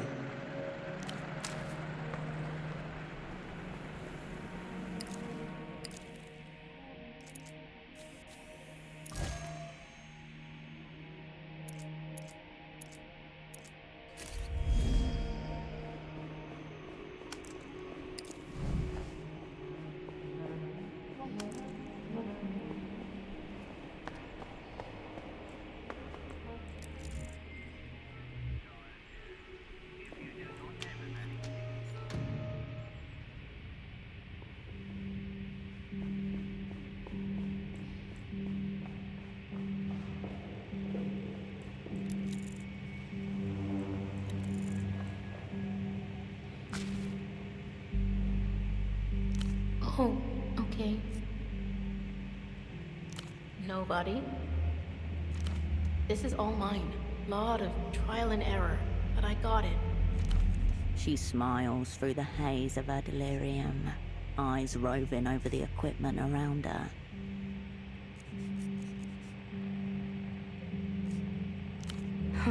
Yeah? I'm not, but thank you. That's so cool of you to say, Hirsch. She beams, red eyes sparkling. Remember I studied ancient languages at school? You needed 1 humanities credit. I just saw the script on a textbook and thought, hey, you kinda look like a circuit board. She points to a sigil on the machinery to our left.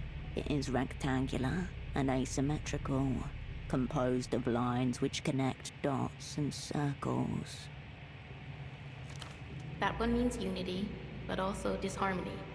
And you probably recognize repetition over there. It's on a lot of shop doorways. Shopkeepers think it brings people back. It doesn't. But it works here. It does not. She's explaining her own brilliance away with magic. When people first wrote, they carved these things into rock or drew in sand. The machines remember being sand, I think. All the other stuff just felt right. She might be right. She clearly knows more than you.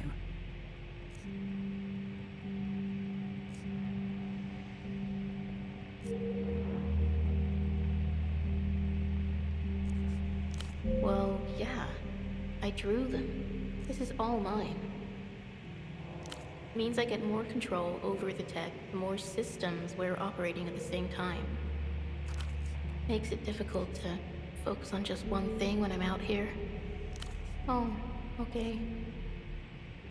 Yeah? Oh, okay. I'll be here. You turn away from Cap. You return to the console. The screen flashes with the screen. You back away.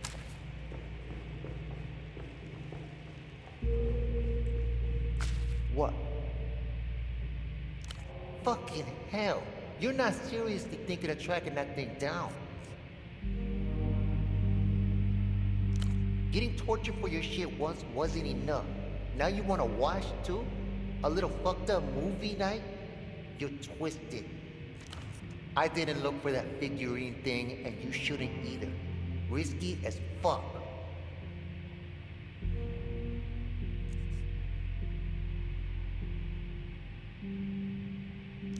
You don't know that. She's more clever than you by a mile. Bet she's a better spy, too. Maybe you're just jealous no one's ever wanted to torture you.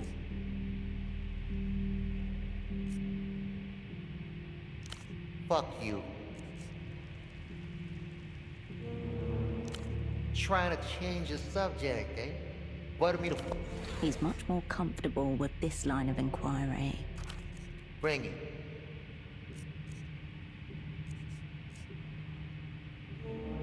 People hate me, man.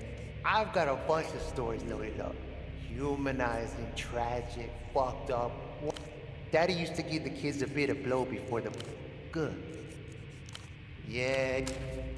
What? You got severely limited vision. This bootlegging shit, rank is it? She's fucking masterminding it. She's like the heart-brain glue that holds it all together. All right? Yeah.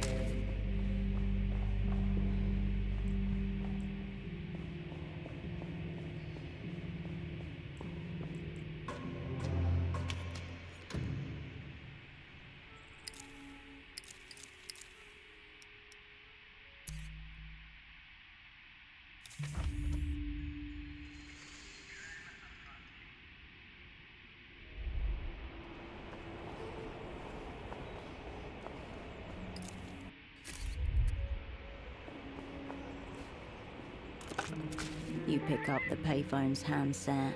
A dolphin emblem smiles at you, its eyes wide. People's Trade Bureau, Novesta's office. Go on. What does that have to do with the opera? Fascinating. Leave him there. Please. Until next. The receiver. You press the soft. The poke sends a rip. You step up.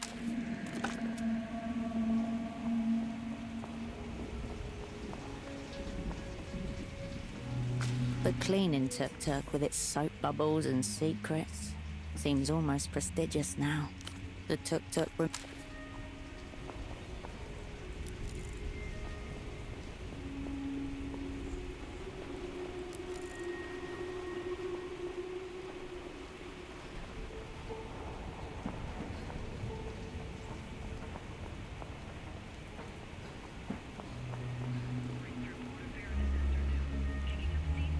The bald man watches on as you approach, his frown deepening with each step. Dressed up like a compromise. His shirt is low enough to expose a tangle of chest hair. Deliberate, wild, oddly indecent. Functionalism rarely finds justice in the arts. A wasted figure is a despicable figure. You're from Mercia, yes? A casual, yet impressive assessment. The tilt of your spine. You're disciplined to stand straight. Bravo.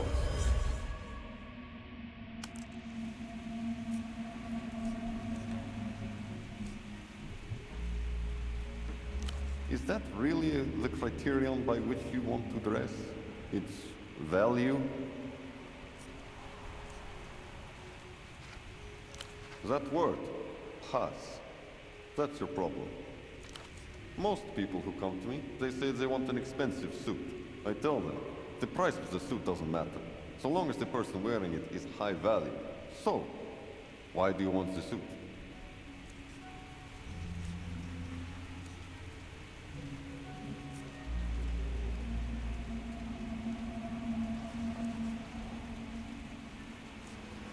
It's not too late. We can undo the damage. He disappears into the depths of his shop.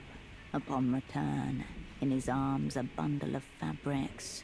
A pair of checkered shoes dangle from one finger. All right, I've compiled some pieces that might give us a place to start. The trousers are tailored in a loose fit style. The slick, soft black silk slips through your fingers.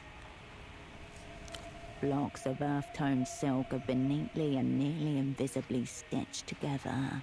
It's subtle, but you can see the telltale bulge of shoulder pads. Sweat and much strength hide themselves here. The shoes are the most striking element of the outfit. A pop of eccentricity, diamond-shaped leather cutouts in black and white, with a subtly pointed toe. They say, I'm corporate, but still hip.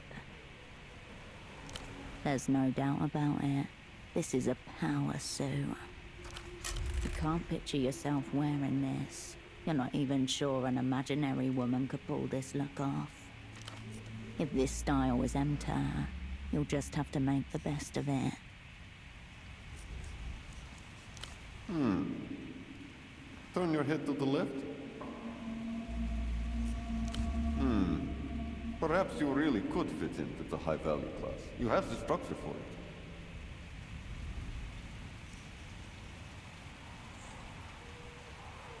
You are. Many women consider it undesirable, but it's key to the look. There's a certain way that those people carry themselves. It's the way I want everyone to look in my clothes. Effortless, free and easy, under no pressure at all. If you want a suit for less money, you must embody this.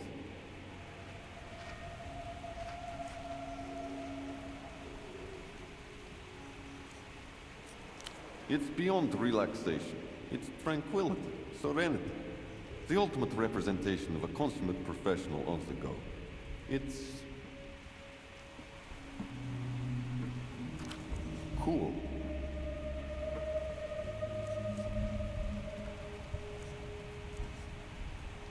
Yes, you understand. You'll need to prepare. It may take some time. The body needs to recover. Get a good night's sleep. Drink a fancy coffee. Smoke an expensive cigarette. Live within the means of a man who makes decisions for a living. If you want to look like a person who can handle pressure, you'll need to reduce your own.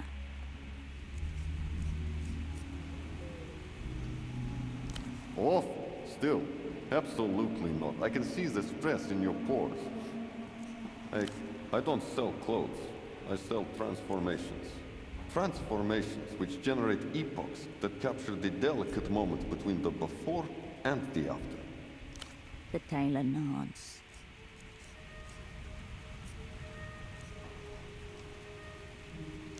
I could offer some critique, yes?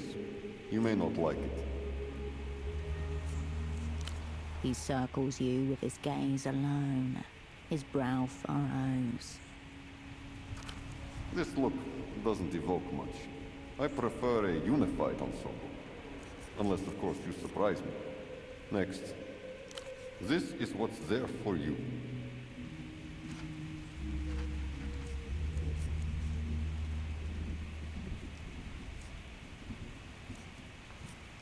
Well then. Of course you would. Back again, are we? He circles you with his gaze alone. This look doesn't evoke much. I prefer a unified ensemble. Unless, of course, you surprise me. Next. Of course you will.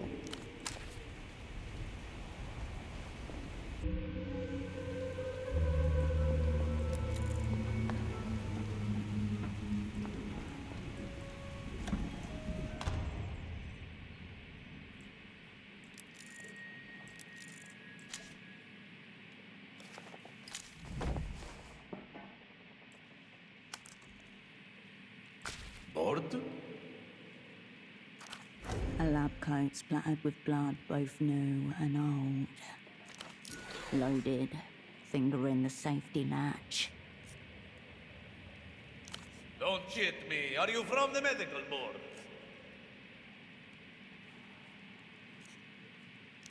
Safe? Safety is for animals too stupid to figure out that they're being fattened. We'll see about that. Just to know that if I get the slightest whiff of board fuckery, I am not averse to the idea of public suicide. It's traumatizing, watching a man kill himself, you know.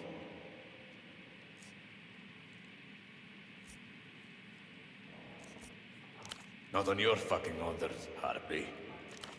Then, buyer? Then, patient?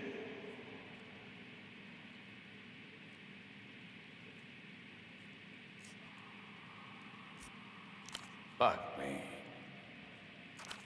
Suddenly, he lunges for a bottle on the table and takes a deep swig from it with needless violence. Fresh veins pop in his red eyes. You can almost see the neurons shorten. Dr. Gonzalo E. Gonza. Surgeon, chemist, psychotherapist, gynecologist. Now tell me, where does it hurt? Was he intensely forgettable? Did any sense of authority flee from him like the plague?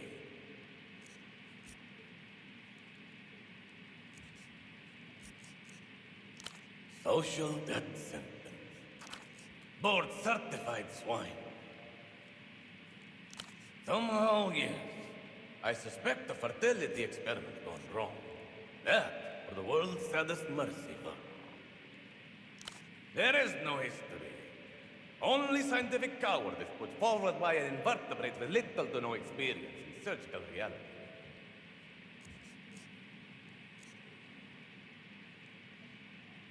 He blazed, doctor. I live, doctor. That is precisely the difference. There's no point in discussing him any further.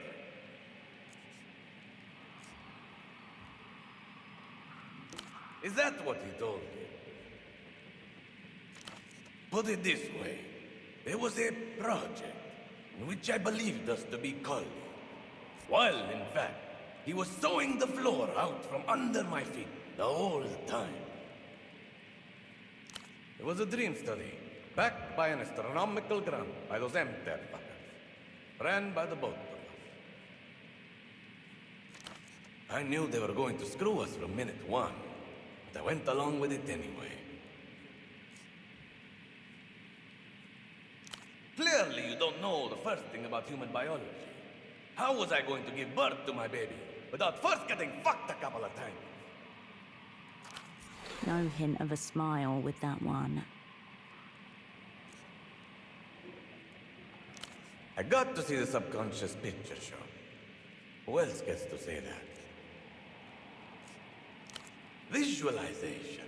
We wanted to see what people see in their dreams. Flush with foreign cabin, I was able to design a custom fMRI headset. More portable than those giant washing machines our rivals were using. Crucially, interlinkable. You just plug the subjects in, load them up with modafinil, and boom! Dr. Gonza's subconscious picture show.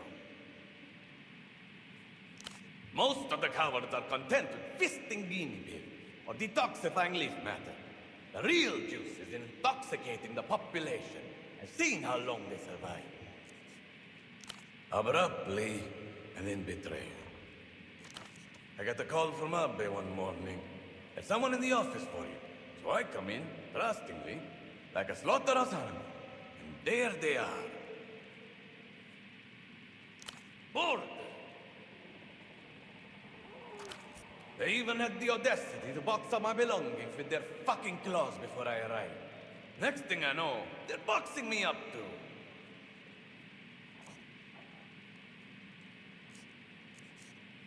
Makes you painfully aware of the orifices you didn't know you had, doesn't it? That's why Nabe had been plotting it for ages, clearly. Having nearly missed the fucking boat once, he wanted to seize control of the study for his own purposes. Yes, enough.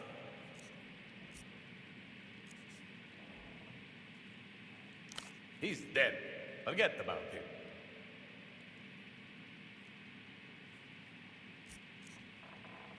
Who's the unfortunate? Let me tell you something about colleagues, sister. By and large, the most vile species of sniveling, rule-following, authority-sucking vermin ever to stain this earth. Second, perhaps, only to medical board inspectors. You don't have conclusive proof he was not like that, at any rate. You want my advice? Roll him up, toss him out in some hazardous waste bags before he starts smelling. All right. Walk me through. Gut diagnosis screams ketamine binge, but I'm keeping an open mind. Any signs of injury, self-inflicted or otherwise?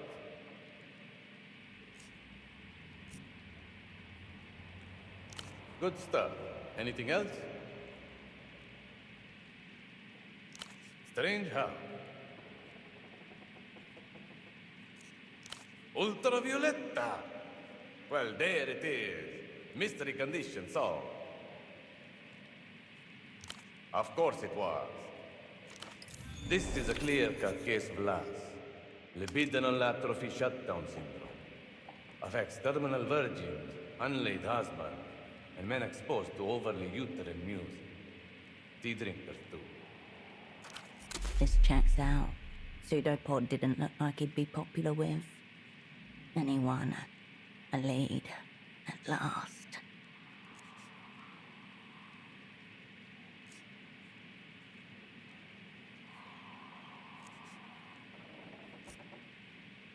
No sexually satisfied man would listen to this sad shit by choice. Men are built to pursue, conquer, reproduce. Ergo parannum, a quota of fucking must occur. His body is given up from neglect. Seen it 1,000 times. And I'm confirming your intuition. That saccharine trash is absolutely 100% anathema to the male brain. You could probably survive it, though I suspect it would inflict some kind of intellectual damage on you as well. You did. And it did. Does that mean? The doctor opens a drawer and slides towards you a baggie with a small medical stamp inside. Anti-last trip. It'll wake up whatever's left in him to wake up. And if that doesn't work, end of the road, sister. Cut him loose.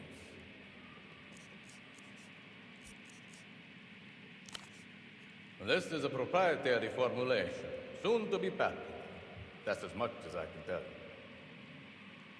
I'm on it right now.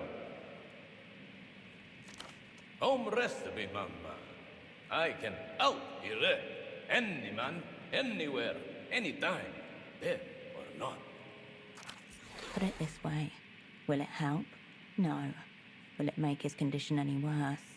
Also, probably not. Of course, I really take it. I prescribed it. Easy delivery. Just let it dissolve on his tongue. Good luck to you. Adios, patient.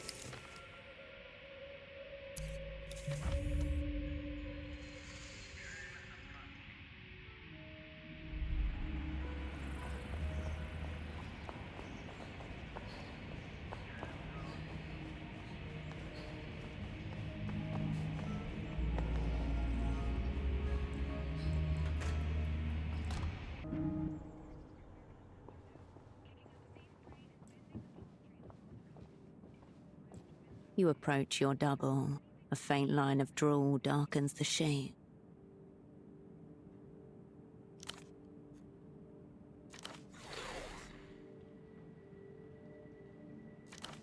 Staring at the frail shape in bed, poor Dante's words echo in your mind. As you consider the vacant face of your inanimate double, your thoughts turn towards the mysterious imprinting device, its weight suddenly all too palpable. Some things are better left untouched.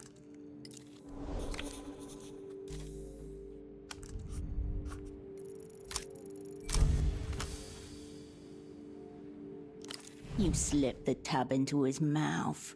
It feels dry, hot, and deeply wrong.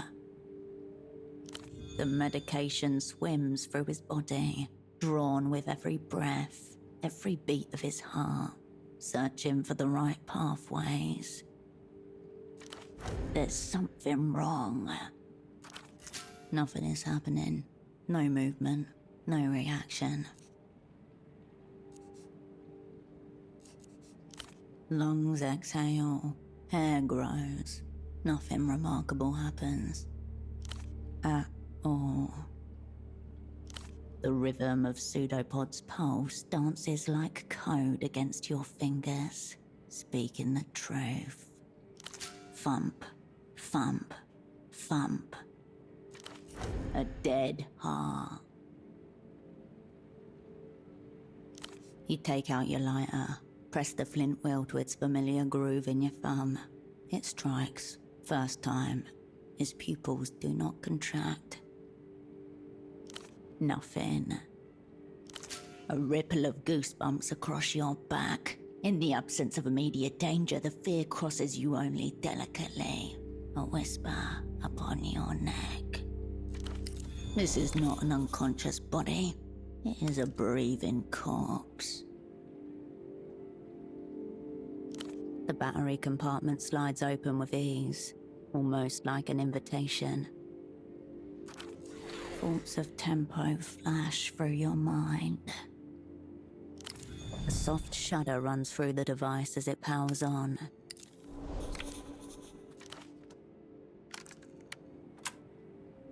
Ave Imperio Luminoso. The screen boots up with the salute of Lelou's, comprised of 5 vertical lines.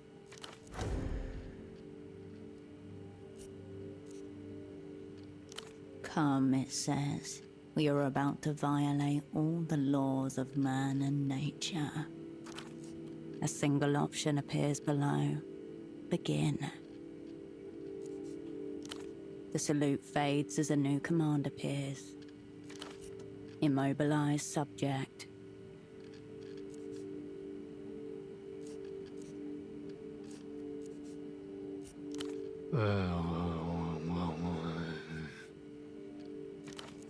Position subject to establish eye contact.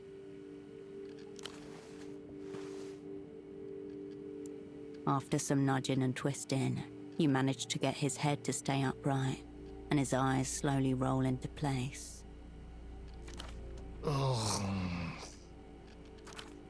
Another red light blinks to life, this time on your side of the device.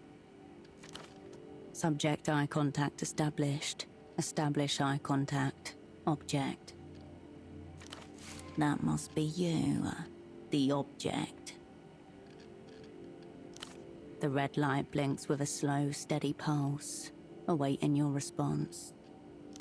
What begins as a single intense point in the center of the screen gradually radiates outwards across your field of vision. The world shrinks. Visualize memory for biological imprint, or select manual impression to force imprint. The old prisoner said that the more formative the memory, the better. A sacrifice for the machine god. To get a clear biological imprint of you, the memory should be as personal as possible. Or of that summer way back in Landau.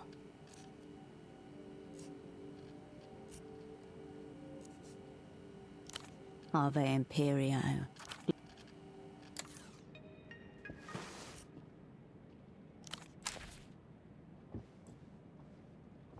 He returned to the workbench.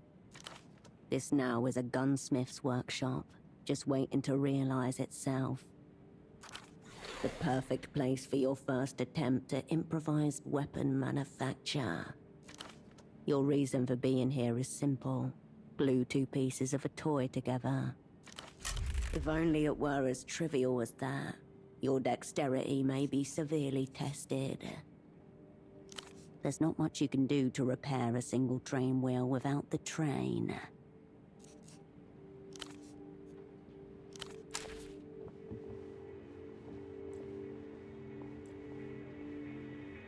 Operant, a handsome man wearing very odd headphones left this for you. He said some very nice things about my shop, but nothing revealing, if that's what you mean. I didn't know that was your type of thing, Cascade. The little Lusian witch parade. Ultravioletta, the postcard. That doesn't surprise me.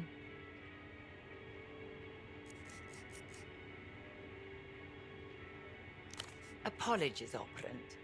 That's a bit beyond my remit. If you're short on funds, you should speak with your controller directly.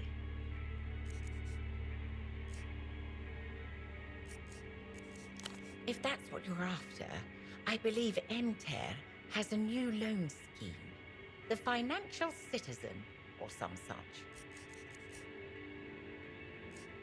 I'll be here if you require anything.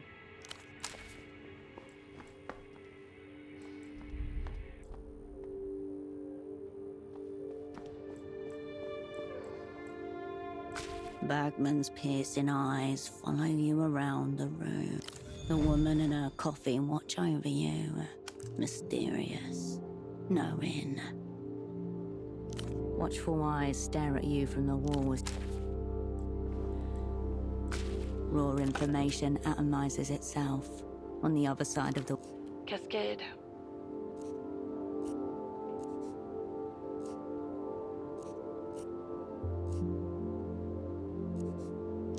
Go on.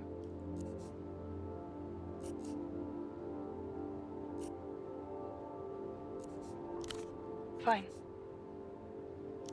The eternal question. I'm guessing this means your generous stipend has not in fact covered your various expenses.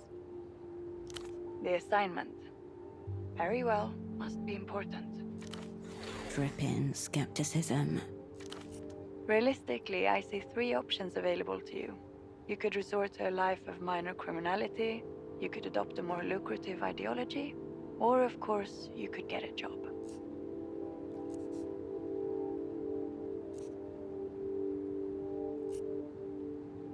What else is on your mind, Operant?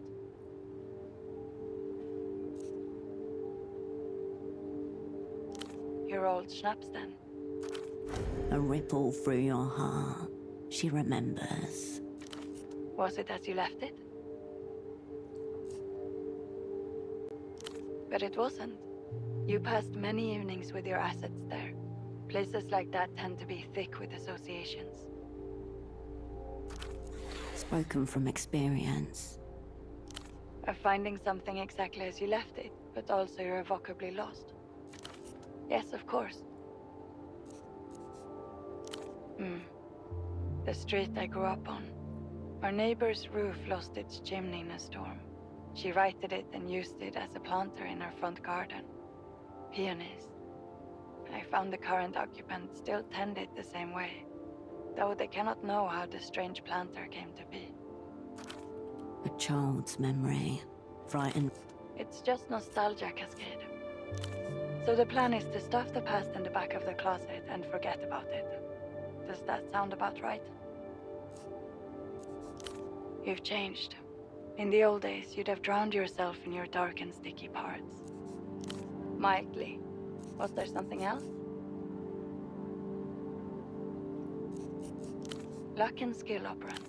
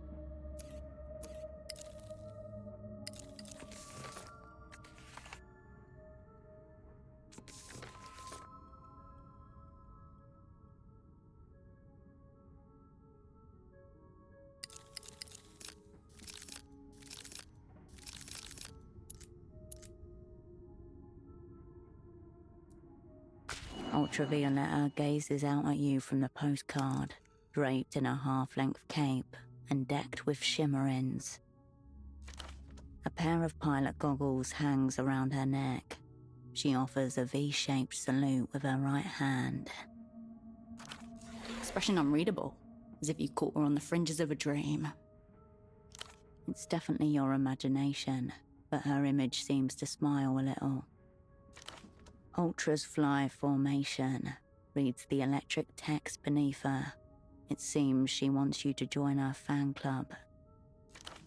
Fan club is factionalism. Resists the enemy's small, big character poster. On the back is a handwritten note to a fellow fan, fogged mirror, upstairs. The less anyone knows about that, the better. He must be higher up in the organization than you thought. Do not forget, this headphone man took a shot at you.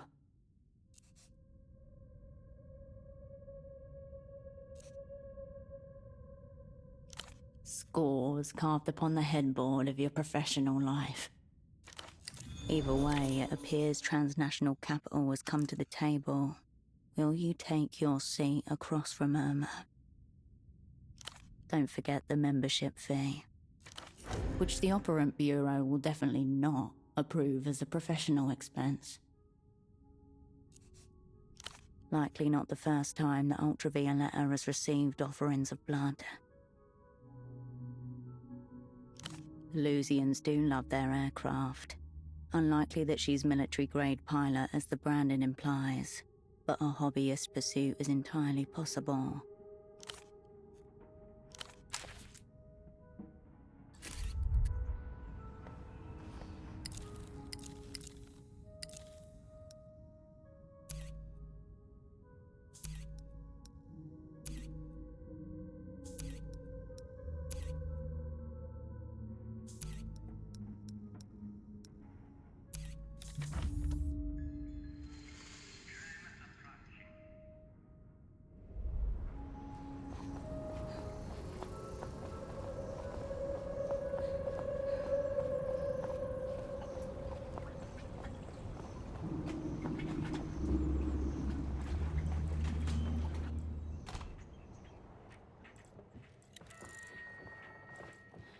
A ladder reaches towards the upper floor, creaking as the boat rocks gently. Excuse me. The upstairs room is private. A true man of the people would open his home and his property to his comrade. The doctor raises an eyebrow. He does not think it is that cold. Please, if you see Carolina, do let me know. And? Is she eating well? Does it look like she's getting enough sleep? I had a suspicion. Here. Let her know if she needs more. I've got plenty. If there's anything you can do to help her, please know that. I would be extremely grateful. Yes, I was running a dream study. She was a participant. That was a long time ago. His fingers twitch like he's fighting the urge to shuffle the papers on his desk. Dreams are one of the least understood phenomena in nature. My colleague Gonzalo and I developed a novel technique for rendering our subjects' dreams as two-dimensional imagery. We received a generous grant through MTES Foundation for basic research, though I have to say it was an uneasy match. In so many ways. I came to understand our benefactors saw our work as a form of market research, not exactly what I got into the work for. It was a long time ago. I prefer not to dwell on these things. Carolina started out as one of our participants, a volunteer, surprisingly. Simple, because until Gonzalo and I received our grant, she's never evinced the slightest interest in my work. I'm afraid the raw data were carefully anonymized. We couldn't match any individual participant to a particular set of subconscious imagery. This was by design. I'm a trained physician. Patient confidentiality is sacrosanct. Not a direct answer. When her turn as a participant concluded, she begged me to stay on. I thought, well, what harm? There was no real limit on our grant from amateur, and Gonzalo agreed. We needed an assistant of sorts. Yes, perhaps that was my dream.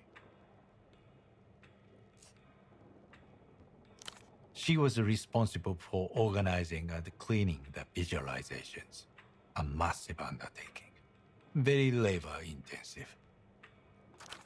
Approval. Pride. Carolina didn't appear at work one day. I went to the police, who had no information. I thought she must have been in some kind of accident. You must understand my fear as a father. I received a call from the hospital. Carolina was there, in intensive care, barely lucid, handcuffed to her bed. There were 2 carabineros accompanying her. They told me she was under arrest, to be charged with unlawfully aiding a foreign power, espionage statutes. The super broke, their spy service, the opera.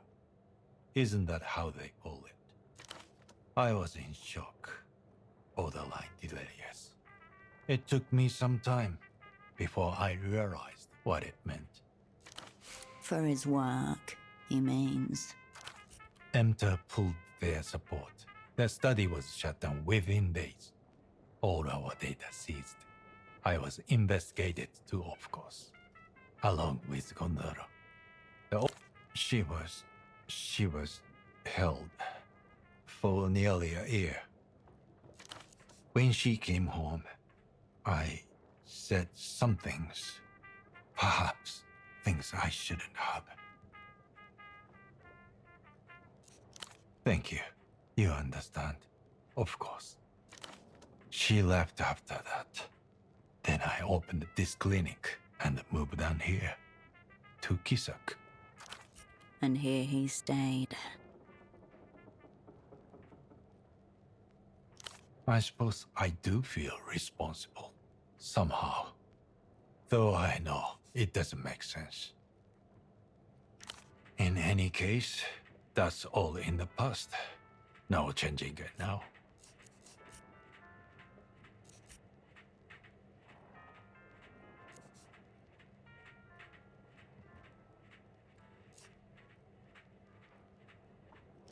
Right.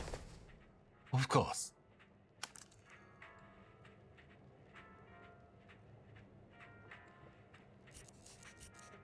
Until next time.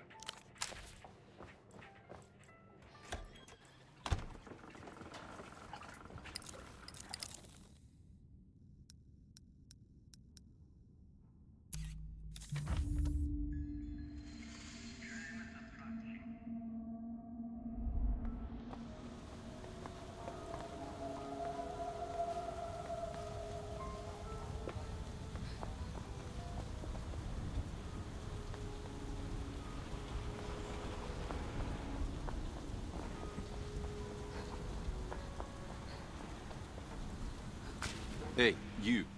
You're new to this scene, aren't you? A young man in a long, colourful puffer jacket with an oversized collar stands guard. His forehead glistens with sweat. Really? I haven't seen you around. But maybe it's a good sign. Maybe the scene isn't as dead as it seems. My name is Kurt, by the way. Kisok, born and raised. Likewise. See this jacket I'm wearing? A product of the local scene, custom made by one of the tailors here. Pretty cool, huh? It has it, doesn't it? One of a kind. But you know what's not cool? Some of the official it I've been feeling as of late. The man stares at you with a long, stern look of hesitation. I've bowled too hard. The streets of Portofino have not been ready for such a display of style. And to be honest, I haven't been ready either. This cool jacket? The party alley tailor made it for me, but I never paid for it. I owe him money, I have no money, and I cannot show my face around the art of the scene. Exiled.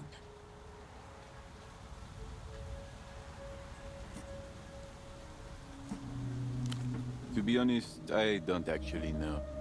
I had to sign some kind of a contract, but I don't know a whole lot about contracts. Maybe it was a lot, maybe it wasn't a lot at all. But the jacket is baller. I suspect and fear that it was a lot. Can you find out how much money I owe him? Thank you so much. Go to the Party Alley Plaza. It's east from here. There's a tailor named Bruce. Maybe you can ask him, like, quietly, diligently on my behalf about the, the price of the jacket.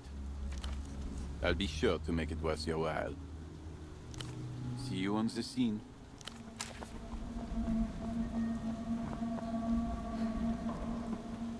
Back again, are we?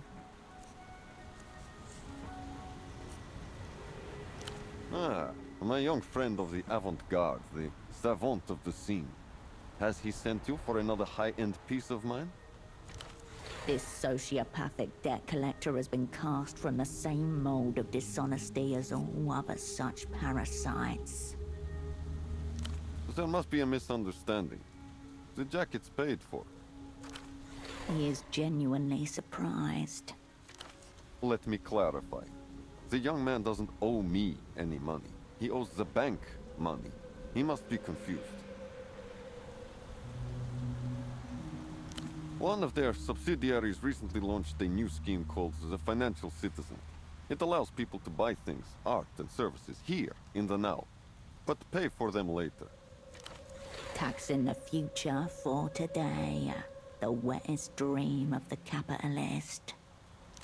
So they can get to where they need to be without the waiting times, obviously. Very important for the uneducated masses who are into fast-moving fashions. But not my Kurt. He is very educated. Their subsidiary is right here in Portofino. The customer signs an application, which I send to my creditors. I am paid shortly after. Life goes on, we all smile. Of course not. I bear my young friend no ill will. However, I am saddened to say that the financial citizen may feel differently. The jacket itself was 500 sol, underpriced for a masterpiece. But there's accruing interest, service fees, and other economic fashions on the side of the bank.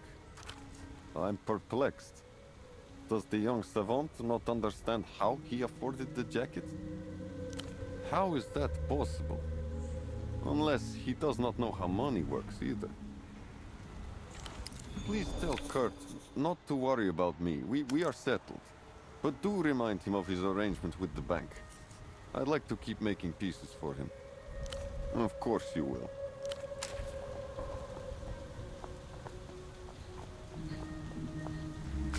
Good to see you on the scene again. Yes?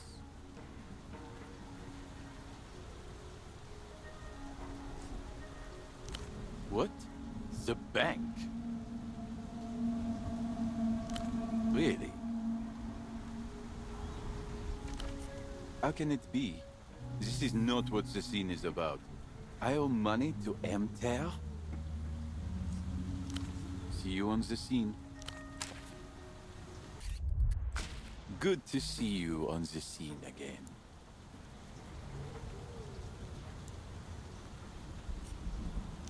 I'm checking out the scene, inhabiting the streets, thinking about the past and the future. Illusion, everything. Full reflection clothes, high-speed synthesizer music. See you on this.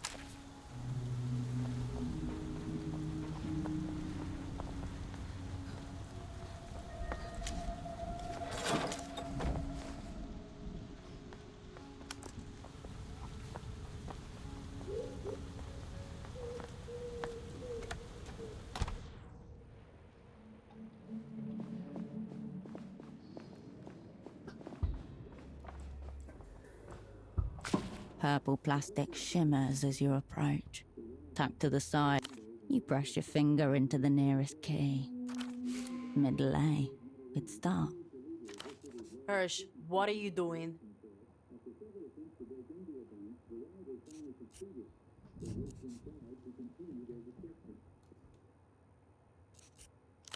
Hirsch, stop. You're a spy, not a fucking sound engineer. Step away from V's keyboard. The young pop star untenses as you step back from Hirsch. Of course, aeronautical service in the Imperial Navy is mandatory for all young Lucian adults, even pop stars. The Ray 16 ricochet. I asked them to paint it purple, but they refused.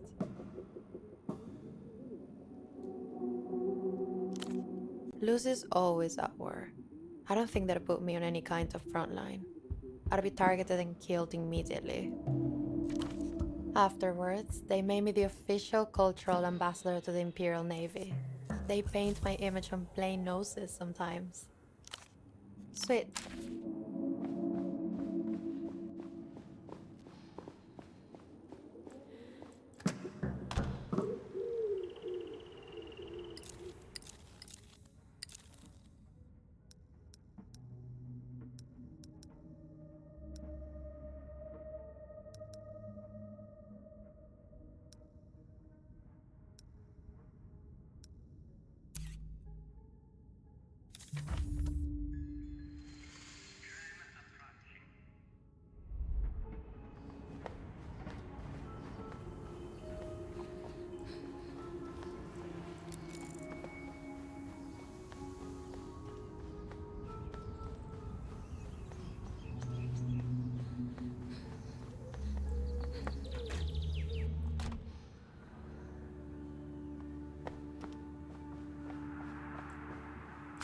Hello again.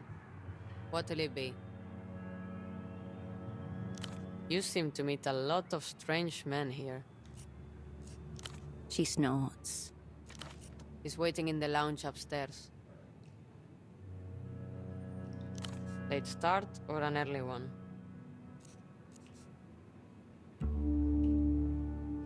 Sure. Drink up. We close soon.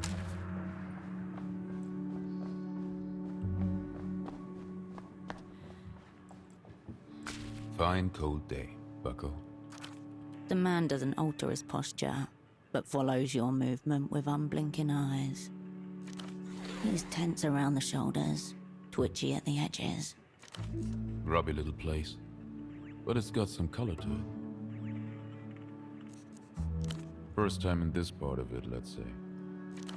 Are we sticking to the trade names or daring fate with the real ones? Whatever you say, do not say Herschel.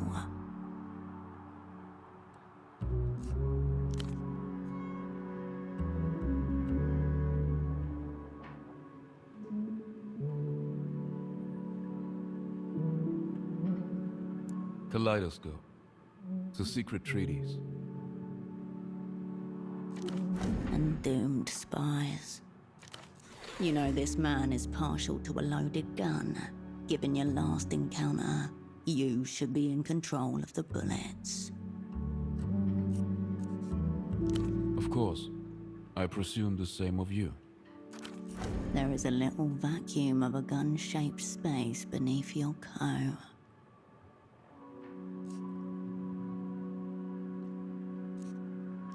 I wouldn't have put money down on it, that's for sure. Don't worry, Cascade. I came to talk, not shoot. That adds up. Last time he just shot and never spoke a word. Yet, here you are. I understand you're on the market for second-hand goods. I'm interested in exotic imports. I was hoping we could explore a transaction. That confirms it. He's after the pop star. A massive sign marked nonce flashes red in your mind.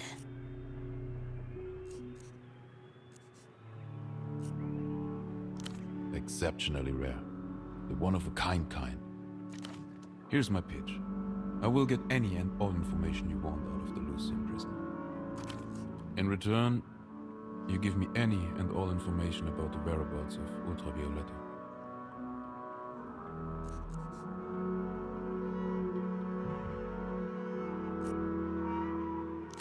Fan. Such a debasing word for high-level artistic appreciation. I prefer devotee. Of course he does. Per factor off the charts. Amto is trying to defect Luz's most valuable cultural export, the play of plays. They want to put her in a glass coffin and briquet her with instruments. Splay her mind, unfold her dreams. But my aim is much more simple. I would like to return her home. To Luz. Update. Apologies. He's actually gone rogue here and bypassed Emter completely. He's not playing with house money. He's got his own chips down.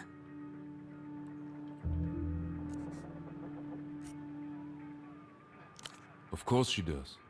No echoes from the throne room. A hollow divide between monarch and subjects. She must return. I've stated my terms. What say you, bucko?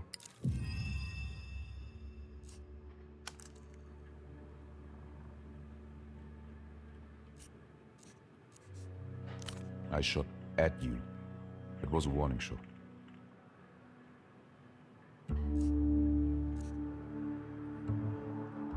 Because I'd be doing it right now. A vague threat. Should have disarmed him. That shot on you was also deserved. You were squirreling in my affairs.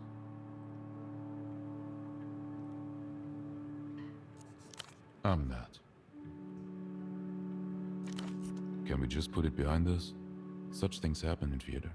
We both live. Move on. Glasses, double-breasted jacket, air of nervous dread about him. Whom? The party has already forgotten him.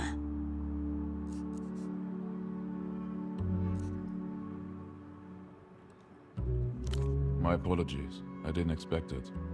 Though I can't help but feel I did the operant bureau a favor. He's really dead? Not some kind of bluff. Genuine.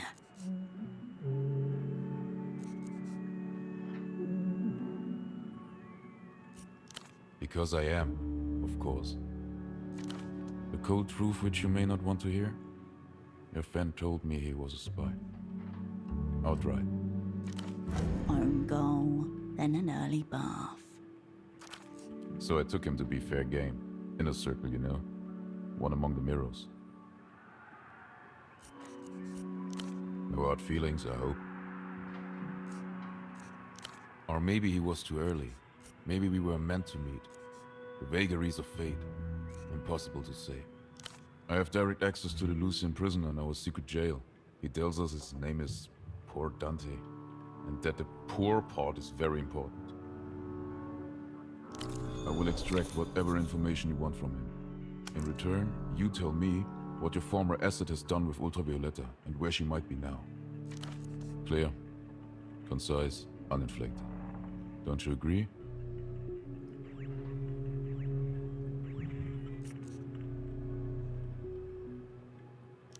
Then I'd ask that you find out, or else commit poor Dante to a short future in a damp basement. For what it's worth, I think this is a very favorable deal for you, Cascade. It's not. More favorable would be a clean trade. The prisoner for the girl. What use do you have for a fugitive Lusian pop star? She's a critical piece. Player. No commit necessary at this point. String him along. Feel him out. There is little to lose. She's the tyrant queen of your heart and mine. When she sings, all time and places unfold before you. Especially the ones that will never be. I am a devotee, I won't deny it. If you don't let her in, she'll storm the gates anyway. As tyrant queens are wont to do. We've barely approached the front gates. Don't dally.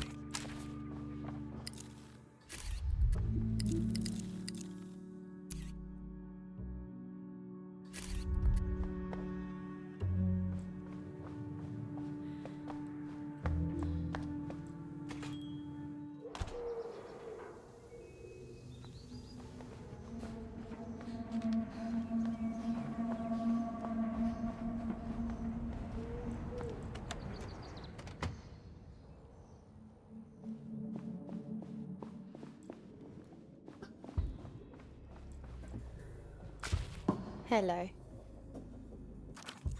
There's our knees at our fringes. Slow ripples along the shoreline. No. Why? Has she said something? That's good then. It's just... Tempo said he'd help me escape. A friend of his was going to get me exit papers or something. But it's been weeks now and nothing's happening. I'm aware, but thank you for pointing it out. Have you ever had a day where, if you had the means and the power, you'd happily burn down the world and everyone in it? I see. I hope I'm not turning into a communist. I feel hemmed in, Hersh. Like the walls are coming closer when I'm not looking.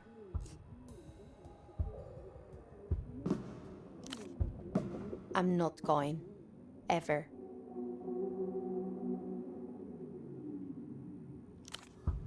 No, I wouldn't kill myself. They'd probably pay some hack to write knockoff songs and recreate me as a hologram. Why are you asking me this, Hersh?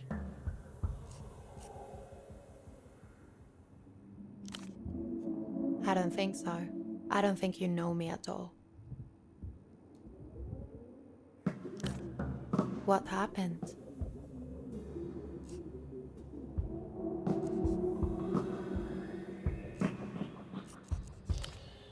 I'm sorry you feel that way. Or they feel that way. We're totally different people, Hirsch. That's been totally different Comet Tales. I'm not playing anything or anyone. I'm just trying to be free.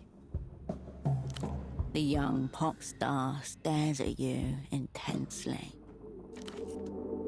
Did Yana put you up to this? There is something unsettling about you, Hirsch. Something scary, even. Look, I hear what you're saying, but I don't feel it.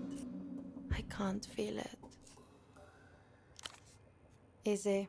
Keep running, all the way to the Eastern Republics. I never thought of myself like that, but yeah, fugitive.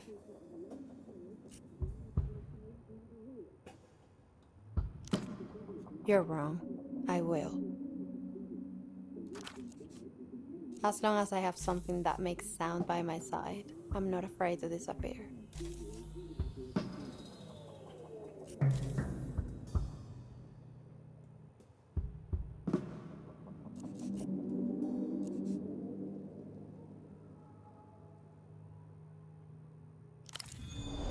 Oh, thanks, Ersh. I really appreciate it. You'll have to speak to Jan about... You can... Just because you can does not mean you should. Your path to the Lich goes through this girl. Otherwise, it's the long way round. You can, and you should. Great, Ersh. Sweet.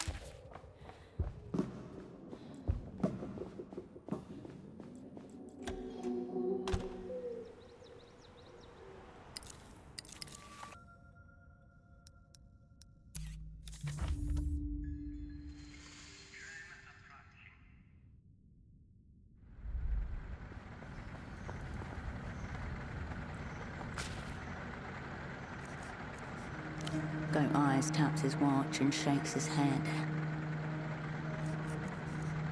I'll be seeing you.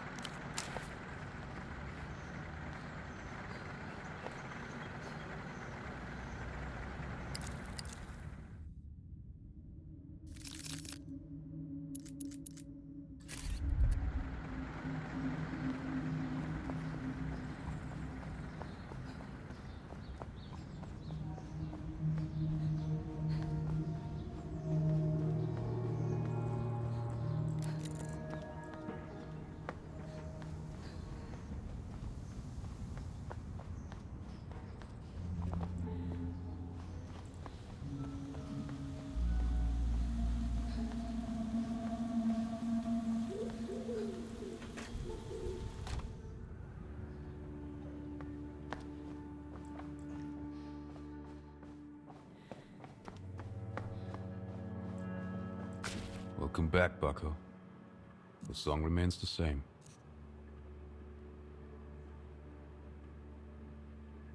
You mean the prisoner for her?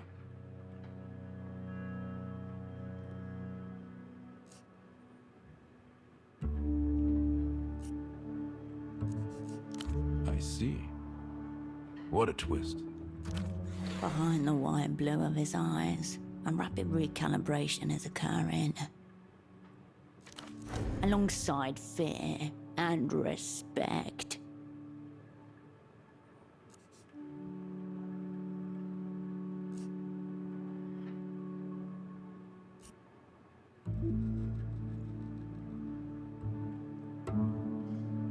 I'm sure this little sojourn will inspire some very good material. Feasibly, I could break the prisoner out. Can I ask what you want from poor Dante?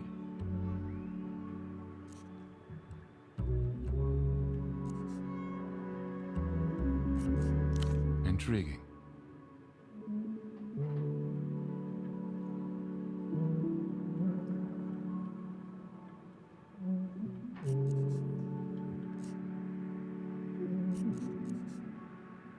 I can see the advantage, but it also represents a steepening of terms. Roger that. Diplomat, high-ranking, in Elysium Cabal, would-be deserter. Something to do with the secret treaties, or at least we're hoping to play him as such. So I suppose for now, you'd call him Leverage. No, I don't fear her. Not anymore. Unsettling is entry-level Violetta. Wait until she terrifies you. You have direct access to Ultravioletta? Then it seems you have a very strong hand cascade. He holds your gaze a moment, then lets it go. I respect your position. For whatever reason. I believe you can deliver. Her face flashes on the underside of your mind. Expression stern behind a black cigarette. Yana needs to agree to this too. You don't have to emotionally pry bar these two girls apart. There must be another way through. Try enter on the books, not off them. That junior negotiator already looked a little weak at the knees.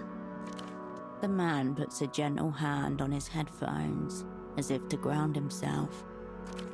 The answer is yes, of course. There can be no other answer. A whole career cast off in a single moment. And possibly a whole life. We have a deal. How soon can you move?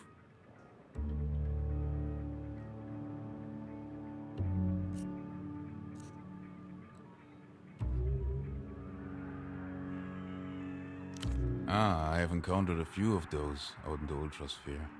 Very willful. Don't dally, bucko. We are on the edge of the precipice. The spy there barely was. What of him? Not as such. I suspected it wouldn't be a relaxing listening experience, but I didn't know she could summon that kind of power. Pseudopod, I remember it. Was this his first time in theater? Trouble getting off the blocks. It happens. I had the best guess, based on rumors I'd heard. A kind of soul-taking from the Tyrant Queen. More than a trace of envy. I knew it would be transformative. I think we have yet to determine whether it is bad.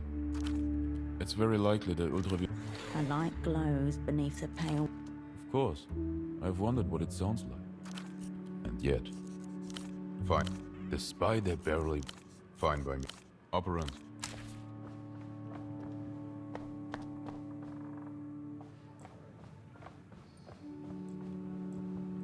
Hello again. Alright. I need... You scoop a pile of empty glasses into your arm.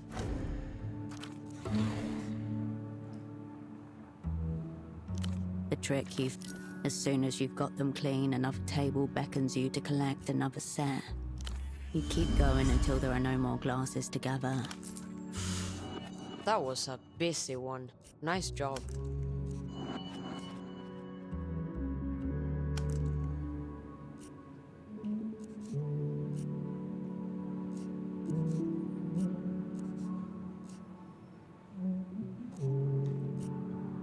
See you.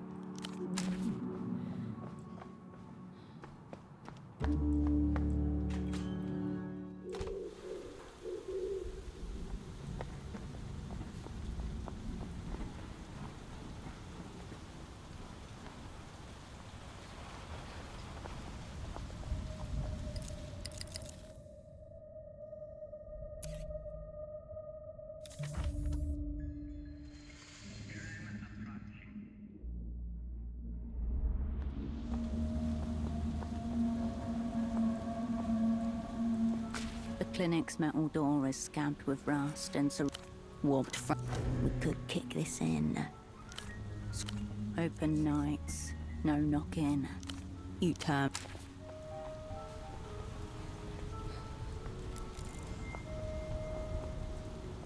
Back again, are we? Awful. Still, absolutely not. I can see the stress in your pores. I expect you to look effortless. I don't sell clothes. I sell transform... You've fallen prey to dissociation. Maybe. I could offer some critique, yes. You may not. He circles you with his...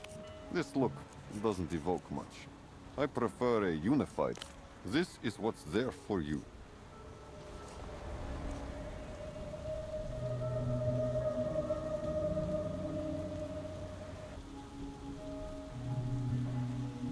The side seams are offset to trace a clean line from hip to floor.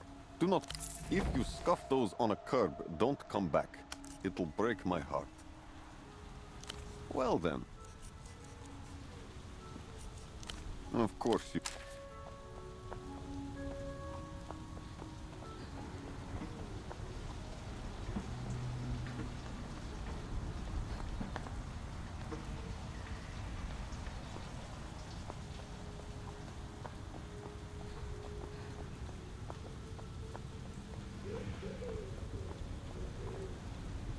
Drift away, Stardust. I'm a second-hand dream dealer, but I'm the only dream you got. What is that? This isn't peace. Nobody cares about peace anymore. This is V for Violetta. Ultra Violetta. That's adorable. Psychotic episodes aren't adorable. Don't be mean. We're representing the Ultras right now. It's not her fault she looks that way. This is what we call fan shifting. We become Ultravioletta, and we sing her songs.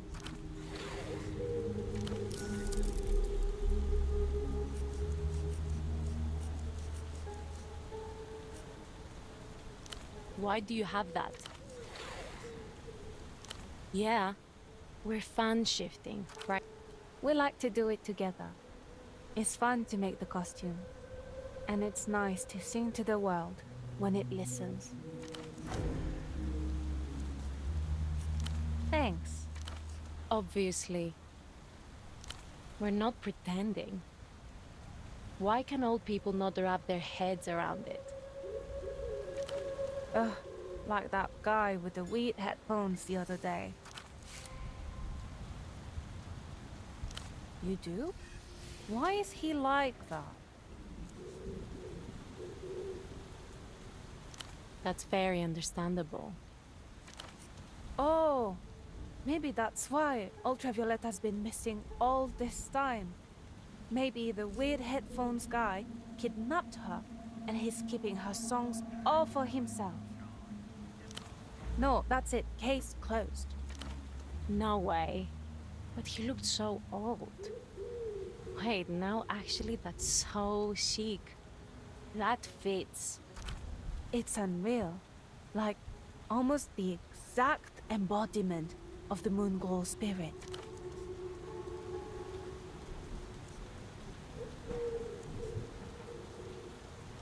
Weren't we just talking about that? You don't know that. If she is dead, unlikely, there's nothing more.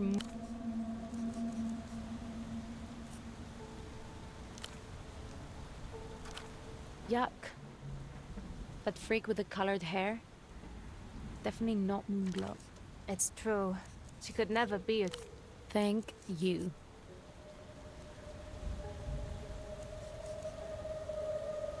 Obviously. It's where they... I wish I'd been born weird and really lame. Sure.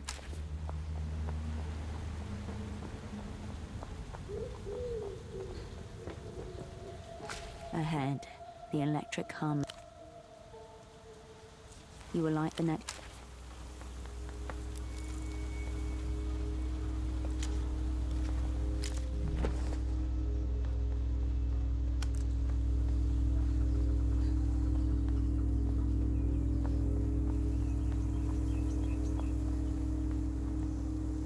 You're back. What now? You have copper for me? Let's see. Yes. This is... The crumpled bills bounce off your chest. You pick up the loose bills and unfold them. You've never been paid in a more degrading way.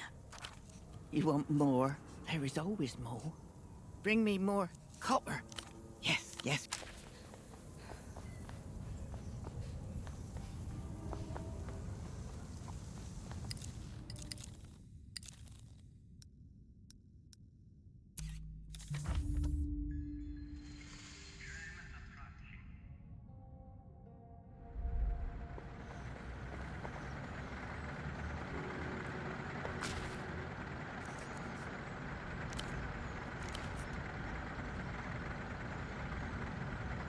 People don't always line up how you want them to.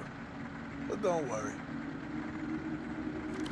Look, I don't know how to ask this, but I need 100 soul before I can hand this over. Funny. Didn't seem like he had any problems asking that. I wouldn't be holding any steel if I was trying to shortchange you. I'm sorry, baby girl.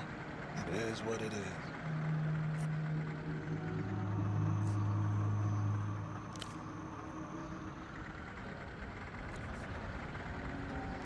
Standard Portofino bullshit is what?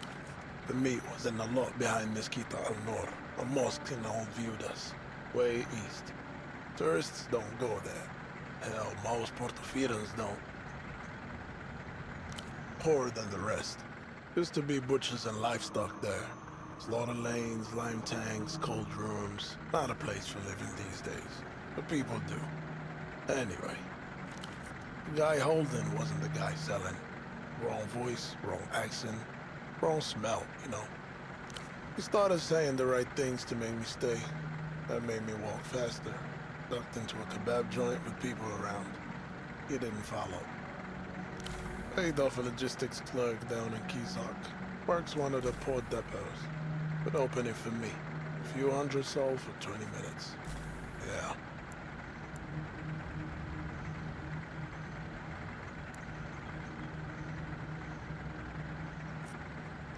Wish it had been different.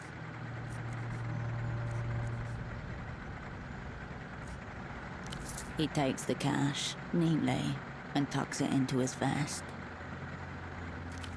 Swear on Rostam's name. You won't regret this. Inside, a familiar sight. A Roran Mac 12B, heavy-framed, semi-automatic. Next to the weapon, 2 12-round magazines wrapped in waxed paper. The young man studies you, not daring to ask. He came through. I'm sorry about the, unexpected fuckery. I'm getting that sense, yeah. So, you off, baby girl? Or you want to chat some more? You know. And just like that, warmth radiates from him once. I'll be seeing you.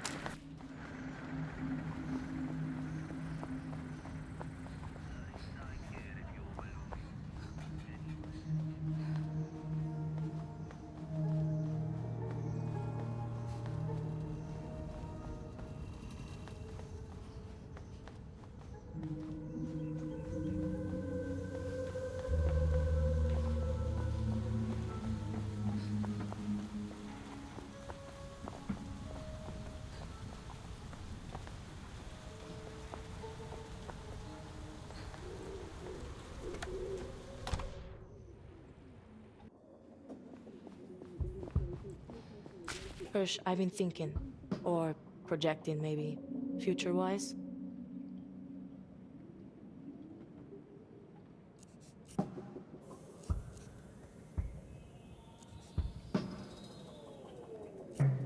This question's skipping the needle in my head. What would Tempo do? Her.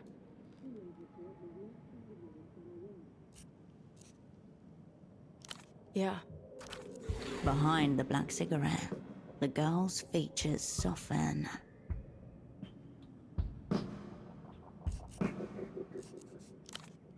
I am. The girl sighs smoke and turns to face the city beyond the window. I should be out there dancing, somewhere shiny, under lights. This is all so fucked.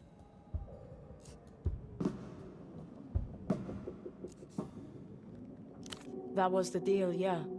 Setting her free in exchange for an imprint of her. But near the end, I started having second thoughts. New plan was to sell her back to the Luthians, imprint and ransom her, basically. Culture then cash. Tempo to a T.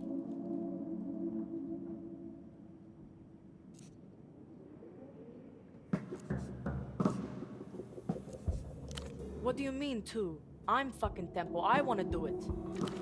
Her eyes flash with new tones, almost finding a unified color.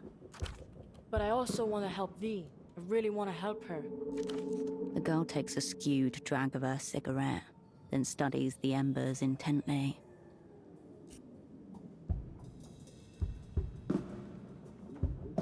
She flicks her gaze at you like a knife. From who? Against what? A sudden crack across the thin glass of trust.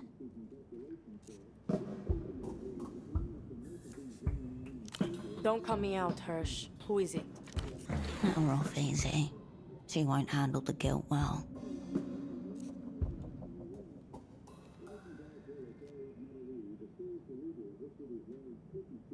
You trust the fucking bank now?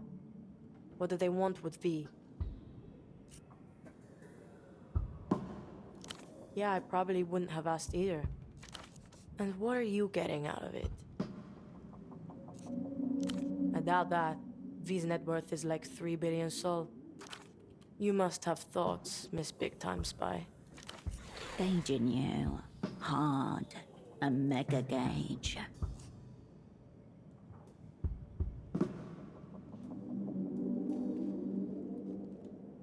At least you're being honest. Say we take this deal. What happens to V?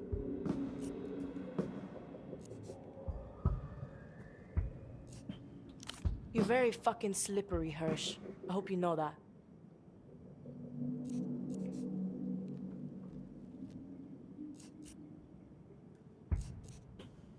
At least she's the boss of herself. 2 aerotrams crisscross somewhere above you.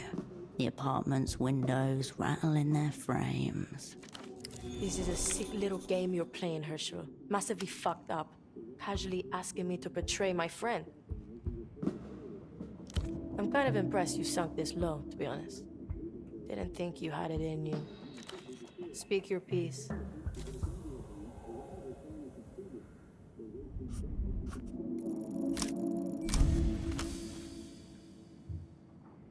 Demolish another friendship. You've done it before. This one should be easy. It is not even one of your own.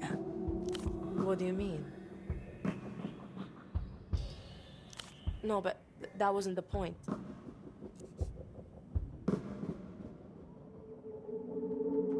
It's not like we stopped being friends. I could visit. We could write postcards or something. I don't know. Thought we'd figure it out or whatever. You want to take this deal, yeah? Maybe. Teetering. One more little push.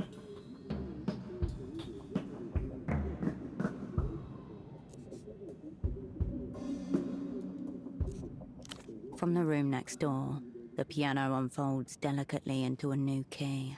Yana glances in its direction and looks back at her cigarette. Fuck do I care? I'm running an enterprise, not a popularity contest. Do it.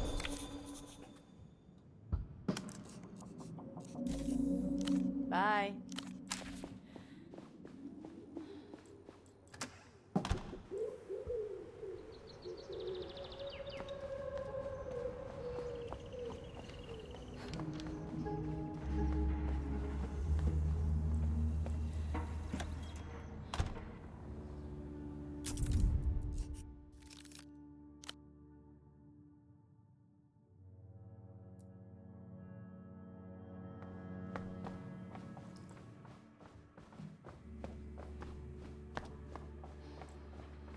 Cascade, have you found your answer? Excellent. One consideration for you. The prisoner mentioned something about exit papers. How cold. But what you do with the prisoner when you get him is none of my concern, of course.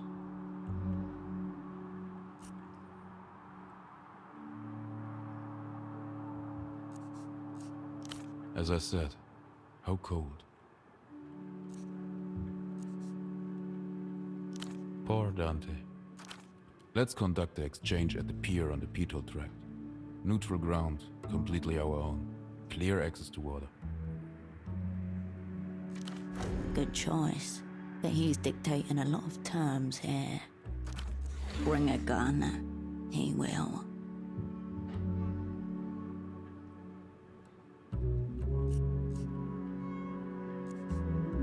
This is a very sensitive event. The less ice, the better. And Cascade, thank you for this. Until then.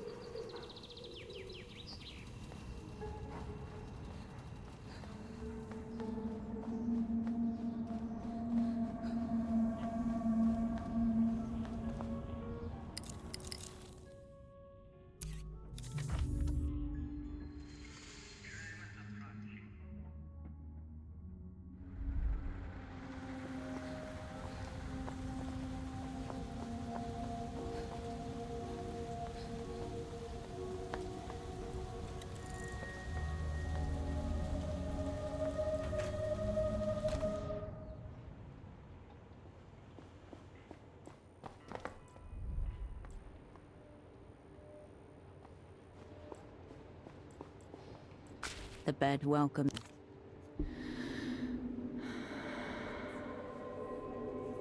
The stillness of the room quietens your mind as you settle down.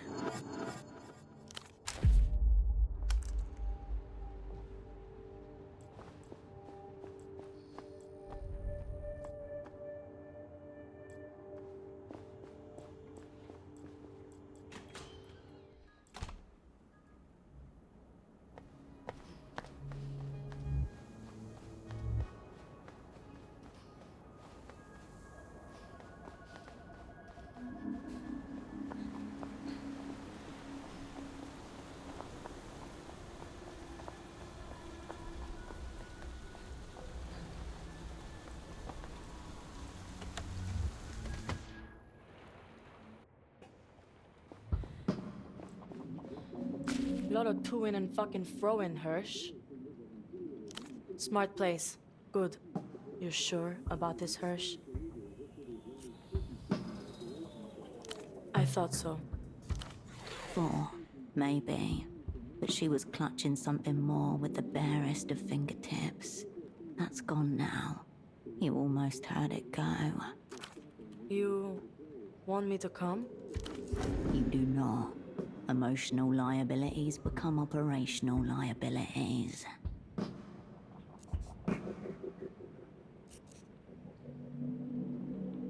Okay, easy enough. I can do that.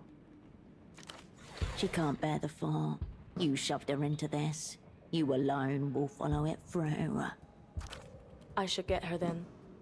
Say goodbye or something. She doesn't move. I heard you the first time. Don't fucking rush me. As she slides from her seat, her eyes don't come close to meeting yours.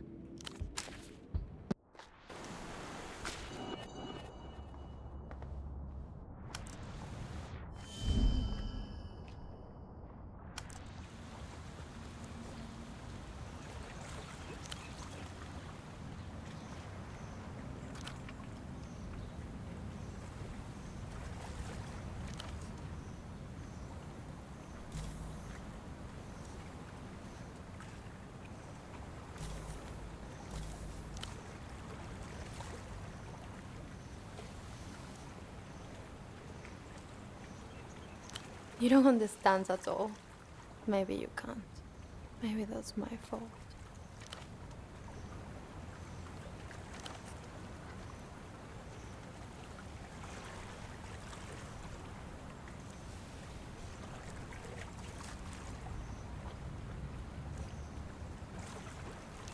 I don't have much left to give. I think they know it too.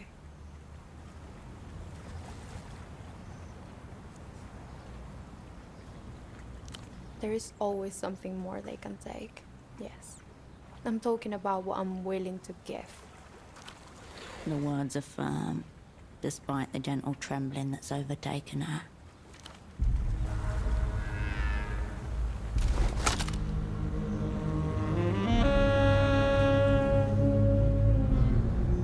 On the other side of the pier, two figures approach from the dimness.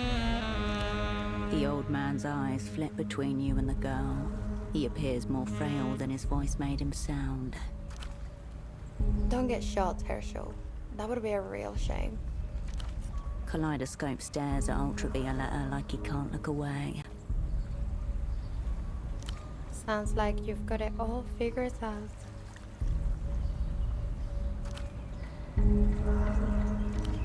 Spare her this knife at least. Good. That's good. Tell her I made it out. Goodbye, Hersh. When they send me up to space, I'll watch you down here, running around in your sad little circles.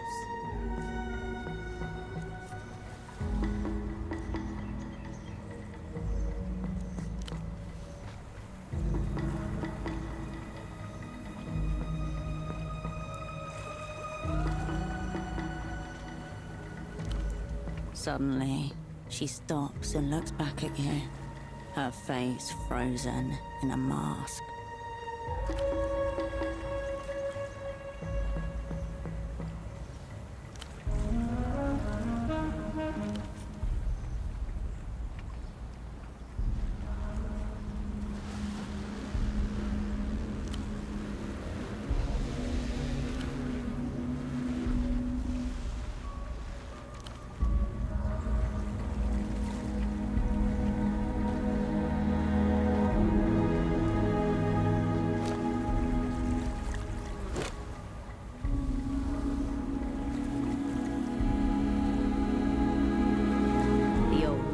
His eyes on you as he walks forwards.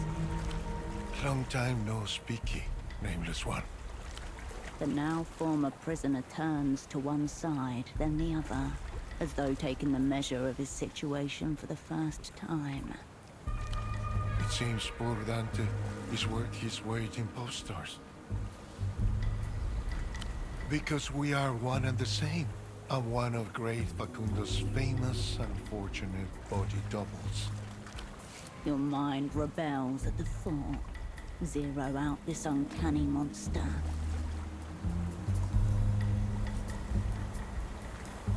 There have been others, but now there's just only little old me, the favorite.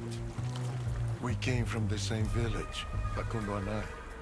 Second cousins, hence the resemblance. But then Facundo became what he is. As for myself, I remain, well... Is it? No, I don't believe so.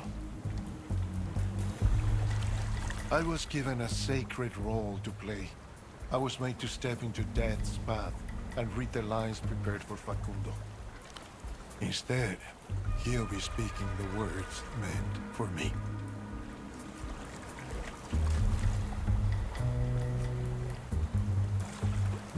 Commiserations. Mine too. Enough preamble. You're here for one thing only. Before the secret treaties can be consummated, a ritual must take place. A private ritual, known to very few. Facundo will be attending with only a token guard. If you're going to kill him, that will be your chance.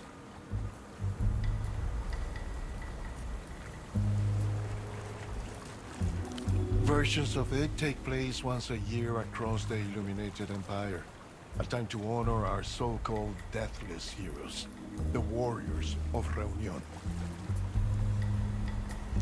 In all our time together, I'd never taken you for a relativist. How sad. Put this fascist roder in the ground. The ritual will take place at the old shrine to Canopus, tended faithfully by our small colony of expatriates who remain in the Empire's light. You can read... Place. Check. You should have done me that favor. Then you would already know. In Party Alley, there's a certain tree. An old Lucian ginkgo. Are you familiar with its splendors? One unique quality of Lucian ginkgos, wherever they are in the world, they lose their leaves at precisely the same time. What's more, they lose them in spectacular fashion, over the course of just a few hours. In the morning you might see them in their full glory, and by evening they'll be naked, a brilliant gown strewn about their feet. It's incomparable, and one's appreciation for it only deepens the more you understand its significance. The envoys of the First Illuminated Empire made sure to plant ginkgos in every territory they claimed.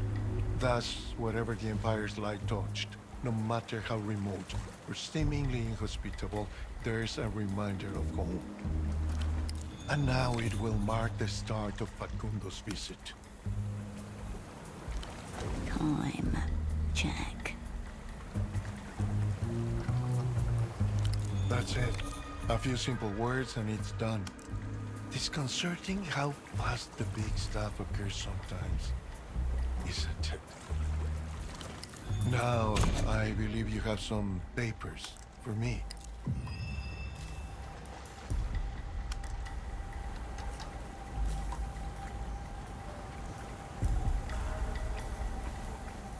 And get shot in the back.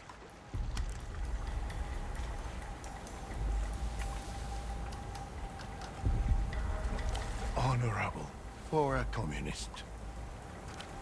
He gazes up at the night sky and sniffs the air like a dog. And still no light. Poor Dante to the end. Hail the Illuminated.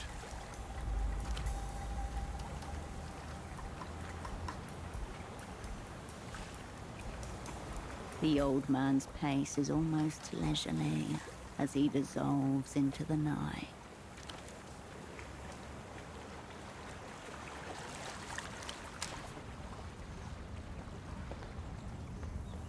Nice to see one of ours honor their word. Rare occurrence, the deeper you go.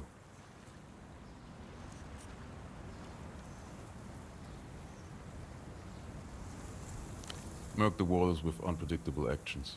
An interesting tactic. I have a final request of you. Feel free to turn me down, of course. What class of music player is that headphone wire connected to? Must be a high-end import, likely customized, equally compelling. Now that I've raided the company safe, so to speak, I have nowhere else to go. I wondered if I could throw in with you. The reactionary lays down his logo garments and turns toward the light. I have an educated guess that it's something big with Luz, and from the price you paid to speak to poor Dante, for all of 5 minutes, something ambitious. Your assignment could do with a professional operant.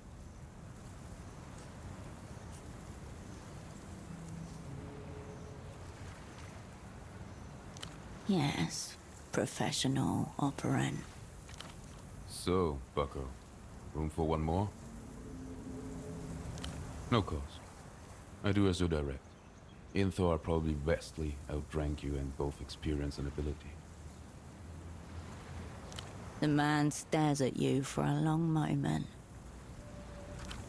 Very good. When do we start?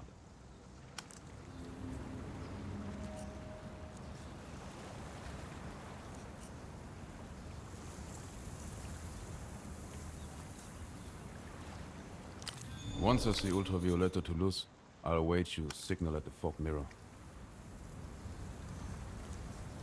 A pleasure.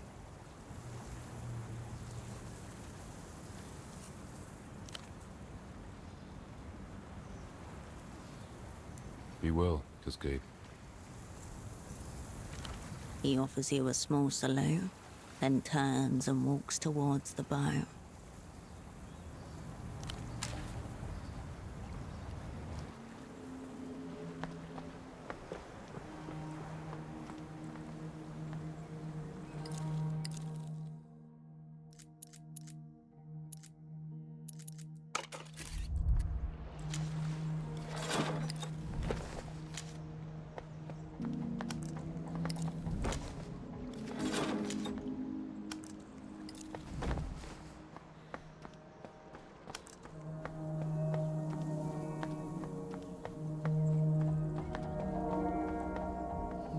You're back.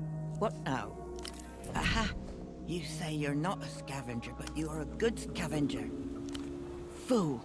It's all false. 0 plus 0 is... Here, fool. She's like a bottomless well. Shake her and more will come out. I am close, yes, very close to completing it. Yes, yes, Rip.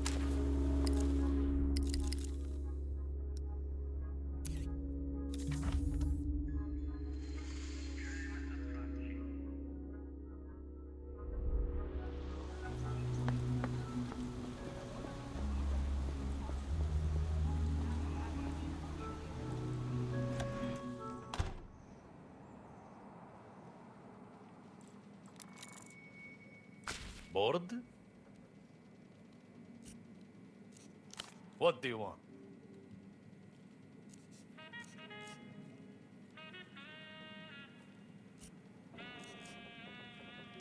The site of some kind of humanitarian catastrophe.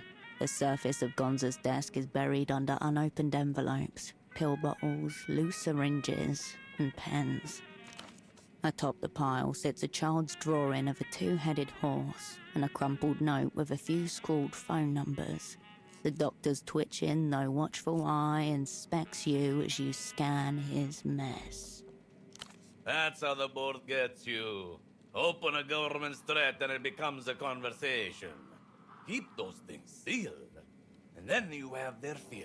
Not my kid, before you get ideas. I locked down my own plumbing at 12. Cauterized some junkie spawn under that. No. The doctor dropped. Bored? What do you want? Not even a little, you know? By God. So there's no hope for him. He's beyond the reach of science.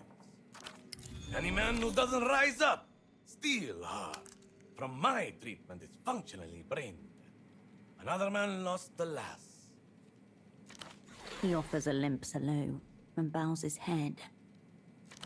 But it's not all bad. As a doctor, I am qualified to tell you. You now have moral carte blanche. Whatever the fuck you want. Ride him, bury him, dress him up in a silly little outfit. Party's on, sister. You're not dealing with the person anymore. Adios, patient.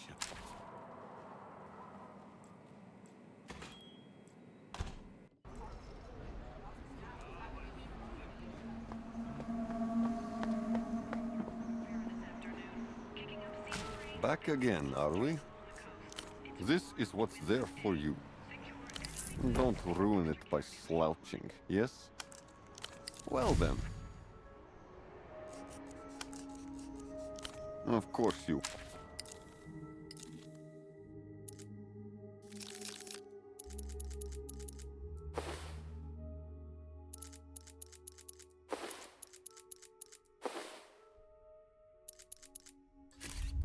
Back again, are we? He circles you with his gaze alone. His brow furrows. There she is, the high-value woman. This was meant for you. I can see it now. Plus, you look effortless, unbothered by the world. Consider me impressed, and yourself welcome. I'm creating Portofieran fashion in the old way, but brought into the modern age. Hand-stitching, salvaged the local silks, skirts for men. Tradition with a twist. Nestorismo brought pants, and with them, the mediocritization of men's fashion. The skirt is the perfect utility garment, and my inspiration for this evocation of Portofiero's past. And He gestures to a loose kimono in swirls of green and cream, and a boxy skirt made from the same material. one of my more daring recent efforts. Not entirely successful. You have some semblance of an introduction to understand. Of course you... Marito squints up at the dilapidated... Hola again, miss.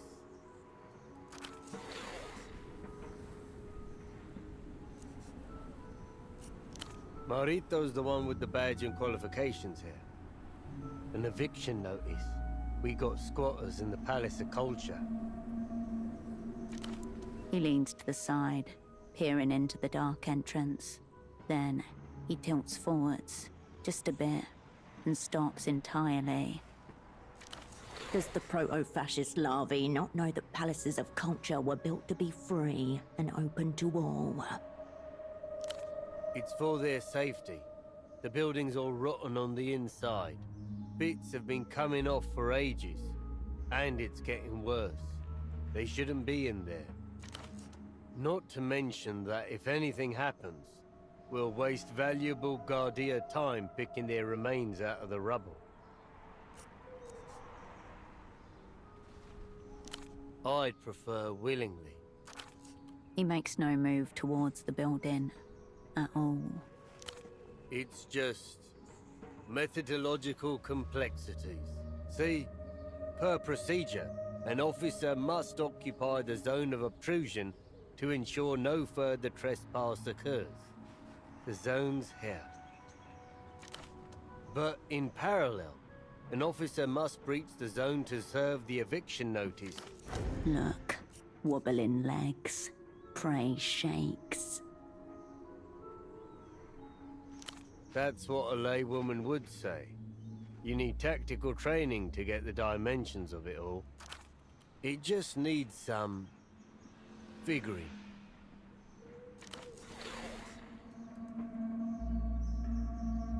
Why would a sock businesswoman do that? He's desperately hoping you'll give him a good reason to let you step in.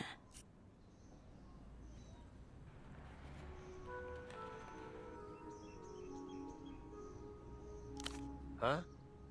You, do security work back home or something? As an officer of the Guardia Municipal, I'll give you permission to enter. Please.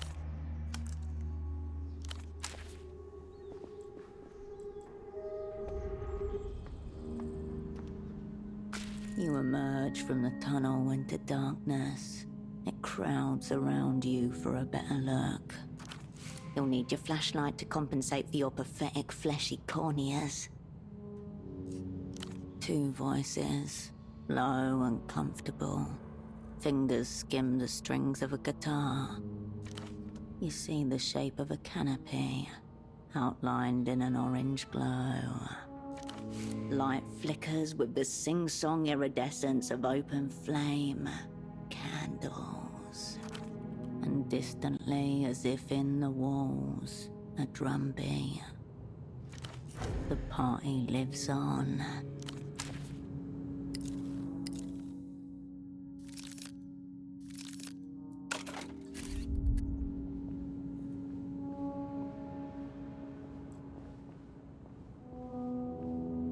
Hello there. Give us one moment. And watch your feet on our wizard stuff. You look down to see shapes in chalk, burning incense, candles, a guitar with a garland of prayer beads around its neck.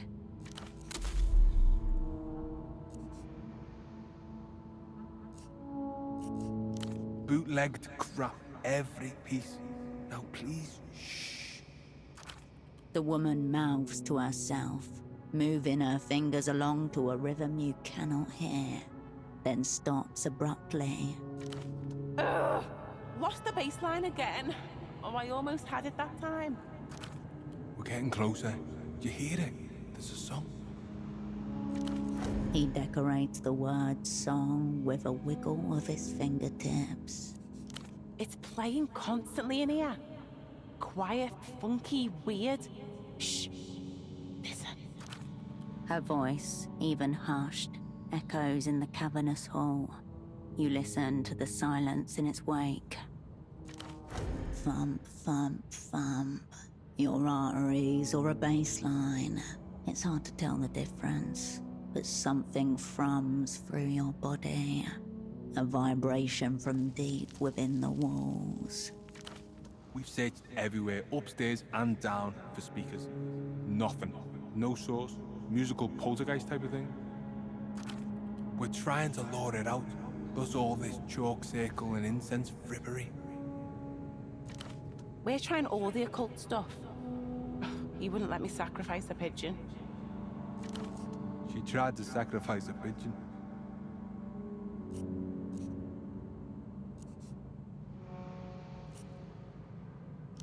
Nope. Plus the power is completely dead in here. So even if we had found speakers in here, they couldn't have been running. It's coming from the building itself somehow, I think.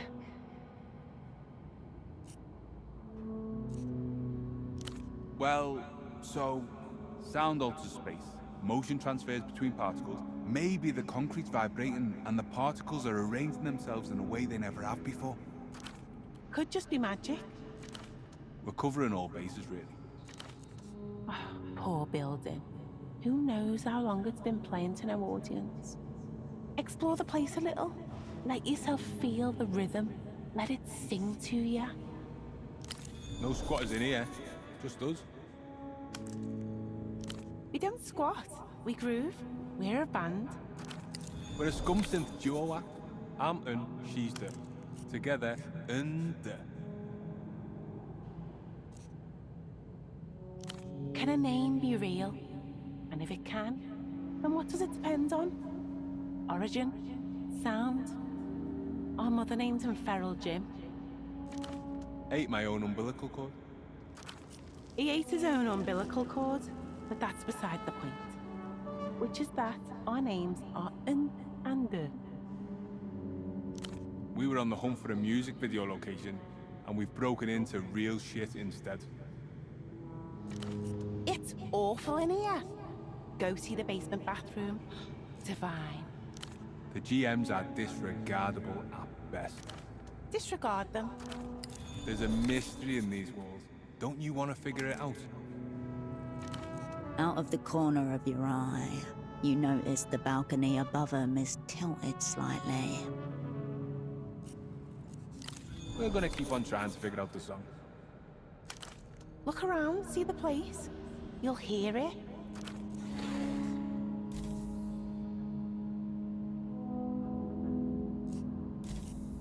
Try listening on the stairs just over there. That's where...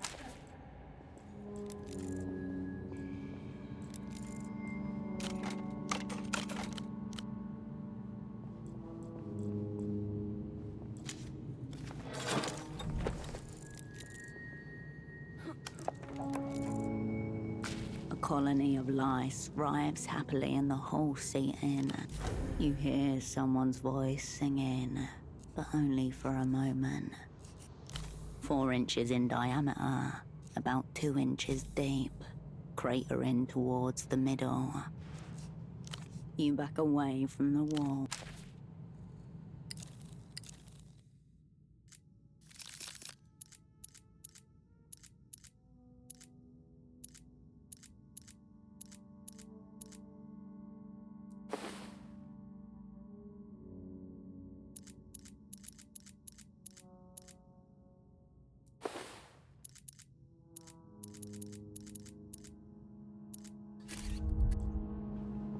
You return to the hole.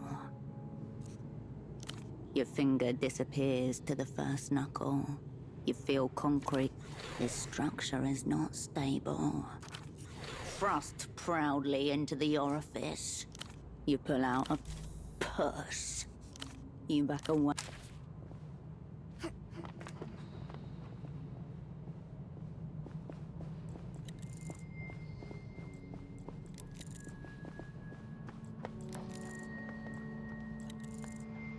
Dust lies so you hear faint snatches of what sounds like humming. Threadbare cloth sticking out, a banner dragged down one of the building declared the old party reactionary. Tiptoes, the hall.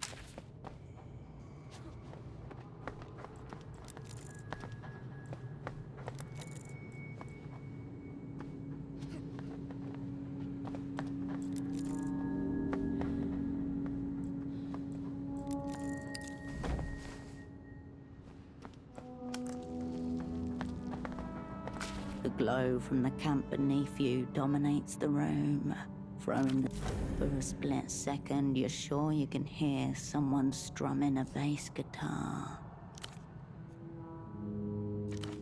The engineering has embraced perpetual. The earth is alive. It breathes and they won't be able. Vertiginous patterns of the balcony.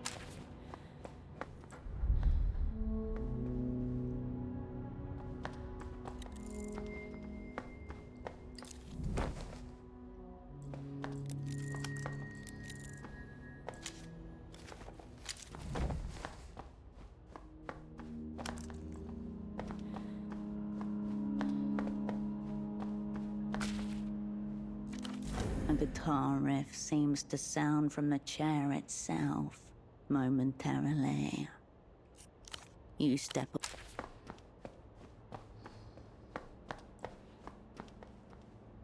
The chair waits before you.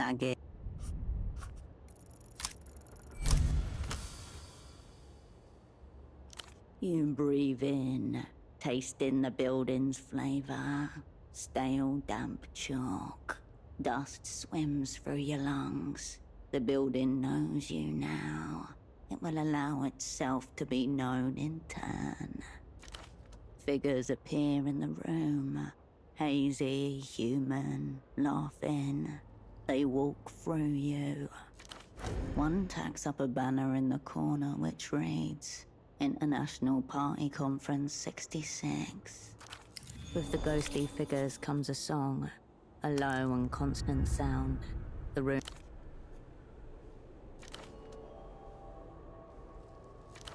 Gang don't fuck with ghosts.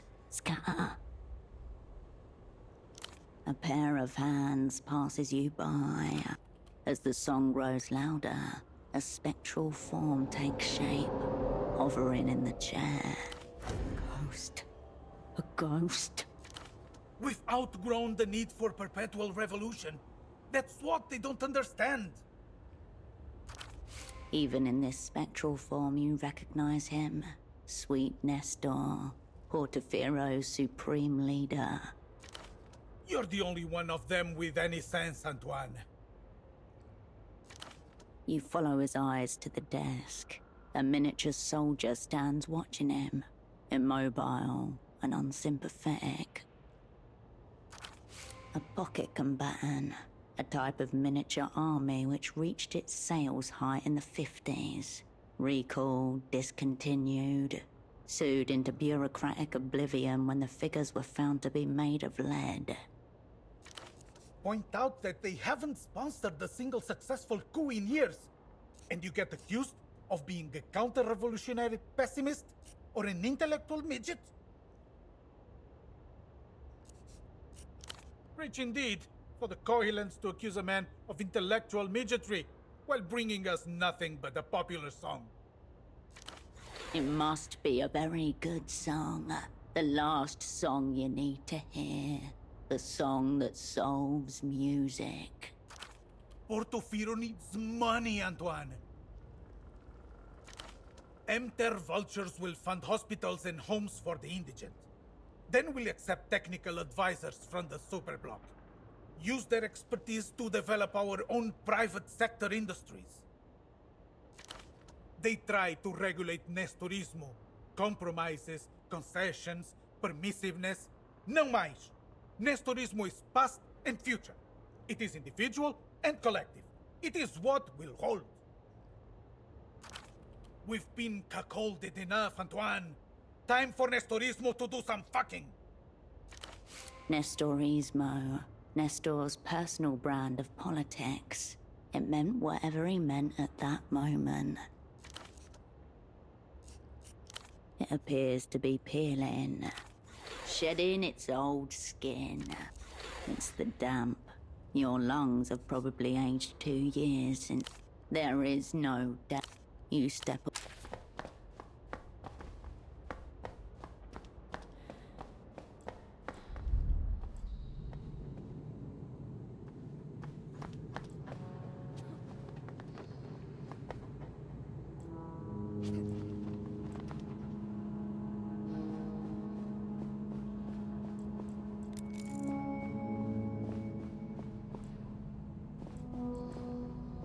Hey, you back?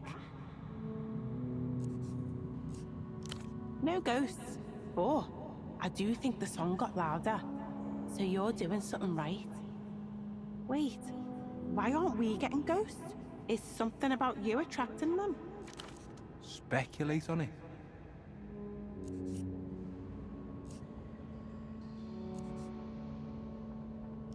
Clearly?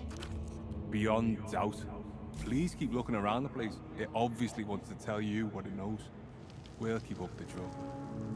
Careful not to...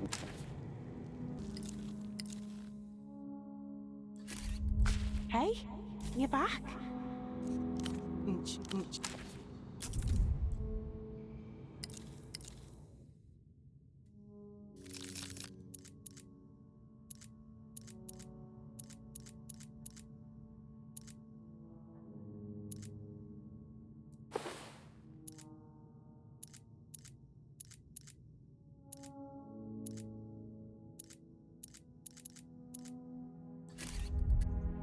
Hey, you back?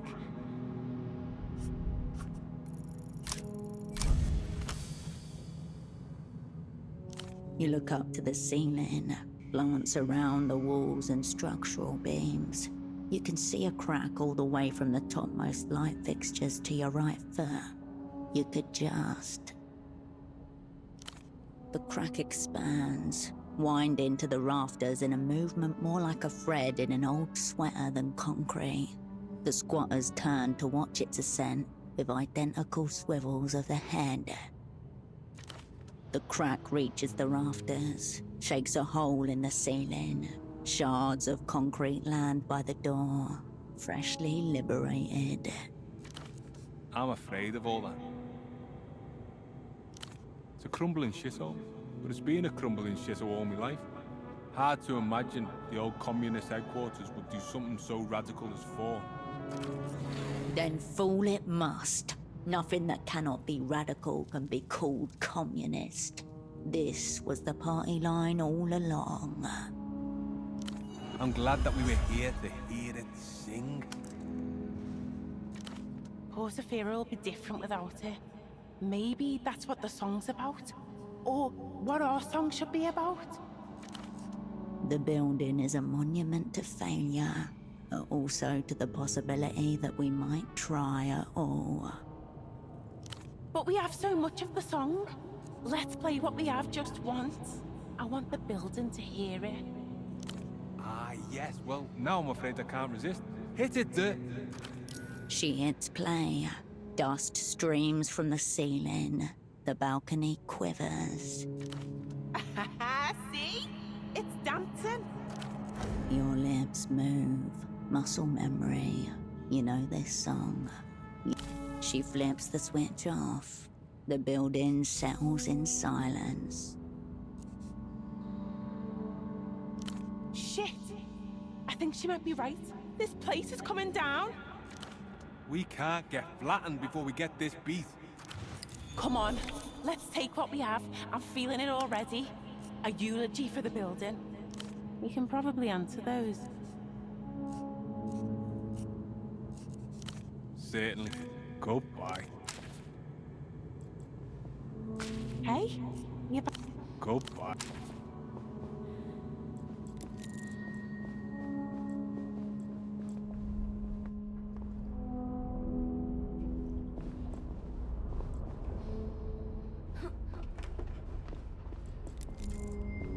Closer. You snatches of the song's chorus echo down the. You leave.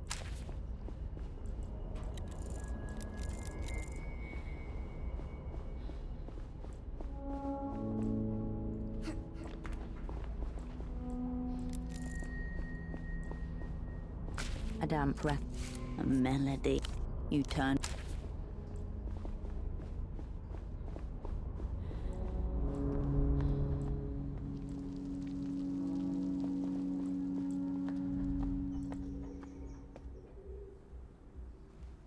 Just to be sure, are the squatters gone yet? Man, that's a relief. Whew. That's it? Man, I could have handled that. I'm not dealing with this. No way. They can send someone from the party alley beat to keep people out of here.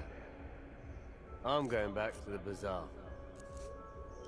Maurito will see you soon. Back on his own turf.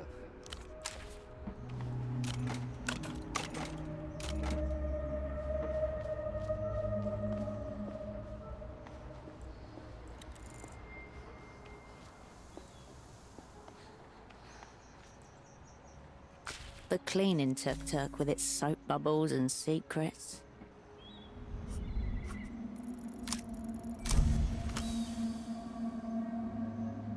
The old padlock, under stresses it could not possibly endure, shudders and pops open. The small space is tightly packed. In the corner is a selection of buckets, a rack of brooms and mops mounted on the wall above them. Bottles of cleaning solution are tucked into every free space, with names like Zyfrox, Extra Clean, Shine and Shimmer. Your eyes land on a shapeless garment in a disconcertingly meaty shade of pink. There's a zipper on the back and a large tinted window at the front. A viewport out, but not in. The cleaner's face obscured from clients who'd rather not have to acknowledge the humanity of their janitorial staff. The suit slides off the rack and into your hands. The tuk-tuk remains.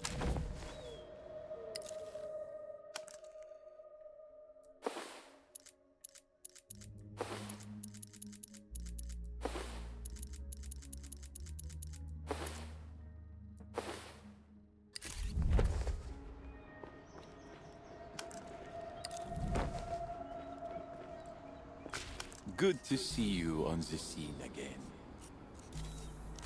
See you on...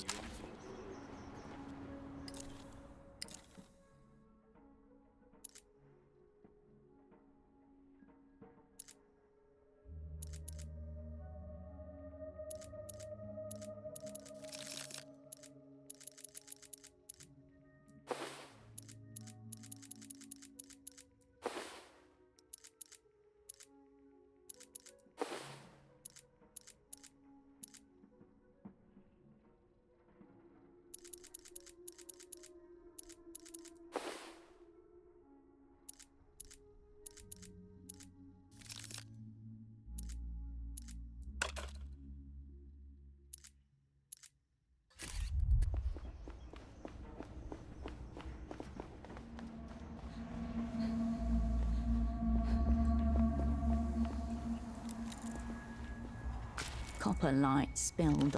Love Hotel. That one was cinematic. He looks to you, half a smile on his face. Double murder. Couple months ago. The man was a baby-faced boyavik of the Azuri mob. The woman was married, not to him. Both shot in bed. He was all right. For whose benefit, it was hard to say. Sometimes it just seemed he needed to get them out. Little bit. He was a fast riser among the Azuri. Had some funny stories. Couldn't drink for shit. He would have made a great snitch. His gun was still holstered, tangled up in his pants. Ah well, let's fucking go.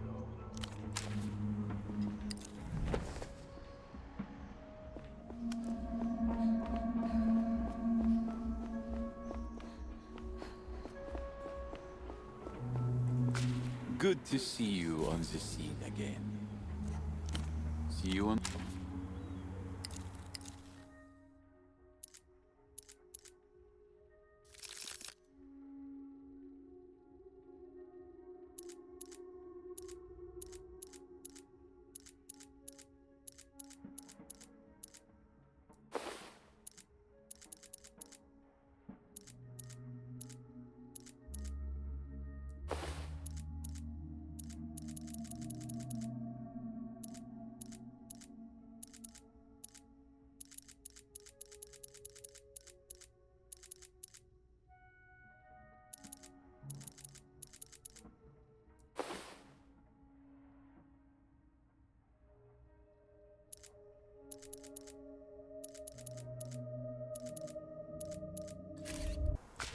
Good to see you on the scene again.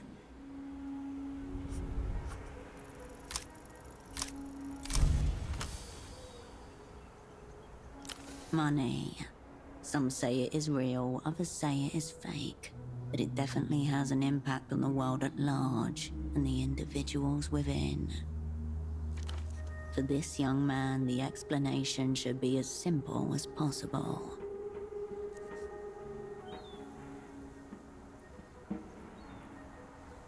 What does that mean? Even simpler. But how can it be? I've never even met anyone from MTEL. How would they know of my desires? You can do it.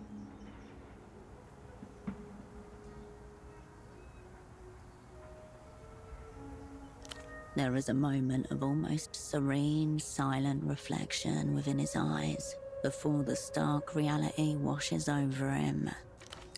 Oh no. So I'm in a lot of debt. Is this what they call the invisible hand? I think I am feeling it around my neck. What should I do? Should I become an illusion brand ambassador? How am I going to face my father like this? He's a proud man, he wouldn't understand. No, it would never work out. He's got no sense of style and spends his days withering away in a cold hallway. It is just not possible for a Portofiran to pay back a loan. No one's ever done it. There must be somebody from MTER around here who could help me. Someone who could absolve me of my debt. Like a high priest of capital or a liquidity mage. Please, find them and help me. I promise I will make it worth your while. That Mr. Metamoto guy comes to mind.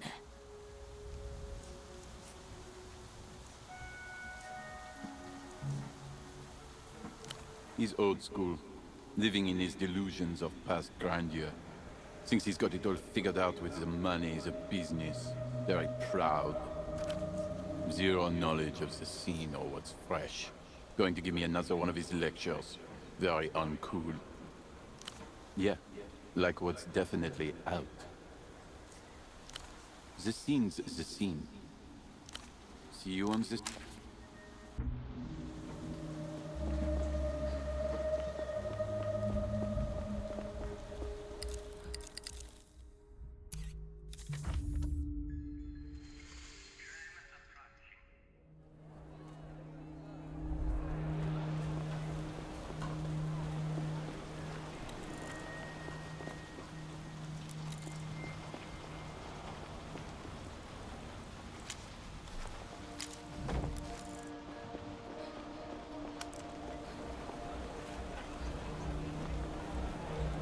You step back.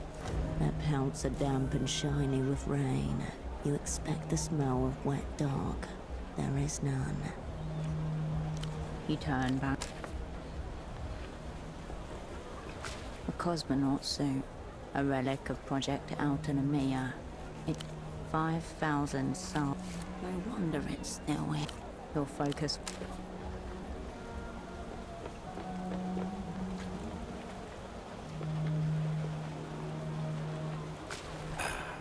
My format-sensitive friend. How goes it? Missing? Is he?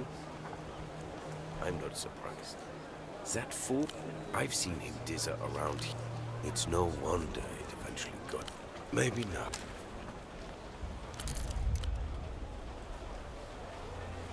A low, tilting shelf marked in heavy block letters. You turn.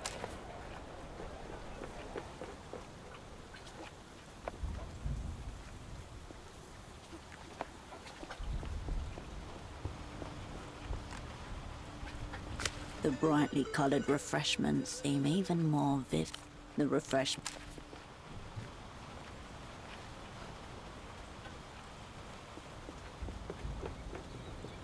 The iron railing sagged beneath your elbows when Tempo leaned on it beside you. Fag. He lights a long black cigarette, inhales, points the tip at a group of men, representatives of whichever syndicate happened to control illegal imports at that time. Docks are wasted on these cunts. There are two classes of people like us, them who know how business works, and them who know how culture works. Criminals, you dick. Good ones. Not enough of us, sadly. We don't form a class. Business up there with the silly cunts, culture down here between the cracks. Oh, I will. It's all in the works, Herschel. Hey, cunts! Watch your backs! The figures turn to lurk.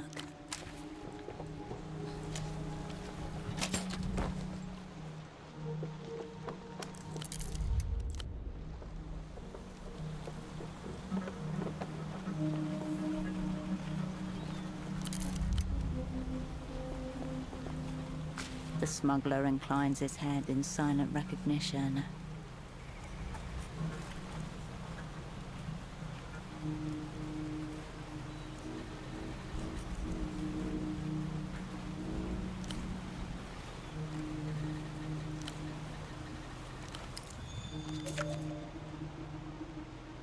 And so you fold into the dock's relentless. Thus begins a great. The work is unfamiliar. After a couple hours, you decide. You lean back. In alienation, time is blurred. He lowers it.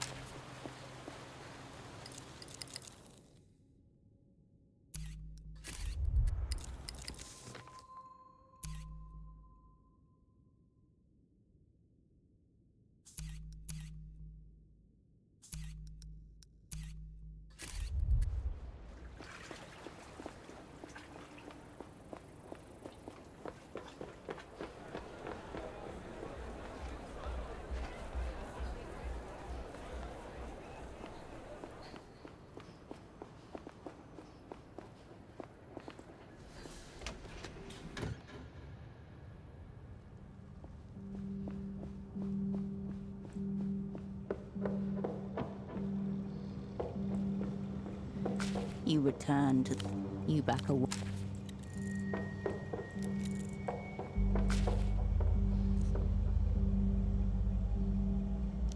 Oh, Dad. Oh.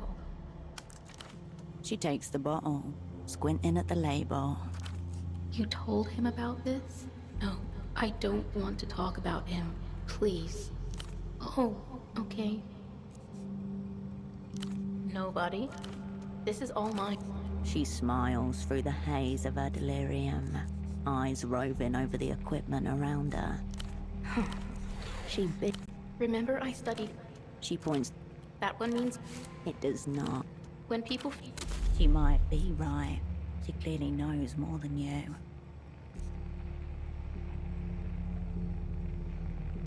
No reactions, I don't think. Though, maybe I should get some. Means I get. Makes it difficult. Oh, okay. I'll be here. You turn away.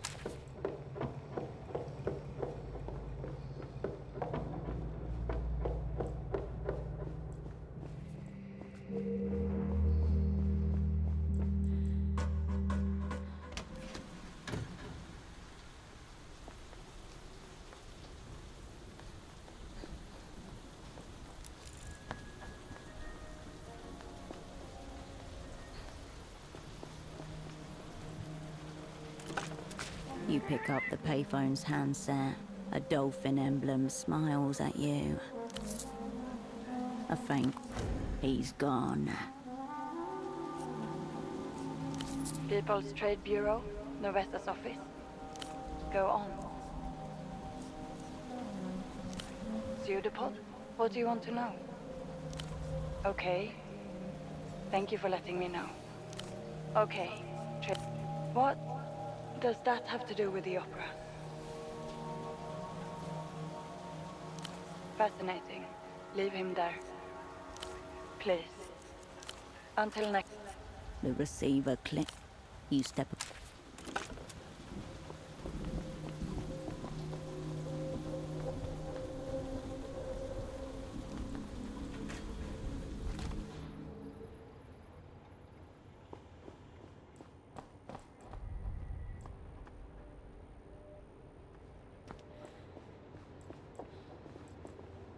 The stereo is... You step up. You return. You leave the... The bed welcomes you.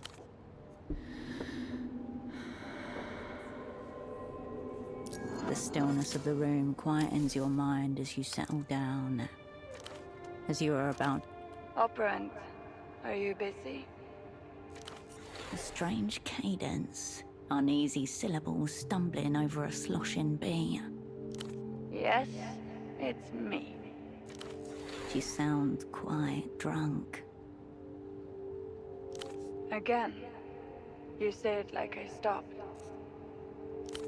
I just wanted to make sure you're still there. I don't have any idea. That's why I had to make sure. Good. That's very good to hear. Another operant was zeroed out in theater today. Another. No one you'd know. Hopscotch. Our old hand in Mercia. Executed by monotheists. Whole network lost as well. Yes. A resonant thud. Heavy bomb glass on desktop. Oh yes. We're all very sorry. It's a highly regrettable situation overall. Hopscotch will get their unmarked star at the Palace of Culture. Tonight, all the controllers will go out to the Hyacinth Bar and drink Vana Kohila until we can barely walk. Too early to say. Hopscotch hadn't checked in for 48 hours, so I called their magic box and a voice I'd never heard before answered. It was a woman, older, absolutely nonchalant, like a pensioner's, I thought. I said I must have misdialed. And do you want to know what she said? Of course you do. It's all right, dear. Nothing to get hung about. Of course, that's when I knew Hopscotch was dead. I'll remember her voice for a very long time.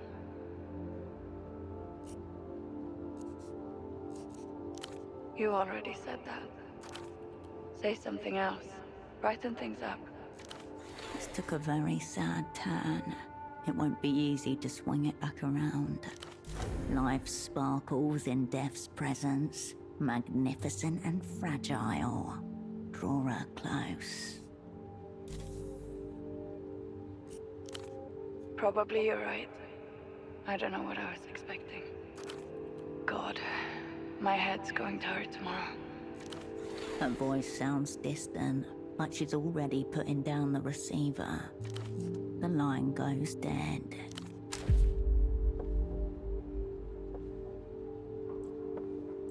Raw information atomizes itself. Cascade.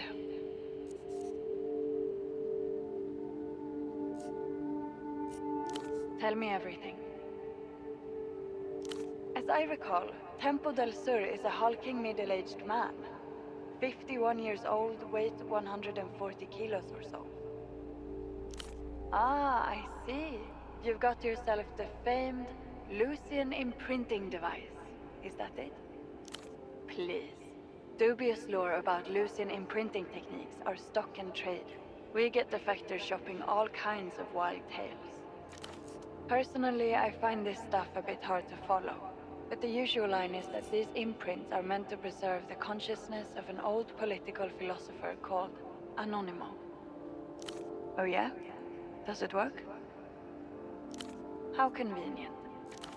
What makes you sure your old friend didn't simply buy himself a bridge in the depths of a cocaine fugue? Believe what you choose, operant. What else is on your mind? I don't know who you're referring to. I don't know anyone by that description. There's certainly no record of him in the Remembrancer's archives. Meaning that, as far as I'm concerned, he doesn't exist at all. Which isn't to say he couldn't be useful to you. Something in her tone makes you imagine her winking at you. So you have yourself a magic spell. Careful how you use it. One wrong word and you've cursed yourself instead. Did who reach out, Operant? Did a non-existent being reach out to me on your behalf? Yes? There's nothing to forget. Now, what else is on your mind? I know it failed. I know it nearly tanked Portofiro's economy and sent Nestor packing for the last time. Why the interest? Is that surprising? Project Autonomia was a big deal. Portofiro was meant to join the first rung of nations. It was going to become a scientific and engineering power. Plus, it was going to really stick it to their old Lucian colonizers. Instead. No, none of those things happened. How do you mean, more? Are we really talking about Portofiro, Operant? Okay, just checking. Most people can't handle luck and skill. The heifer coffee lady and back. Watchful eye. You return to the desk. You turn away.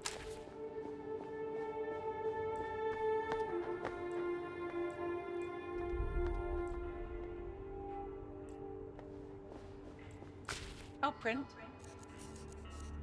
I'll be here. You return to the workbench. There's not much you can do to repair a single train wheel without the train.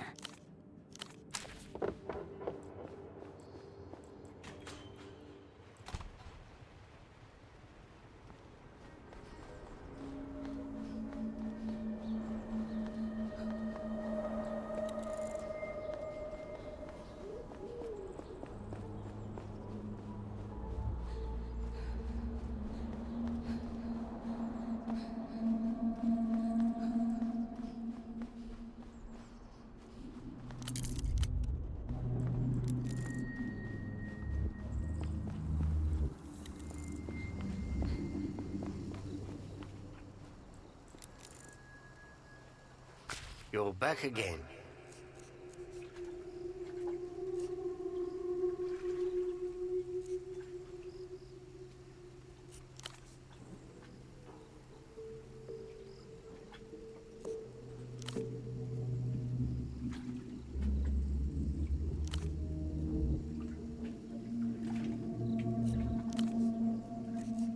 The GM.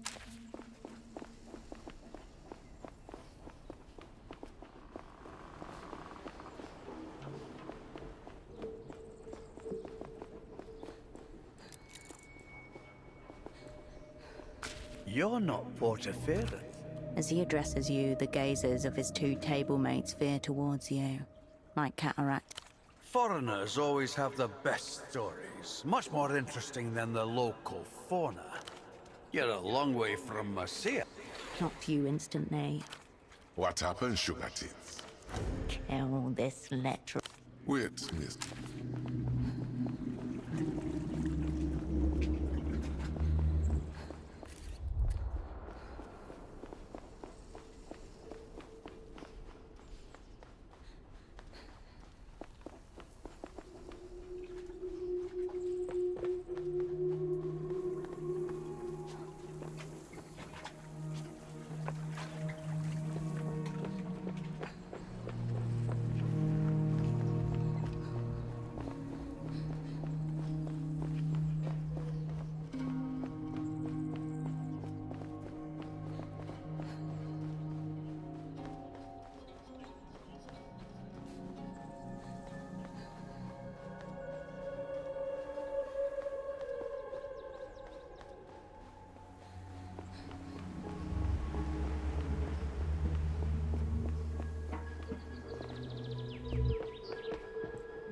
Ahead, the electric hum. You will light the next arrow.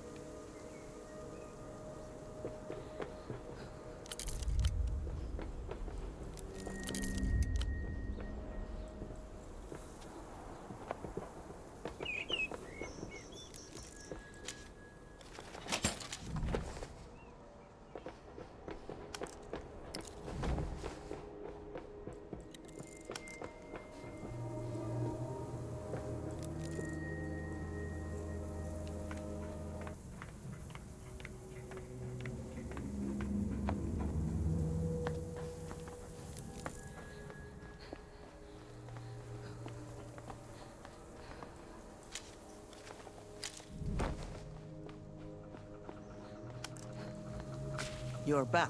What? Yes. Oh, yes. An insane sun rises from behind our eyes. Take it. Take it all. We won't need it anymore. No, we won't. A queasy feeling comes over you as you gather up the piles of loose change. Just wait. Wait there. 6 hours, yes. And I will have built it. Haha. 6 hours. Tomorrow, she said. Tomorrow. An odd, slight peal sounds when she moves, like distant bells or the jangling of construction rods. Over her shoulder, you suddenly notice that in the sky, still half dark only moments ago, the sun has inexplicably risen to its zenith. Look. Take my hand. Your skepticism runs dry in the face of a real trepidation. Her leather hand clamps shut upon yours. You feel nothing. If you expected a surge of energy, a rush, that is not where this was going. And yet... Look at your clock. Welcome to true time. Why? Something flares in her eyes. The same sheen of keen paranoia, brightened threefold. You are thinking of going in there? And what did you find down there?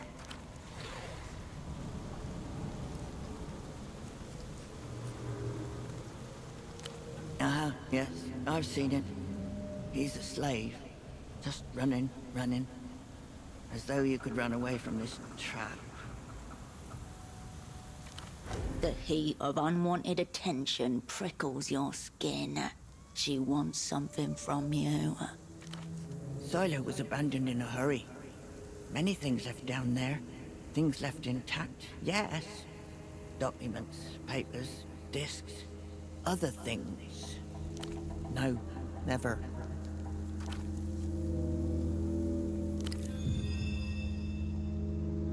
Dolphin-human hybrids. A tortured species originally bred for deep space exploration, abandoned as inviable. You look into her eyes. She's not on anything chemical, but nor is she sober. This is a different kind of high. Aha! Maybe there are chambers you didn't reach yet. Secrets within secrets. Layers below layers. Her faith is impenetrable. Anything you disprove will have an answer that wraps itself around it.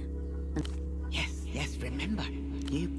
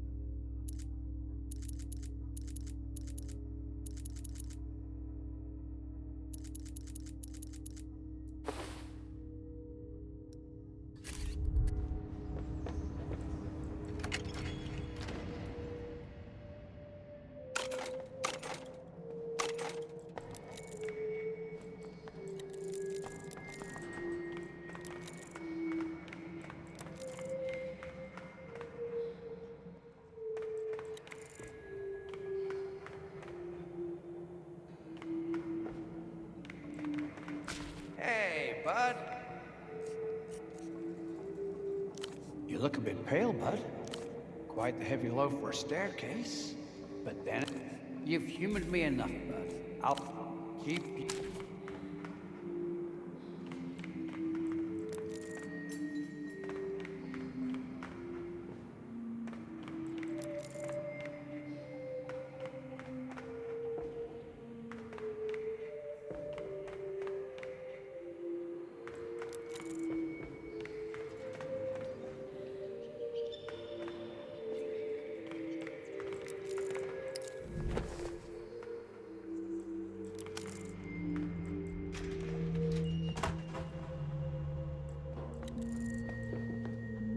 You stand before an archival shelf. This one is labeled G. Its metal bays overflow with sagging dossiers, loose memos, and soft-buckled binders. You skim through maintenance logs, staff rotations, emergency drills, waste management expenses, all ordered by esoteric reference codes. There's nothing interesting here. You turn away from the shelves.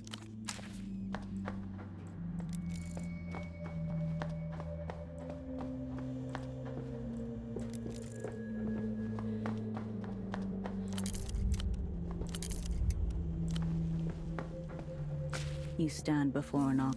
You turn.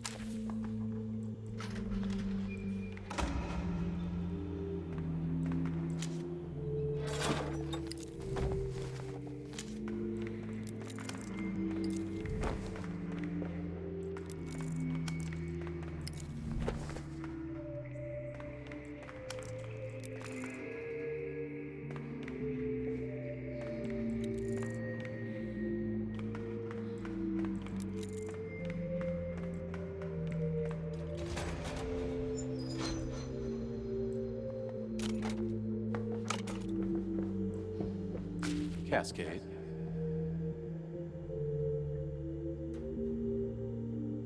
Excellent idea, Cascade. Miho would assist you in completing the assignment, while you would join Miho as the agency's first special asset, Liminal Class.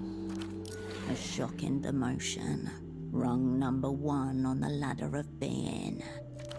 I would act as assignment lead for Miho, you would act as assignment lead for the Opera, and therefore assignment lead for the assignment, we will never once speak of our collaboration.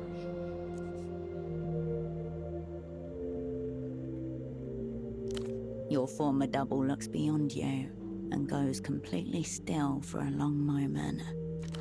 Likely the assassination of a major political figure.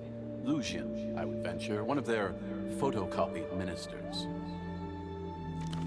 But I've already said too much.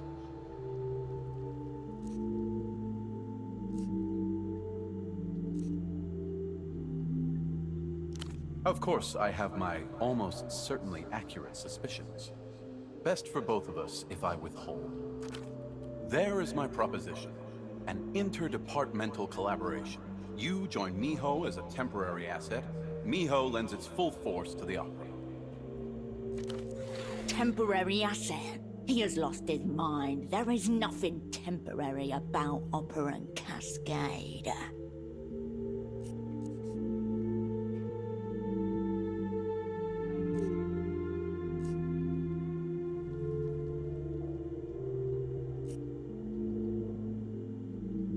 All work and no play makes Melita see phallic objects everywhere. We're almost set. Of course, we can't kick off collaboration with our base of operations in such a state. It seems largely fine. So, here's my first directive, Special Asset. Get cleaning. I did not create the tyranny of hierarchy, Cascade, but I remain oppressed by it.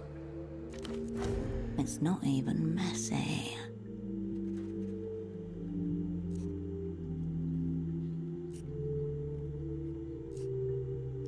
On the contrary, the stakes are sky high, Cascade. And, as usual, we find ourselves parachute in absentia. As I said, impossible to commence operations within the current state of affairs. Oversee.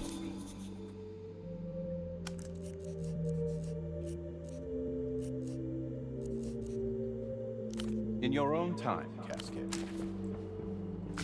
A silver brick, foil wrapped and beneath the word Cosmo Comida. A grinning cosmonaut, one gloved hand giving a thumbs up, the other squeezing purple paste from a tube into their mouth. The packet makes a light. The Russian pack crinkles as you turn it over. The packet.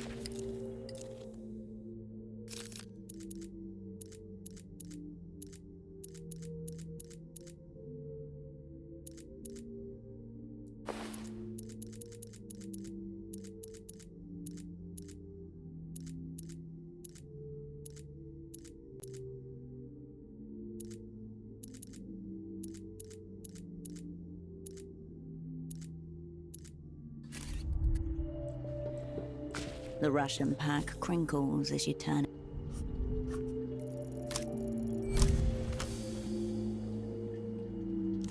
This is not about cleaning. It is not even about this room. Of course, there is a room behind this one, locked within your former double's head. You'll need a key. He wants you to find something he cannot give you. It is disguised but not hidden, so probably something like that piece of paper right there. Maybe, or maybe you just missed it. This is not about cleaning. The packet a sheet of thick paper. Impossible consonant clusters assault your mind's ear.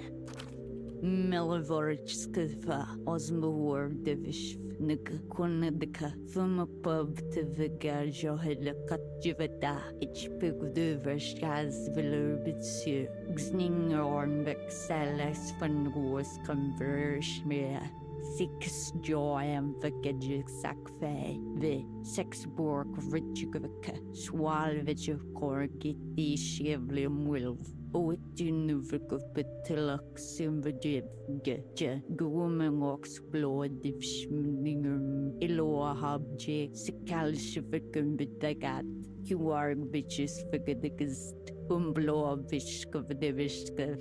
De havumetje for a whirl, the habijikik you am yum, nuxping vajagaf the pump. A cipher.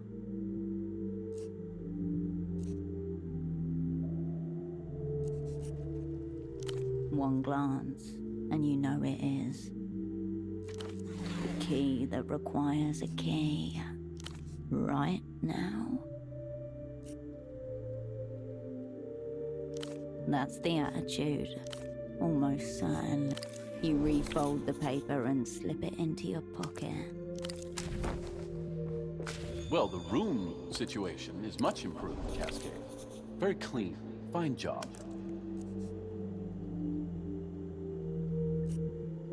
Your former double stares blankly at you, as if you never spoke at all.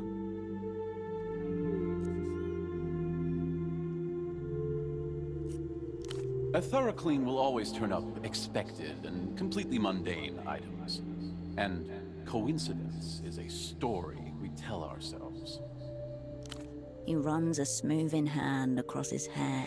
It springs back up, even more disarrayed than before. Miho's counter-analysis is the finest in the hemisphere, but its stagecraft is amateur at present. Holocene unfolds his dressing gown, and then folds it again. High time for another Cosmo ration. How many have I had today? It's hard to keep track sometimes, as they're so delicious. Your former double rubs his neck nonchalantly, and gazes at the ceiling. I've tolerated the cardiovascular grandpa too long. I should zero him out to fortify operational security. You have found an answer, Cascade. Is that an answer? I sense our collaboration is already off to a strong start. Now, please, in your own time, get out and let me enjoy my nice clean room. With a firm hand, he motions to the silo door and stares at it, unblinking. Apologies for my bluntness. Thank you for the cleanup, Cascade. Your efforts are appreciated. Anything else before you jog on? Go for it, Cascade. Miho...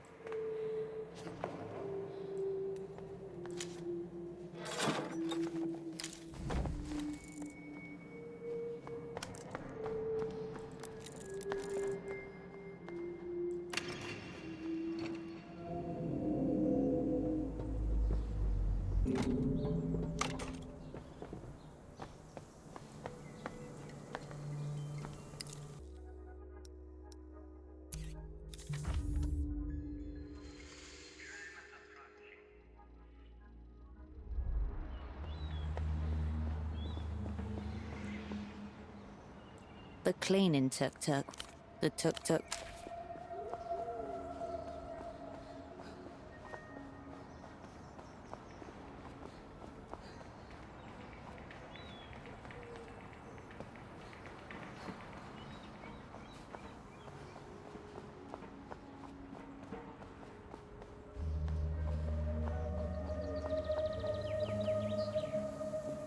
You find yourself before the strange tree once more.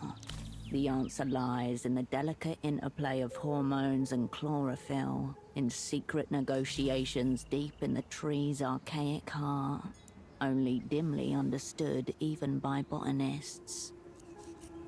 You leave the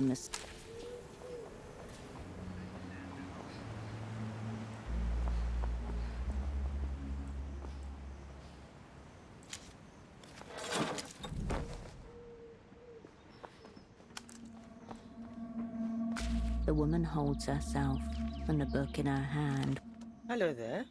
A fellow honorable peruser? She's referring to the honor book stall next to her. Isn't it? Any effort to make literature more accessible is to be admired, in my opinion. Well, I certainly think so. Could be indicative of an underlying condition. No need to bring it up and... Goodbye.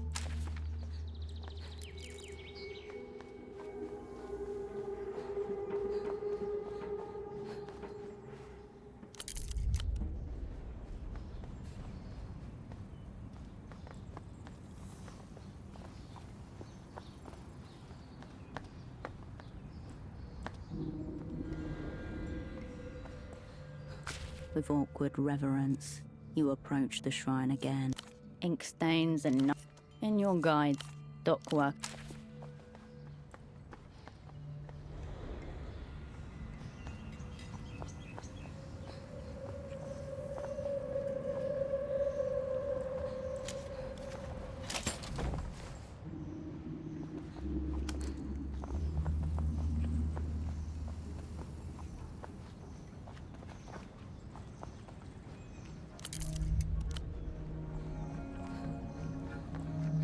An assortment of...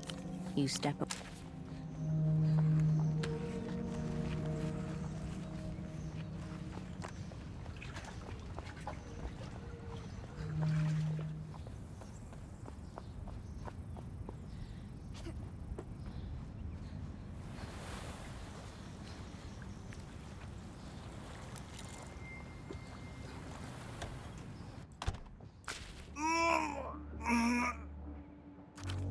On the bed in the room beyond, a figure arrives in the throes of some exquisite discomfort.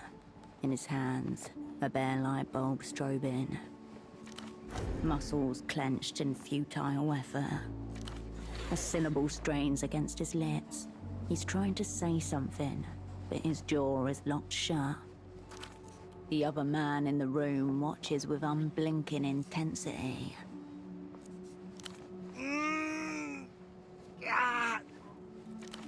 Either a medical emergency or a spiritual one. Last instance before pressure release.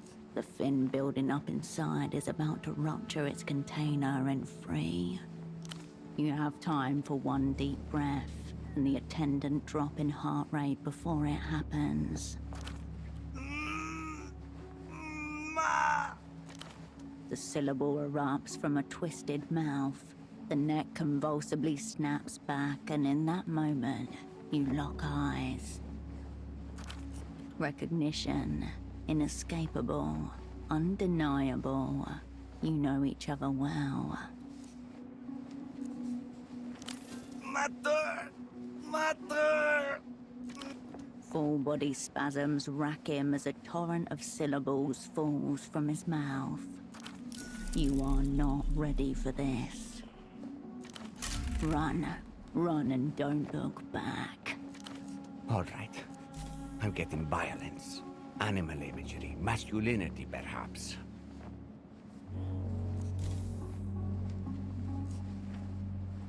Your whole body gives a queasy lurch, but your feet are rooted to the ground.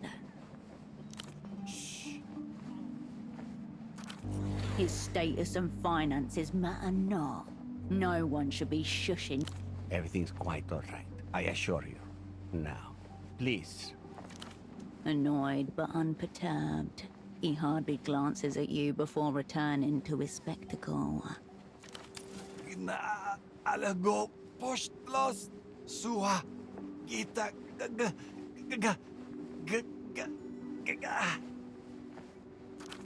Without looking at you, Ramses raises his free hand. 2 fingers flick upwards. Then the convulsions return, folding your old asset in half. Feels like a gesture that means something. Help? You cannot reliably tell. Coward! Coward!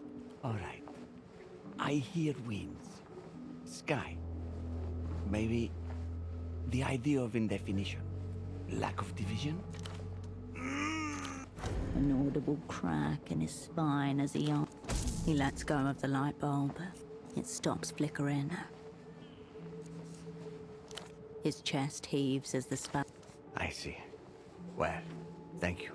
Yes, this was a private consultation. He brushes past you without another word.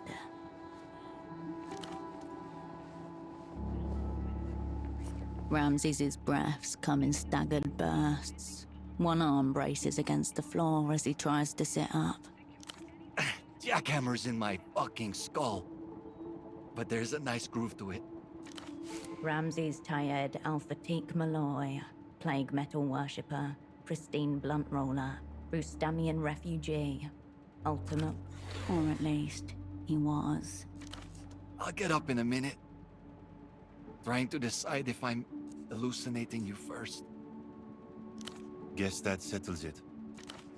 Still shuddering and a little incredulous, Ramses settles back into reality and examines you. Strange days, Hirsch. Been worse. In fact, fucking... just moments ago. It's just a gig, Hirsch. Good money. 650 sol. Radian is an audio engineer. That scene you walked in on looked nothing like his line of work. Fuck off, H. This is my shit, not yours. Though, yeah, things have been fucked since the network went down. Shit. You don't know, do you? The weeping eye came for me. One by one, your crew was picked off while you were whisked away to safety. The flailing limbs of the body politic suffer while the head buries itself in the sand. 5 years ago, H, they wiped me clean. Identification, papers, residency, it's all gone.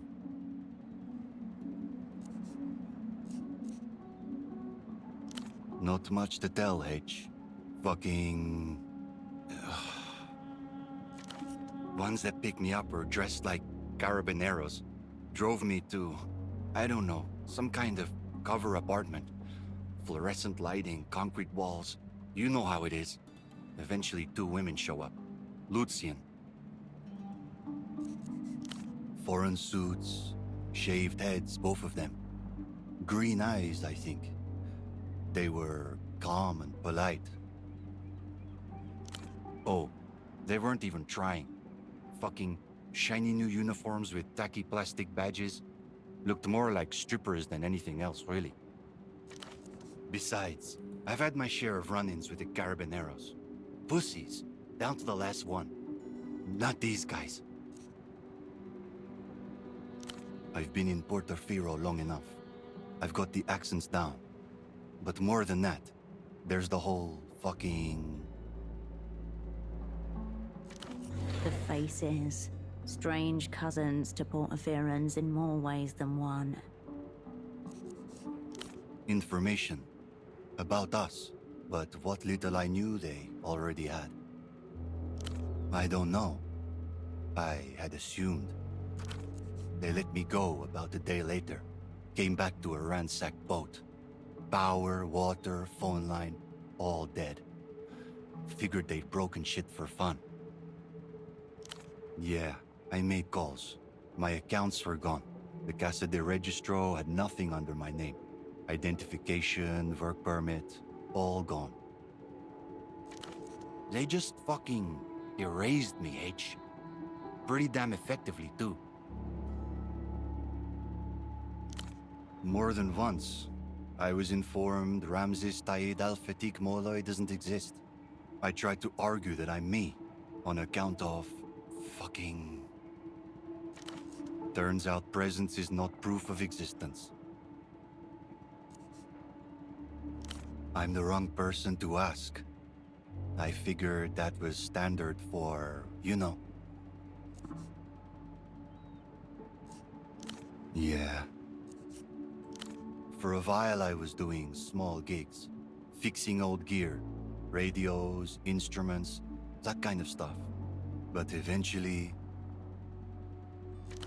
His gaze drifts downwards. His fingers suddenly curl, then stiffen. The seizure you saw may have been self-induced, but others are not. Yeah. I had it under control back then. Still, I thought you knew. Yeah, well, it was easier to hide back then. Meds kept me pretty clean. Anyway, that's the short version. You're looking at what's left of me. Give it here.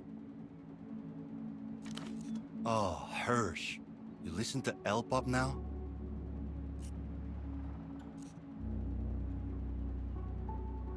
It's an Einzelton XR. That's pretty much all I can say about it. Play it out. So good fucking luck finding out what was on it. Novelty format from a couple decades back. Only good for a single play. Fucking niche shit. You'd have to ask someone into that stuff. The clothes hang loosely on a frame that has lost more than half its musculature. His lopsided smile is the same, though perhaps cut with a streak of bitterness that might be new.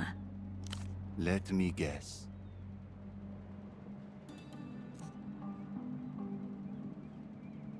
Knew it. 5 years. I wondered if you were dead or locked up, you know?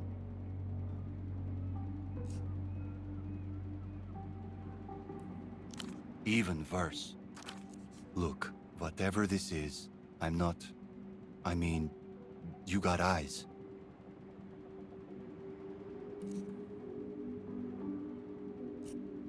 Something for the wiring upstairs, H.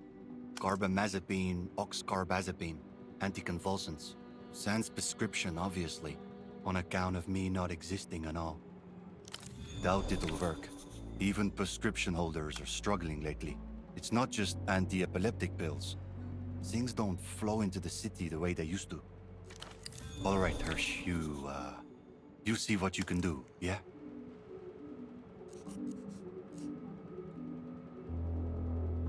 Yeah, me and Holocene did a fucking sleepover, H.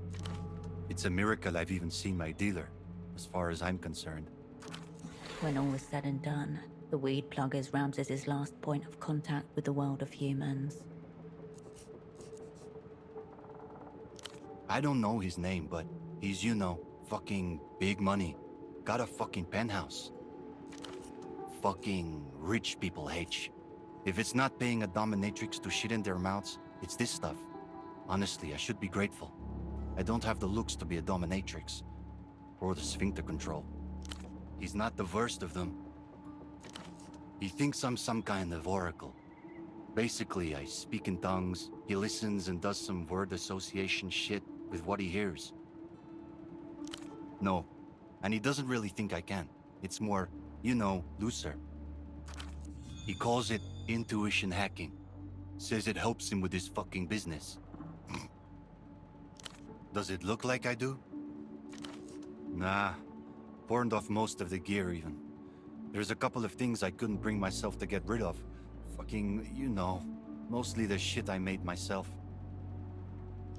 If you want to call it that. There's a bunch of crickets around here somewhere. You can have them if you find them. Should still work. Crickets, as in bugs. Ramses's signature wire. See you around.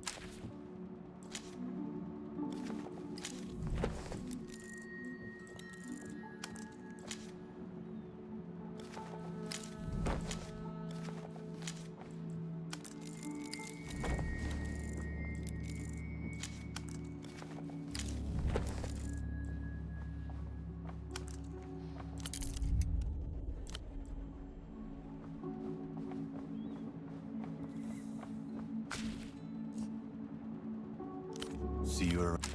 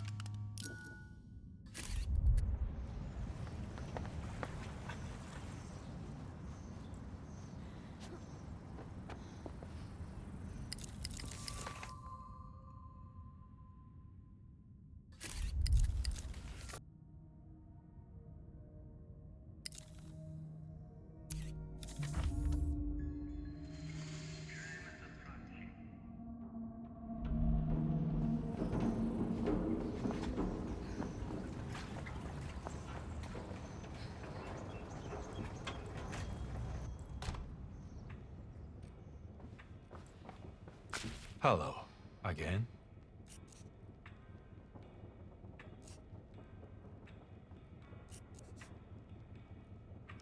Again?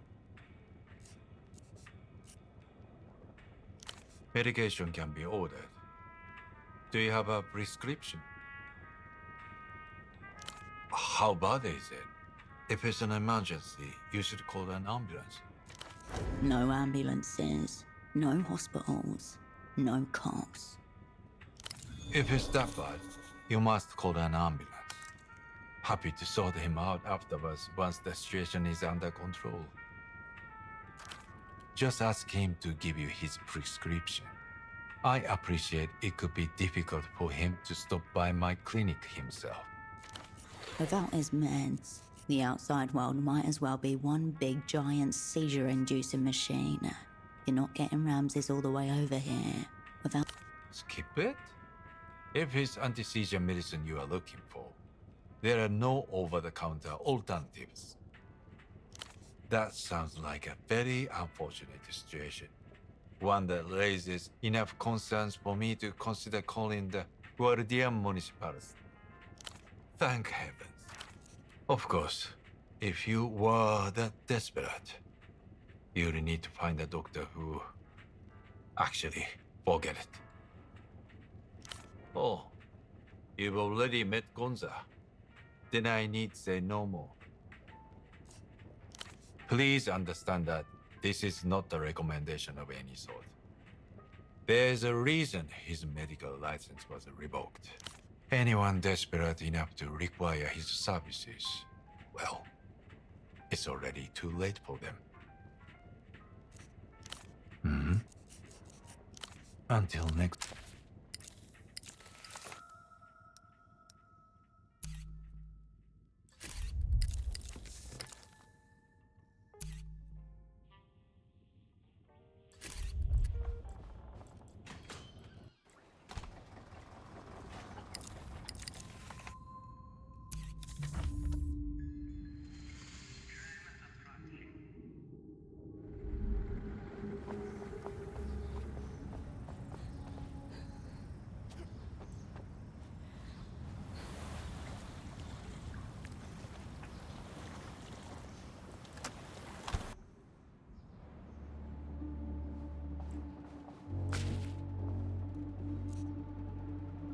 See you around, hey.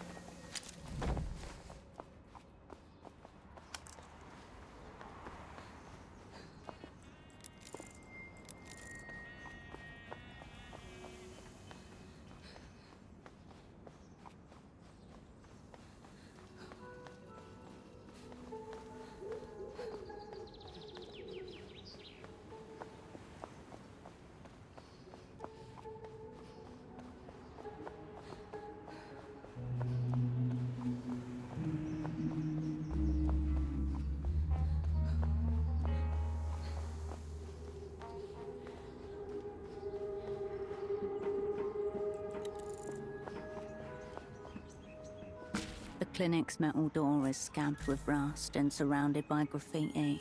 An official-looking sign hangs to the right of it. Open nights, no knocking.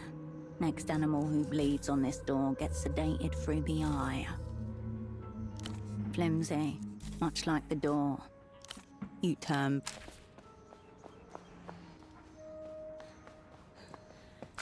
Lonely. His half-hooded eyes struggle to locate yours. My kind of picture. Too much. Goodbye.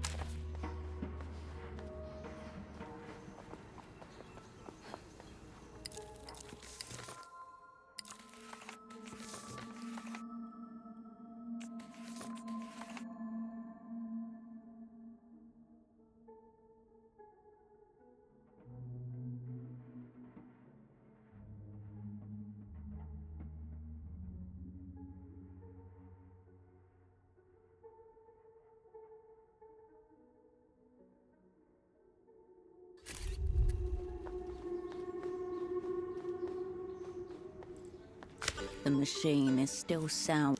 The piss smell. Loneliest. His half-hooded eyes struggle to locate yours. My kind. L'Empire Sans Territoire. We are a bank. The bank. Highly invested in the economic stability of the developed world. The phantom boss of capital. Everywhere and nowhere. Impossible to... Ah, the dark origins of our kind. On with it then.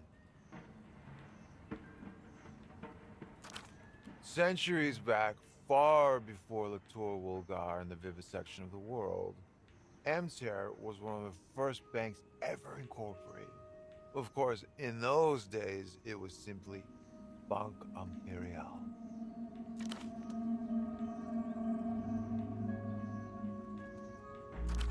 The great powers backed our rival, cowards, and outlawed us from establishing any physical presence. We were driven far below the surface. Thus we became the first shadow bank, dealing in dim spaces between the walls. Criminal enterprises, political saboteurs, anyone who didn't care for receipts. True, in the dark days, we had to employ a corps of bruisers to crack defaulting skulls. Our first operants, if you think of it. Now it's all so much more humane. Peaks above board.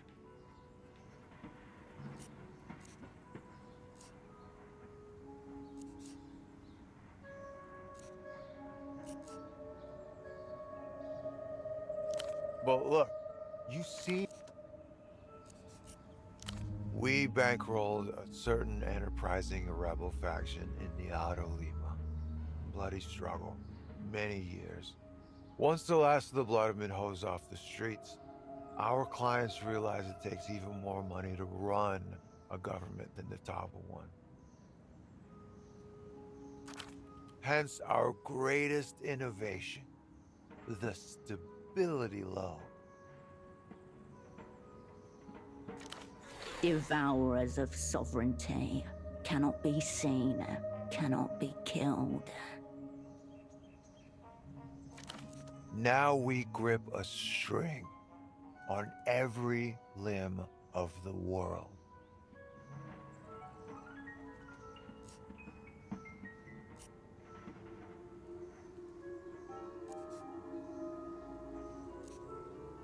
Welcome home. Coolest party in town. Even when it's BY. Good deal, very good deal. Who doesn't appreciate stability? Feet on terra firma. Take this very city, for example.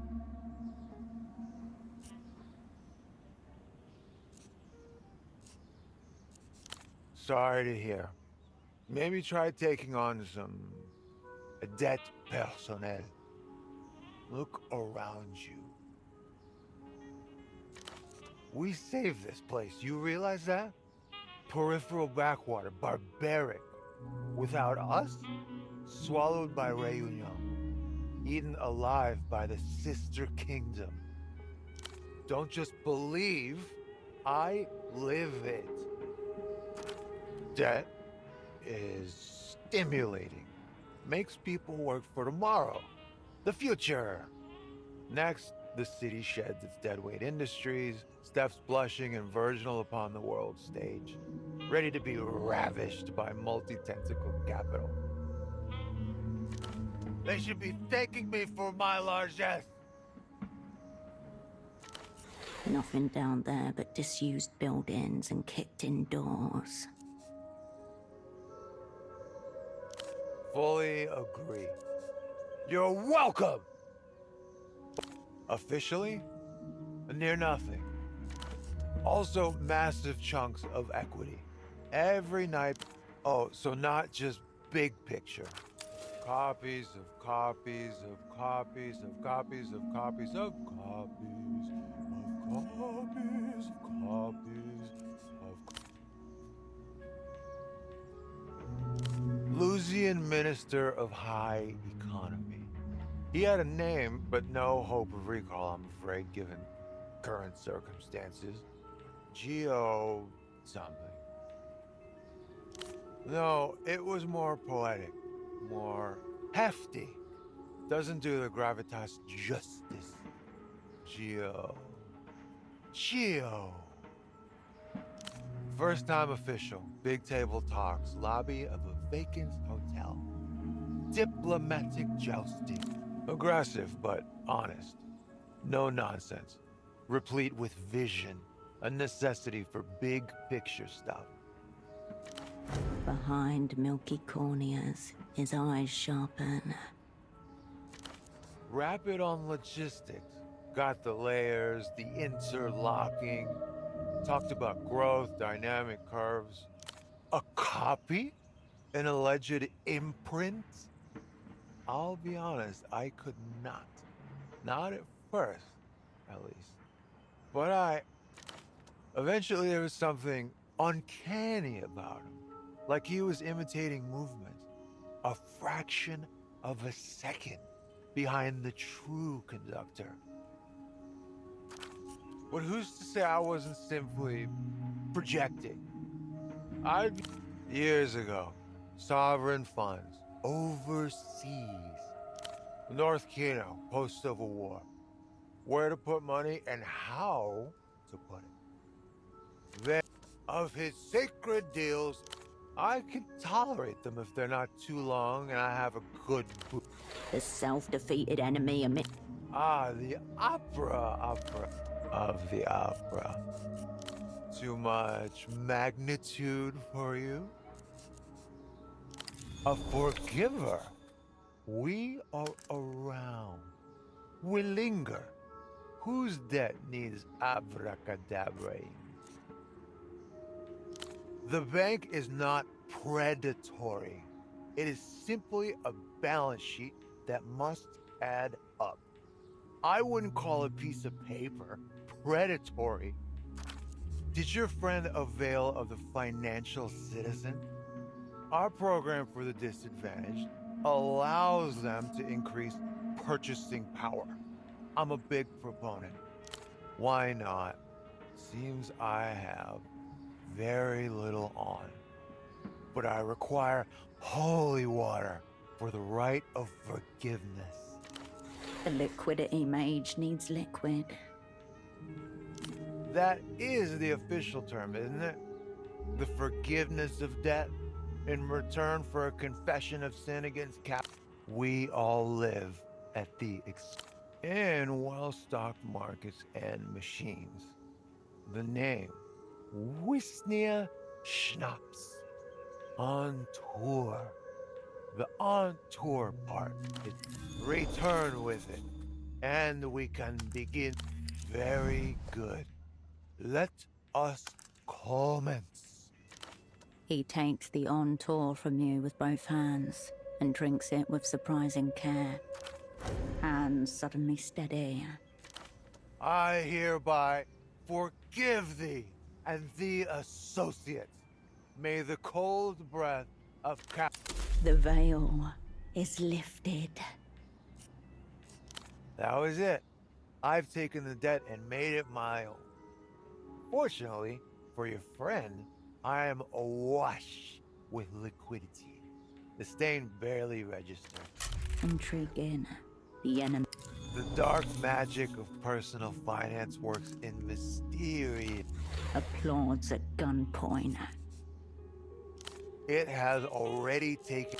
Goodbye.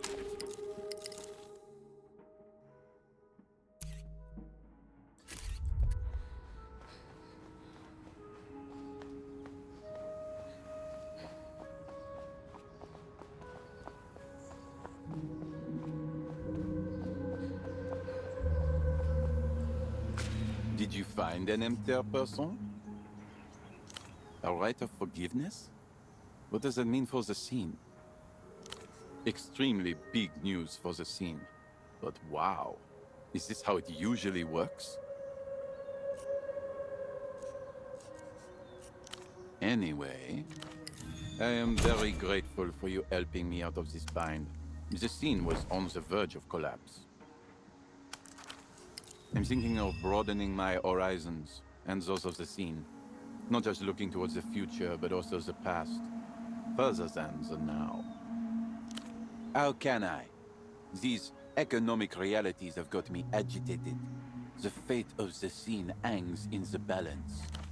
Time is out of joint. The future has become now. Tomorrow's problem becomes a problem of today. But what became of today's problem? It haunts the Palace of Culture. I've never been better. I'm into communism now. Before it started lagging behind, the old scene was amazing. Everything was free and ballers were abound. I'm going to go to the Palace of Culture to investigate all of the threads and fads that happened before my time. Thanks for all your help. See you when I see you. On the scene.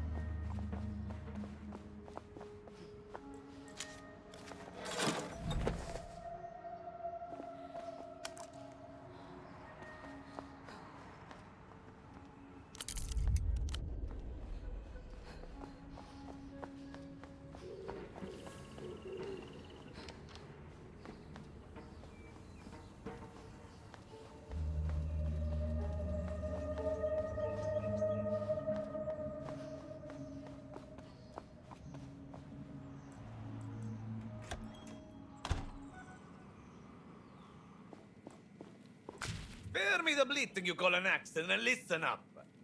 Metoprolol, you eunuch diddling azzurri. That's what I paid for, not atenolol. Your ears thrum at the mention of generic brands. A drug order, no question. Dr. Hugo was right. This is the man you need to fix Ramses. Velotius, that you're intelligible at all is only the byproduct of my concentrated effort to withstand the ugliest sounds the human glottis is capable of producing. The order better be here by tomorrow. Of course I fucking know the process. Out of the corner of your eye, you see a series of phone numbers scribbled hastily, but not quite legible from where you're standing. There, a direct line to his suppliers. If the good doctor won't sell, you'll have to go over his head. Tell your delivery boy that if he gets the wrong batch again, he's dead. Azuris, a species-wide clerical error. A piece in jars and call it chemistry. Now, what do you want?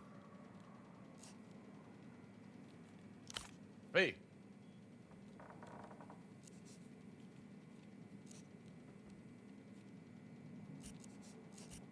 Treatable.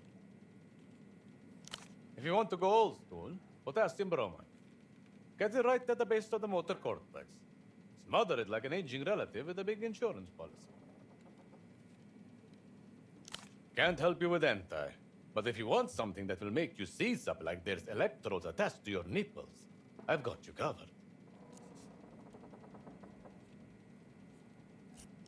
Sorry, sister. Boring drugs are wholesale only.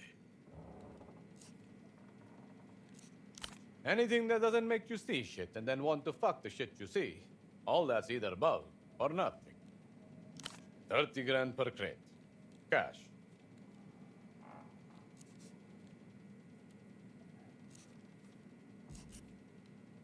I look like I give a fuck about micro-trafficking? You heard him talking to his suppliers. You need to find a way to get through to him directly. Another pair of ears is what you need. An optic and hearing to know what he says when he thinks no one is present. Somehow, he knew you would need them. Call it muscle memory. Surveillance master, wiretapper extraordinaire, a man capable of planting an invisible bug on a moving tuk-tuk.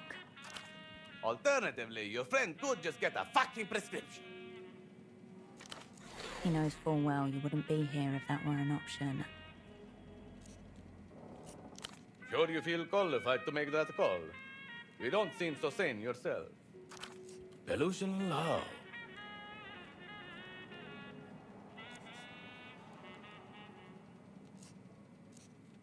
So now you know how men feel all the time, eh?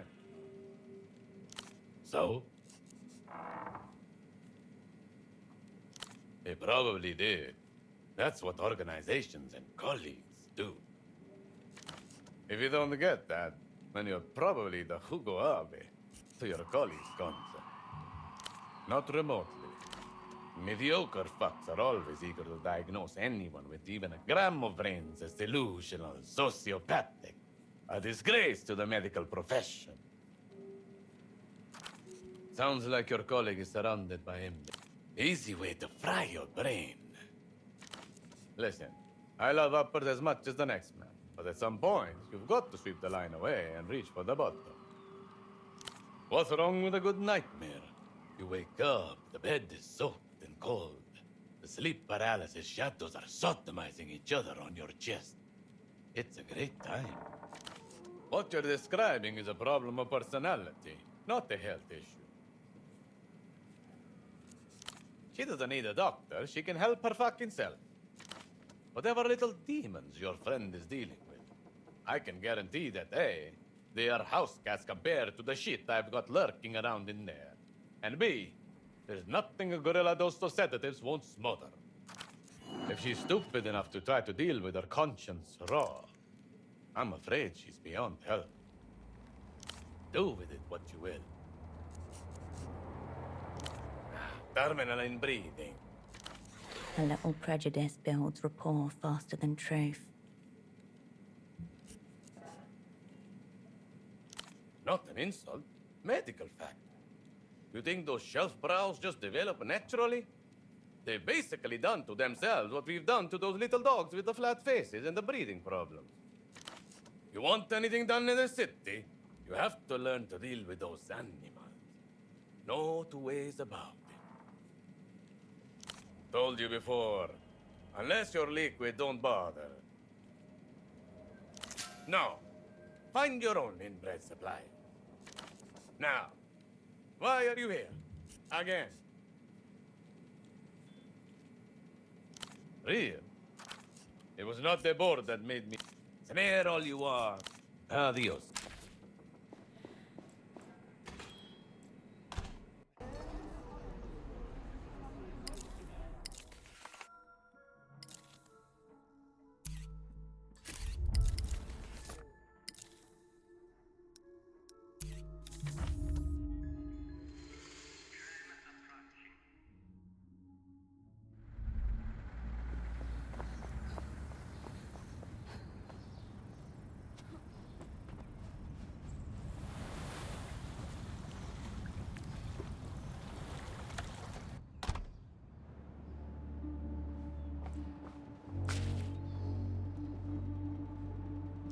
but he didn't want to share.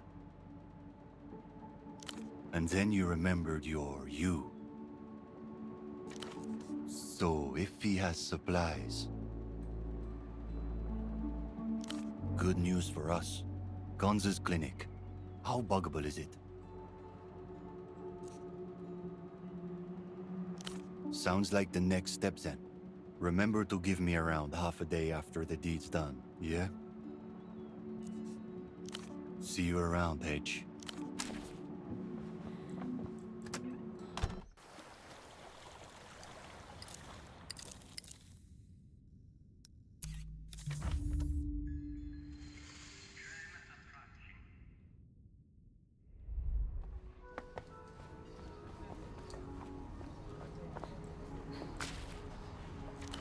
He twitches sheepishly in his armor of puffy fabric. He had a gun. The city reconfigures itself around him.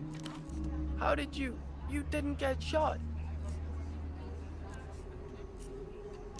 He looks down, checks if you're still glaring, then looks down once more. That guy's after Yana, isn't he? Do you know who he is?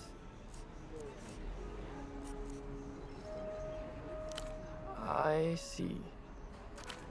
Yo, if anyone asks me about this, what do I say?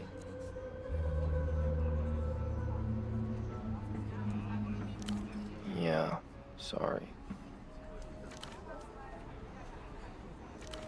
Marco's hands vanish into his pockets. He settles down, but is... Just pigeons, mainly. A bit of people, nothing weird. I think I'm gonna head home. I'm thinking I won't be back. Yana and I aren't really... I don't know what I'm doing here anymore.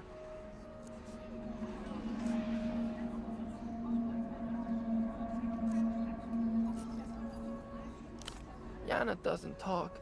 She used to. We used to talk about all kinds of things. Now she just rants and calls me a cunt. Yeah? Alright. I'll just take a break. Get my head right. It was nice working with you, Cascade.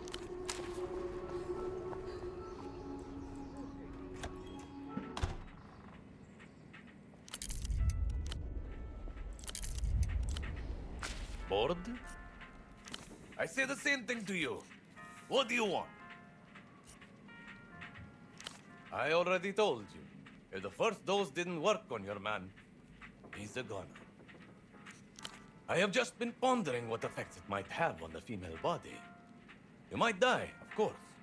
But I can't sell my gear to just anyone. You'll need to do something for... It's a simple favor, really. You remember my former colleague, a miserable worm, Hugo. He stole certain irreplaceable personal effects of mine. Bring them back, then we can talk business.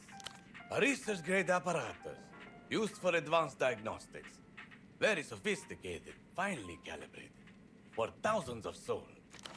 It should still be in its aluminum housing, unless that institutional hemorrhoid has decided to put it on display. The implication is that you'll know it when you see it. Extremely ominous. I knew I could count on you! 2 words. Adios.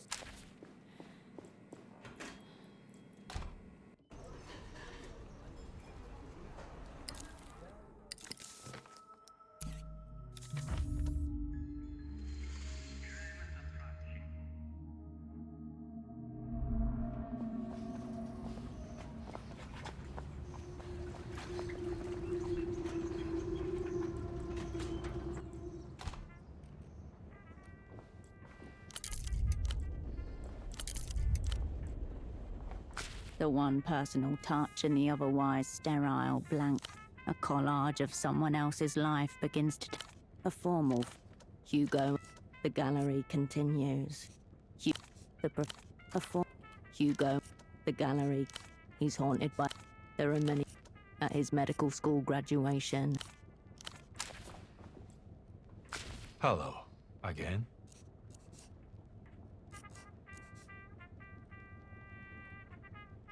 Tell Gonzalo he can forget about this plaything. I was clear last time he called.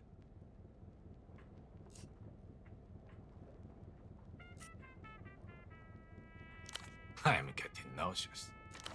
Technically, it is a medical training dummy. He had it custom made. What need does he have for it anyway? He shouldn't even be practicing anymore. That is not Gonza's. That's a legitimate medical training device.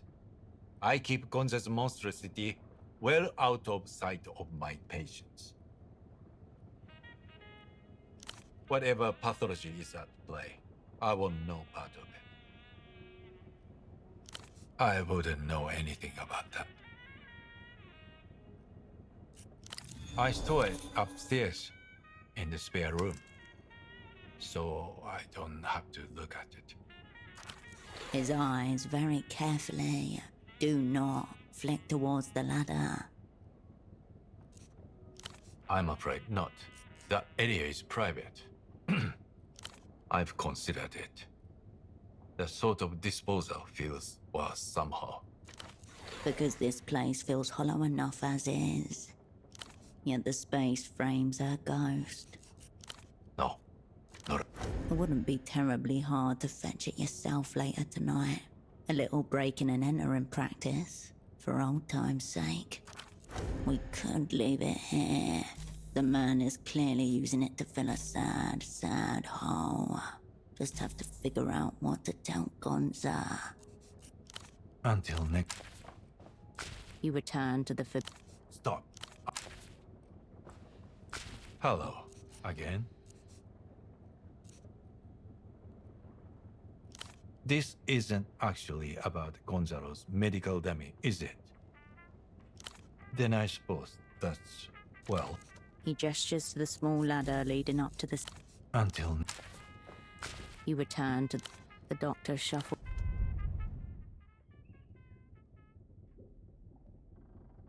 You made it.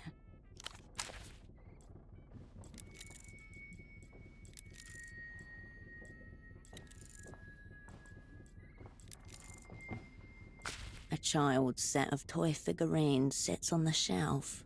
Stiff forms painted and posed, carefully arranged to watch down.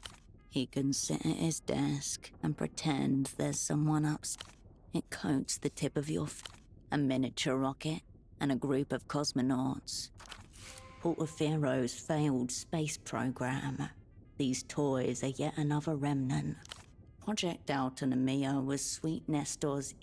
The rocket never reached orbit. The disaster led to a national tragedy for Portofiero. Even the smallest movement of your body. Caroline. The thing. Positioned with uncanny a medical dummy. Its expression, frozen in time. It stares back at you. A silicate. But whose?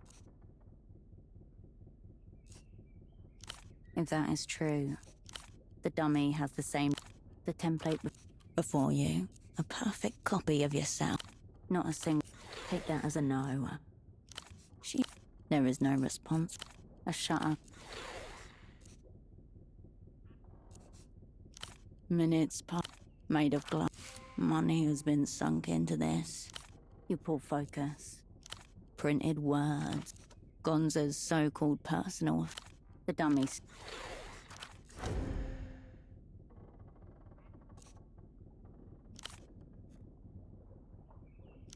The jaw opens. The cricket slides in clean, disappearing into the insides without... The jaw snaps back into play. You pull focus. The dummy continues to stare vacantly at the same... You let the dummy... You approach the... Or one of the... Maybe Caroline... There's no... Look at the cosmonauts express... At 7 or 8... Even the smallest... Caroline... You find yourself staring at... The empty bed is sadder than when it was occupied.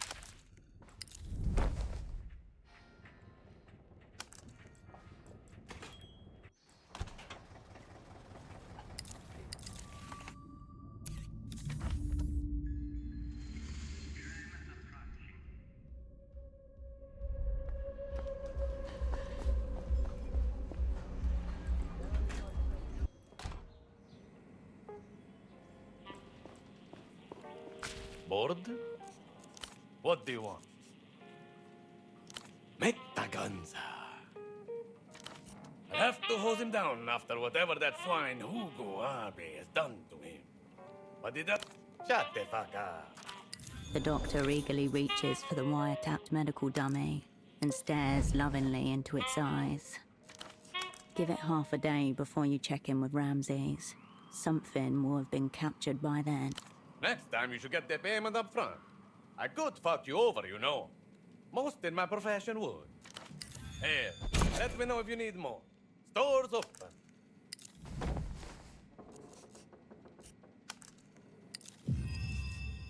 Adios, patient.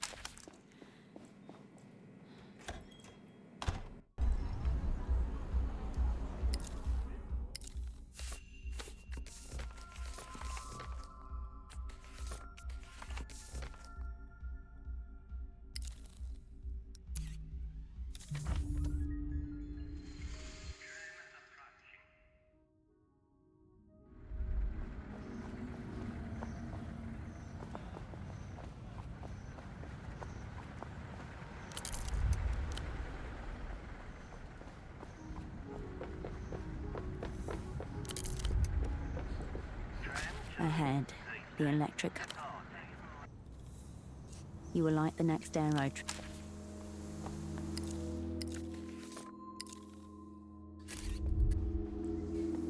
Ahead, the. You catch the next.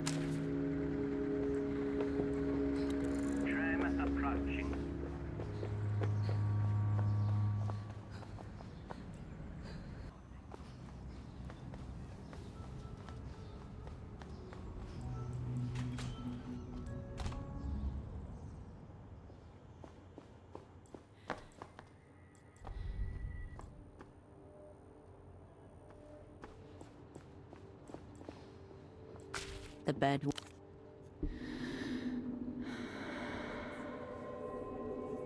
The stillness of the room quietens your mind as you settle down.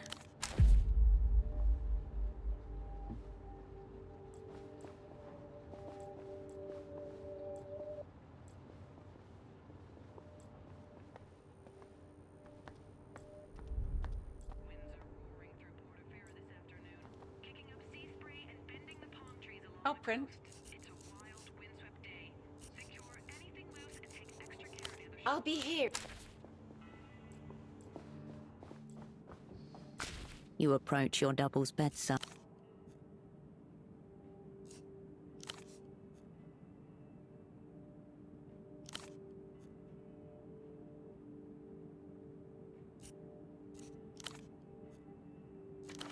His chest keeps rising and falling in slow, uneven swells.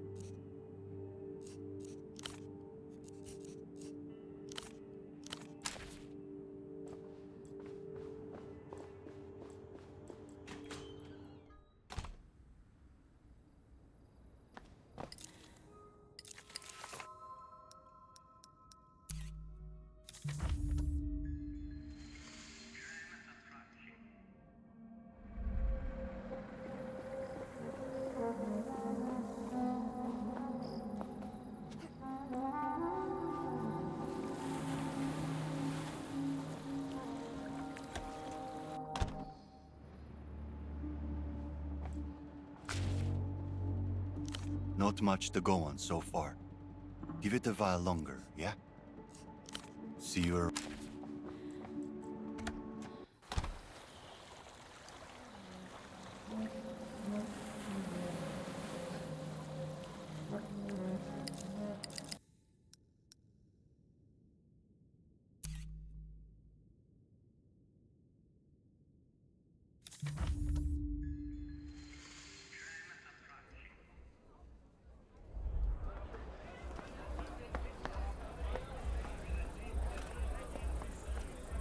You step back to the 100 strong.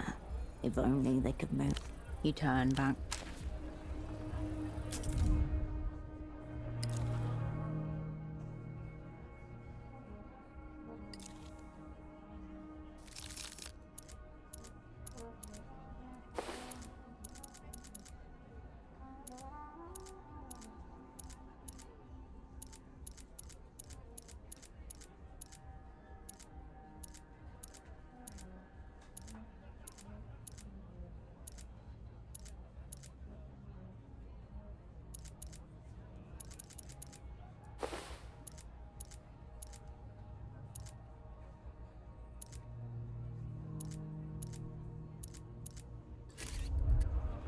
You step back to 100 strong.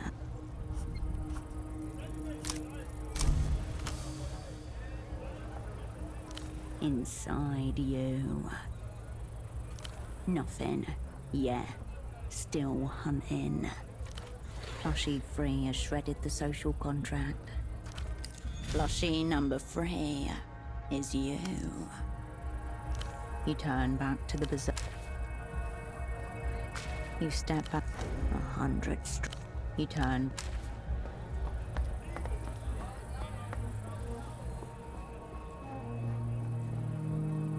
The fire door is still tightly closed. You raise your hand to wave at the engineer on his pylon. He waves back. The door sits flush inside its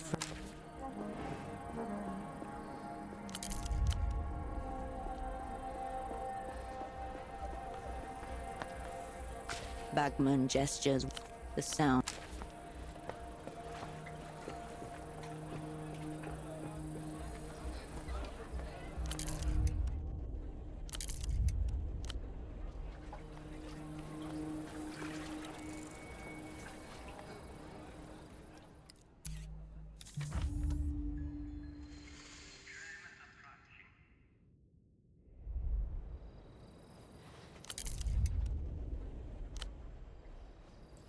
You return to the animal zone.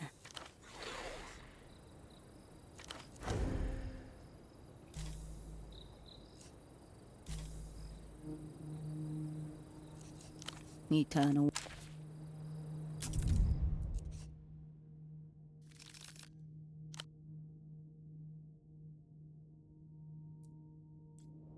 You return to the animal.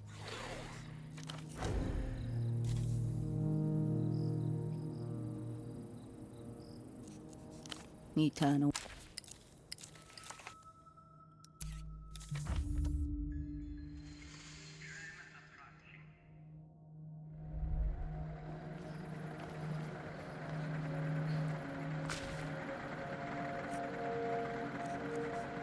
Why are you asking me? You in. I know. I was asked. By whom? Baby girl, to stay away from them. With pleasure. Breaking into houses and hearts. All right. I'll be seeing.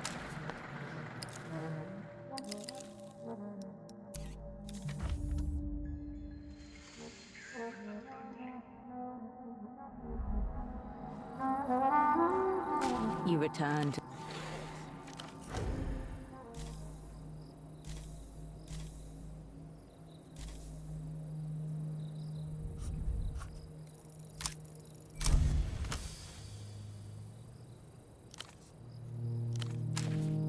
You return to the animal zone.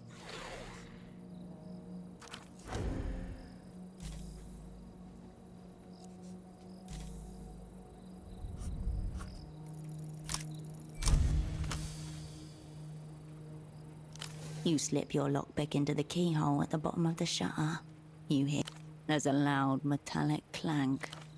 Thick spiderwebs stretch and break. You duck low beneath the shutter and out of sight.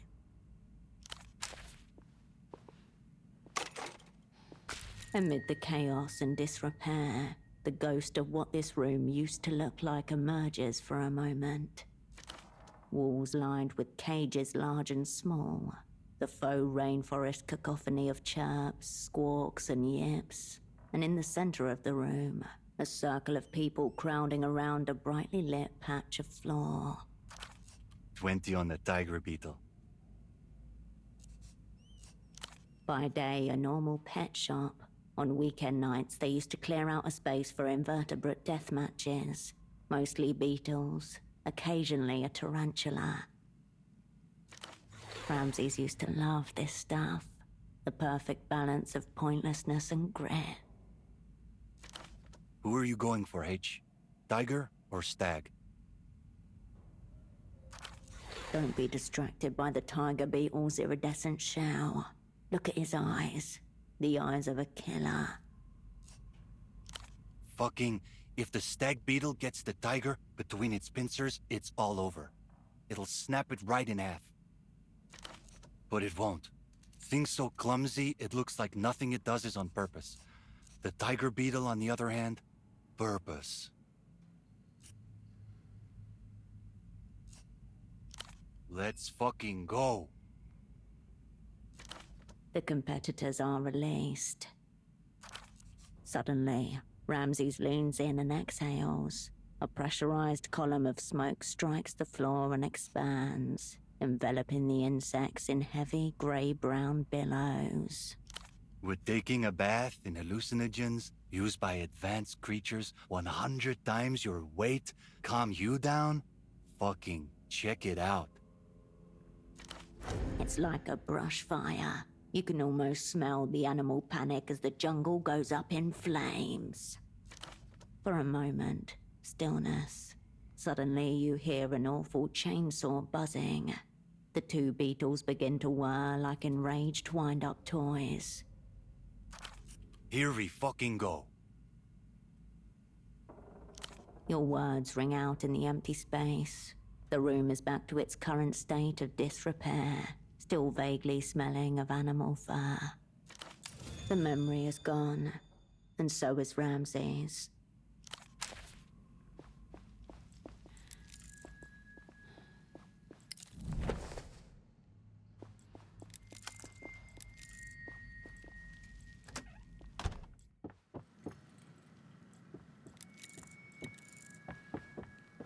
Your presence is weak. Fate delivers me an unworthy adversary. The creature's eyes glow with cunning flame. Its ears tuft delightfully in every direction. Long grey toes ripple over a mountain of trinkets as it inspects you. Yes, monkey, yes! A puppet. There's someone hiding in the pile beneath it. Broken cages everywhere. This could be an escapee. On closer inspection, its eyes are no less cunning and its ears no less delightful. Its tail swishes arrhythmically behind its back. End will be worse, as will middle. Tremble before the majesty of my realm and of me. Is this the dog thief? It is standing on what looks like a pile of stolen goods.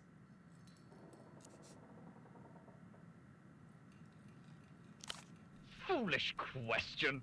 Screams cannot be traded. Aye! I'm king of trade!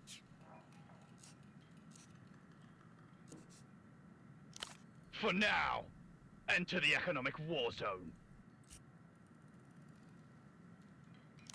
Commerce only. Objects craved. No desire for information. Information cannot be chewed and fondled and piled.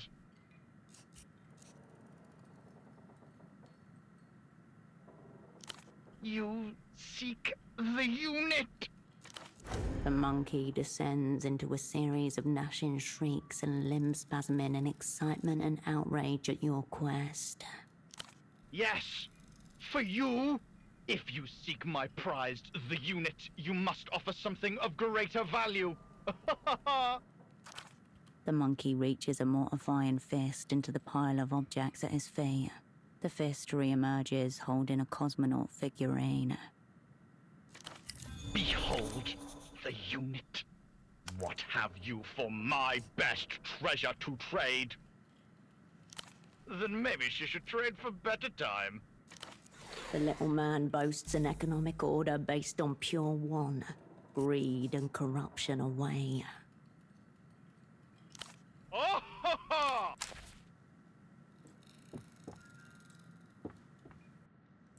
Prepare to trade.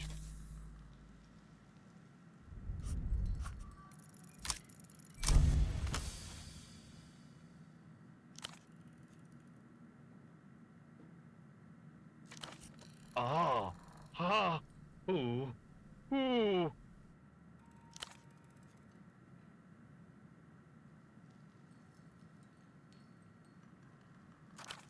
Oh.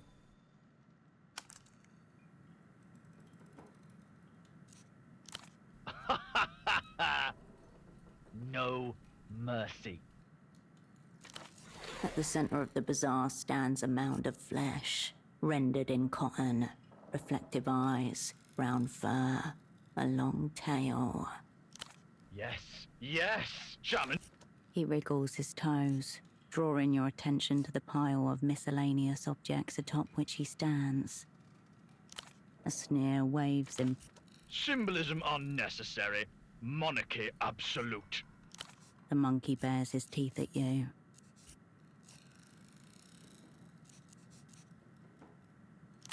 Thief!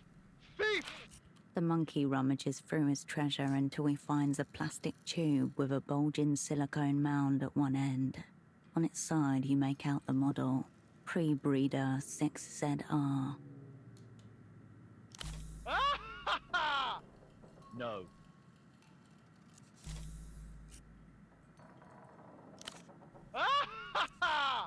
You are wise to cower. Secret sources. Knowledge denied. Contradiction shrugged upon. This is not a squat. This is a lounge. He goes very still briefly. Monarchly. Tourist trinkets, veterinary tools, a detached bicycle wheel. Apart from shit. He closes one eye to... Dynamic yet functionless. The monkey bares his teeth at you. Farewell, Prepare to trade. He flicks his ears in excitement.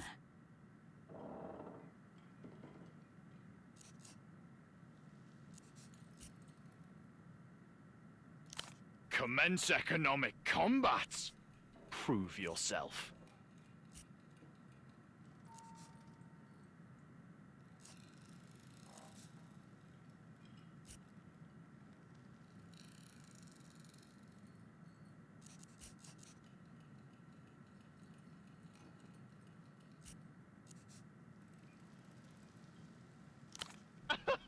Pathetic. Already have one. This wolf's face is nearly covered by a dark curtain-like mane. She's dressed for battle, in armor stuck on the side of the cup in curling letters. Dream Wolf. Ridiculous notion discarded. There is no rain in the realm. No rain! Hair on hair? Ridiculous. Nonsense abhorred. Fertile color. Pleasing hue. Ruttings abound. He flings the tiny cosmonaut figurine at you. Trade completed. Farewell.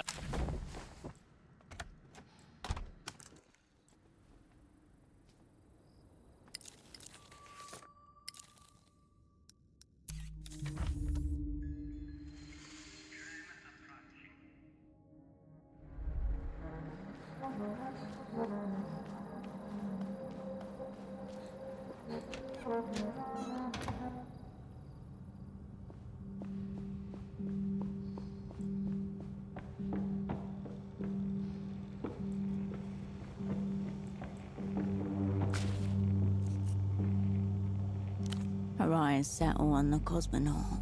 She hesitates. But Septimus said that it wasn't there.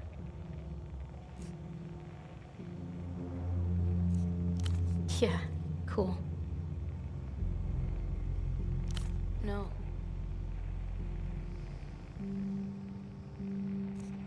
She takes the cosmonaut, smoothing her thumbs in an alternating rhythm over its torso. She nods. Her grip tightens on the figurine. Her nostrils flare. The shock of lost time returning to her. I can hear birdsong. Feel the hood over my face. It smelled like other people's sweat. Stale. The sound of their tools. Metal scraping. But that's it. Go get the headset, Hirsch. I'll turn off the REM repeaters again. Please, I can't do this alone. She doesn't look at you. Just replaces her headset and leans back, cosmonaut on her chest.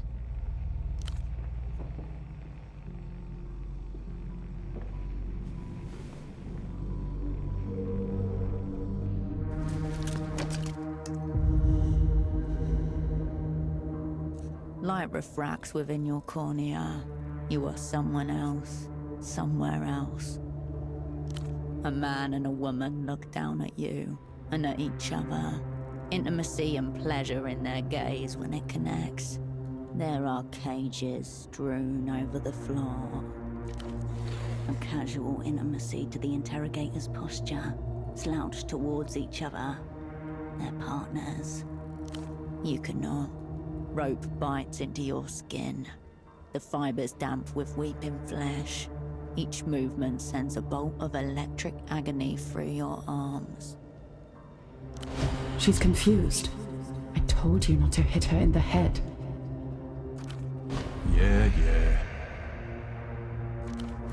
He'll do it again. We just need a name, dear. Your opera handler. Who got you into this whole mess? I'll try again. Brace yourself. Knuckles dig swift into your eye socket and back out again. Next to your nose, something cracks. For fuck's sake.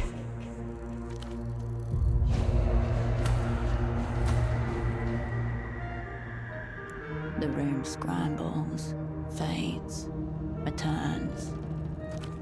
You can feel something in your ears now. The woman, the crease of latex against plastic, amplified in your skull.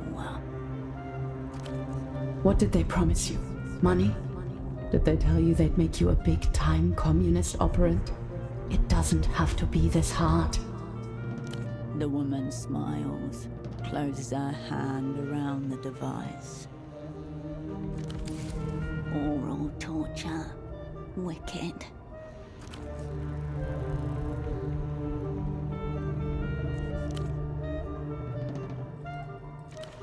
The device isn't making any sound. It's triggering a psycho-auditory response, tuned specifically to the individual.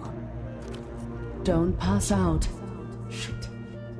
Oh, there you are. A lullaby. Tell us about your assignment. Silence.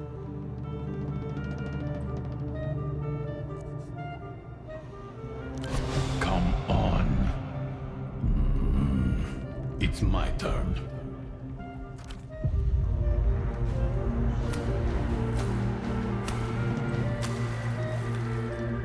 A white flash, cold, static. The room buzzes, fades, clarifies. I smell death. Her wounds are beginning to decay. Disgusting. She's shivering. The sepsis will kill her before we get anything. Whisper into each other in low, urgent tones. They're beginning to panic. Look at yourself.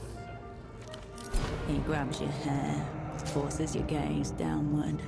You see your bare chest, rotten and oozing. He massages pus into your open wounds with his knife. Doesn't it look good? Try it. Still gripping your hair, he slams your head back. You open your mouth to gasp and he plunges his knife between your lips. You taste the rancid, wet crumbs of your flesh on its blade. Bitter. Swallow for me. Pieces of you splatter across his face, black and yellow. He wipes his face, then forces his hand back into your mouth. His fingers plug your throat, you choke. Vomit splutters out of your nostrils. You cough. It burns.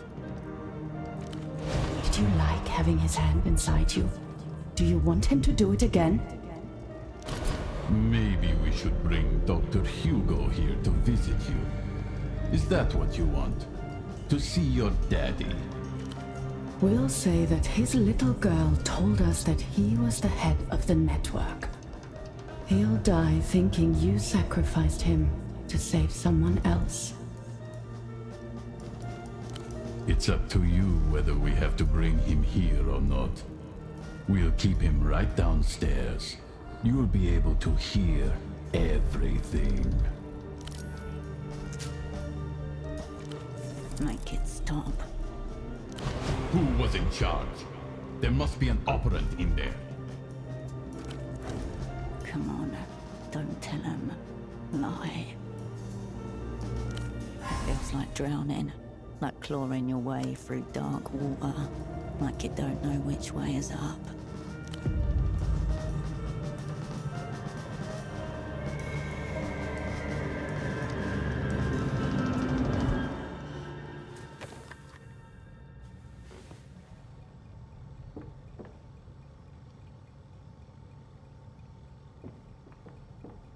Your hair is drenched in sweat. Oh, fuck. Septimus soothes her, ignoring you.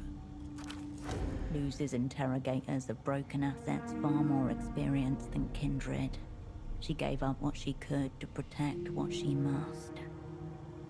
Damn fucking right it's not your fault. You don't think that, do you? Listen to the demonic hag, Karoshka. She's right.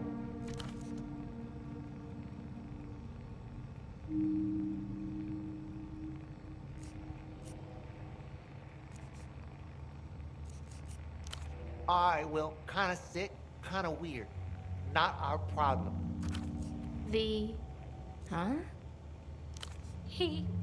Tempo can't die? You watch as she sobs.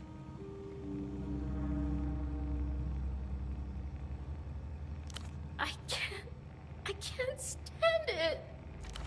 It's fucking lovely here. What's wrong with Portofino? Shh, Karoshka. We could thrive too. We could thrive the shit out of it. I don't deserve to thrive. You deserve to thrive up a storm. We could move to the sunset, a penthouse. I could call in some favors with Dad's old lot, get us set up with a dope view of Kisa. We'll watch the boats at night. We'll have rugs. And we can keep this place as our studio. Finally start making movies together, like we talked about. I want to die. I want to die. Karoshka, please. We know what happened now. We can just move on. We can get some fucking takeout and watch Iron Pedal 7. We can go to the fucking beach or some shit. Sand? We can make movies about all this. Espionage, fighting fascists. You can make it so real. It'll blow people's fucking minds. But it isn't real, Septimus. What's real is this. Me, scars, and dead friends. I don't care about rugs. I'm not just going to forget this. Calm the fuck on.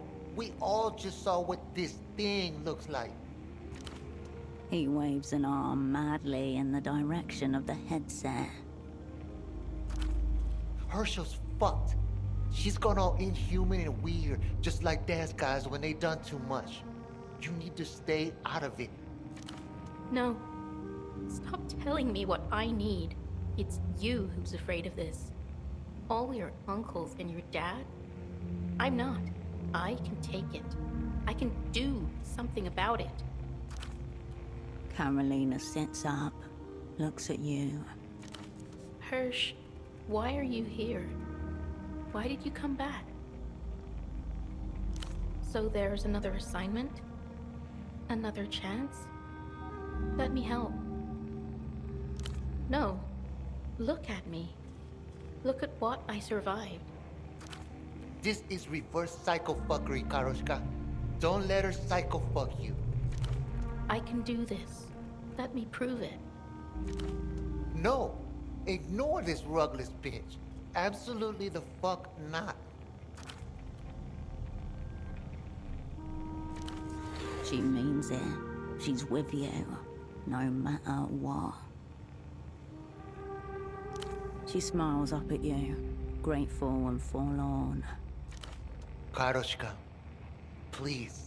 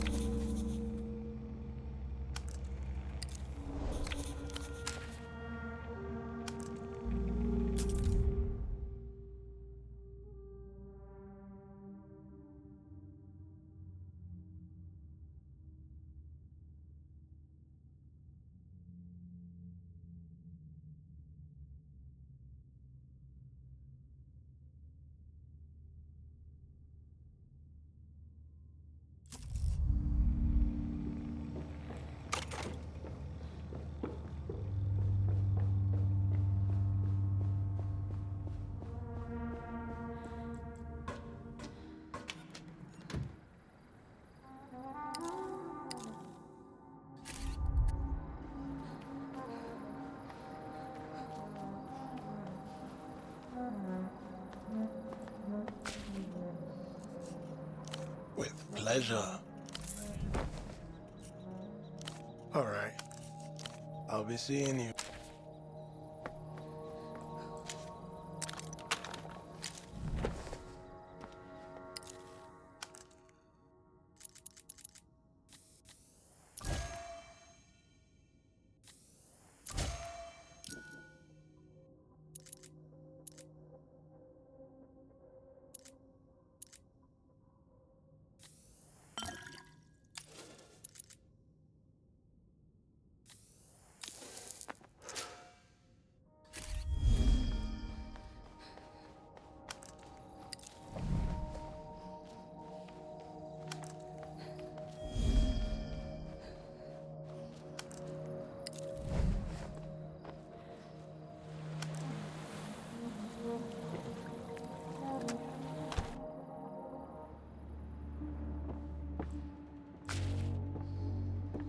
Not much to go on, so see you around.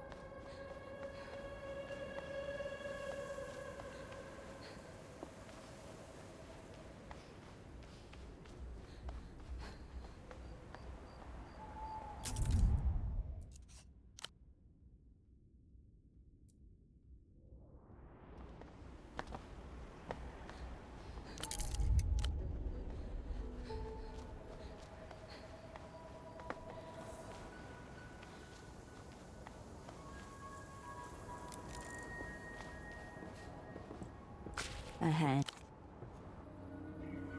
You will light the next aero tram to the...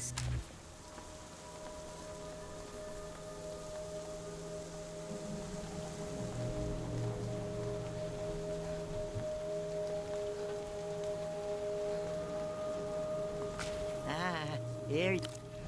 Yes. Oh, yes. Yes, this is all I need. An insane sun rises from behind her eyes. You know it in your gut. You have done a very bad... Take it all. We won't need it anymore. No, we won't. A queasy feeling comes over you. Haha. Yes. Just wait there. 6 hours, yes. And I will have built it. Haha. 6 hours. Tomorrow, she says. Tomorrow. An odd, slight peal sounds when she moves, like distant bells or the jangling of construction rods. Over her shoulder, you suddenly notice that the sky, pitch black, just... Look. Ignorance is bold. It's not a hat. Take my hand. Danger. Don't touch. Your skepticism runs dry in the face of a real trepidation. Aha, fool. Interested only in the banal things. What do you want? The Revelator, the Brown Phantom, host of the reality situation. The reality situation plays every single afternoon.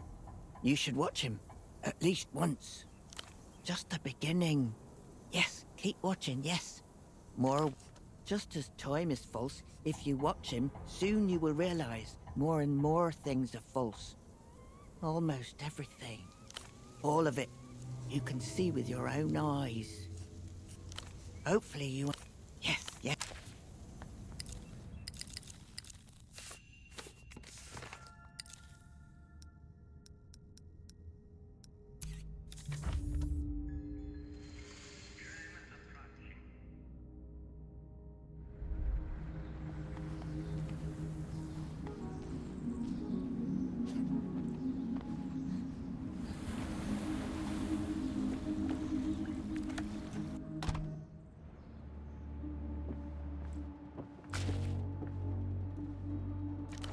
Cricket's been chirping, Guns has been talking, and I got it all on tape. Wanna give it a listen? All right, this might take a while. You got time? Get that fucking box over there, would you? All right. Communion with the cricket. He slides right back into his old skin. The old act awakens dormant pathways to tactile memory. Even the pulse returns to his palsied hands. Can't say I feel the same, but... In spite of himself, he relaxes into a familiar position as he hits play. Communing.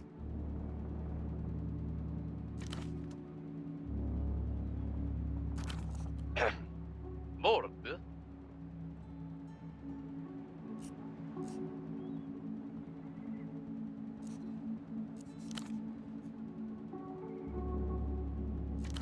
Aha! Got you, reptiles. Pass this on to the knobs at the top. Send all the collectors you want. Send your best collectors. I will be waiting. The spike of the receiver slamming pierces your eardrum like an ice pick. We're just getting warmed up. Among listening devices, he's back in his native element, if only for a moment. Stripped of his wounds, back raw into danger.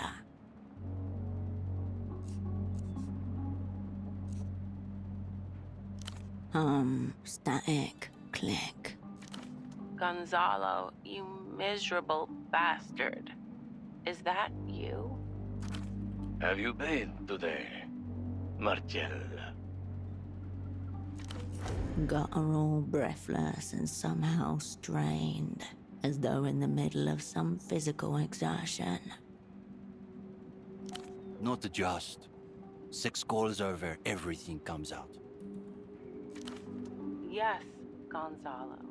I have bathed twice, and I'm not falling for this today. Not after the stress of dealing with my fucking unfaithful husband's businesses. See? Cumulatively, Ramses has listened to more phone sex than you will ever have in your life. As ever, he has a remarkable ear for the rhythms, the things that slip. For the last time, and I promise, the next one will be accompanied by some dramatic act of self-destruction. I have never once been unfaithful. If anything, I displayed an excess of fidelity. She's my fucking sister, Gonzalo. The suggestion of usable information is cruelly whisked away. Exactly. You and I are bound by an insane pheromonal determinism, Marcella. Don't you see?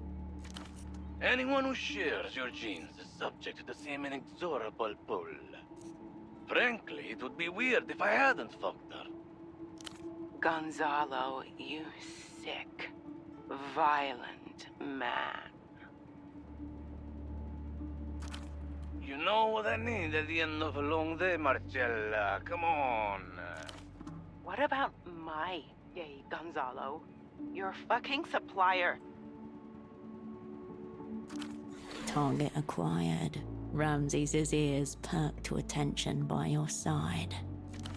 Don't talk to me about my fucking supplier right now. I've already injected myself with the formula. You know the one. He scares me, Gonzalo. I don't know that I want to deal with him. Don't speak to me about those fucking people right now. I told you, it's the driver you deal with, not the Azzurri. But Gonzalo, he has my number.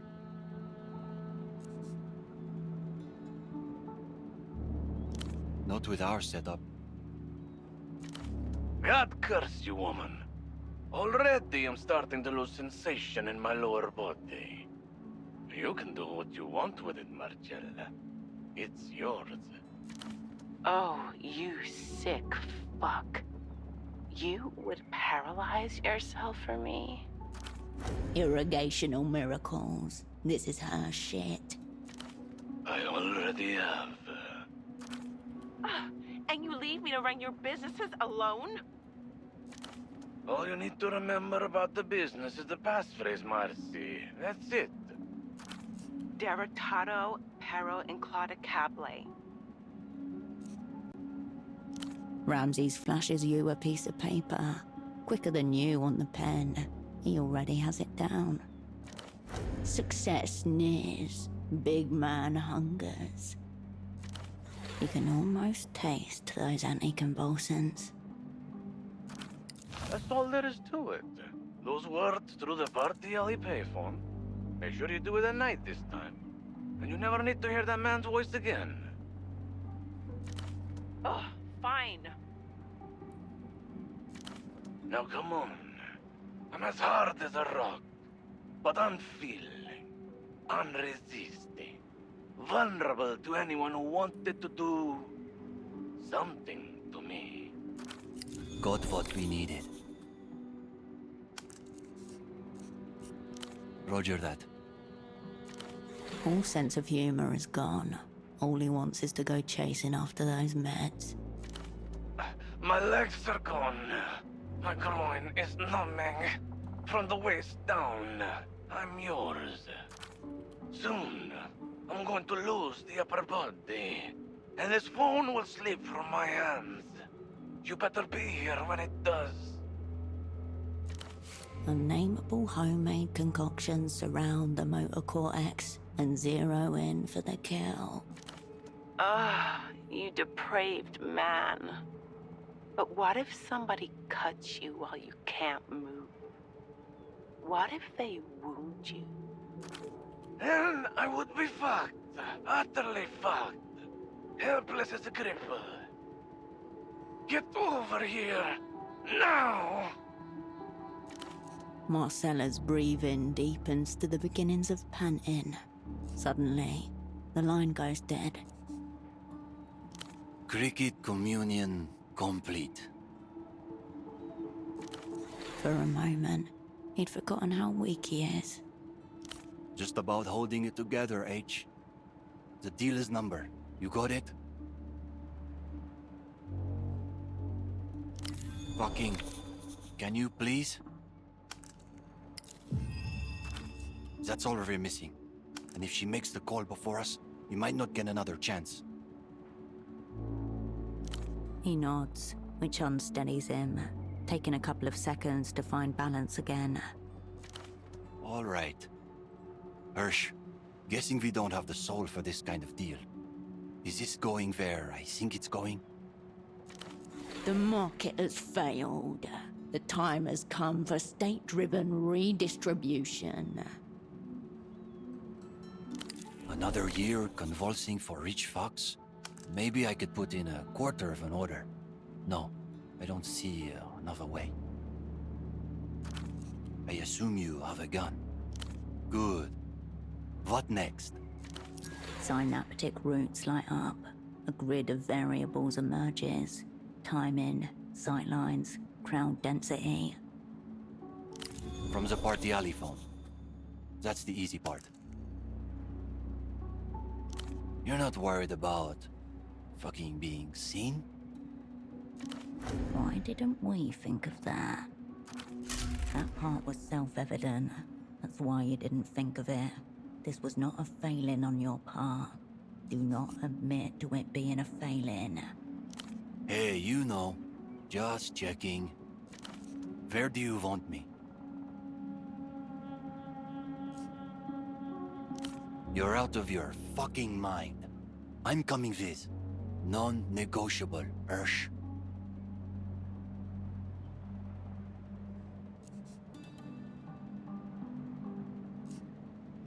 Back up. I can live with that. It's a plan then. After you place the call from PA, call me, and I'll be there. Unless we don't call him, you've already got us. You don't need him to. With a loose plan in place, Ramses takes in a big breath and exhales, punctuating whatever he's feeling with a couple of steady nods. Is there anything else?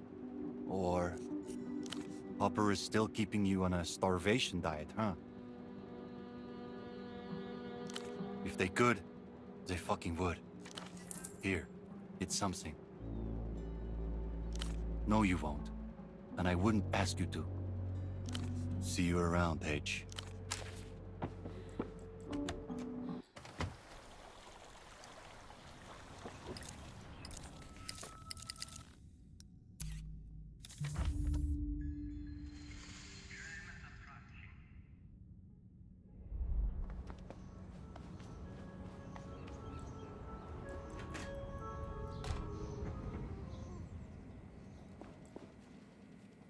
Bored?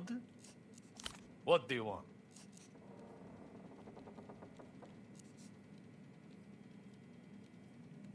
Aren't we fucking all?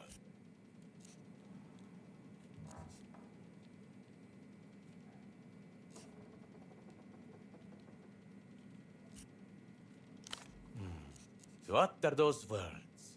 What the la... Adios.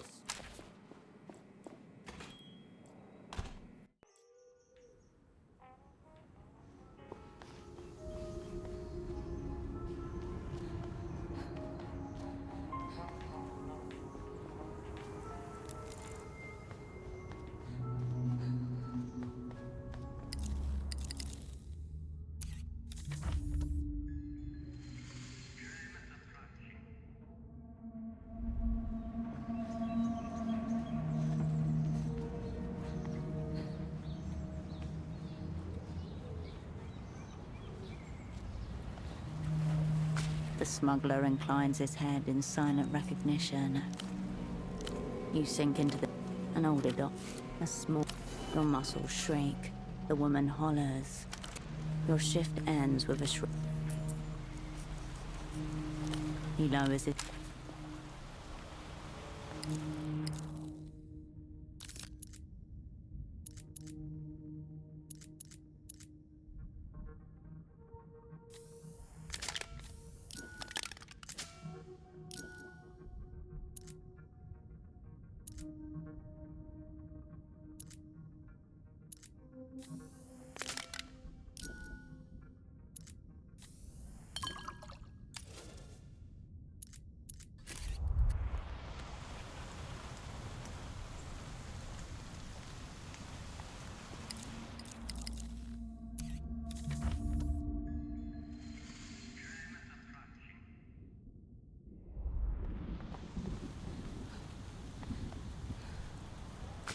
clinic's metal door is scabbed with rust and surrounded by graffiti. An official-looking sign hangs to the right of it. You turn.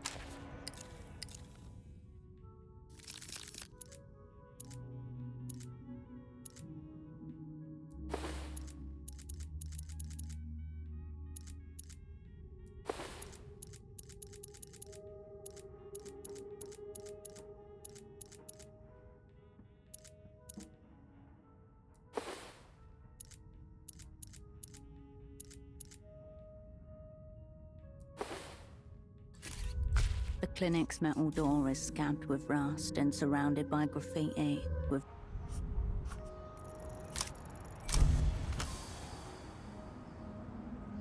the pins dance for you.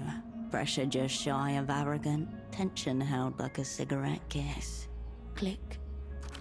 No squeal, no protest, just the quiet pop of metal given into a woman who's done this before.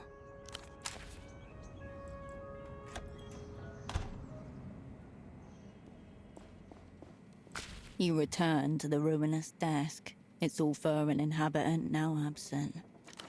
The phone and the notepad lie before you, unguarded. The paper displays clear evidence of having been balled up in rage and then painstakingly unfolded, but the numbers on it are still legible. 3 numbers, quick to hand and scrawled in rage, for people called frequently from the depths of distress. You squint at the digits, trying to commit them to memory. 2 rows of hieroglyphics would have been easier to memorize. At least you crumple up the note and pocket it.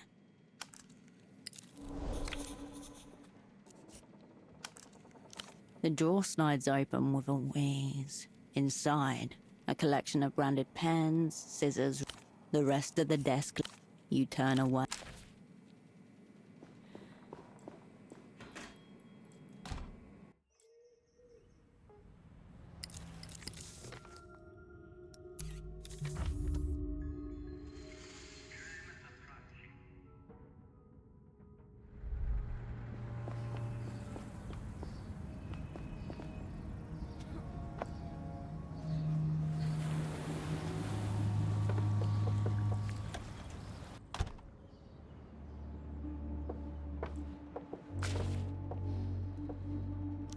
Fucking finally. Once you place the order, you call me. I'll haul ass. I want to be there as backup, at least. See you around, H.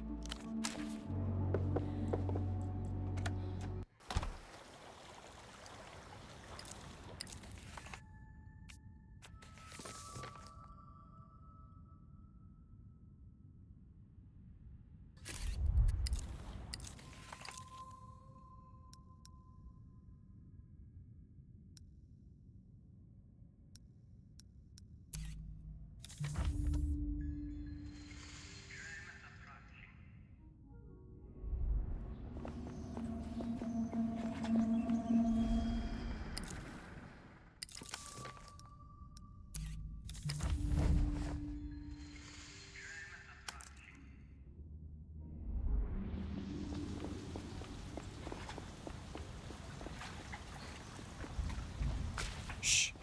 It's her again. My stalker. A half-second glance is all he gives the will presented to him, before turning back to his phone call. His eyes skimmed right over it, almost as if it wasn't there. The rest of the model train is still out there, somewhere. Finding it might give you more leverage. Warily.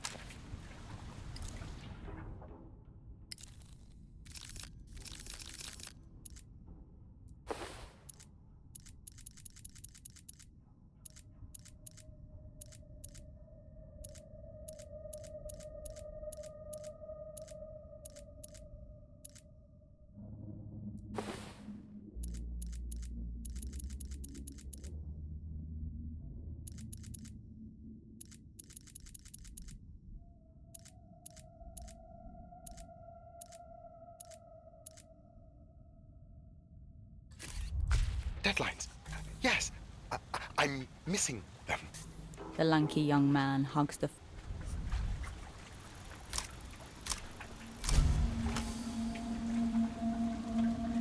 We seize the unimpressive collection of limbs and retain Jism and twist him to face us.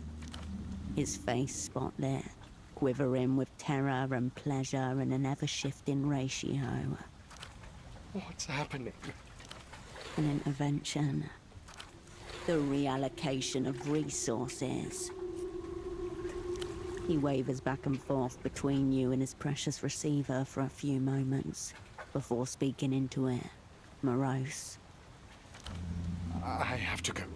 There's someone from work here. I'm sorry. It was nice talking with you. You're from Interior Regulation. Is that it? He thinks he's about to be dismissed.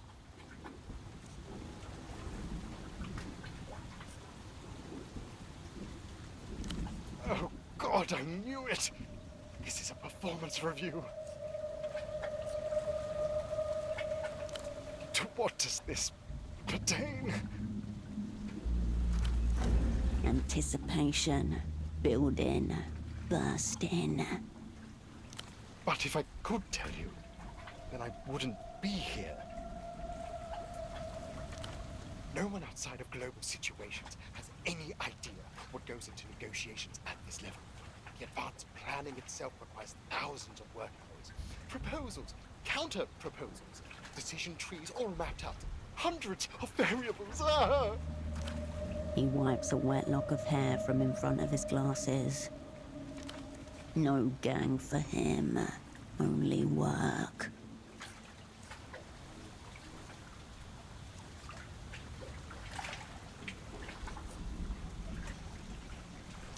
I'm not preparing for one treaty. I'm preparing for hundreds of treaties in all states at once. And they're all within me. There are more than 100 nations in the developed world. Do you know what it takes to get 100 different parties to attain mutual satisfaction? Everything must be perfect. No dice rolls, only narration. Except the gap. The luminous gap of unknown origin. The portal from which the minister of mass culture himself will emerge. So that's it. The gap in the Grand Lich's official itinerary. Unknown even to enter. Wide enough for a bullet to go through. Whatever takes place inside this gap, it'll almost certainly be after the ginkgo has shed its leaves. You trivialize its mysteries when you talk about the gap this way. But yes, what you say is technically accurate. I also didn't understand at first. I thought it was just some primitive mind games our counterparties were playing. I thought once the gap closed, the negotiations would begin. But I had it all wrong. Not at all. I've come to grasp that the true negotiations have been with the gap all along. No one on our side is permitted to know, except for my superior, but they're keeping this knowledge very close. This Duchess, truly extraordinary. When I speak with her, it's like I'm speaking to my real superior. It's the only way I can manage. The High Priestess of the Gap. I don't know her real name. To me, she's only Silhouette. A cryptonym, meaning... In the central plaza at Party Alley, there's a little two-seater bar, very easy to miss. She's there every night. That's where we perform our daily stand-ups. Does this mean you'll be giving me a good report to the Interior Regulation?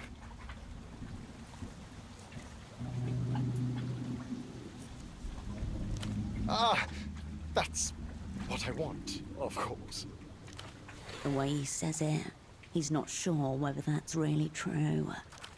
A rivulet of blood emerges from his nostril. He wipes it away with his jacket sleeve.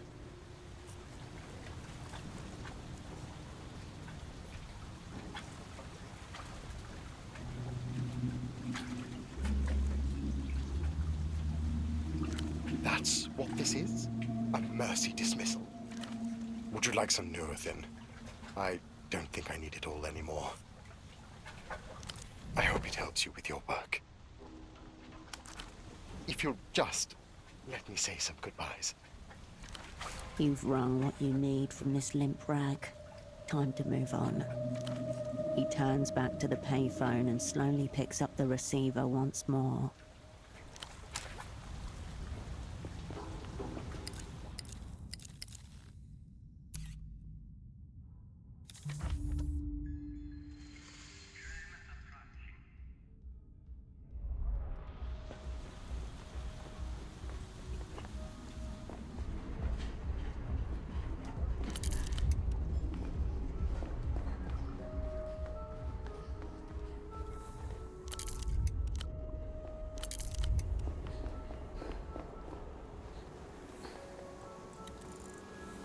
You pick up the payphone's handset.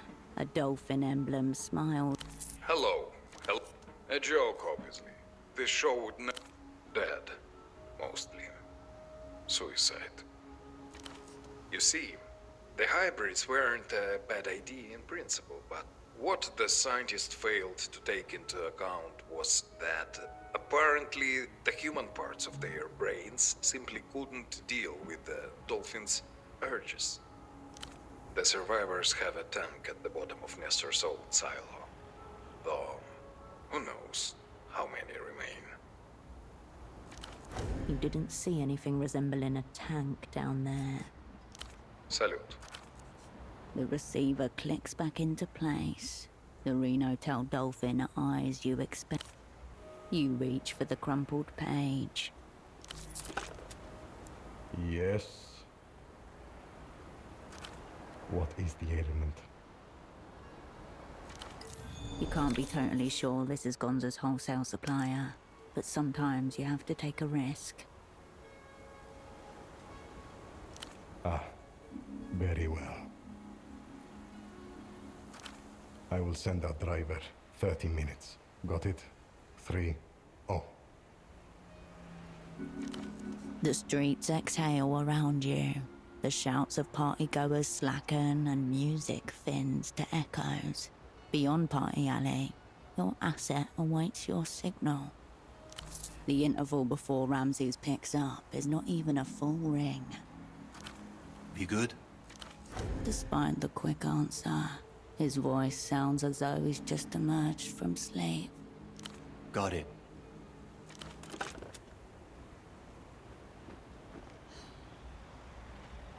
Behind you, you hear the faint scrape of boots on old bricks.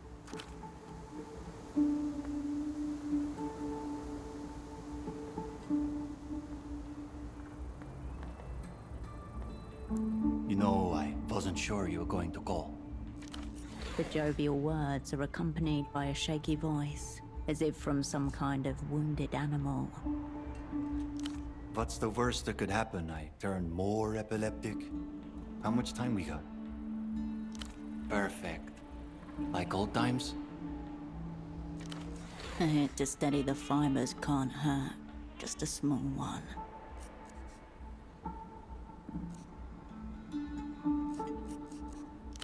No judgment here. Just happy to partake. Ramses' lighter flicks as he inhales. Red veins glow along the joint spine.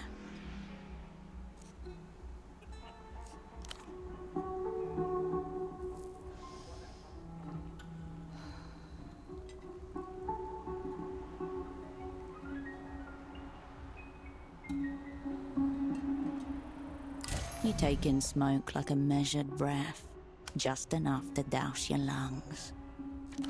The crepitating telephoto lens of your mind widens as your circuitry slackens. Anyway, the Herschel. The fucking Herschel. It's your turn, I think. You know, the aftermath of the shit show? You got a whiff of what it's been like for me. What happened to you, Hirsch?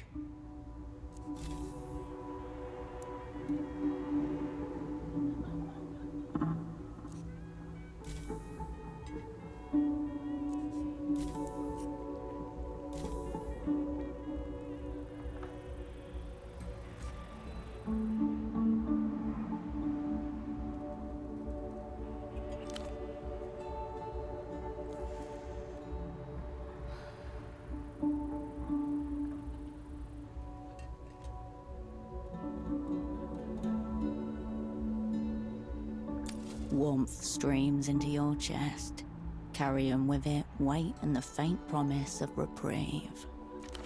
Operant, your compromising performance. Explain why. Assets are tools. They are owed nothing. Remember, emotions exact a price.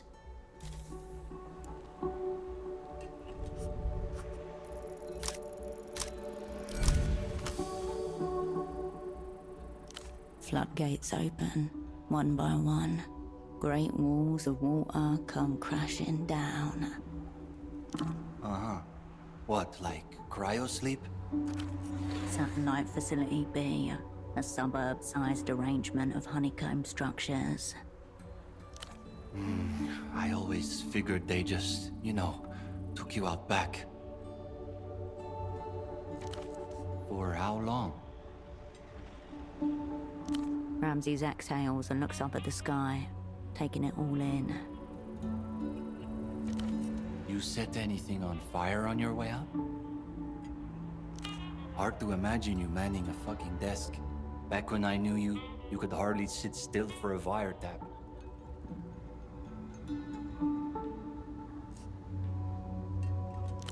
Fucking, it's been bad times for everyone, H, sounds like.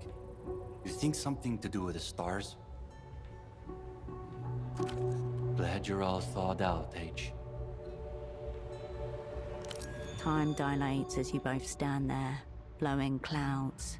You almost forget that you were waiting. Eventually, from down the street, the faint rumblings of a tuk-tuk grow louder. Headlights appear. Well, shit. Guessing that's our man. Go time? With a flick, it's gone. The tuk-tuk slows to a near stop.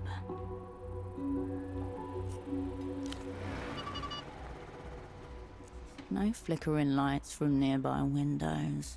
No other tuk-tuk lingering by. Low chances of passers-by intruding at this hour. The driver, heavy-set, or wearing thick clothing. The passenger seat is empty. It's about all you can see. Someone could be hiding in the back seat. A cloud of exhaust hangs in the still air before dissipating. The vehicle sits motionless.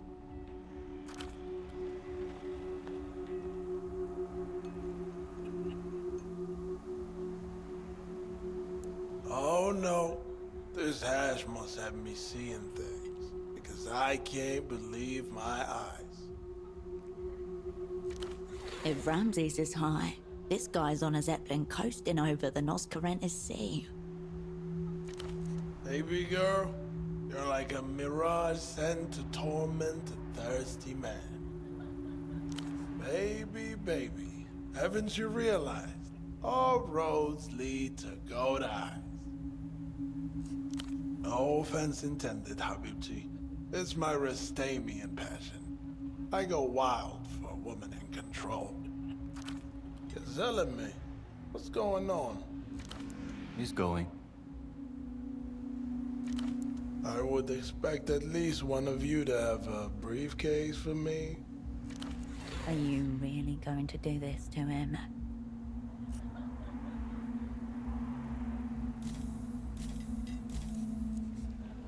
You map the angles from gutters to rooftop, scanning for lurking silhouettes and blind spots. If he has backup, they're well hidden. I noticed. No bag, no nothing. That is problematic, business-wise.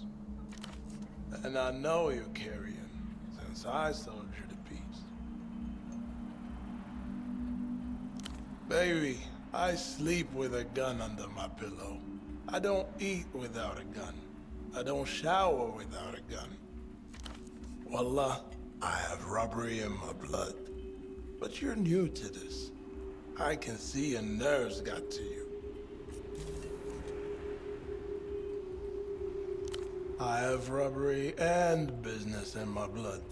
Right now, I don't see you having leverage, but... You two are familiar then.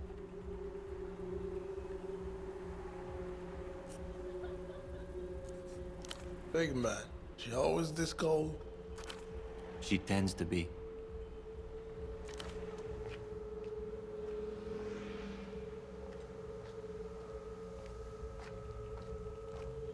Alright, alright. Everybody shut the fuck up for a second. I'm thinking. Somewhere behind his bloodshot eyes, a slow yet impeccable calculation emerges. You're sick, big man. Epilepsy. Bad seizures. I'm sorry. My little cousin got the epilepsy too. Wallah, it's rough.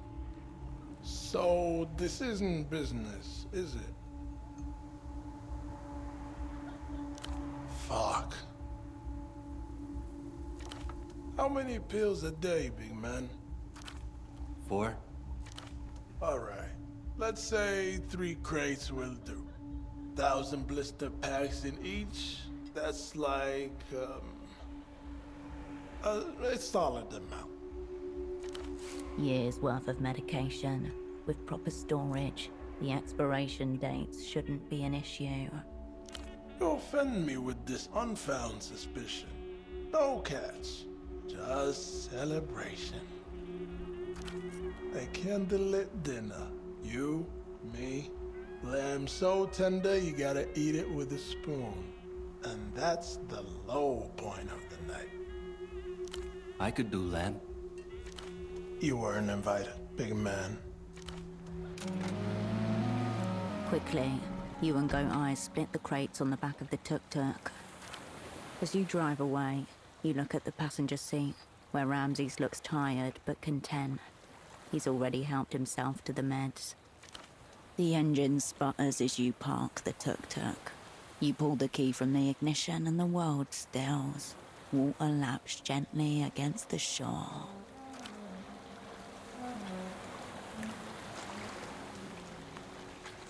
Ramses exits the vehicle with a cautious slowness.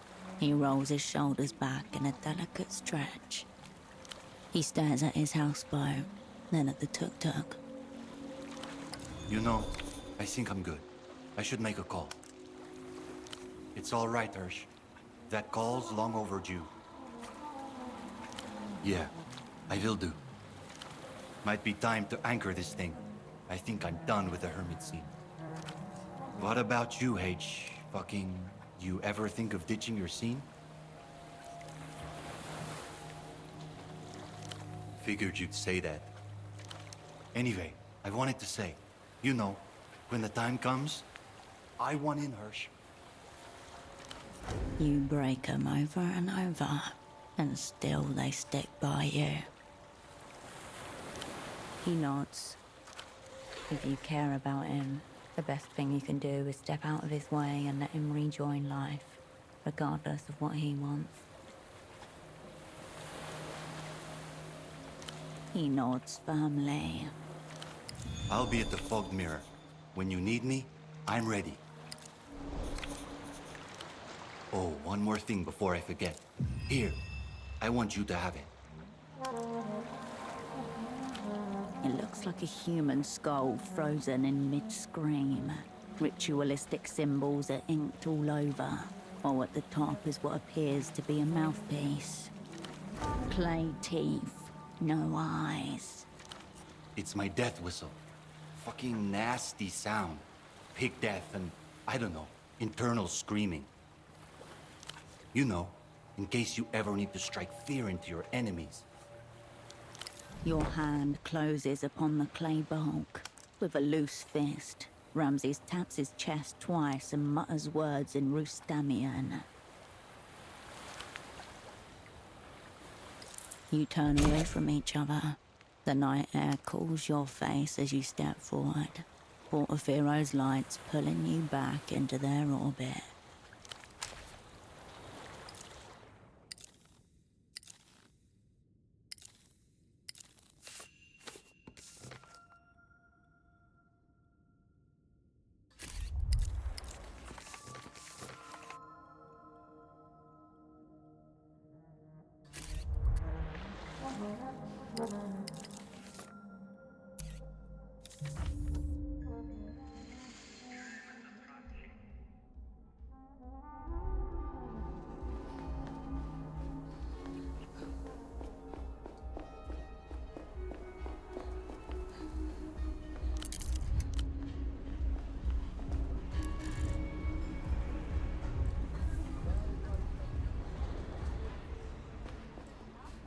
Hello, Lapinette. She smiles, indicates the seat to her left. Come, pretend to be real people with me for a while. Not one. Now sit down. No need for a scene. She leans into you. Your thighs touch on the bench. Welcome. Let me introduce you to our barman, Diego. Hello. Not so fast, Diego. Let me also introduce you to the worst Calamanic ever put to glass. Diego's very bad at his job. You sip the Calamanic. It tastes exactly like a Calamanic. Thank you, miss. Incompetence, both of you. Nobody in this city respects a good tincture. Now, Diego, please debase yourself further with 2 more Calamanics. Actually, no. You've done enough damage on that front. Just straight mezcal. Bring the bottle. Coming up, miss.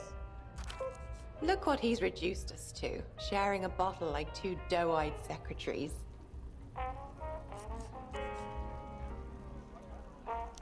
Such an eager Lapinette. A little foreplay at the very least. Diego returns and deposits 2 tulip glasses and a bottle of mezcal in front of you. Come, talk to me. This is our little space. Let's cast off these silly personas. No need for them here. Nobody. Same as you.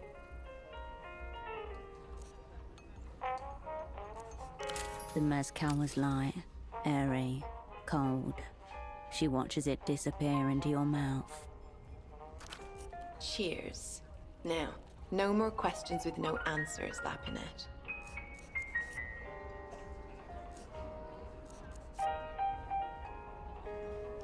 Already? So impatient. Fine. Pump me for information, but I want something in return. Oh, poor thing. Hurt feelings, is that it? Some of them felt good. I know it. You could teach Diego here how to make a proper Calamanic. Or, if you'd like something less impossible, you could kiss me. Deep tongue.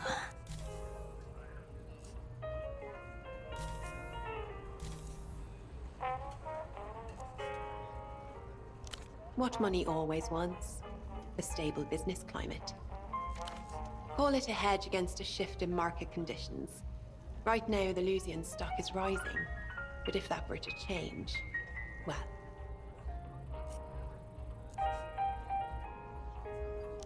I am quite invested, Lapinette. Yes.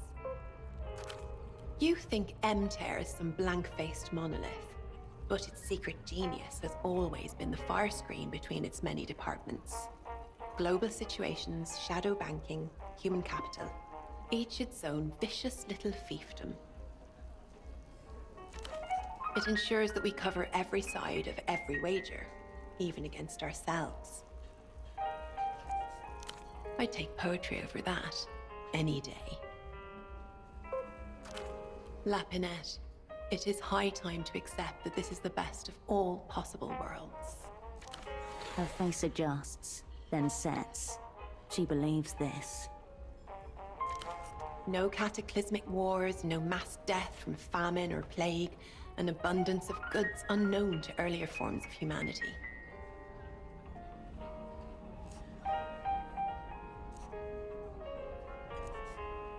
Don't we all? Apartments with modern conveniences, a little tuk-tuk to stuff with children, a decent Calamanic in the evenings. She turns back to you and raises her glass. To history, fondly remembered.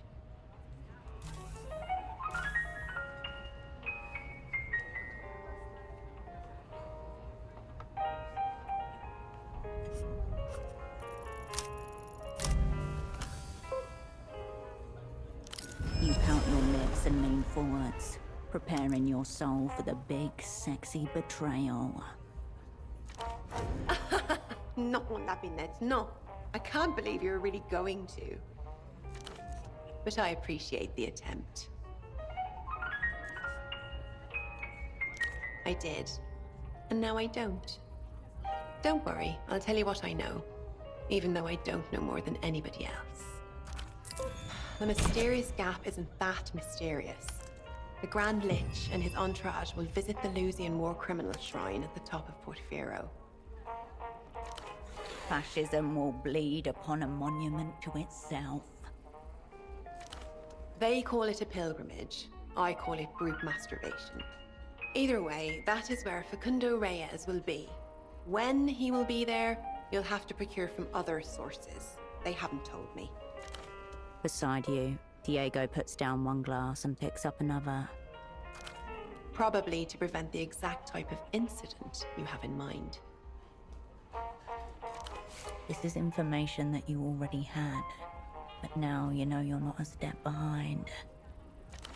I hope this was everything you hoped for. In another life, Lapinette. She smiles, sadly, and turns to her drink.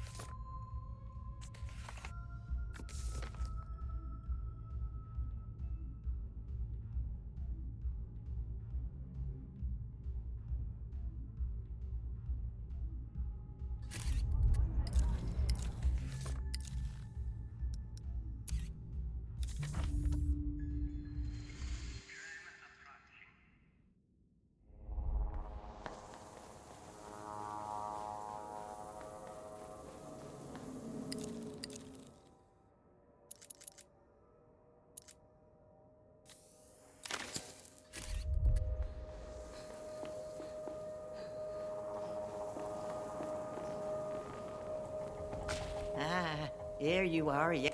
The Revelate. She laps from the same pool. Miss Bagman is... The reality situation. Awareness breeds. The Revelate. She laps from the... Miss Bagman is... The reality. Hopefully. Yes, yes.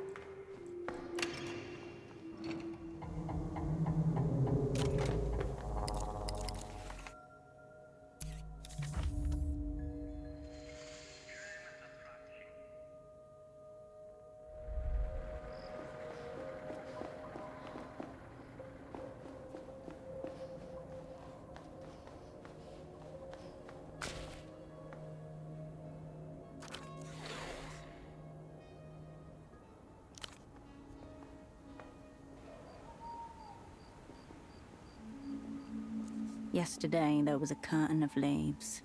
Now, simply a tangle of bare limbs. Your blood beats a kick drum rhythm behind your ear. Yellow leaves swirl about your feet. The naked branches seem like a mass of fingers pointing in every possible direction.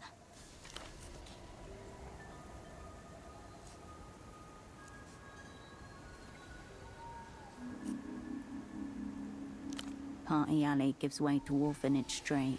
Easy.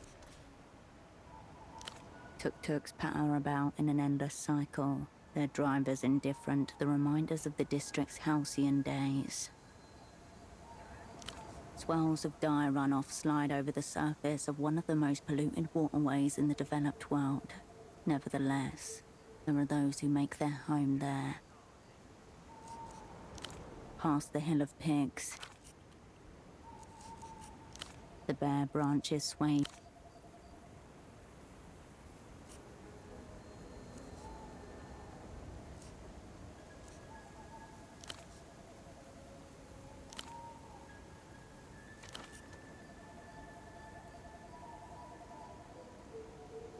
You turn back to the ginkgo tree. Its branches spread into many futures. If you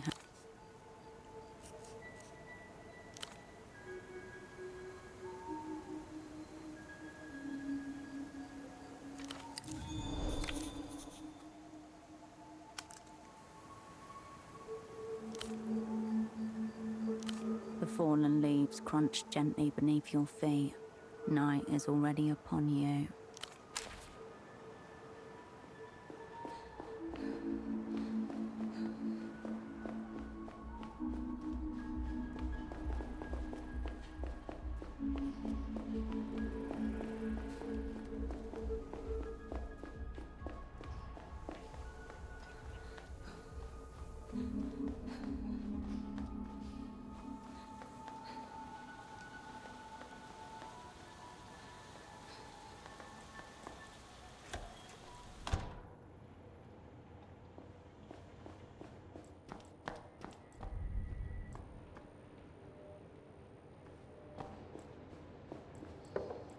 The bed welcome.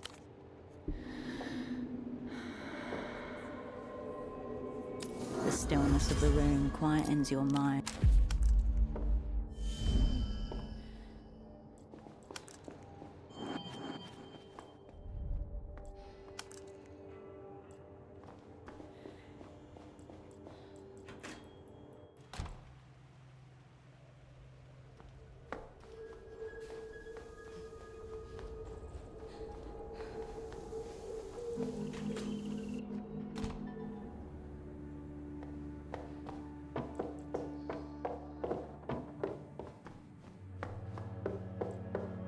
Cascade. Hope things are coming together as you intend. He turns a dial on his headphones and focuses on you. They're your assets, Cascade. I'm just here to hold up my end of the deal. Though out of... Please don't handicap us pre-game with your team selection. She did, although. She said nothing to me all the way over. Not one word. Which is fine by me, of course. I don't need her to talk. Just sing. Still, apart. You and me. And half the... Until then.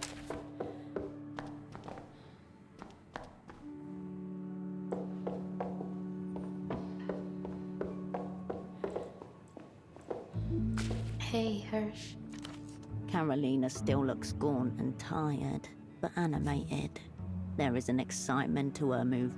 Weird. Like I'm on the wrong planet. I keep trying to control things with my mind, like I'm still in the machine. And I'm dreaming again, I think.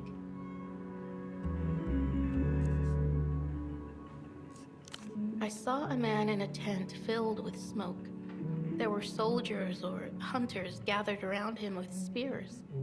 He was chanting, like a star shaman. They were wearing furs, but not from any living animal.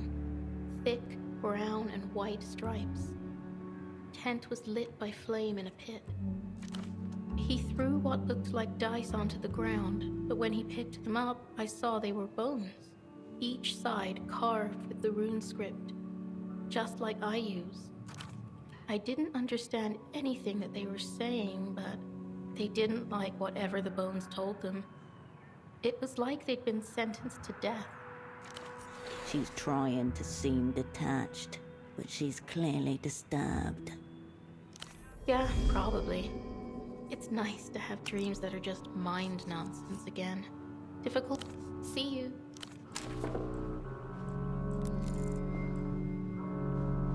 Hey, Hirsch. How's this life treating you? He inhales slowly as he lifts up. Learning how to use my fucking hands again, like I'm a baby again or something. Don't be a stranger.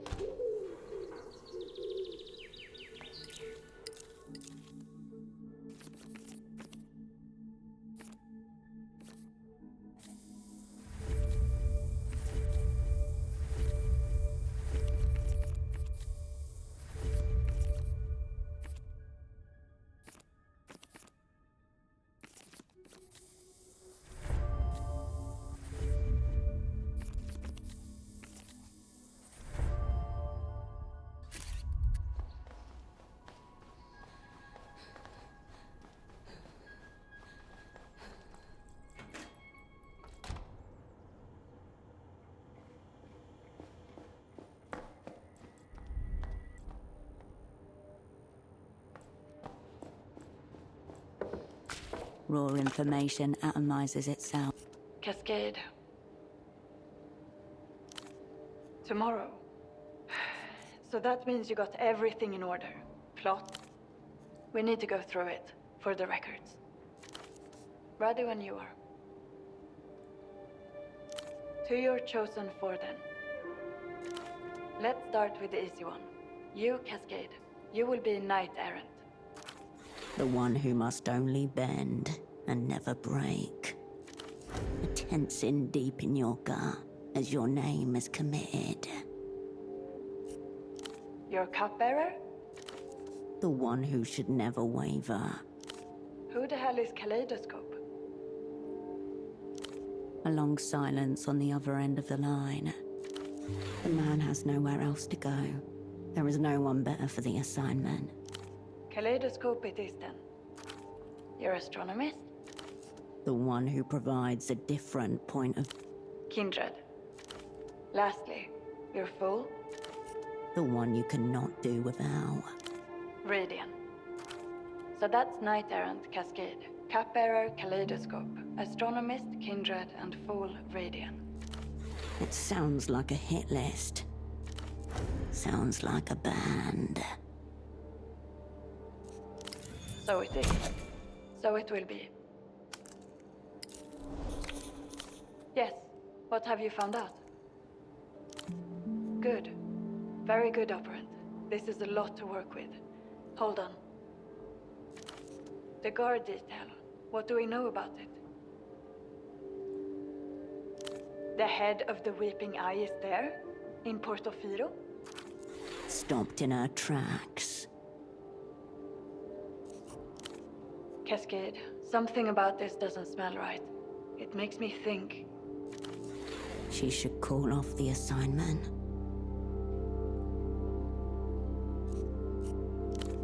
You're right. You're right. We both know what we signed up for. Here's my recommendation. Tomorrow morning, you, Radian, and Kindred will travel to the War Criminals Shrine by aerotram, as early as you can manage. Kaleidoscope will follow later, on the same tram as the Lich and his entourage. Stuck in a metal box moving at 55 kilometers per hour in close proximity to the enemy. No way to call him back up. No way to jump out. Once the Lich's aerotram has arrived, rendezvous with your two and plan your next moves. We're going to need a lot of imagination to pull this off. If this is a ritual, there must surely be rites to perform. With luck, you may even catch the Lich unattended, though I wouldn't count on it. Right. You managed to procure a gun at least. Good, so that's covered. Anything else on the subject of tools? Very good. A heavy silence falls over the line. There'll be no getting out of Portofino by plane. The phones won't be safe any longer either. An irreversible blow to alter the world's axis. It will take centuries for equilibrium to be restored. No. Once you set off, Constance will scrub all trace of you and the opera from Photo 24. It will be like you never existed. I can get you a boat. You say that now. Wait till you see it. It's a signals vessel, part of the network that makes your magic box work. Getting everyone out at once is out of the question, I'm sorry. Your squad mates will have to fend for themselves until we can arrange for their extraction. There's nothing I can do, Cascade. We're making it up as we go along. We won't forget them, but we have to work with what we've got.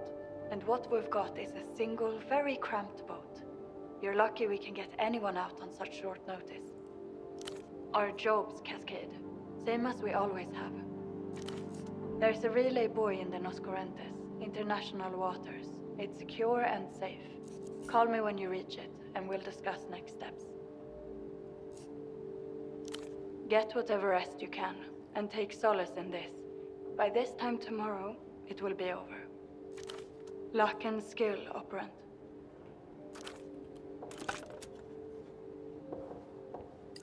A click in your ear, a moment of silence, then the familiar hum, somehow more empty than the silence.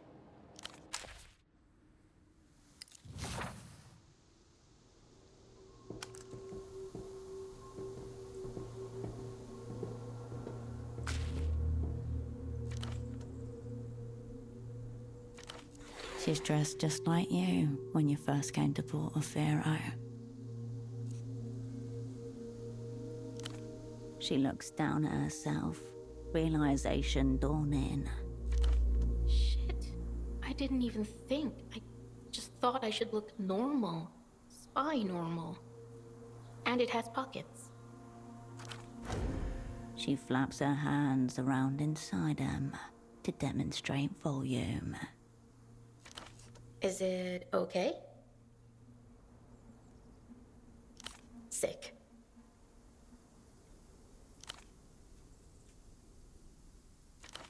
A light pink flush on her cheeks. No! He's just, he's pretty good looking, and he's an operant. Right? I think it's the headphones. Not terminally, I hope.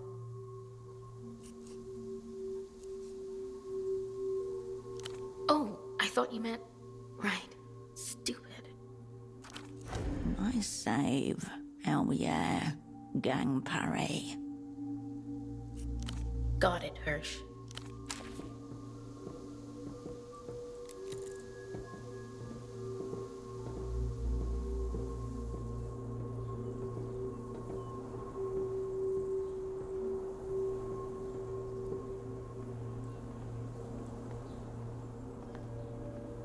Hello, Mijita.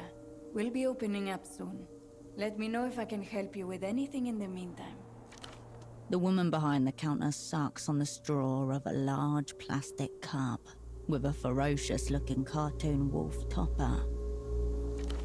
Red, black, terror. Enjoy.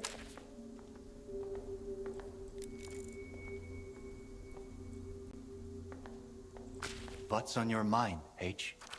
Staring off into the middle distance, twirling a wire between his fingertips. Nothing in your asset's demeanor, or indeed dress, betrays that he's aware of your impending assignment. I'm down, H. But maybe you should. She might need the hang more than me. Cool. A last breather. You look out over the city as your companion produces the inevitable joint. From this distance, Portofino is just a cluster of dim lights in early daylight. Mist clings to it. You know we're going to die, don't you?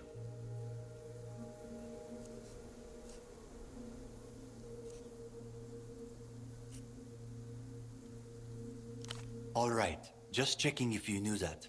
Does Carolina know that? I'm with you, H. I didn't know that was the plan. I mean, when I signed up for this assignment, I don't know. I suppose I did actually.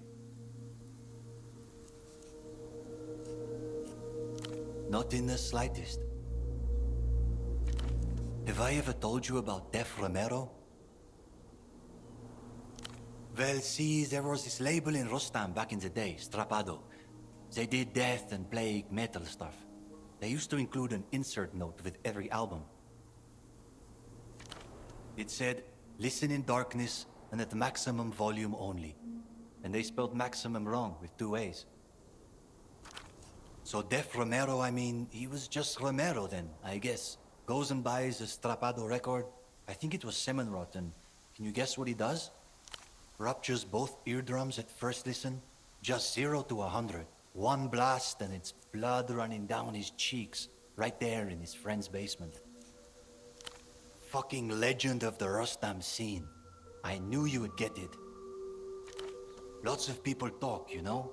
Fucking Def Romero actually lived it. And I think we're about to live it too. Def Romero style. If dying's an option, basically every time, right? That's usually what it means.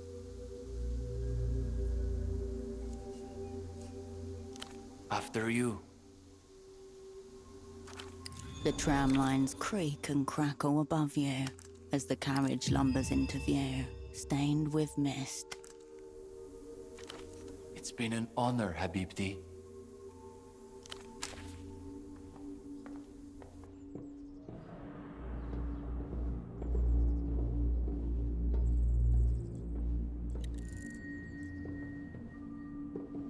Embedded in the tram's back wall, a crack.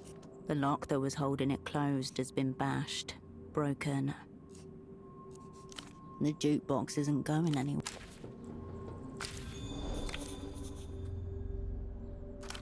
He gazes at you from below the hood of a pink ultraviolet hoodie. I gave you my word, Bucko. I abide by the transfer rules. Reyes was definitely on this tram, flanked by a slack-jawed techno entourage. They all disembarked and headed for the shrine. 5, including Reyes. Most of them are secret police. I recognize them from the secret treaty Advance Guard.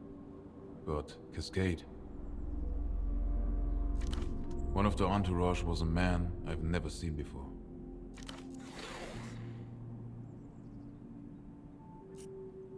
Someone of either very high rank or very low rank. And if I had to guess... He lifts a single finger into the air and jabs it upward. Woman with red hair, on edge, pacing. A man with short red hair and an ill-advised monocle. Another with a heavy black jacket. Then there's the Lich himself and the man I've never seen before. Large, bald, wearing odd glasses.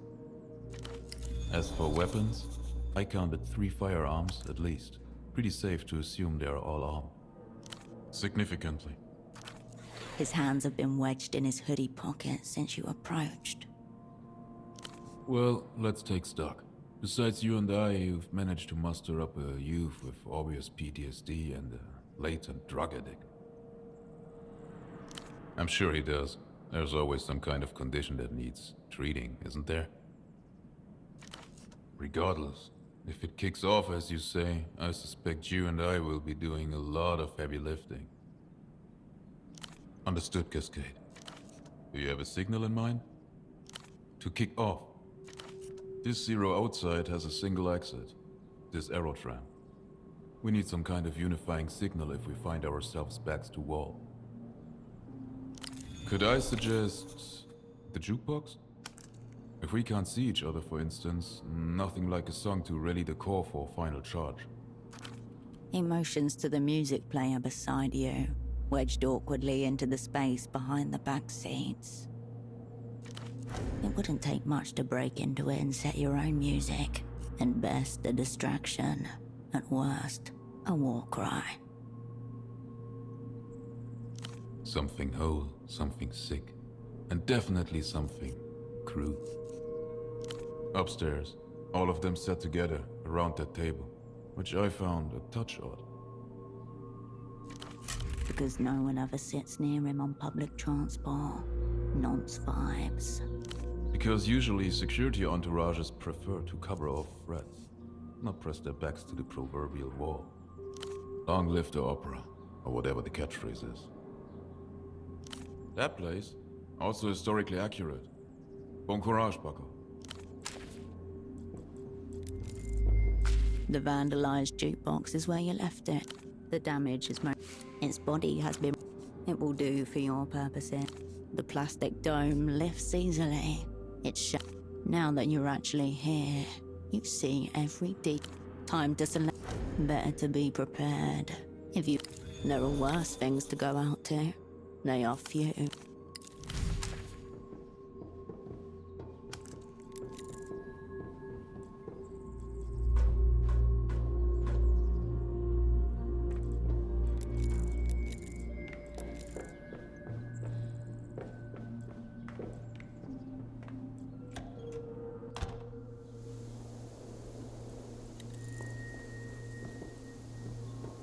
Not gonna be leaving for a while. Sorry. Special schedule today.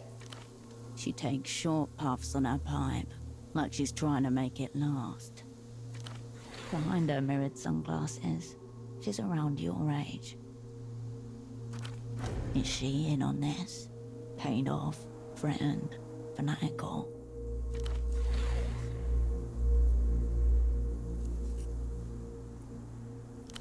Sure. You smoke in companionable silence. The blue smoke from her pipe and your cigarette mingle. What is the plan here, operant? Make it brief then. Your quarry's already on the move. On a normal day, every hour on the hour. Today the guy with the funny glasses is in charge of the timetable. He'll tell me when they're ready to head back down. What? Like to pray? Never been up there, actually.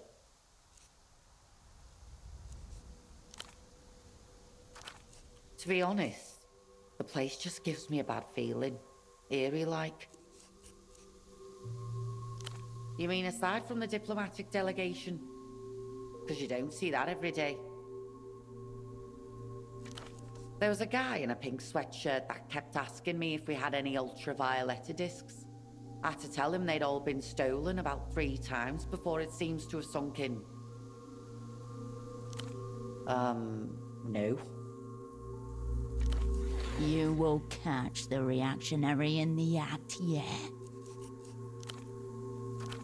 If she survives.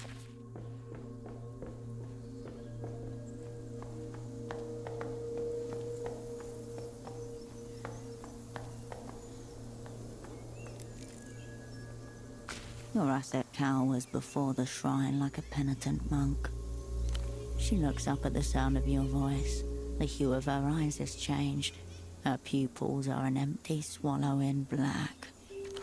He's here, Hirsch. Not the Lich. Don't you see him? Recognize him? the man over there Lucian? I know him from my interrogation. It was him. I'm going to kill him. Fuck the Lich. This will make it easier. Take out one of his fucking guards. You barely recognize her voice, emerging like a stranger's from a haze of red mist. She's caught somewhere between a panic attack and bloodlust. I thought it was a good thing to improvise in theater. Don't do this to me. You can't ask me to ignore him. She intends to do it anyway. She pulls out a grey, saucer-shaped gadget from her pocket. Little bits of foam stick to it, and there are broken pieces at the side. She's torn it from something else. It's from the sleep study headset that you wore. The part that takes control over what you see and feel. I've modified it. Well, it tells the brain what to see, what to feel, what to do, right? So I click the sides here, and it thinks it's on someone's head. And it will tell the brain to destroy itself. Disgusting. Totally bloodthirsty. The signal doesn't carry far, but it's designed to be worn. So it will make it through a layer of cloth. Stop her. He may recognize her and sound the alarm. Come on. If he remembers me at all, it's as a scream. Or a bruise. I can bump into him, he won't notice. There may be one less Lucian to worry about if she succeeds. Yeah. Fuck. Yeah. Now, let's pretend we don't know each other.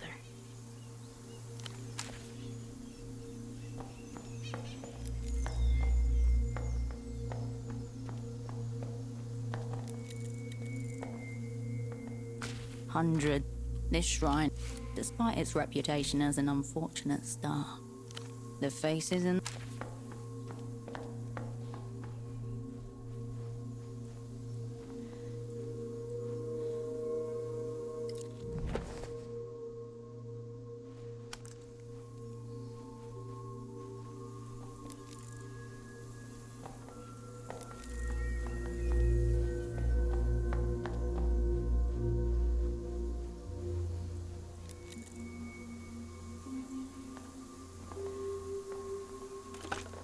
the receiver awaits you. Someone has scratched Sanido Elus into the pale pink plastic. The receiver.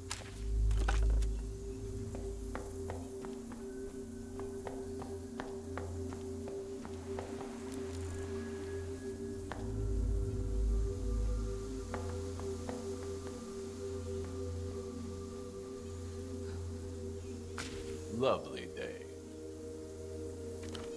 This might seem like a rather odd question, but are you by any chance ill? That voice. It wafts out to you from some obscure recess in your memory. Not any dream. Carolina's dream of her torturers. A hand roughly wipes away the vomit that coats your face. As it clears, you see the face that was obscured in the nightmare, and it is staring at you with a calm smile. Is something the matter? I was just asking if you were terminally ill. Sorry if that caused it. He tucks a strand of dank hair behind his ear and pulls softly on his cigarette.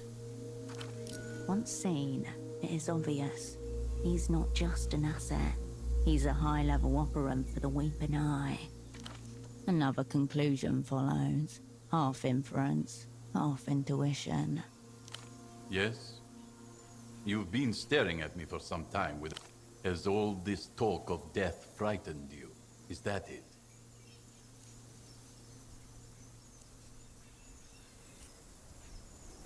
Yes?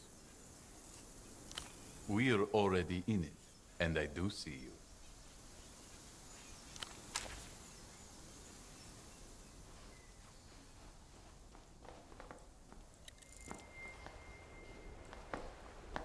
Hello. Despite the impressive large coat, Louisian accent, the ocean writhes horribly in the distance, each miserable droplet stained with the tears and piss of 1,000 fish. Hello. Do you mind if I ask you a question? Do you think everyone knows how to make hot chocolate?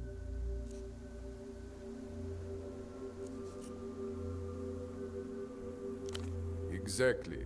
I'm right to worry. I left my girls with a babysitter for this work trip, and I never showed her how to make their cocoa. Nor the fascist Soviet's attempt to humanize himself. Look. He reaches into an inner pocket and produces a small square photograph, which he holds out delicately between giant thumb and forefinger. The picture shows two pudgy toddlers grinning over the horizon of the man's arms, whose own smile is so broad that he's almost unrecognizable.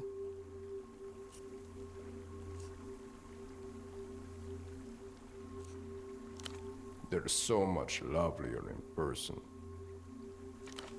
I hope they send me home soon. 3 parts milk, 1 part cream, 5 squares of dark chocolate, a little honey. He looks down at his empty hands, imagining the mugs. Where my daughters are concerned, of course I am. Yes.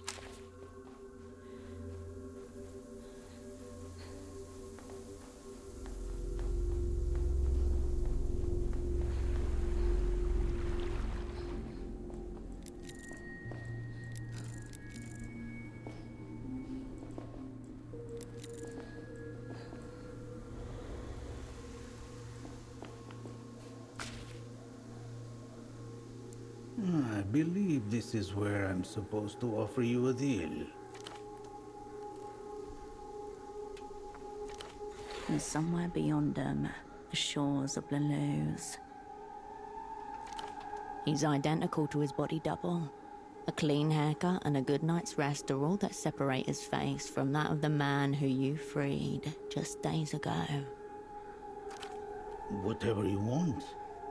Money, advanced techno secrets, forgiveness. Your counteroffer is this. A bullet to his reactionary skull.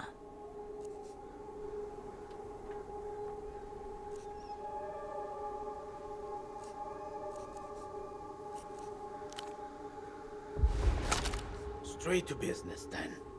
I'll offer only this limp warning. No matter what happens, there will be no parades for your deeds here today. Stomach drunk, tourniqueting the slur with sheer concentration. Good. When they eventually make a movie out of all this, you and I will be left on the cutting floor. Better that way, I think. My name is Dante Augustino. My title is Assistant to the Minister of Mass Culture. But really, I'm the Minister's body double. Nice try. He doesn't realize that you know better than he does the fate of his body double. Your purpose is to kill me, and my purpose is to die.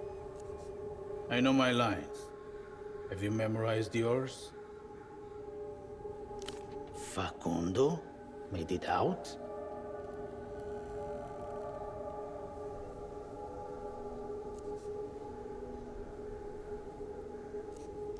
Huh? One more little trick up his sleeve, after so many. The man you let go was Facundo Reyes, Minister of Mass Culture for the Imperio Iluminado. I'm your consolation prize, it seems.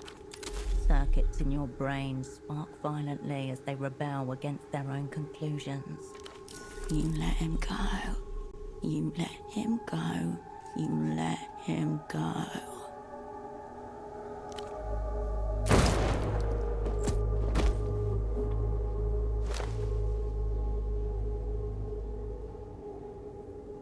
Somehow the gunshot takes even you by surprise.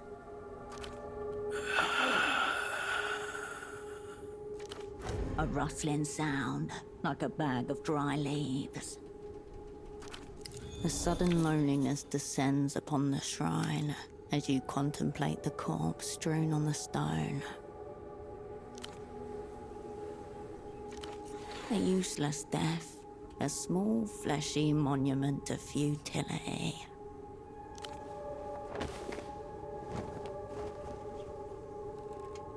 The body rolls easily before your push, rigid and light as though merely an exoskeleton. Silence. The cliff face is too steep to see where the body falls, and nothing comes up from the chasm but a whisper of fabric. No parade, and no funeral either. Some paint flecks of blood at the feet of the deathless heroes of techno-fascism are the only signs left of what did, or maybe did not just happen.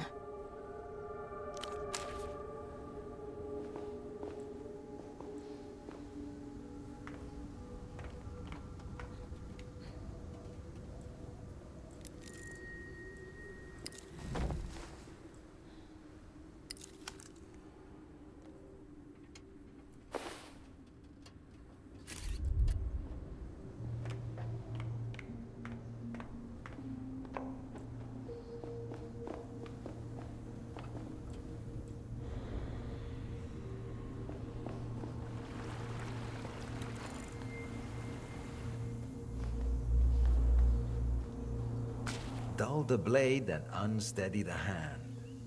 The Great Cascade makes her appearance at last. Before you, a heavy-set form flanked by 2 minions. His eyes are scattered into the insectoid ovals of his 6-lens spectacles, his lips pursed in irritation. The man Kaleidoscope has never seen before. The High Conjurer. And you're the operant called Cascade. Nice to be on the same page. Now, let's catch up with your friends. His voice, the tonality, like a shadow creeping up the wall of a memory. The past again, this time worse. Down the hill, your squad mates are being hustled onto the waiting tram amidst a small group of passengers. Hair curtained across her face, trembling violently. With fear, or maybe rage, an easy gait, a smile just for himself. One last look at the view before he's ducked out of sight. Nowhere to be seen. He must be on the tram already. Thud, thud, thud. The secret police of your heart are kicking down doors again.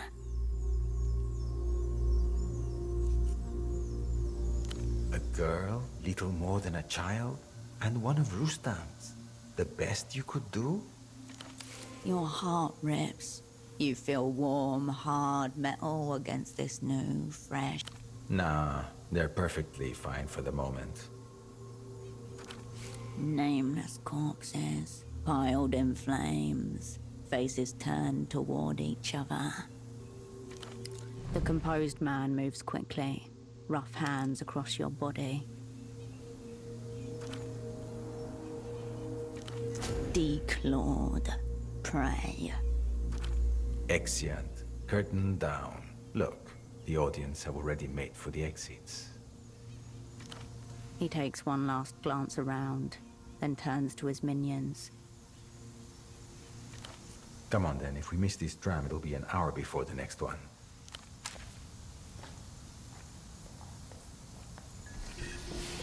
Perhaps someone should go down and check on Boris and Irina.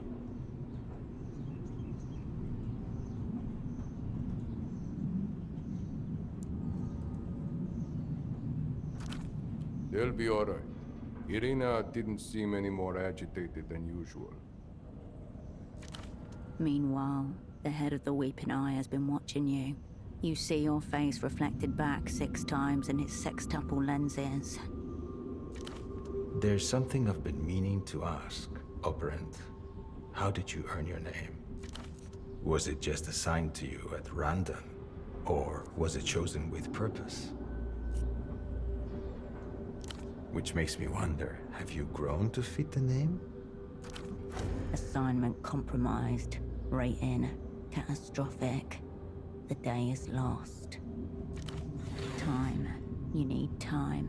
Keep them engaged. Keep your eyes open. Every moment you breathe is a victory. I only ask because there is one thing that's been bothering me. A niggling matter I was hoping you might clear up. My name. More precisely, that name the Opera has seen fit to bestow on me.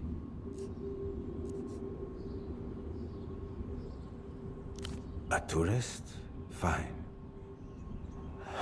And how did you find the shrine to our deathless heroes?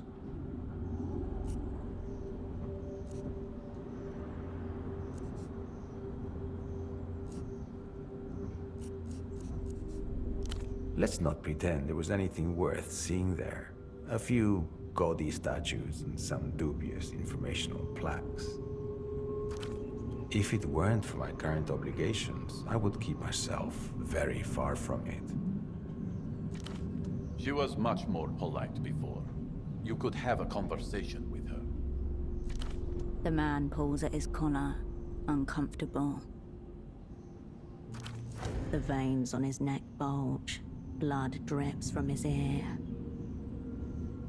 The airport, naturally. There's an unlisted flight waiting to take us back to Cicatriz Frontera. We'll arrive by sunset. If you're lucky, you may be able to catch the cupolas glittering as we descend. A very, very small room.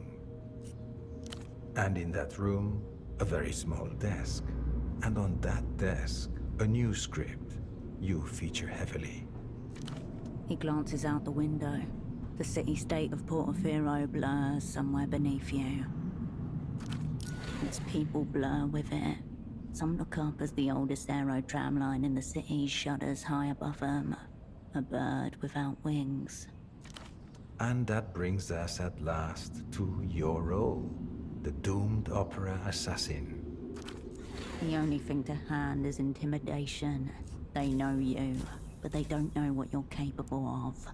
Unsteady them.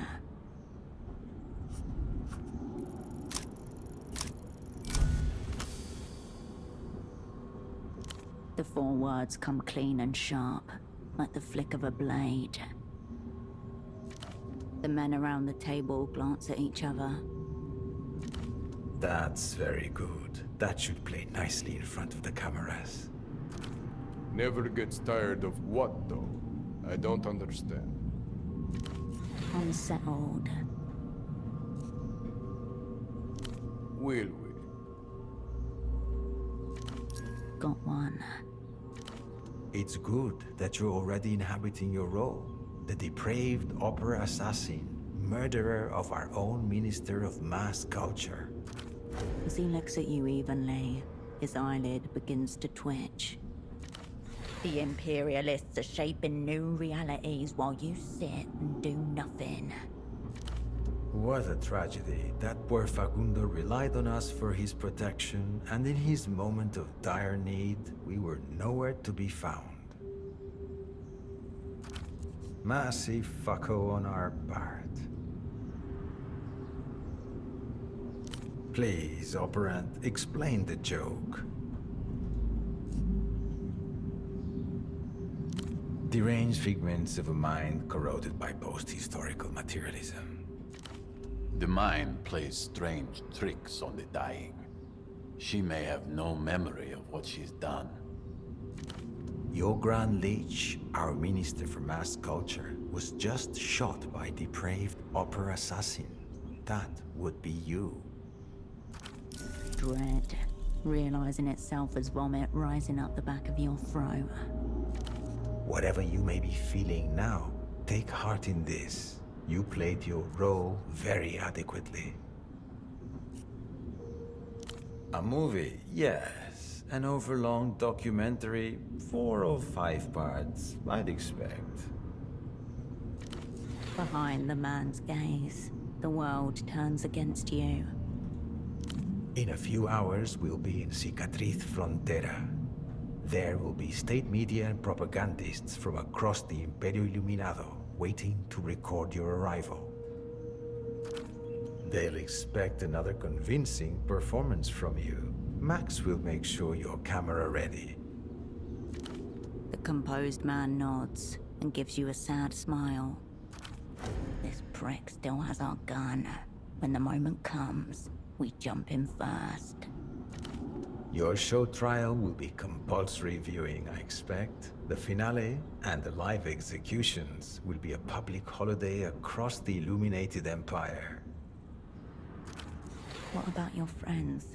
Do you not owe them for everything they've given and are about to give for you? Beneath your feet, Carolina trembles under her see-through coat. A few meters away, Ramsey shifts uneasily from one foot to the next. Wait, there, at the far end of the carriage. Your controller was right. Kaleidoscope has eluded the Weeping Eye's gaze. To them, he's simply a middle-aged man in a slightly inappropriate hooded sweatshirt. Gang. Gang.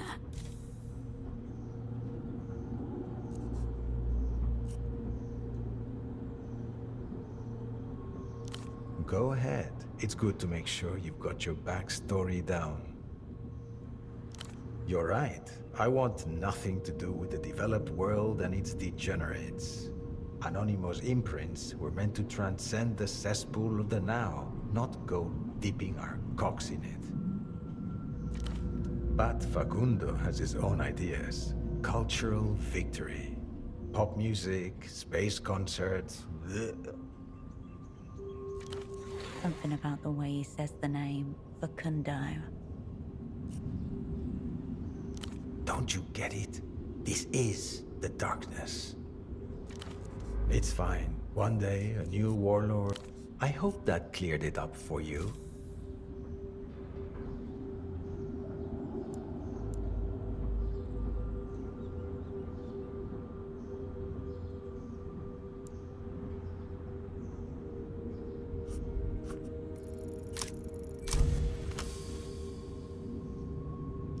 Ultimate gang move. Set them free. Your friends are you, each a separate limb of the whole.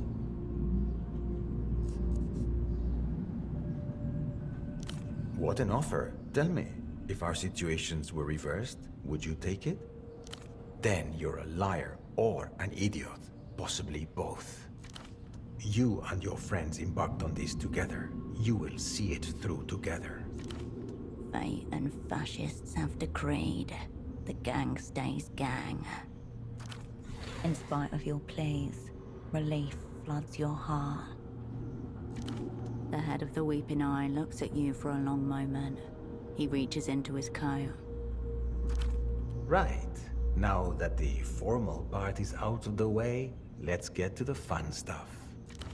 He thuds something heavy on the table in front of you. A deck of weathered black cards. Here? You sure? We still have a ways until we reach Centro. Let's get to know each other a little bit. To your left and right, his goons about their eyes. I will play the ogre, the star's chosen mouth. You'll be the querent. This first card will help us see what you're made of. He lays the top card up right before you. His face shows a needle grin suspended behind a glowing lure. An anglerfish. The traitor. Empathy and charisma are its marks. This card indicates leadership, trust, predation.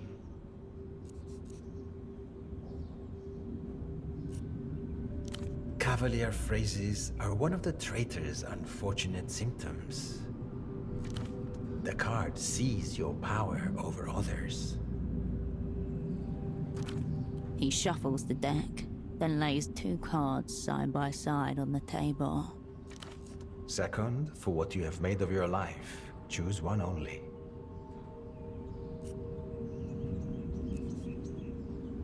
You turn the card over to reveal a doorway, open, allowing insufficient light into the darkness beyond. The ruins. There is an unknown unknown. You see so little that you cannot even fathom its absence. If you could, it would crush you.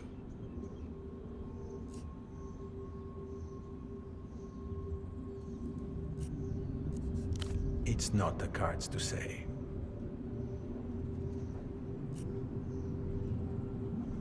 I don't think so. He shuffles his deck and places 3 more cards carefully on the table.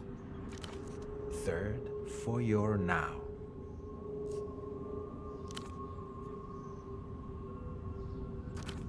The swarm reversed. Unsurprising for the traitor. Atomization. A widening gulf between self and world. Operant, you are alone. You hold yourself at such a distance that you cast a great shadow. The fewer caught within it, the better for them.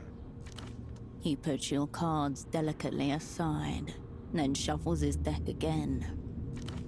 Now, offense. Turn the table. Final. When all else burns away, this remains.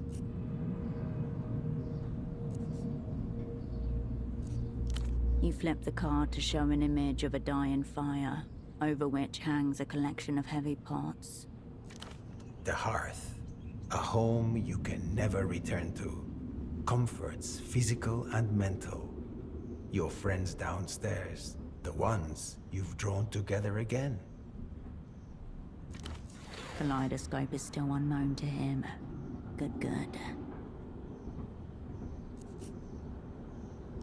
If they didn't, they will very shortly. The issue at hand is people, the trust that binds them together and raises them above the animals.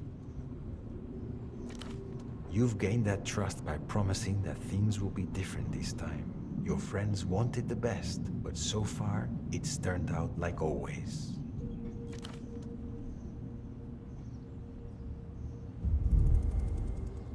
Movement at your peripheral vision. A final board tilt in your favor. One last roll. Requests, anyone? A few passengers turn their heads, then look away again. The man by the window spares him a disinterested glance. Song would be nice. Something to go with the view. We are well equipped with silence. You feel Kaleidoscope's eyes on your back, his hand over the jukebox.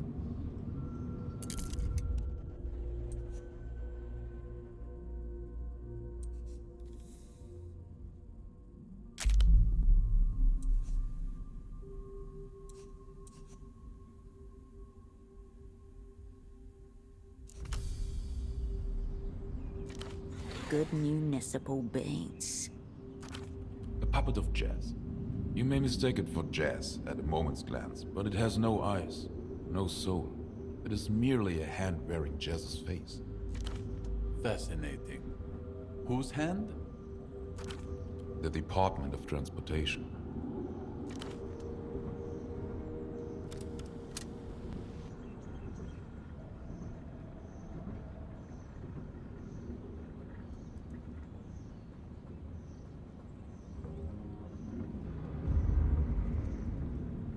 He turns on his headphones and pushes the jukebox's play button. Speakers above you rattle to life. Vacuous. It evokes nothing. Kaleidoscope remains still, not looking at you, but alert to you, waiting for your signal.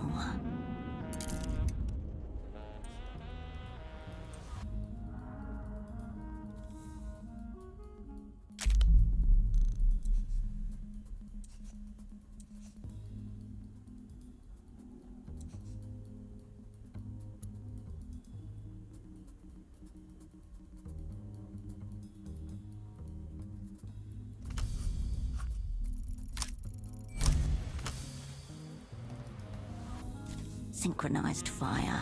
A bullet through each skull. Take 'em down. Look sick doing it.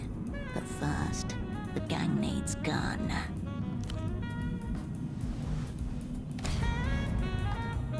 Lost in the song, your sudden movement takes him by surprise. Your hand finds your gun drawn to it. His hand finds your wrist. The man begins to choke, hands slack on the holster. Veins bulge and wriggle over his face. Alive. Carolina's curse. Canopus. You're seconds away from getting shot. On your mark, escape! 2 bullets, 2 skulls. Harmonized doom in 3, 2, 1.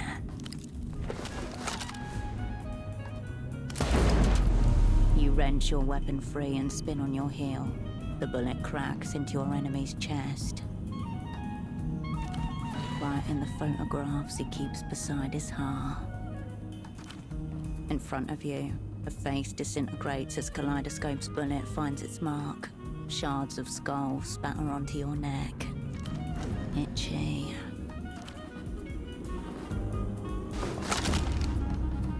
No, not like this. Tesoro Buendia levels a heavy pistol at you, point blank. A surprisingly fluid, graceful movement. His bullet whips through the flesh of your arm. Pain like searing light. Nothing vital. You'll live. Keep going. You have stumbled into this by accident. I created this. I will not allow this end.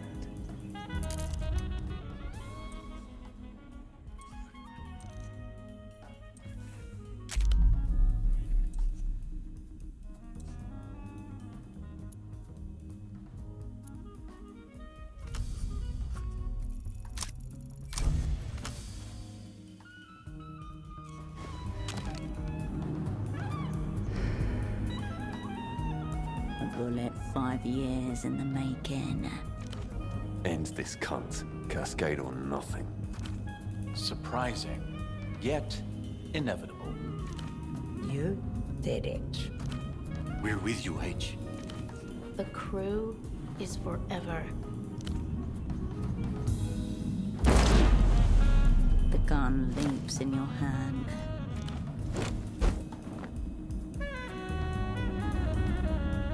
Bullet smashes glass, collides with eye, mashing it against the inside of his socket.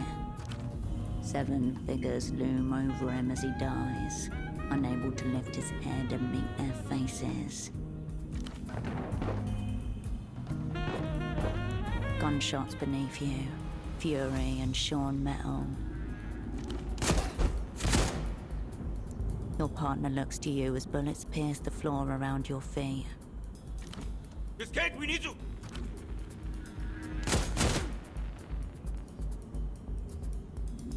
He staggers, hand clamped to chest.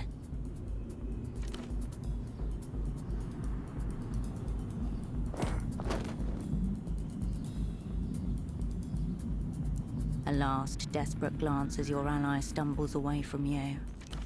Another gunshot from below.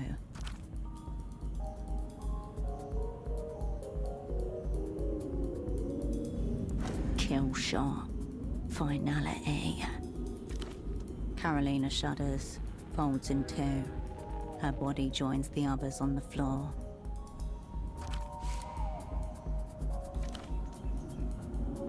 Gloria, a los caídos. She spits on Carolina's yellow coat and looks up, trying to catch a glimpse through the bullet holes. Be over. Be over now. Hands gripped around Ramses' throat, all animal impulse, on the deaf ground. Kill. Try harder. Fascist prick.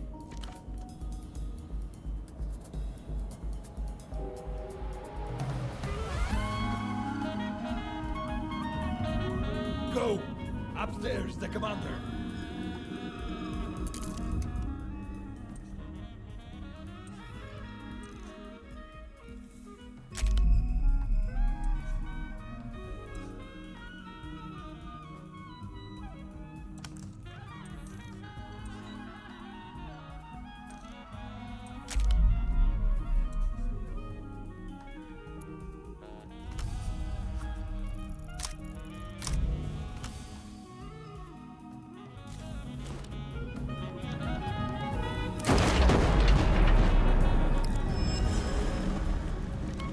One thuds into your hip. You barely feel it. Ha! Keep going. Kaleidoscope.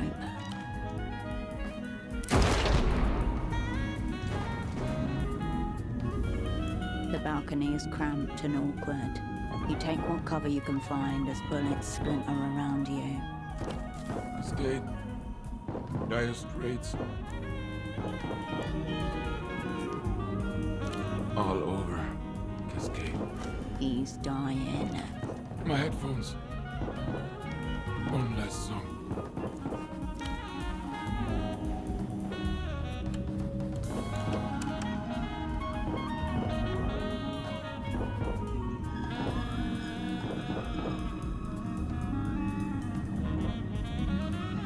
He nods in thanks as the chord clicks into the player. You hear nothing as the music begins, but you watch a shadow pass across the man's face. Most of my career seems to have been in dreams. Beneath the hood, his eyes drain of all life. A stranger's death in a strange city. You were the final friend he had. Gunfire crashes around you. Somewhere behind, the woman howls. Into the breach now, operant. Steady hand. You tense and coil, finger to trigger, ready to surge. And the sound of the gunfire stops. Reloading. Trying to bait you out. Hirsch, you okay? She is bleeding, but here. For us. For you.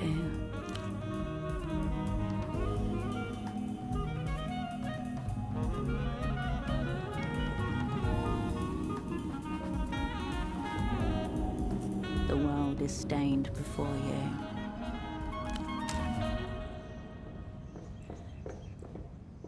Wow. She nudges a chunk of person with her foot, curiously unfazed. You know, pretty good. The tone of gentle triumph does not leave her voice. She winces and grabs her side. Yeah, well, I think pain's catching up to me a little now. She points at the dead weeping eye agent beside her with a quick jerk of her pistol. She thought she'd killed me. And where's that other one? Excitement sliding into her voice. This gore fest. Her eyes find the blood. Bye. Yeah, it's all right. Just... She shivers, smiles, trying... I think I'm just gonna watch the clouds for a bit. Gather my thoughts. I'm okay. She exhales and turns to the sky.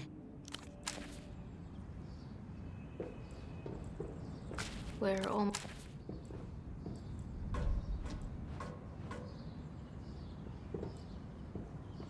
You blink against the cold air. Mountains ascend slowly outside. Smells like pine needles. Ramses's body is out there somewhere, lying on the rocks. Your voice bounces off the mountain, comes back to you. Okay, okay, okay. Perhaps the mountain will keep a little of your voice for company. There is no response. Mist dampens your face as you pass through a low, thick cloud. The noise of the rail grows quieter inside.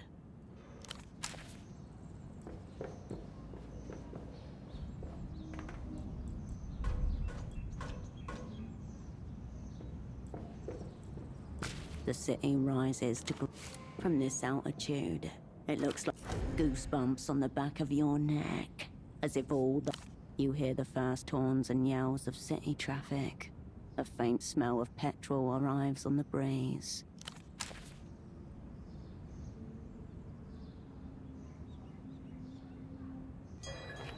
One more phone, one more voice. Please tell me you have good news.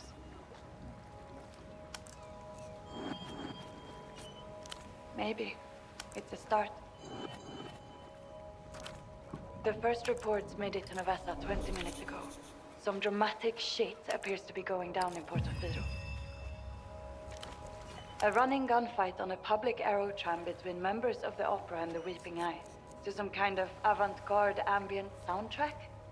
I hear they're still hosting Golem Blood of the Seeds. What? Musical choices notwithstanding, they're saying it looks like typical opera gimpery. Must be the whiff of amateurism. At least you made it out, in the end. But that still leaves the object of your assignment, the Grand Lich. Did we pull it off? Might is a very concerning word. Please elaborate. Further warbling would be a mistake.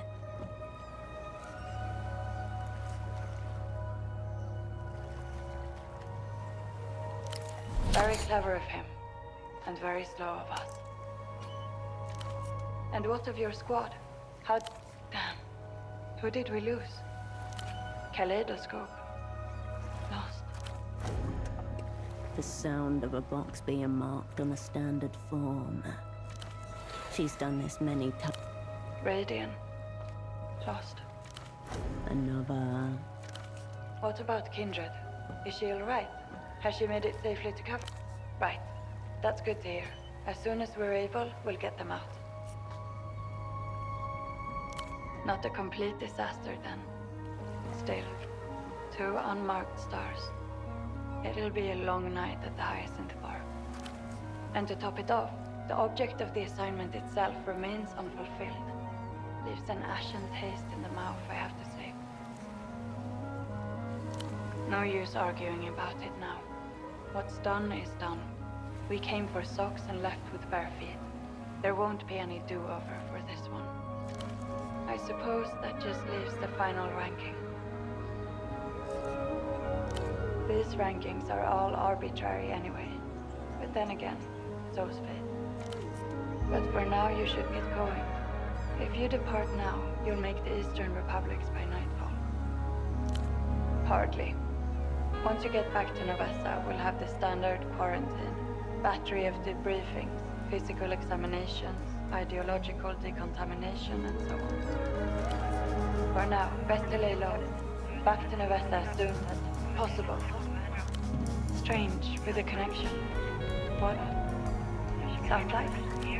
The parade, floats and confetti. The digital bird song of a signal jammer. When you want your target to know they're being disrupted. No, I can't. Jamming. Probably. Expect reprisals. Beginning shortly. Best to... while you can. Under your feet, the buoy and the boat jostling in the sea swell. You keep your balance, just barely. The flight path from Luz's coastal airfields to Portofino is approximately 60 kilometers, or 3 minutes at supersonic speed. Luck. Skill, Cascade. Now,